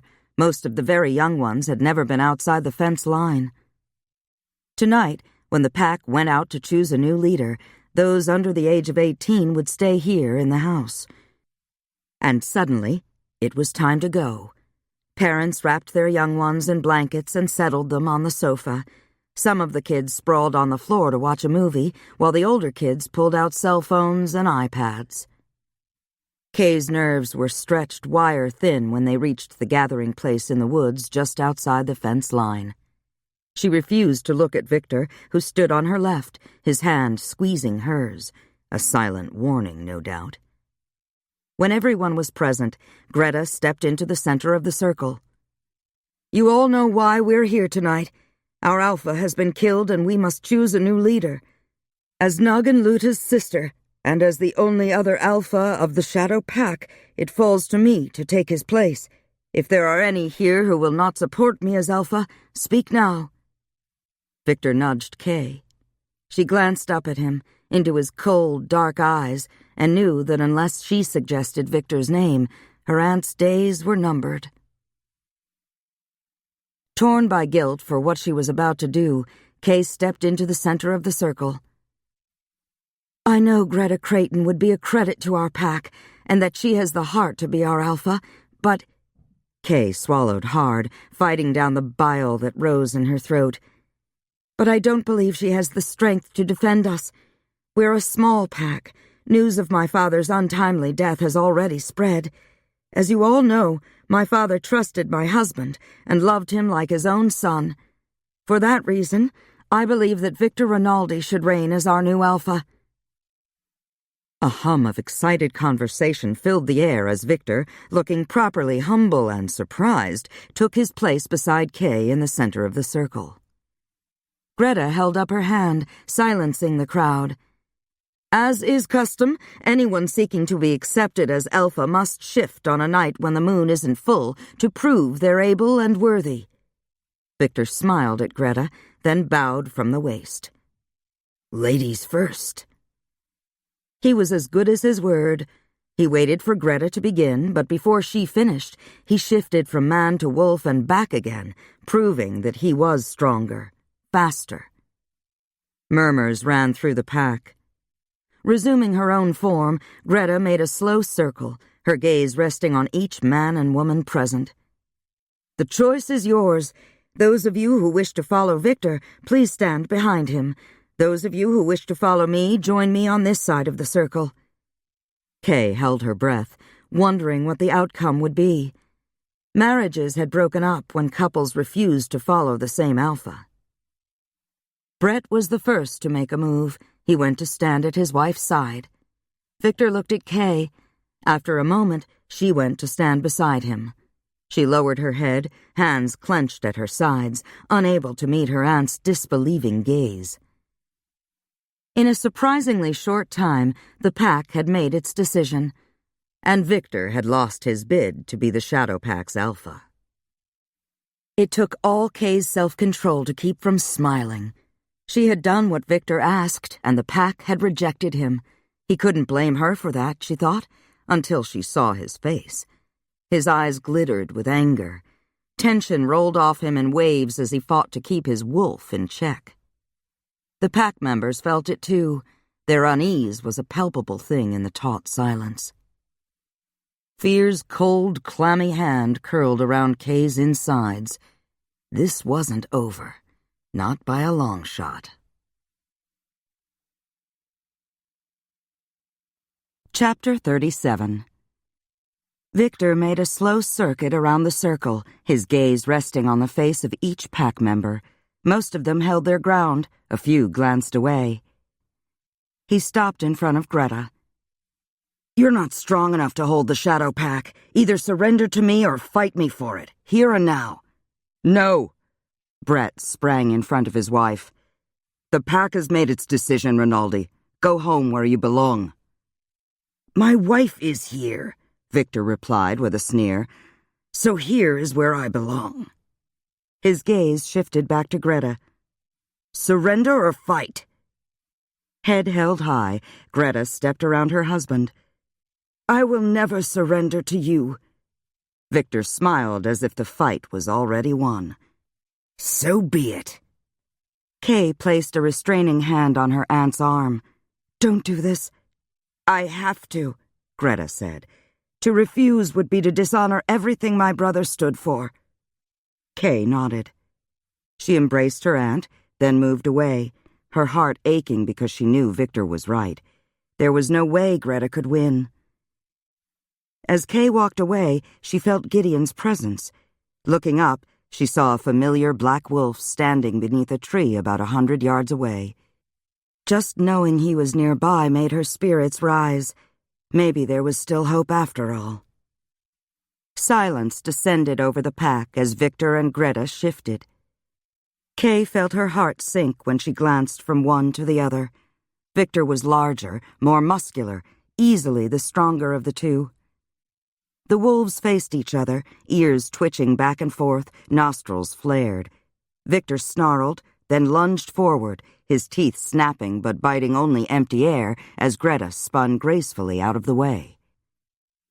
Kay watched breathlessly as the two wolves circled and snapped at each other. For a time, neither one did any damage. To Kay's surprise, her aunt drew first blood. Victor howled with rage as Greta sank her fangs into his shoulder, but he shook her off with ease, then sprang forward, his jaws closing on her left foreleg. Kay flinched when she heard the bones snap. Victor let Greta go and took a step away, his lips peeled back in a wolfish grin of triumph as she struggled to her feet. Blood dripped from her injured leg. Kay watched in horror when Victor closed in on her aunt again.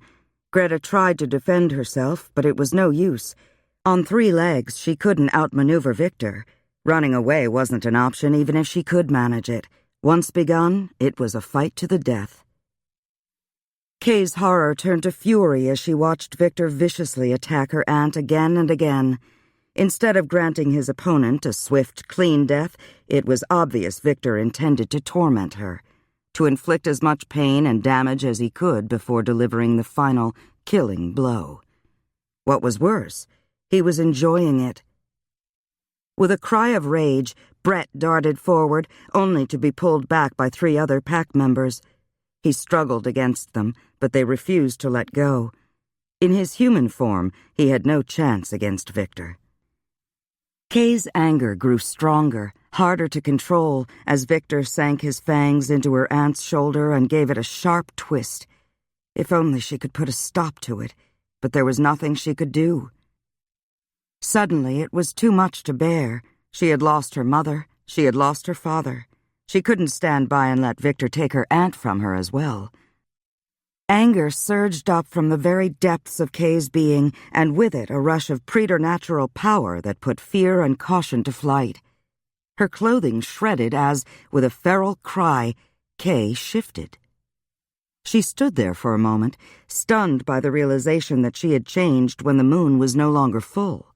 But there was no time to think of what that might mean, not now, when her aunt's life was in danger. Not when she was violating pack law. She growled a challenge low in her throat, sank back on her haunches, then launched herself at Victor's back, her teeth sinking deep into his neck.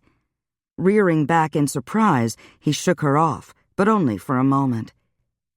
Regaining her feet, Kay attacked him again and again, her teeth sinking into his side, his shoulder. He was bigger, but she was faster. And as the fight progressed, she proved she was stronger as she drew blood again and again. A part of her was repulsed by what she was doing, but another part reveled in her newfound strength. Was this how her father had felt? High on the power thrumming through her, she was impervious to the bites Victor managed to inflict on her. She attacked him again, her teeth tearing a chunk of flesh from his side. Howling with pain, Victor broke and ran through a break in the circle, only to come to an abrupt halt when a large black wolf bounded into his path. Victor tried to dart past the strange wolf, but the creature blocked him at every turn, herding him back toward the circle. Kay met Victor before he reached the pack. Snarling, she flung herself at him, her teeth clamping down on his jugular. She tore his throat out with one savage shake of her head. Stepping away from the body, she stared at it, exhilaration and horror warring within her as she watched Victor's body morph from wolf to human. Panting, her sides heaving, she lifted her head and stared at Gideon, who remained in the shadows, watching her. What would he think of her now? Would he ever look at her the same? But there was no time to worry about it. The members of the pack were cheering, shouting her name, proclaiming her as their new alpha. She glanced over her shoulder to see them running toward her. When she looked back at the place where Gideon had been standing, he was gone. And then she heard his voice in her mind. "Good job, Wolfie. Go enjoy your victory. I'll see you soon." Before she could reply, the members of the pack had surrounded her. Needing to make sure her aunt was going to be all right, she shifted, then stood there, shivering a little as the wind picked up. Tyler Red Elk broke away from the pack. Removing his shirt, he wrapped it around her shoulders. "You're bleeding." Only then did Kay become aware of the numerous bites and scratches on her arms and legs, feel the pain from the deep gouge in her right side where Victor's teeth had savaged her. But it was a small price to pay for her aunt's life. She felt a rush of relief when she saw Brett gently lift Greta into his arms and start toward the compound. Calling, "Wait!" she hurried after them. "Is something wrong?" Brett asked, frowning. "No." Kay covered her aunt's hand with her own. "I didn't side with Victor because I wanted to. You know that, don't you?" "It doesn't matter, Kia," Greta said. He was your husband." "That had nothing to do with it. I never would have chosen him over you, but he threatened to kill you if I didn't put his name up as Alpha, and I believed him." Kay squeezed her aunt's hand. "There's something else you need to know. My father's death wasn't an accident. Victor hired someone to kill him. Gideon saw it all." "I don't believe it," Brett exclaimed. "He wouldn't—" "He did." "Kia, I'm so sorry," Greta said. "You're our Alpha now," Brett said. "We're behind you all the way." He glanced at his wife, worry lining his brow. "We'll see you back at the house." Kay nodded. "I'll be along soon." Bobby One Horse came up beside her. "You need to get up to the house, too," he said. "Those bites need tending." Kay nodded. Bobby was the pack doctor. "I'll be all right." "Victor was an Alpha. Those bites won't heal as quickly. I'll feel better once I clean them up." "All right, but go and take care of Greta first, and have someone dispose of the body." Bobby smiled at her. "As you wish, Alpha." Lying on her bed upstairs while the doctor tended her wounds, Kay overheard snatches of conversation from downstairs as the members of the pack rehashed Victor's battle with Greta and then Victor's battle with Kay. One and all, they agreed that both she and Greta had upheld the honor of the Shadow Pack. With her wounds tended to, Kay donned a long-sleeved red silk dress that covered the half-healed wounds on her arms and legs, took a deep breath, and went downstairs where she accepted the congratulations of those present. Then, calling for silence, she stood before all the members of the pack and demanded their fealty. One by one, each pack member over the age of 18 came forward and swore allegiance to her, promising to defend her and the Shadow Pack to the death. It was the most moving night of her life. What would her father think if he could see her now? Feeling a sudden need to be alone, she slipped out the back door and made her way to the cemetery. She hadn't gone far when she sensed Gideon's presence. Moments later, he materialized beside her. "Do you want me here?" he asked. "Or would you rather be alone?" "Stay." She bit down on her lower lip to keep from crying when he took her hand in his and gave it a squeeze. Side by side, they made their way to the meadow. Gideon leaned against one of the cottonwood trees outside the fence while Kay went inside and knelt at her mother's grave. Kay bowed her head in prayer, silent tears tracking her cheeks. She deserved a good cry, Gideon thought, watching her. She had lost her parents. She had almost lost her aunt. She had killed the man who was her husband. She had taken over the position of alpha and all that it entailed. Looking at her, his heart swelled with sympathy and pride. His wife was a hell of a woman. His head snapped up as he caught the scent of wolf. Alpha wolf. A second breath and he identified the intruder as Victor's father. Before he had time to consider the man's presence in the vicinity, the wolf vaulted over the fence and knocked Kay to the ground. Gideon was on the wolf in an instant, his hands locked around the animal's throat. With one quick twist, he broke the wolf's neck, then tossed the carcass aside and reached for Kay. "Are you all right?" he asked, helping her to her feet. She nodded, too stunned to speak. "Are you sure?" Nodding again, she glanced at the dead wolf, who even now was reverting to his human form. And then she swore softly. "Do you know what this means?" she exclaimed. "I've only been alpha for a few hours and we're already on the verge of war." Gideon opened his preternatural senses, his gaze sweeping the darkness. "You'd better get back to the house," he said. "I don't think there's anyone else out here, but there's no sense taking chances." "Come with me?" "You'll have to invite me in again." "As Alpha, you will always be welcome in my home," she said, kissing his cheek. "This invitation is irrevocable." "So," Kay said after explaining what had occurred at the cemetery, "what are our options?" Sitting in the easy chair beside the hearth, she glanced from her aunt to Brett and back again. Greta sat on the sofa in the living room, her broken leg propped up on a footstool. It would be healed by morning. Brett sat next to her. Gideon stood beside the hearth. He had carried Diego Rinaldi's body back to the compound, wrapped it in a sheet, and left it in the barn. Greta shook her head. "If we're careful, we should be able to avert a war. After all, you defeated Victor fair and square, and Rinaldi attacked you from behind with obvious intent to kill you. They can't blame Gideon for defending you." Kay shook her head. She hoped Greta was right, and that the Green Mountain Pack would realize that Victor's father had transgressed pack law by not openly challenging Kay to a fair fight to redress his grievances. But somehow, she didn't think the wolves of the Green Mountain Pack would see it that way. "Who'll take over now that Victor and his father are both gone?" she asked. "If no one objects, Diego's brother, Rodolfo, is next in line to be Alpha," Brett said. "Do you know him?" "Not really." She had met Rodolfo once or twice while growing up. Rodolfo was 5 years younger than his brother. He had been away from home during the short time Kay had lived in the Rinaldi compound. She had no doubt that he would soon return home to avenge his brother and his nephew.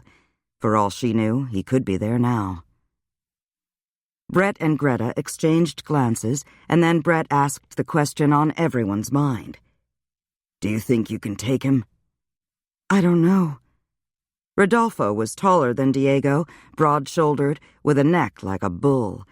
He would be in his early 40s now. Like vampires, werewolves grew stronger with age. She was deeply afraid that Rodolfo Rinaldi would not be as easy to defeat as Victor had been. Well, Brett said, tomorrow 4 of our men will take Rinaldi's body home and explain what happened. I should go with them, Kay said. No. They know you're in mourning for your parents and supposedly grieving for Victor, even though he died at your hand. Hopefully they'll respect that. It might buy us some time. Maybe enough time to cool any thoughts they have of revenge. Gideon pushed away from the hearth, his hands clenched at his sides. And if it doesn't? Then she'll have to fight, Greta said quietly. No, Gideon shook his head. She's not risking her life again. I'm Alpha, Kay said. I knew what I was getting into when I killed Victor. Damn it, Kay. He raked a hand through his hair. She was right. He knew it. He admired her courage and the strength of her convictions, but he for damn sure didn't have to like it. Brett and Greta called it a night a short time later. With a sigh, Kay stretched her arms over her head. She was weary in mind and body. Doubts about her ability to defeat Rodolfo and to take her father's place as Alpha weighed heavily on her mind. She closed her eyes as Gideon moved up behind her and began to massage her neck. That feels wonderful. She smiled when he brushed a kiss across the top of her head. Tired? He asked. She nodded, her head lolling forward as his fingers worked their magic on the knots in her back and shoulders. He massaged her for another 20 minutes, then scooped her into his arms and carried her swiftly up the stairs to her bedroom, where he undressed her, slipped a nightgown over her head, and tucked her into bed. Sleep tight, Lady Alpha, he said, giving her hand a squeeze. She clung to his hand. Don't you want to stay here with me? Of course I do, but with all that's going on, I wasn't sure how your pack would feel about that, you know? The whole werewolf-vampire thing. You're my husband. This is where you belong. Unless... He covered her mouth with his hand, cutting off her next words. Don't go there, Wolfie. There's nowhere else I'd rather be, and you know it. Wrapping her arms around his neck, she murmured, I've missed you. No more than I've missed you. She scooted over, tugging him down beside her. Do you think we'll ever have a life together when someone isn't trying to kill one of us? I sure as hell hope so. Gideon? It's all right. Go to sleep, darling. You've earned it. You'll stay with me? He brushed a lock of hair behind her ear. Until the sun comes up. You won't go far? Not a chance. Promise? I promise. With a sigh, she snuggled up against him, her head pillowed on his shoulder, asleep between one breath and the next. Gideon inhaled deeply, grateful to have a few hours to hold her close, to run his fingers through her hair, lightly stroke the softness of her skin. Lying there, he wondered what the future held for the two of them. He was a vampire. She was now the alpha of her pack. He wasn't entirely sure what that entailed, but one thing he did know was that her pack would expect her to live with them from now on, and he wasn't certain how he felt about that. Since werewolves and vampires were natural enemies, there was little chance that her pack would accept him, and he couldn't ask her to leave.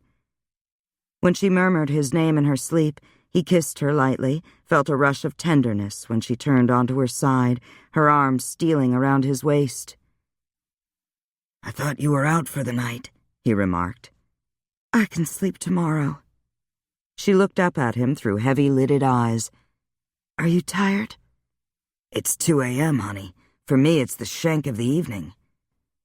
He brushed a lock of hair from her forehead, laughed softly when she slipped her hand inside his jeans. Gathering her into his arms, he murmured, I think now you must be reading my mind. She woke to the sound of someone pounding on the bedroom door. Bleary-eyed, she pulled on her robe and shuffled to the door. "Brett, what are you doing here so early?" "There's a delegation downstairs from the Rinaldi compound." Kay glanced at the clock on her bedside table. 6 a.m. She didn't have to ask what the members of the Green Mountain Pack wanted, although she was a little surprised they had arrived at such an early hour. "How big a delegation?" "There's 4 of them, including Rodolfo." "Where are they now?" "Waiting on the patio. I wasn't sure if I should invite them in."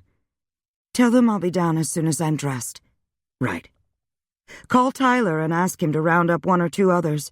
Tell him to keep out of sight, but to be ready, just in case the Rinaldi delegation has come to do more than talk." With a nod, Brett went to do as bidden. Kay stared after him a moment. Then, closing the door, she rested her forehead on the wood. It seemed odd to be giving orders. What had she gotten herself into? 20 minutes later, she took several deep breaths, then went downstairs. She paused at the back door. Rodolfo and 3 other men sat at one of the round glass-top tables. Someone had served them coffee. The men all rose when Kay stepped out onto the patio. "Good morning, gentlemen," she said. Rodolfo inclined his head. "Mrs. Rinaldi?" The sound of her married name slammed into Kay like a fist. In the short time she had been married, only Victor had called her that. "Please, be seated," she said, and took the last chair.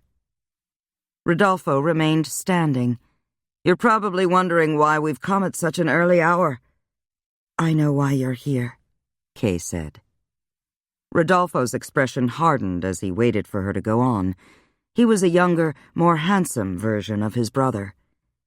"I intended to call on you later today," she said. "Indeed?"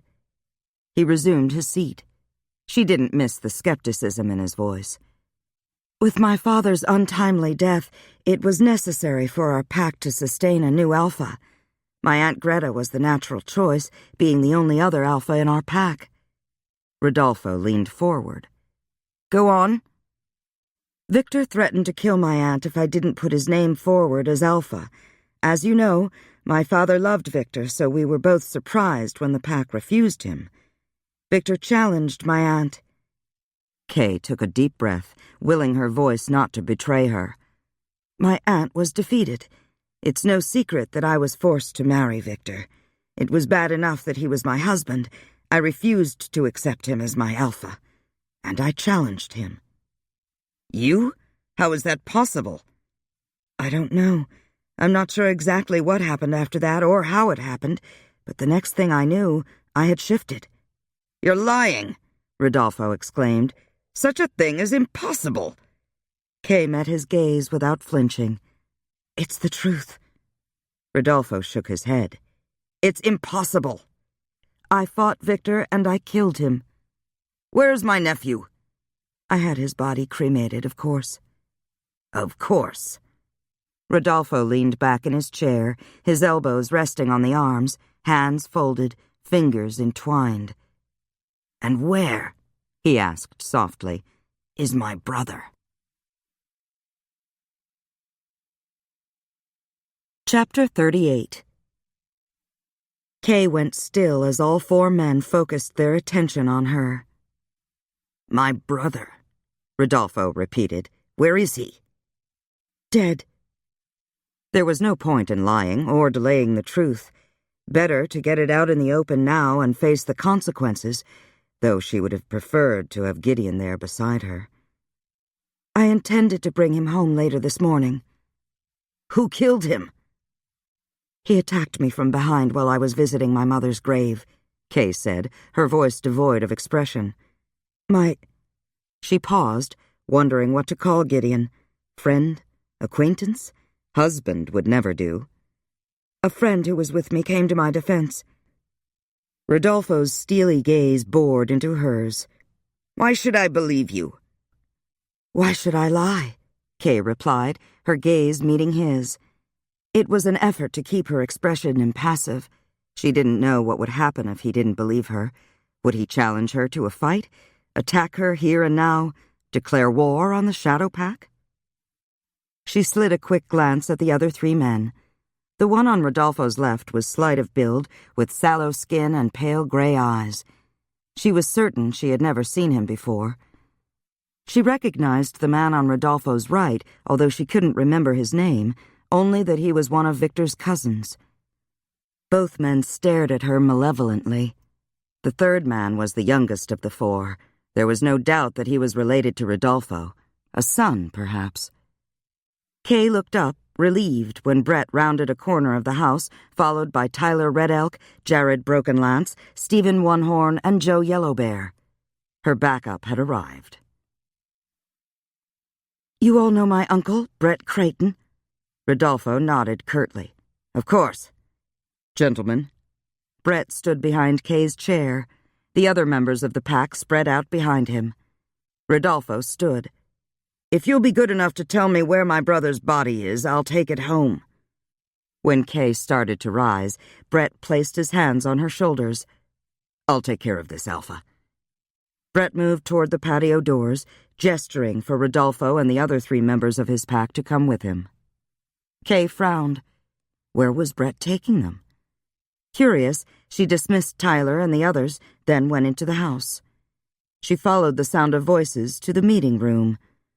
Careful to stay out of sight, she peered around the door frame.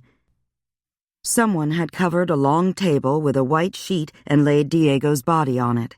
They had washed his face, combed his hair, and covered him with a blanket, as if he were a member of their own pack. With her curiosity satisfied, Kay quickly returned to the patio. Brett returned a few minutes later. "Well, they're gone." Kay nodded. That was quick thinking, bringing the body in from the barn. "It was Greta's idea. She thought it might take some of the heat off if we treated their dead with respect. I think it worked." Brett sank down in one of the chairs. "There's no way to be sure, of course. They could still issue a challenge, but I don't think they will. I get the feeling Rodolfo believed you." Brett paused a moment before asking, "Did it really happen the way you said?" "Yes. Diego attacked me from behind and Gideon killed him." Brett nodded, then slapped his hands on his thighs. "Okay, then. I'm going up to see if Greta needs anything." "Tell her I'll be along in a little while." "Will do," he said, grinning. "She's just milking this, you know. The break and the bites have already healed." "Well, she deserves a little pampering. It was a brave thing she did, accepting Victor's challenge." "No braver than what you did." Folding his arms on the tabletop, Brett leaned forward. "How did you do it?" "I have no idea. I don't even know if I can shift like that again. For all I know, it was a one-time thing." Rising, Brett gazed down at her. "Your father would have been proud of you." Kay blinked against the hot rush of tears his words elicited. "Thank you." Brett winked at her, then went into the house. Kay sighed, wishing she could stay in Gideon's embrace forever. He had appeared in her bedroom as soon as the sun went down. She had gone into his arms without a word. When he was making love to her, all her fears and worries melted away. But now, lying spent beside him, all her doubts bubbled back to the surface. She looked at him when he tugged lightly on her hair. "Do you want to talk about it?" he asked. "About what?" "About how you changed when the moon wasn't full. You're worried you won't be able to do it again, aren't you?" She nodded. "Have you tried?" "No." "Why not?" "I guess I'm afraid to find out." If she couldn't shift at will, she would have to give up being Alpha. "Why don't you try it now?" he suggested. She was going to have to do it sooner or later, might as well be now when nothing was at stake. Throwing off the covers, she stood beside the bed and summoned her wolf. The change came as quickly and easily as it had the night before. Gideon grinned at her and she wagged her tail. Returning to her human form, she slipped back under the covers and snuggled up against his side again. "Why do you think I'm able to do it now?" "Well," Gideon drawled lightly, stroking her arm, "I think it might have something to do with the fact that you've got a little prime vampire blood running through your veins." "You're kidding." "Nope, I'm dead serious, if you'll pardon the pun." But why would it... She stopped in mid-sentence. There was definitely power in Gideon's blood. She had seen it work on Vera. She had felt the power of it herself. Will it work on the rest of the pack? He shrugged. I don't know. Why? Brett doesn't think Rodolfo will seek vengeance for Diego's death, but I disagree. I saw the look in his eyes when I told him his brother was dead. Why would he come after your pack? I'm the one who killed Diego. You're forgetting about Victor. It was his right to challenge Greta. I violated our laws when I interfered. In what way? Victor made a legitimate challenge. It's against pack law for anyone to interfere until that challenge has been decided. I should have waited until my aunt was dead and then challenged him. But I couldn't do that. I couldn't stand there and watch him kill her. I don't know how it happened, but the next thing I knew, I'd shifted. And beat the crap out of him, Gideon said, his voice laced with pride. I've never killed anyone before, she said quietly. It was a terrible feeling, and yet I'd do it again to save Greta. You'll make a hell of an alpha, Gideon said, giving her shoulders a squeeze. I'm glad you're on my side. Me too. She was silent a moment, then said, Would you be willing to give Brett some of your blood to see if it works on him too? Sure, he said with a grin. Do you think he'd be willing to give me some of his in return? As expected, Brett wasn't crazy about the idea of ingesting vampire blood when Kay suggested it to him the following morning at breakfast. Greta, who had recovered fully from her fight with Victor, looked thoughtful. You know, if it works on Brett... Hey, I never said I was willing to try it. But you will, since your alpha expects it, Greta said calmly. So, if it works on Brett, then what? Are you thinking of trying it on the whole pack? I don't know, Kay replied. I haven't thought that far ahead. Let's see how this works out first. I'm going to call a meeting this evening. I want everyone to be on their guard. I don't want anyone leaving the compound alone. And I want everyone inside after dark. Kia, don't you think that's a little extreme? Brett asked. I mean, do you seriously believe Rinaldi's going to jeopardize the peace between our packs by challenging you? You defeated Victor in a fair fight. Gideon killed Diego to save your life. There are really no grounds for revenge. Better safe than sorry, Kay replied. She drained her coffee cup and thanked Greta for breakfast. She paused on her way out of the kitchen. Brett, meet me in the barn at sundown and we'll see what effect Gideon's blood has on you. Oh, there's one more thing. He wants a little of your blood in return, she added, and left before Brett could object. The meeting didn't take long. Kay explained her reasons for the increased precautions, and when the meeting was over, she gestured for Brett to accompany her. Gideon was waiting for them inside the barn. He pushed away from the upright he'd been leaning against when they opened the door. Just seeing him made Kay's heart skip a beat. Dressed in ubiquitous black, he looked rugged and handsome as hell. It was amazing to think that he was hers, that she would be alone with him later, free to hold him and touch him to her heart's content. As if reading her thoughts, which she had no doubt he was, Gideon winked at her. Brett eyed Gideon warily, like a rabbit confronted by a hawk, then cleared his throat. So, how does this work? Like this. Gideon rolled up the left sleeve of his t-shirt, bit into his wrist, then held out his arm. Brett glanced at Kay, then shook his head. I don't think I can. Kay folded her arms across her chest. Do it, Brett. Brett nodded. It wasn't his niece asking, it was his alpha, commanding obedience. Grimacing, he took hold of Gideon's arm and lowered his head. Gideon looked up, meeting Kay's gaze, his expression impassive as the werewolf drank. Do you want to be next? She licked her lips as Gideon's voice whispered through her mind. As the scent of blood rose in the air, the horses began to stir restlessly, pacing their stalls, snorting and tossing their heads. Kay went to stand next to Barika's stall. Easy, girl, she said, stroking the mare's head. It's okay. The horses quieted at the sound of her voice.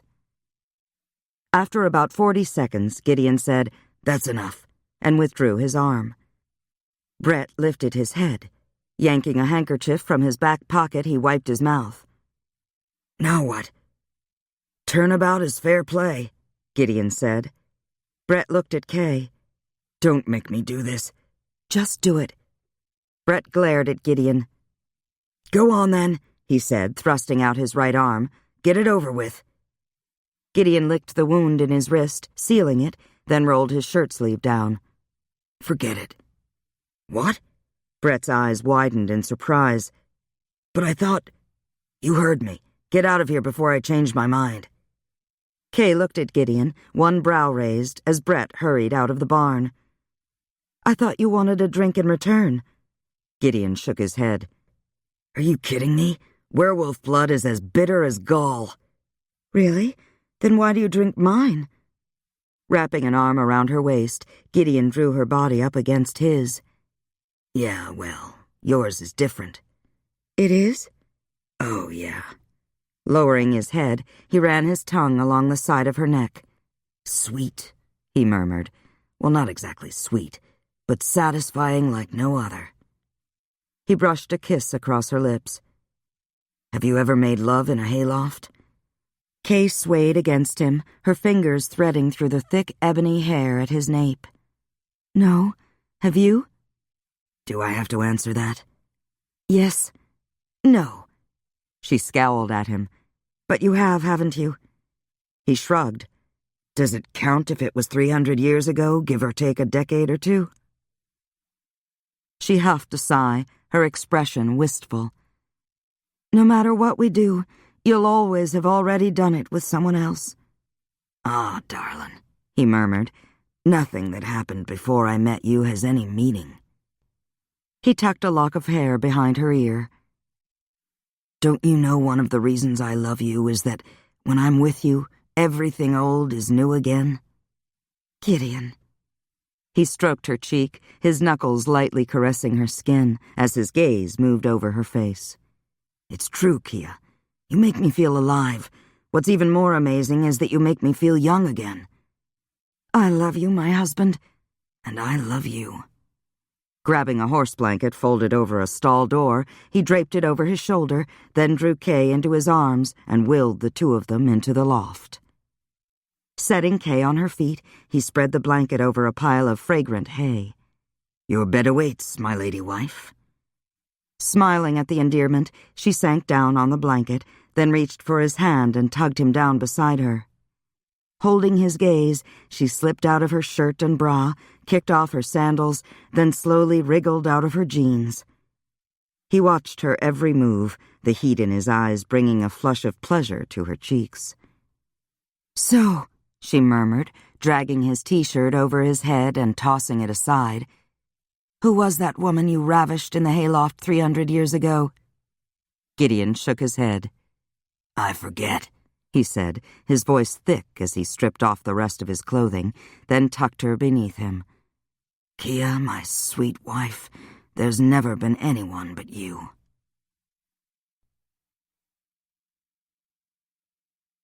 Chapter 39. It was nearing midnight when Gideon and Kay left the barn.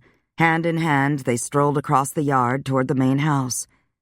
"You've got hay in your hair," Gideon remarked. "And stars in my eyes," Kay said, grinning up at him.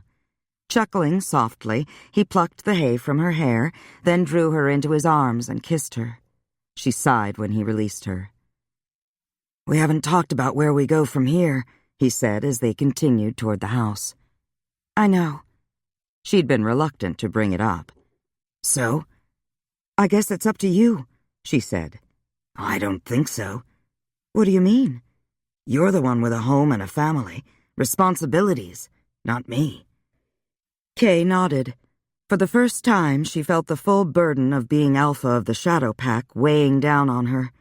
She hadn't really considered what it would entail, becoming the alpha. Her only thought in challenging Victor had been to save her aunt's life. "So," Gideon said, wrapping his arm around her shoulders, "I guess the question is, what do you want to do?" I want to be with you. I'm here. For how long? Finally, the question she'd been afraid to ask was out in the open. Kia, love, I'll be here for as long as you want me. It was the right answer, the perfect answer, and reminded her all too clearly that he had already lived over 300 years and would likely live 300 more after she was gone. It was, she mused, a most depressing thought, but before she could remark on it, something slammed into her left shoulder, followed by a sharp report that echoed off the hills. The next thing she knew, Gideon had pushed her down on the ground. "Stay there," he hissed, and vanished into the darkness. A moment later, she heard a harsh cry of pain, and then only silence. By now her shoulder was throbbing and her arm was numb. A warm stickiness told her she was bleeding. Pressing her hand over the wound, she realized with something of a shock that she'd been shot. A few minutes later, Gideon strode into view. Kay gasped when she saw him. He was dragging a body with one hand and carrying a rifle in the other. A second body was draped over his shoulder. Gideon gestured at the body on the ground. "Recognize him?" he asked. "His first name's Aaron. I don't remember his last name." She turned away, sickened more by the thought that Rodolfo had tried to kill her in the dead of night than by the sight of Rinaldi's assassin with his throat torn out. Gideon lowered the second body to the ground. "Bobby!" Kay exclaimed. "He was guarding the fence line." "Yeah, well, he didn't do a very good job. Rinaldi's man took him unawares, then broke his neck and ripped out his heart." Kay covered her mouth with her hand, afraid she might be sick. When the nausea passed, she said, "It's my fault he's dead. I shouldn't have sent Bobby out alone." Gideon lifted her to her feet, then swung her into his arms. "Self-recriminations are useless. Let's get you into the house before you bleed to death." "We can't just leave Bobby lying out here in the dirt." "Yes, we can. You can send someone out to look after the bodies. Right now, we need to get you cleaned up." Kay swallowed a groan as her aunt washed the bullet wound, doused it with a strong disinfectant, and then bandaged it up tight. "I don't know why you're making such a fuss," Kay muttered. "It'll be healed by tomorrow." "Don't be so sure about that," Greta said, tying off the bandage. "The bullet I dug out of you was silver. I don't want to take any chances on an infection." Silver didn't burn werewolves the way it did vampires, but a silver bullet to the head or the heart was always fatal. Kay looked up as Gideon and Brett entered her room. "What is it?" she asked, alarmed by their expressions. "What's happened?" "Gideon thought we should go out and take a look around." Brett cleared his throat. "We found another body by the back fence. Killed the same way as the other one," Gideon said. Her mouth went suddenly dry, making it hard to ask, "Who?" "Stuart," Brett answered. "I've already notified his family. We'll lay him to rest tomorrow night, along with Bobby." Kay nodded. She wasn't ready for this, she thought in despair. She had no experience, no training. Her father had been born to be Alpha, like his father and his grandfather before him. From the day of her father's birth, everything he had been taught had been with one thought in mind, that he would one day rule the Shadow Pack. He had grown up on that knowledge. It had colored everything he did. "Anything you need me to do?" Brett asked. "I don't know." Kay shook her head. "I need time to think." Greta looked at Brett, then jerked her head toward the door. Brett nodded, and the two of them left the room, closing the door behind them. As soon as they were alone, Gideon sat on the bed and drew Kay into his arms, careful not to jar her wounded shoulder. "Go on and cry," he said. "You've had a rough couple of days." She shook her head, determined to be strong even though her throat was tight with unshed tears. "Kia, everybody needs to cry once in a while." "Not you," she said, sniffling. "Even me," he admitted. She looked up in surprise, her own hurts momentarily forgotten. "I don't believe you." "Well, it was a hell of a long time ago," he said with a wry grin. "I was still human at the time, and very young. "That doesn't count," she said with a dismissive wave of her hand. "We all cry when we're young." "I cried the night I woke up as a vampire. Does that count?" She blinked at him. It had never occurred to her that vampires cried for any reason. "It's true," he said. "I woke up alone in Lysiana's house, my stomach cramping, my veins on fire. At first I thought I had to be dreaming, but the pain was too real. She'd told me what to do, how to survive, but she hadn't told me that I would have to turn my back on everything and everyone I knew. I found that out the hard way, for myself." "What happened?" "I went home. My father was there, alone. The smell of his blood drove me wild. I would have killed him if my uncle hadn't come in. He stabbed me in the back. The shock of it brought me up short, made me realize what I was doing. I fled the house and never returned. I killed a man that night. I killed him and I drained him of blood, and I reveled in it. And then I sat down by his body and cried like a baby because I didn't want to be a killer, and I knew he would be the first of many." "But you learned to control the urge to kill." "In time, but too many others died along the way." "What did you do with Lysiana's house?" "I still have it. I go there from time to remind me where I came from." Kay laid her hand on his arm. It was a sad story. Her childhood had been mostly happy. She had grown up in luxury, her every wish granted. She hadn't had a normal life, but until she moved away from home, it had been a happy one. "Where were you born?" "In a small town in France. My parents were shopkeepers." "Is that where you turned, in France?" He nodded. "You don't have an accent." "No, I lost it years ago. I left the country soon after I was turned." "Did you have brothers or sisters?" "No, there was just me, and I came to them late in life." "And you never saw your father again?" "No. By the time I'd learned to control myself, he was dead." Gideon blew out a breath. "Enough about me, love. What are you going to do about Rinaldi?" What indeed, she thought. That was the question, wasn't it? "We'll take the fight to them." "Smart girl," Gideon murmured. "So what's your next move?" "I have absolutely no idea. I was hoping you'd know." "It all depends on whether you want to attack them in human form or wolf." I don't know. What do you think?" "I think we need to do a little reconnaissance over at their compound. See what kind of precautions they're taking, if they've ramped up their patrols. If we can get close enough, we might be able to find out if they're planning another hit." Kay nodded. He was right. They needed to take action. 2 of their people were dead. If she didn't fight back, Rinaldi would take it as a sign of weakness. If it came to a fight, there would surely be more casualties. The thought of going to war was sobering, intimidating, frightening. "You and I should go check things out tonight," Gideon said. "Just the 2 of us?" she asked incredulously. "We don't want so many that we're tripping over each other. We just need to test their defenses, find out if they've increased their security." That made sense. "Let me change my clothes." "That's my girl." Kay changed into a pair of black pants and a black sweater. She pinned her hair up and covered it with a black knit cap, then pulled on a pair of boots.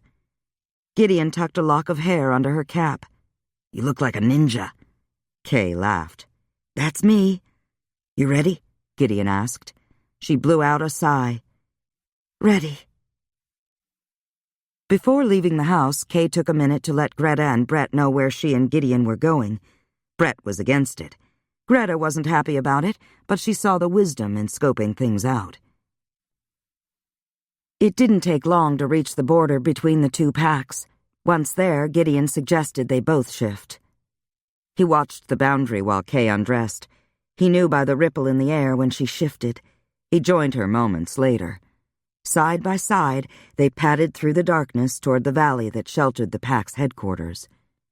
Gideon paused when they reached the fence line. Lifting his head, he sniffed the air. A 6 men patrolled the perimeter, 2 in human form, 4 in wolf form.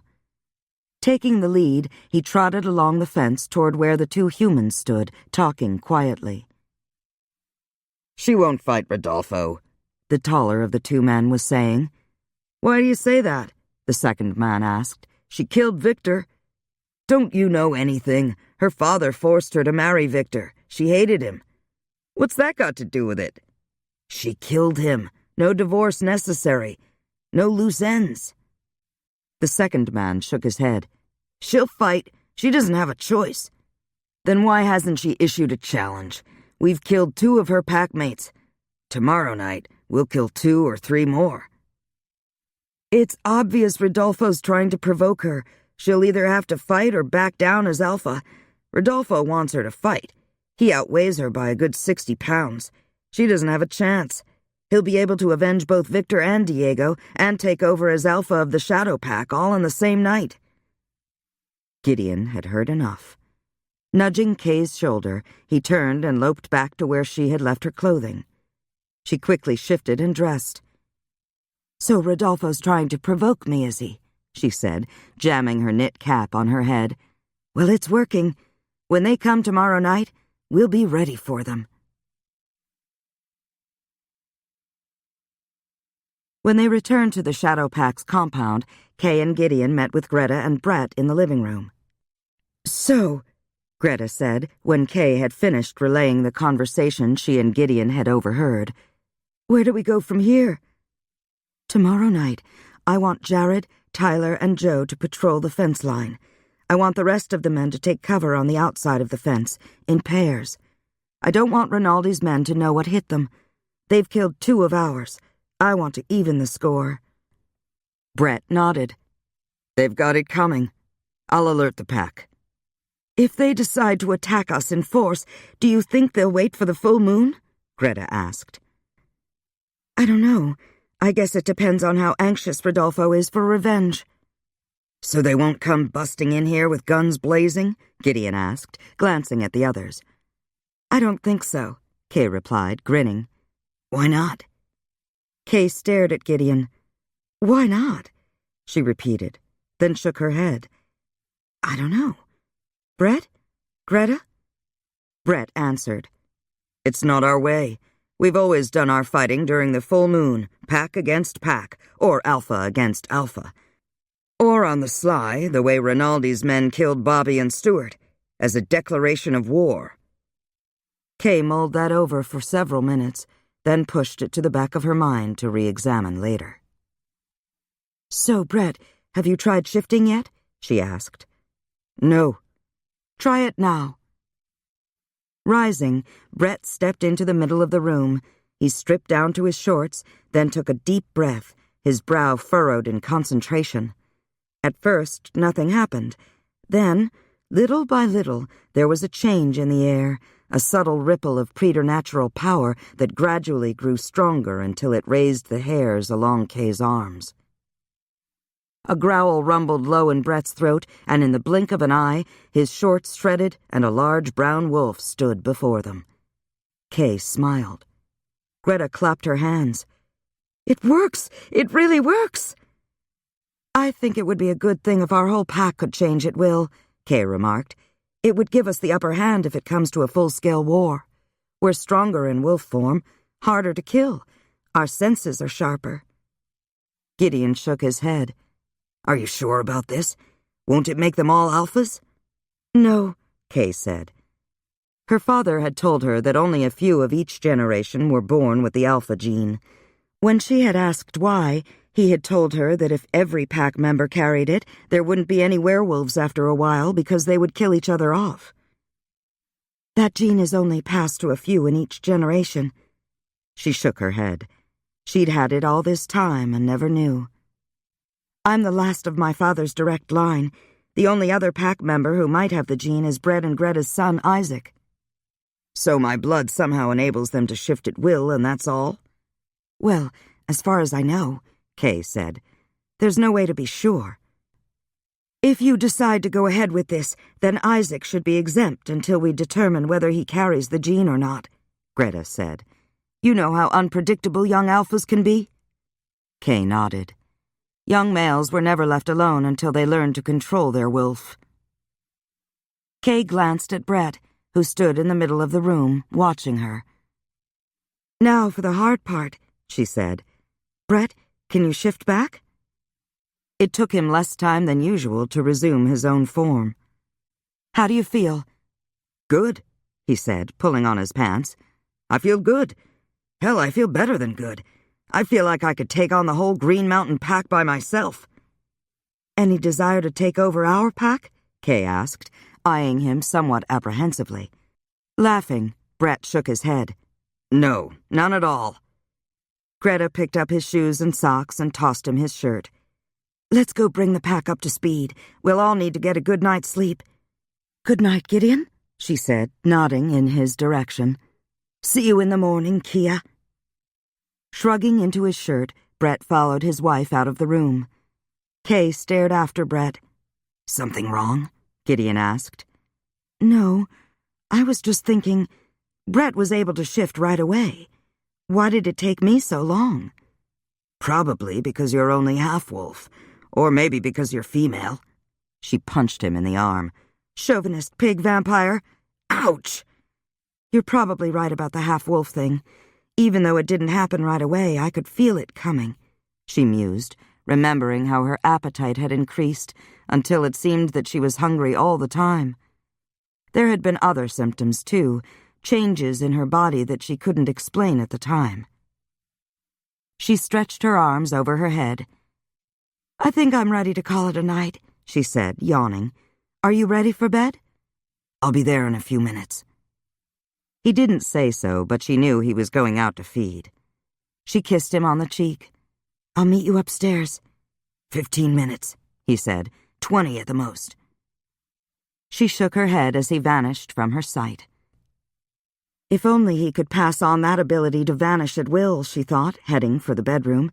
That would really give them an edge. Thinking of Gideon, she changed into her nightgown, then washed her hands and face, combed out her hair, and brushed her teeth. When she returned to the bedroom, he was there, lounging against the pillows. "You look like a sultan awaiting his harem," she remarked. He jerked his chin in her direction. "Pretty small harem." "Are you complaining?"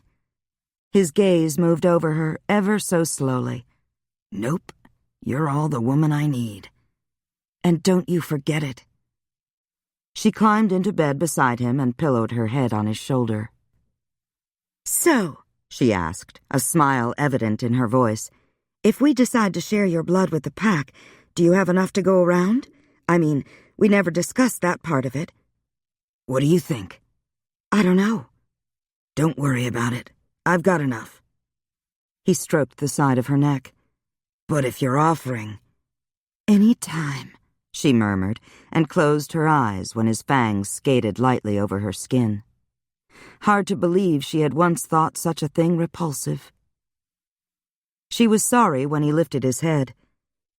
"I'll never understand why that feels so amazing." "I can make it hurt if you want." "Are you always so gentle with your prey? Does it feel as good to them as it does to me?" Gideon dragged his hand over his jaw. "Women. They sure asked a lot of difficult questions." Kay poked him in the side. "Well?" "In the beginning, I took what I wanted any way I could get it. I didn't worry about those I fed on or what they were feeling. Later, as I got older, I guess you could say I refined my eating habits. I never thought of myself as being gentle, but—" He shrugged. "A lot of vampires get off on causing fear. I did too in the beginning. There's a certain thrill in the hunt. You probably know what I mean. But eventually, I learned it could be just as satisfying to seduce my prey as it was to scare the crap out of them." "Go on." "I don't know if it feels the same to everyone, Kia. All I know is that it's not the same for me. No one's ever made me feel the way you do." His words filled her with a soft, radiant glow, a glow that quickly sparked a flame when he covered her mouth with his in a long, searing kiss that robbed her of every coherent thought, save the burning desire to feel the weight of his body on hers. He lifted his head, his dark eyes tinged with red, his smile revealing a hint of fang. "There's no hurry, love," he whispered. "We have until dawn." Her hands moved over him. "I can't wait that long," she replied breathlessly. "Gideon." "All right," he said, positioning her body beneath his. "A quickie for now." "And later?" she asked, gasping with pleasure as their bodies became one. He laughed softly. "I'll surprise you." Chapter 40. After a late breakfast, Kay decided it was time to tackle a chore she'd been putting off, packing up her mother's things. She would have to go through her father's things, too, not only his personal effects, but pack business as well. But that could wait for another day. She paused outside her mother's sitting room, her hand on the knob. Although her parents had shared a bedroom, her mother had insisted on turning the adjoining bedroom into her own private place. It was only fair, she'd once told Kay, since Russell claimed the den as his own. It had been years since Kay had been inside her mother's room. She took a deep breath, let it out in a long, shuddering sigh, and opened the door. The scent of her mother's favorite perfume lingered in the air. Standing inside the doorway, Kay glanced around the room. A lovely Queen Anne desk and matching chair made of gleaming cherrywood stood before the window that overlooked the backyard. A small bookcase held her mother's favorite books. A curio cabinet held a collection of Royal Doulton figurines. An old-fashioned record player and an iPod sat side by side on a small table beside an antique fainting couch. Another table held a number of framed photographs. All the pictures were of Kay and her mother, Kay and Mark, or the three of them together. There were no photos of her father. Murmuring, "Oh, Mom," Kay picked up a photo of herself and Mark. It had been taken in front of the fireplace one Christmas morning. Kay wore a red flannel nightgown and cradled a beautiful ballerina doll in her arms. Mark was strumming a guitar, a huge grin on his face. They'd been so happy then, innocent, certain that life would only get better. Wiping the tears from her eyes, Kay replaced the photograph. She quickly folded up most of her mother's clothes, then left the room to get some boxes. She wished Gideon was there. She needed to see him, to be near him, even if he was asleep. But, ever cautious, he had refused to spend the day in the house. She supposed she couldn't blame him. Hopefully, when this trouble with the Green Mountain Pack was over, they could have some kind of normal life together, she thought, and then laughed ruefully. There was no way for an alpha werewolf and a 300-year-old vampire to ever have a normal life, but she would take whatever she could get. It was near sundown when Kay called the pack together. Briefly, she explained her plan. As expected, not everyone was thrilled at the idea of drinking vampire blood, even if it was just a little. Deciding a picture was worth 1,000 words, or in this case, a demonstration, she asked Brett to shift. Murmurs ran around the room as several of those gathered thought she was kidding, and others scoffed, saying it was impossible for Brett or any of them who weren't alphas to shift when the moon wasn't full, when it wasn't even fully dark outside. "Brett?" Kay nodded in his direction. There were gasps of surprise and exclamations of disbelief as Brett shifted, then glanced around the room with a wolfish grin. Kay looked at Greta. "Wow, I've never seen him shift that fast before." "I know. Do you think a little vampire blood would enable me to shift faster, too?" "I don't know." Kay smiled as she overheard the comments of those closest to her. "But I think the pack's convinced it works." Tyler and a werewolf named Hatton Redshirt, scheduled to patrol the outside of the fence line that night, were the first pack members to drink Gideon's blood. The rest of the men came next, then went out 2 by 2 to take their places on the outside of the fence. It was decided that the women, who were even less thrilled about drinking Gideon's blood than the men had been, would wait until the following night. Kay paced the floor. The house seemed too quiet. Brett and Gideon had gone out with the men. Greta was in the kitchen making coffee. Isaac was in the living room playing a video game with one of his friends. Needing someone to talk to, Kay went into the kitchen. "I hate waiting. How long do you think it'll be before Rinaldi's men make their move?" Greta shrugged one shoulder. These things are usually done in the wee hours of the morning, you know. I know. Kay tapped her fingers on the tabletop. I should be out there. If they need you, I'm sure they'll send for you. That's not the point. I'm the alpha now. My father wouldn't be hiding out in the house. You're not hiding out, Greta said. You're keeping an eye on the home place in case they decide to try and sneak in here. Right. The other women and kids are gathered in the clubhouse watching a movie. Do you want to go over there? No, I don't feel like a lot of company. She huffed a sigh. I wish I knew what was going on out there. Gideon moved quietly through the night, his feet making no sound as he followed the fence line, checking on the wolves who were lurking in the shadows. He had circled the perimeter 4 times when he picked up the scent of a trio of Green Mountain Pack members stealthily approaching from the north. A thought took him toward that end of the property. Brett was patrolling that section of the fence on the inside. Tyler and Hatton were hidden in the brush on the outside of the fence. Gideon dissolved into mist, hovering near the branches of a tree. It would have been easy for him to take out the 3 intruders, but it wasn't his fight. The Shadow Pack hadn't asked for his help, only his blood. Cold-hearted as that sounded, he knew this was something Kay's pack needed to handle on their own. If the fight turned against them, then, for Kay's sake, he would interfere. As it turned out, they didn't need his help. As soon as the intruders approached the fence, Brett shifted and vaulted over the wire. Taken by surprise, the 3 men reeled back. Brett killed the first one. On silent feet, Hatton ghosted up from behind and took out the second one, while Tyler finished off the third. It was over in less than a minute. Gideon assumed his own form as Brett shifted. Brett and the other 2 men grinned at each other. "All too easy," Brett said, wiping his bloody hands on the dead man's shirt. Hatton nodded. "Wish I could have seen the looks on their faces when you shifted." "It was priceless," Brett said, laughing. He clapped Gideon on the back. "Let's go dump these bodies outside the Green Mountain compound and then go home." Kay had just poured herself a 3rd cup of coffee when she heard Gideon's voice in her mind, assuring her that the fight, short as it had been, was over and no one had been hurt. Greta looked at her and frowned. "What are you grinning about?" "It's over. Our men are dumping the bodies outside the Green Mountain compound and then they'll be home." "Brett? He's fine." "Oh, thank goodness." Greta sagged in her chair. Kay nodded, her relief short-lived as she realized that they'd only won a battle, not the war.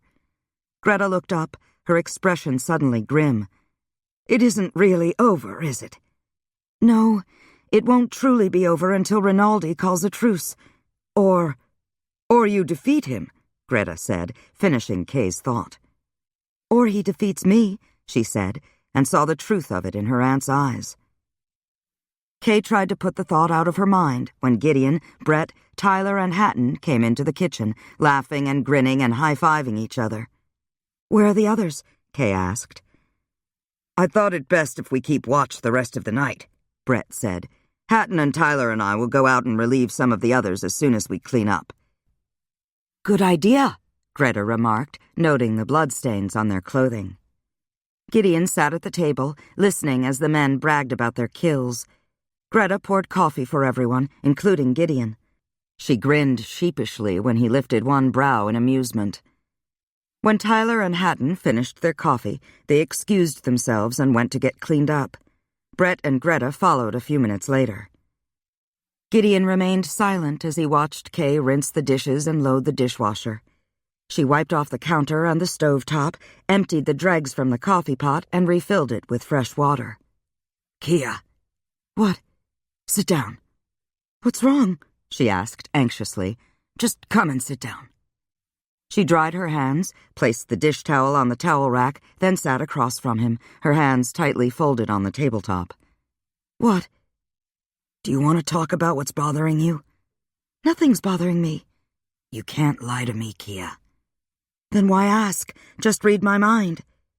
"You've got every right to be worried, and no one would blame you for being afraid. It's not easy making decisions that affect the lives of people you love, people you're responsible for." "They could have been killed tonight. all of them. How could I ever face Greta again if Brett had been killed? If your aunt was Alpha, she would have made the same decisions you did. How do you know that? Did you read her mind? No, I read Brett's. We need to end this now.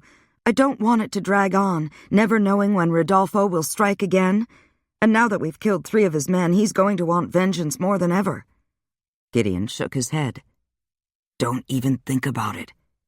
It's the only way to end it. Damn it, Kia, you can't challenge Rinaldi. There's no way you can beat him. He's older than you are. He's got years of experience, and he's twice your size. Have you got a better idea? Just one, he muttered, but she would never forgive him for it. As it turned out, they didn't have to wait long. Rodolfo Rinaldi sent a message to Kay the next night. The message was brief and to the point. Either she would fight him to the death on the night of the next full moon, or she would surrender leadership of the Shadow Pact to the Green Mountain Alpha. Kay read the message 3 times. She told herself it was what she'd wanted, that if Rinaldi hadn't contacted her, she would have contacted him before the night was out, whether Gideon approved or not. But now, seeing the words in print, she knew she wasn't ready to face Rodolfo in a battle to the death. She hadn't planned it ahead of time when she defeated Victor. When she knew that her aunt's life was in danger, instinct had taken over. She had been as surprised as everyone else that she had won the battle. But this, meeting Rodolfo at an appointed time, knowing only one of them would survive the fight, it was scary beyond words. She wasn't ready for this. She wasn't sure she would ever be ready. Gideon was right. She didn't have the skill or the knowledge to defeat an alpha werewolf. Kia? She looked up to find Gideon watching her. Wordlessly, she handed him Rinaldi's message. He read it quickly, then crumpled it in his fist. Looks like you're about to get what you wanted, he muttered. She didn't say anything, just looked at him, her eyes wide and scared, her face pale. Muttering under his breath, Gideon drew her into his arms. He had been doing his best not to read her mind. She'd had him convinced that she was itching to take on Rinaldi, that she was confident she would win. But he didn't have to read her thoughts to know she was terrified. She melted against him, clinging to him as if his arms were the only things keeping her on her feet. You were right, she whispered. I can't do this. Does it have to be one-on-one? She nodded. I don't suppose you'd consider just walking away. I can't. It would shame my father. It would shame my pack. She shook her head. I couldn't live with myself afterward. I brought this on myself, and now I'm honor-bound to see it through. Gideon brushed a kiss across the top of her head. And I'm honor-bound to protect the woman I love, whether she likes it or not. What do you mean? I mean you're my wife, and I'm not about to stand by and watch you get torn apart by some werewolf on steroids. Gideon, there's no use arguing with me, Kia. We've got a few weeks until the full moon. There's got to be a way to preserve your honor and your life. I don't know what it could be. Gideon grunted softly. Neither did he. Chapter 41.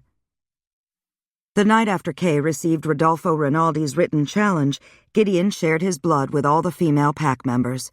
Kay found it amusing that, from the oldest woman to the youngest, they were all against drinking his blood until he took them in his arms. She fought down a hot rush of jealousy when several of them asked for seconds. Later, Kay called a meeting of all the adult pack members.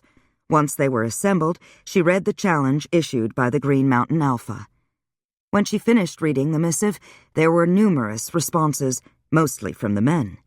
Some thought Kay should surrender to Rinaldi.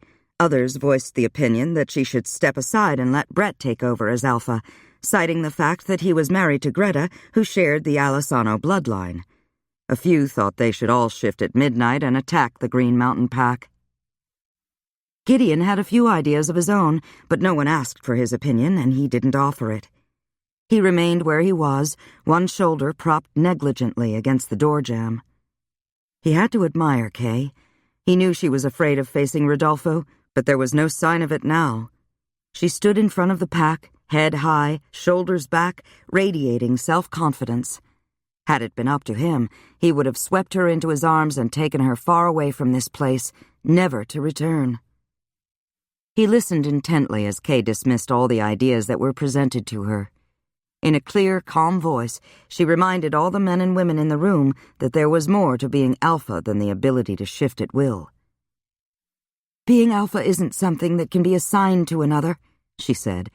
"It's something you're either born with or you aren't. We all know that alphas are stronger, swifter, and usually larger than other members of the pack. They heal quicker. They live longer." Murmurs of agreement were heard here and there. Brett moved up beside Kay when she finished speaking. "So it looks like we're stuck with you," he said with a wry grin. Laughter rippled through the pack, easing the tension. Brett slipped his arm around Kay's shoulders. "Personally, I can't think of anyone more qualified to lead us, except maybe her husband." All eyes swung in Gideon's direction. "He's stronger than 20 men and swift as lightning," Brett went on. "He heals overnight. He's already lived a few hundred years. I imagine he's picked up some wisdom along the way." Gideon shook his head. "Forget it." He wasn't cut out to play nursemaid to a pack of werewolves, nor would he shame Kay by stealing her thunder. He had too much respect for her, both as his wife and the pack's alpha. But if the upcoming fight turned against her, he'd take Rinaldi out, and to hell with the consequences.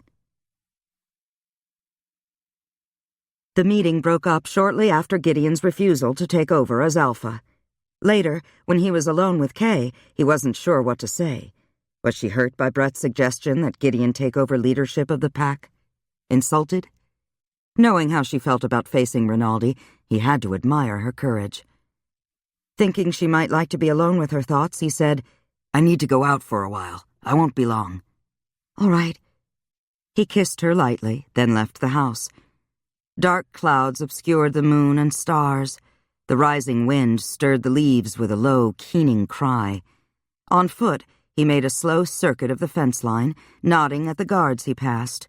As far as he could tell, Jared, Tyler, Brett, and a middle-aged werewolf named Landon were the only men within several miles. A thought took Gideon to Bondurant. At this time of night, most of the businesses were closed. Strolling down the street, he heard music emanating from a small nightclub on one of the side streets. Inside, he went to the bar and ordered a glass of red wine. Standing there, he studied the patrons. Pickings were slim, an old drunk tapping his foot to the beat of the music, a middle-aged man and woman slow dancing on the club's tiny dance floor, or a single man with a bad hairpiece. With a shake of his head, he drained his glass and decided to look elsewhere. He'd gone about 2 blocks when a faint cry reached his ears. Curious, he followed the sound to the edge of town. There, shielded from view by a broken-down wooden fence, he found a woman struggling in the grasp of 2 men. From their scent, Gideon knew they were Green Mountain werewolves. One of them struck the woman when she opened her mouth to scream. The men were so engrossed in trying to rape the woman, they didn't realize they were in danger until it was too late. Gideon broke the neck of the first man, tore out the heart of the second. The woman fainted. He had just enough time to catch her before she hit the ground. He held her in his arms a moment, then, while she was still unconscious, he lowered his head to her neck and drank. Since he had just saved her life, he didn't think she would mind. Kay stared at Gideon. "You killed them? What did you do with the bodies?" "You don't need to know. No one does. Rodolfo is sure to come here asking questions, and even if he doesn't, he'll blame us for their disappearance." "If he comes here, just tell him the truth. You never saw them. You don't know where they are." "Like he'll believe me." Gideon shrugged. "Only time will tell." "What do we do until then?" "You're going into training." "What?" "You heard me." He ran his hands along her arms. "We need to put some muscle on you." "How do you intend to do that?" "Proper diet and good old-fashioned exercise." Gideon was as good as his word. He wrote out a schedule for Kay and enlisted Greta and Brett to make sure she followed it. And the next thing Kay knew, she was spending 3 hours a day working out, lifting weights, hitting the heavy bag, swimming. Greta put her on a high-protein diet. At night, Kay went jogging with Gideon, and each night she drank a little of his blood. It was like a narcotic. The more he gave her, the more she wanted. "Lovemaking is the best exercise," she remarked one night after they'd gone to bed. "Is that right?" "I read it in a book somewhere. Burns up a lot of calories." He grunted softly. "Maybe I've been remiss in that area." He rolled her onto her back, then covered her body with his. "After all, we've only been making love once or twice a night." "Maybe we'd better try for 3. "Whatever you think best." "Definitely 3. Kay waggled her eyebrows at him. "I never realized exercising could be so much fun." Rinaldi never came snooping around to see if Kay knew the whereabouts of his missing men, which led her to the conclusion that Rodolfo was convinced the Shadow Pack was to blame. The night before the full moon, he sent her another missive. It was short and to the point. "Meet me in the valley tomorrow night when the moon is high, so we can end this once and for all." "Well, that's blunt," Gideon said, reading over her shoulder. "Are you ready?" "It doesn't really matter, does it?" Kay asked, her voice tight. "I'm out of time." "You won't be alone. We'll all be there with you." "I'd rather be alone." She didn't want anyone watching her when she met Rodolfo. "It's in your power to order the pack to stay away if that's what you want," Gideon remarked quietly. "But I'm not letting you go without me." "I had a feeling you'd say that." "Are you serious about not wanting the pack there to back you up?" She nodded. "I think so. I'm not sure I have the courage to meet Rinaldi." Admitting it out loud made her cheeks burn with shame.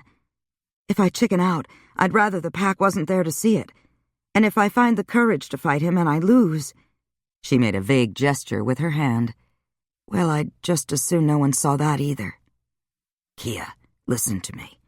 You don't have a cowardly bone in your body. You're the bravest woman I've ever known. You've survived every challenge you've ever faced, and you'll survive this one, too." Seeing the love in his eyes, hearing the confidence in his voice, gave her just the boost she needed. But later, when they were lying alone together in the dark, her doubts returned. Wordlessly, Gideon drew her into his arms. Murmuring tender words in her ear, he made love to her until the rising sun chased the darkness from the sky. She waited for him to leave, as he always did, but, to her surprise, he stayed by her side, his arm around her shoulders, his presence comforting her even after he had succumbed to the darkness. Kay stayed in bed until hunger drove her downstairs. Greta and Brett were in the kitchen. They both looked up when she stepped into the room. "How are you?" Greta asked. Kay shrugged, then slid into an empty chair. "Let me fix you something to eat," Greta offered. "What would you like?" "I don't care. Whatever you're having is fine." "Pancakes, eggs, and sausage, okay?" Greta's smile looked forced. "Fine," Kay said.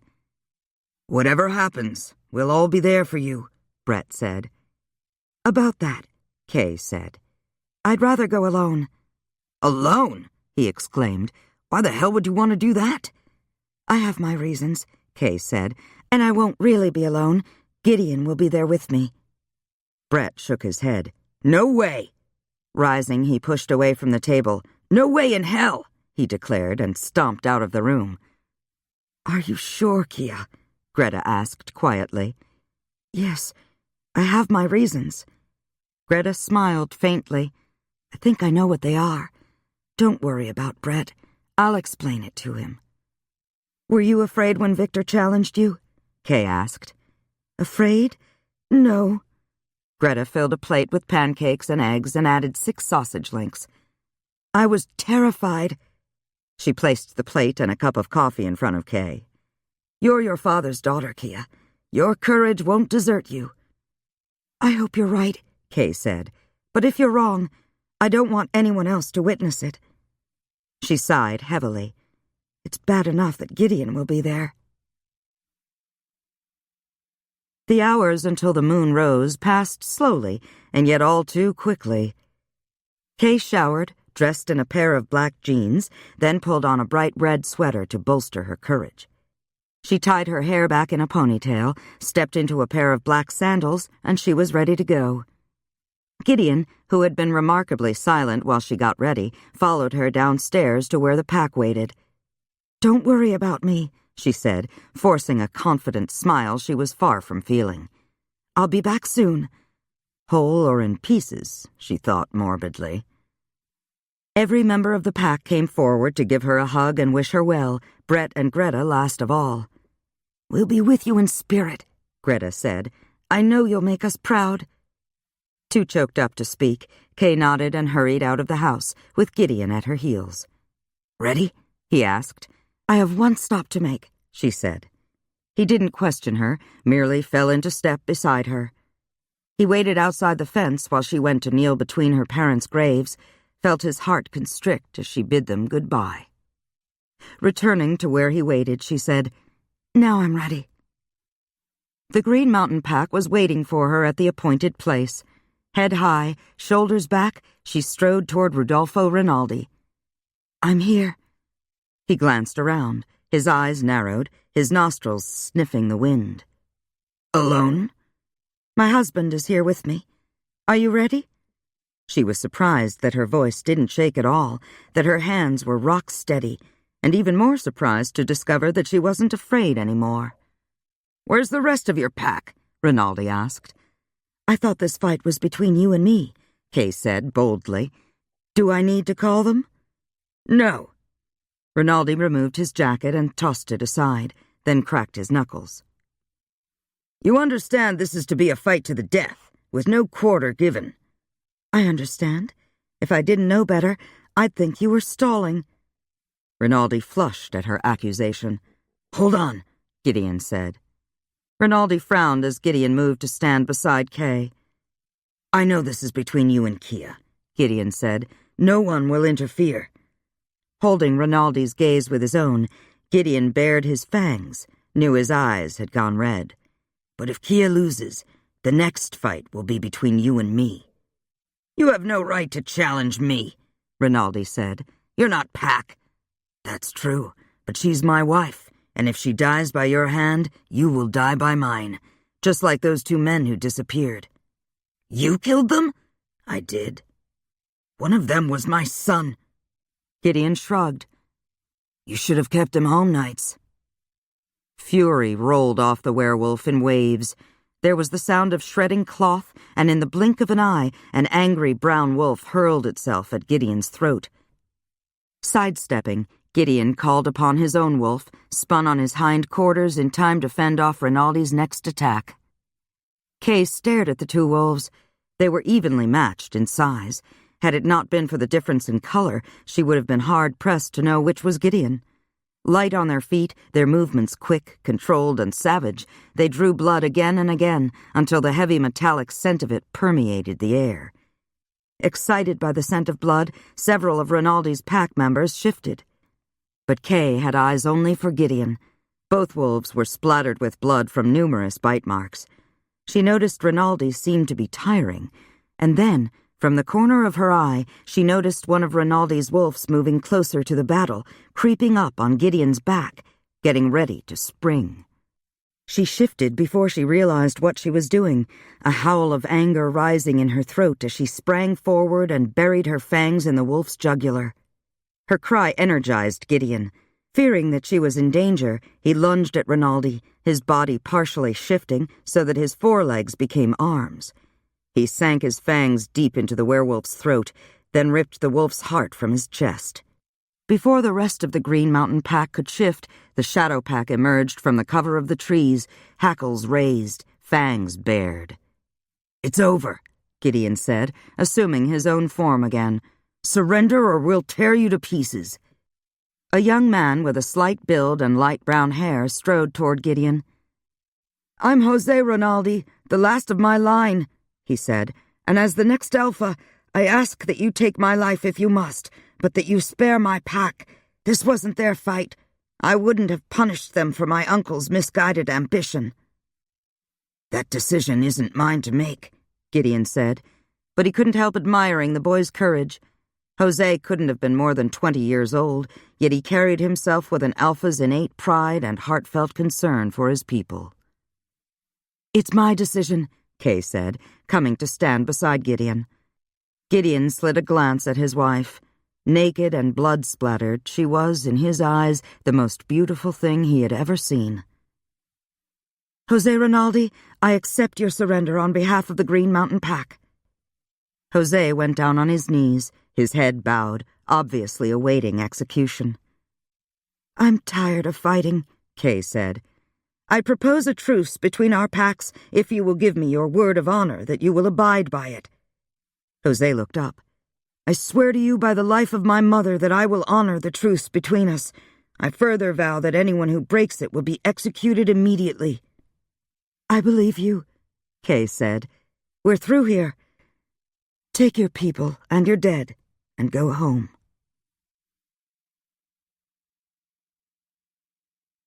Chapter 42. It's over.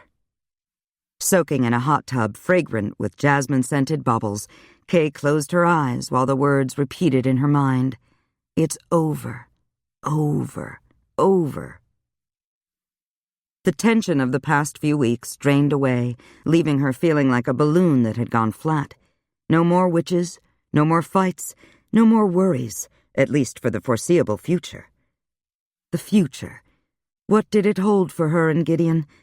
For the first time since she'd met him in that dreadful dungeon, she had time to think about it. So what did she want? What did he want? "He'd like to share your bath." Startled by his voice, she sat up. "I didn't hear you come in." He pointed to his chest. "Vampire." Kay stuck her tongue out at him. "So?" He glanced at the tub, then back at her. "Please come in," she invited. "You can wash my back." She batted her eyelashes at him. "And my front." He was out of his clothes and sitting behind her in the tub in a matter of seconds. Picking up the soap, he worked up a good lather in his hands and then began washing her shoulders and back, his fingers gently kneading the muscles. "Oh, that feels wonderful." Reaching around her, he ran his soapy hands over her breasts and belly. What happened next was inevitable, but she had no thought to complain as he lifted her from the tub and carried her to bed. It was strangely erotic, making love while they were both soaking wet. The slippery feel of wet skin sliding over wet skin, the slightly soapy taste that clung to him when she bit his shoulder. His body was a welcome weight on hers, his mouth like fire as he covered her face, neck, and breasts with kisses. He took a sip of her blood. She took a sip of his, and the spark between them burned hotter, brighter, consuming them both. Lost in waves of sensual delight, his thoughts hers as hers were his, it became impossible to tell where her body ended and his began. She cried his name as pleasure engulfed her, felt his fangs at her throat again as his body convulsed deep within her own, carrying them both over the edge. Later, snuggled up against Gideon's side, his arm curved around her shoulders, Kay asked the question she had been pondering most of the day. "What are we going to do now?" "What do you mean?" She drew a deep breath and let it out in a long, slow sigh. "About our future. We've never really talked about it, you know." He laughed softly. "When did we have time?" "We have time now." "Yeah." He twirled a lock of her hair around his finger. "I guess it's up to you. I don't have any ties anywhere, nothing that needs doing, no place I haven't been, no one's feelings to consider other than yours." Propping herself up on her elbow, she gazed into his eyes. "Footloose and fancy-free, aren't you?" "Pretty much, darling," he agreed. "So, what do you want to do with the rest of your life? If you want to stay here, we'll stay. If you want to go..." He shrugged. "Just name the place and we're there." "You make it sound so easy." "It is, for me." He stroked her cheek, then drew her down into his arms again. "For vampires, life is pretty simple. People come and go. Governments rise and fall. None of it really affects us, as long as we have a safe lair and a meal now and then." "I think I envy you." What do you want, Kia? I just want to be with you. Then I guess the next question is, where are we going to live? Gideon's question repeated itself in Kay's mind throughout the next day. She ate breakfast without really tasting it. She cleaned up the kitchen and found herself in the living room, on the sofa, with no real recollection of how she'd gotten there. Did she want to stay here? Did she want to leave? Did she have a choice? She was the Shadow Pack's alpha. How could she leave? And yet, if she was totally honest with herself, she didn't want to stay here. There were too many bad memories. Soon after the sun went down, Gideon materialized in the living room looking rested and well-fed. He took one look at her face and said, "Still no decision, I see." "Actually, I think I've made one. I'm just waiting to discuss it with Greta and Brett." "We're here," Greta said, stepping into the room with Brett at her heels. She hugged Kay, smiled at Gideon. "So, what did you want to talk to us about?" When everyone was seated, Kay said, "I've decided to leave the pack." Greta glanced at Brett, then looked at Kay. "Leave? Why? This is your home." "I don't belong here," Kay said, sighing. "I don't think I ever have." "But you're our alpha," Brett said. "You can't just leave." "By rights, Greta should be our alpha," Kay said. Greta shook her head. "I think I proved I'm a failure at that. Things are different now. If you think it will help maintain the truce, I'll be alpha in name only, but you and Brett can run the pack while I'm gone, and I'll come back from time to time." "But where are you going to go?" Brett asked, frowning.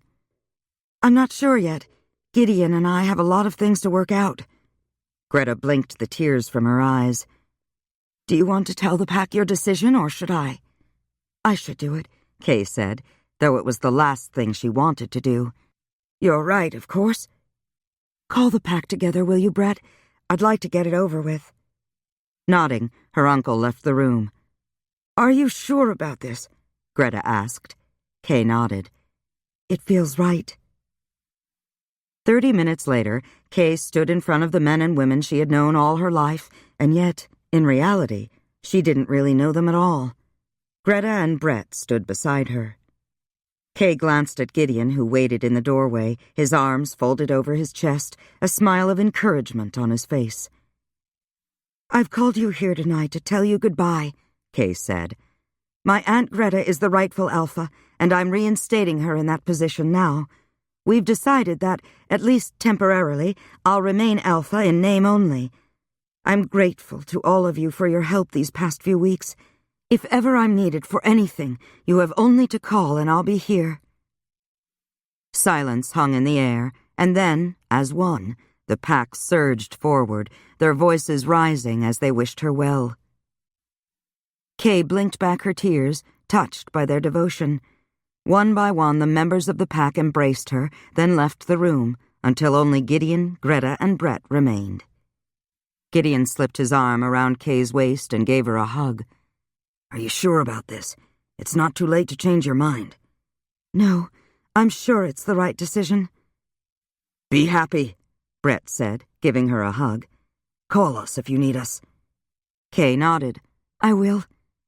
Brett stepped back and Greta took his place. "I'll miss you," Greta said, blinking back her tears. "I know this hasn't been easy on you, but I've loved having you here. Please stay in touch and let us know when you settle somewhere." "I will," Kay said, blinking back her own tears. "I promise." After that, there was no more to say. A last hug, a last goodbye, and she was alone in the house with Gideon. "All the loose ends tied up?" he asked. "I guess so." "No regrets?" "No." "Glad to hear it. So, Mrs. Marquette, I was thinking we could use a second honeymoon." "That sounds nice." "Where would you like to spend it?" Gideon asked, lifting her into his arms. "On a sandy beach in Hawaii, a 5-star hotel in London, or maybe a villa in Barcelona?" "Surprise me," she said, wrapping her arms around his neck. "It doesn't matter where we go, as long as we're together." "How about the beach in Hawaii tomorrow and my lair in New York for what's left of tonight?" "Sounds perfect." Kay said. And it was.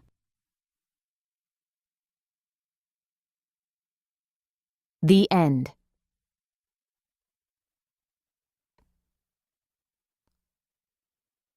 This has been a Recorded Books romance presentation of Desire the Night by Amanda Ashley, narrated by Carol Monda.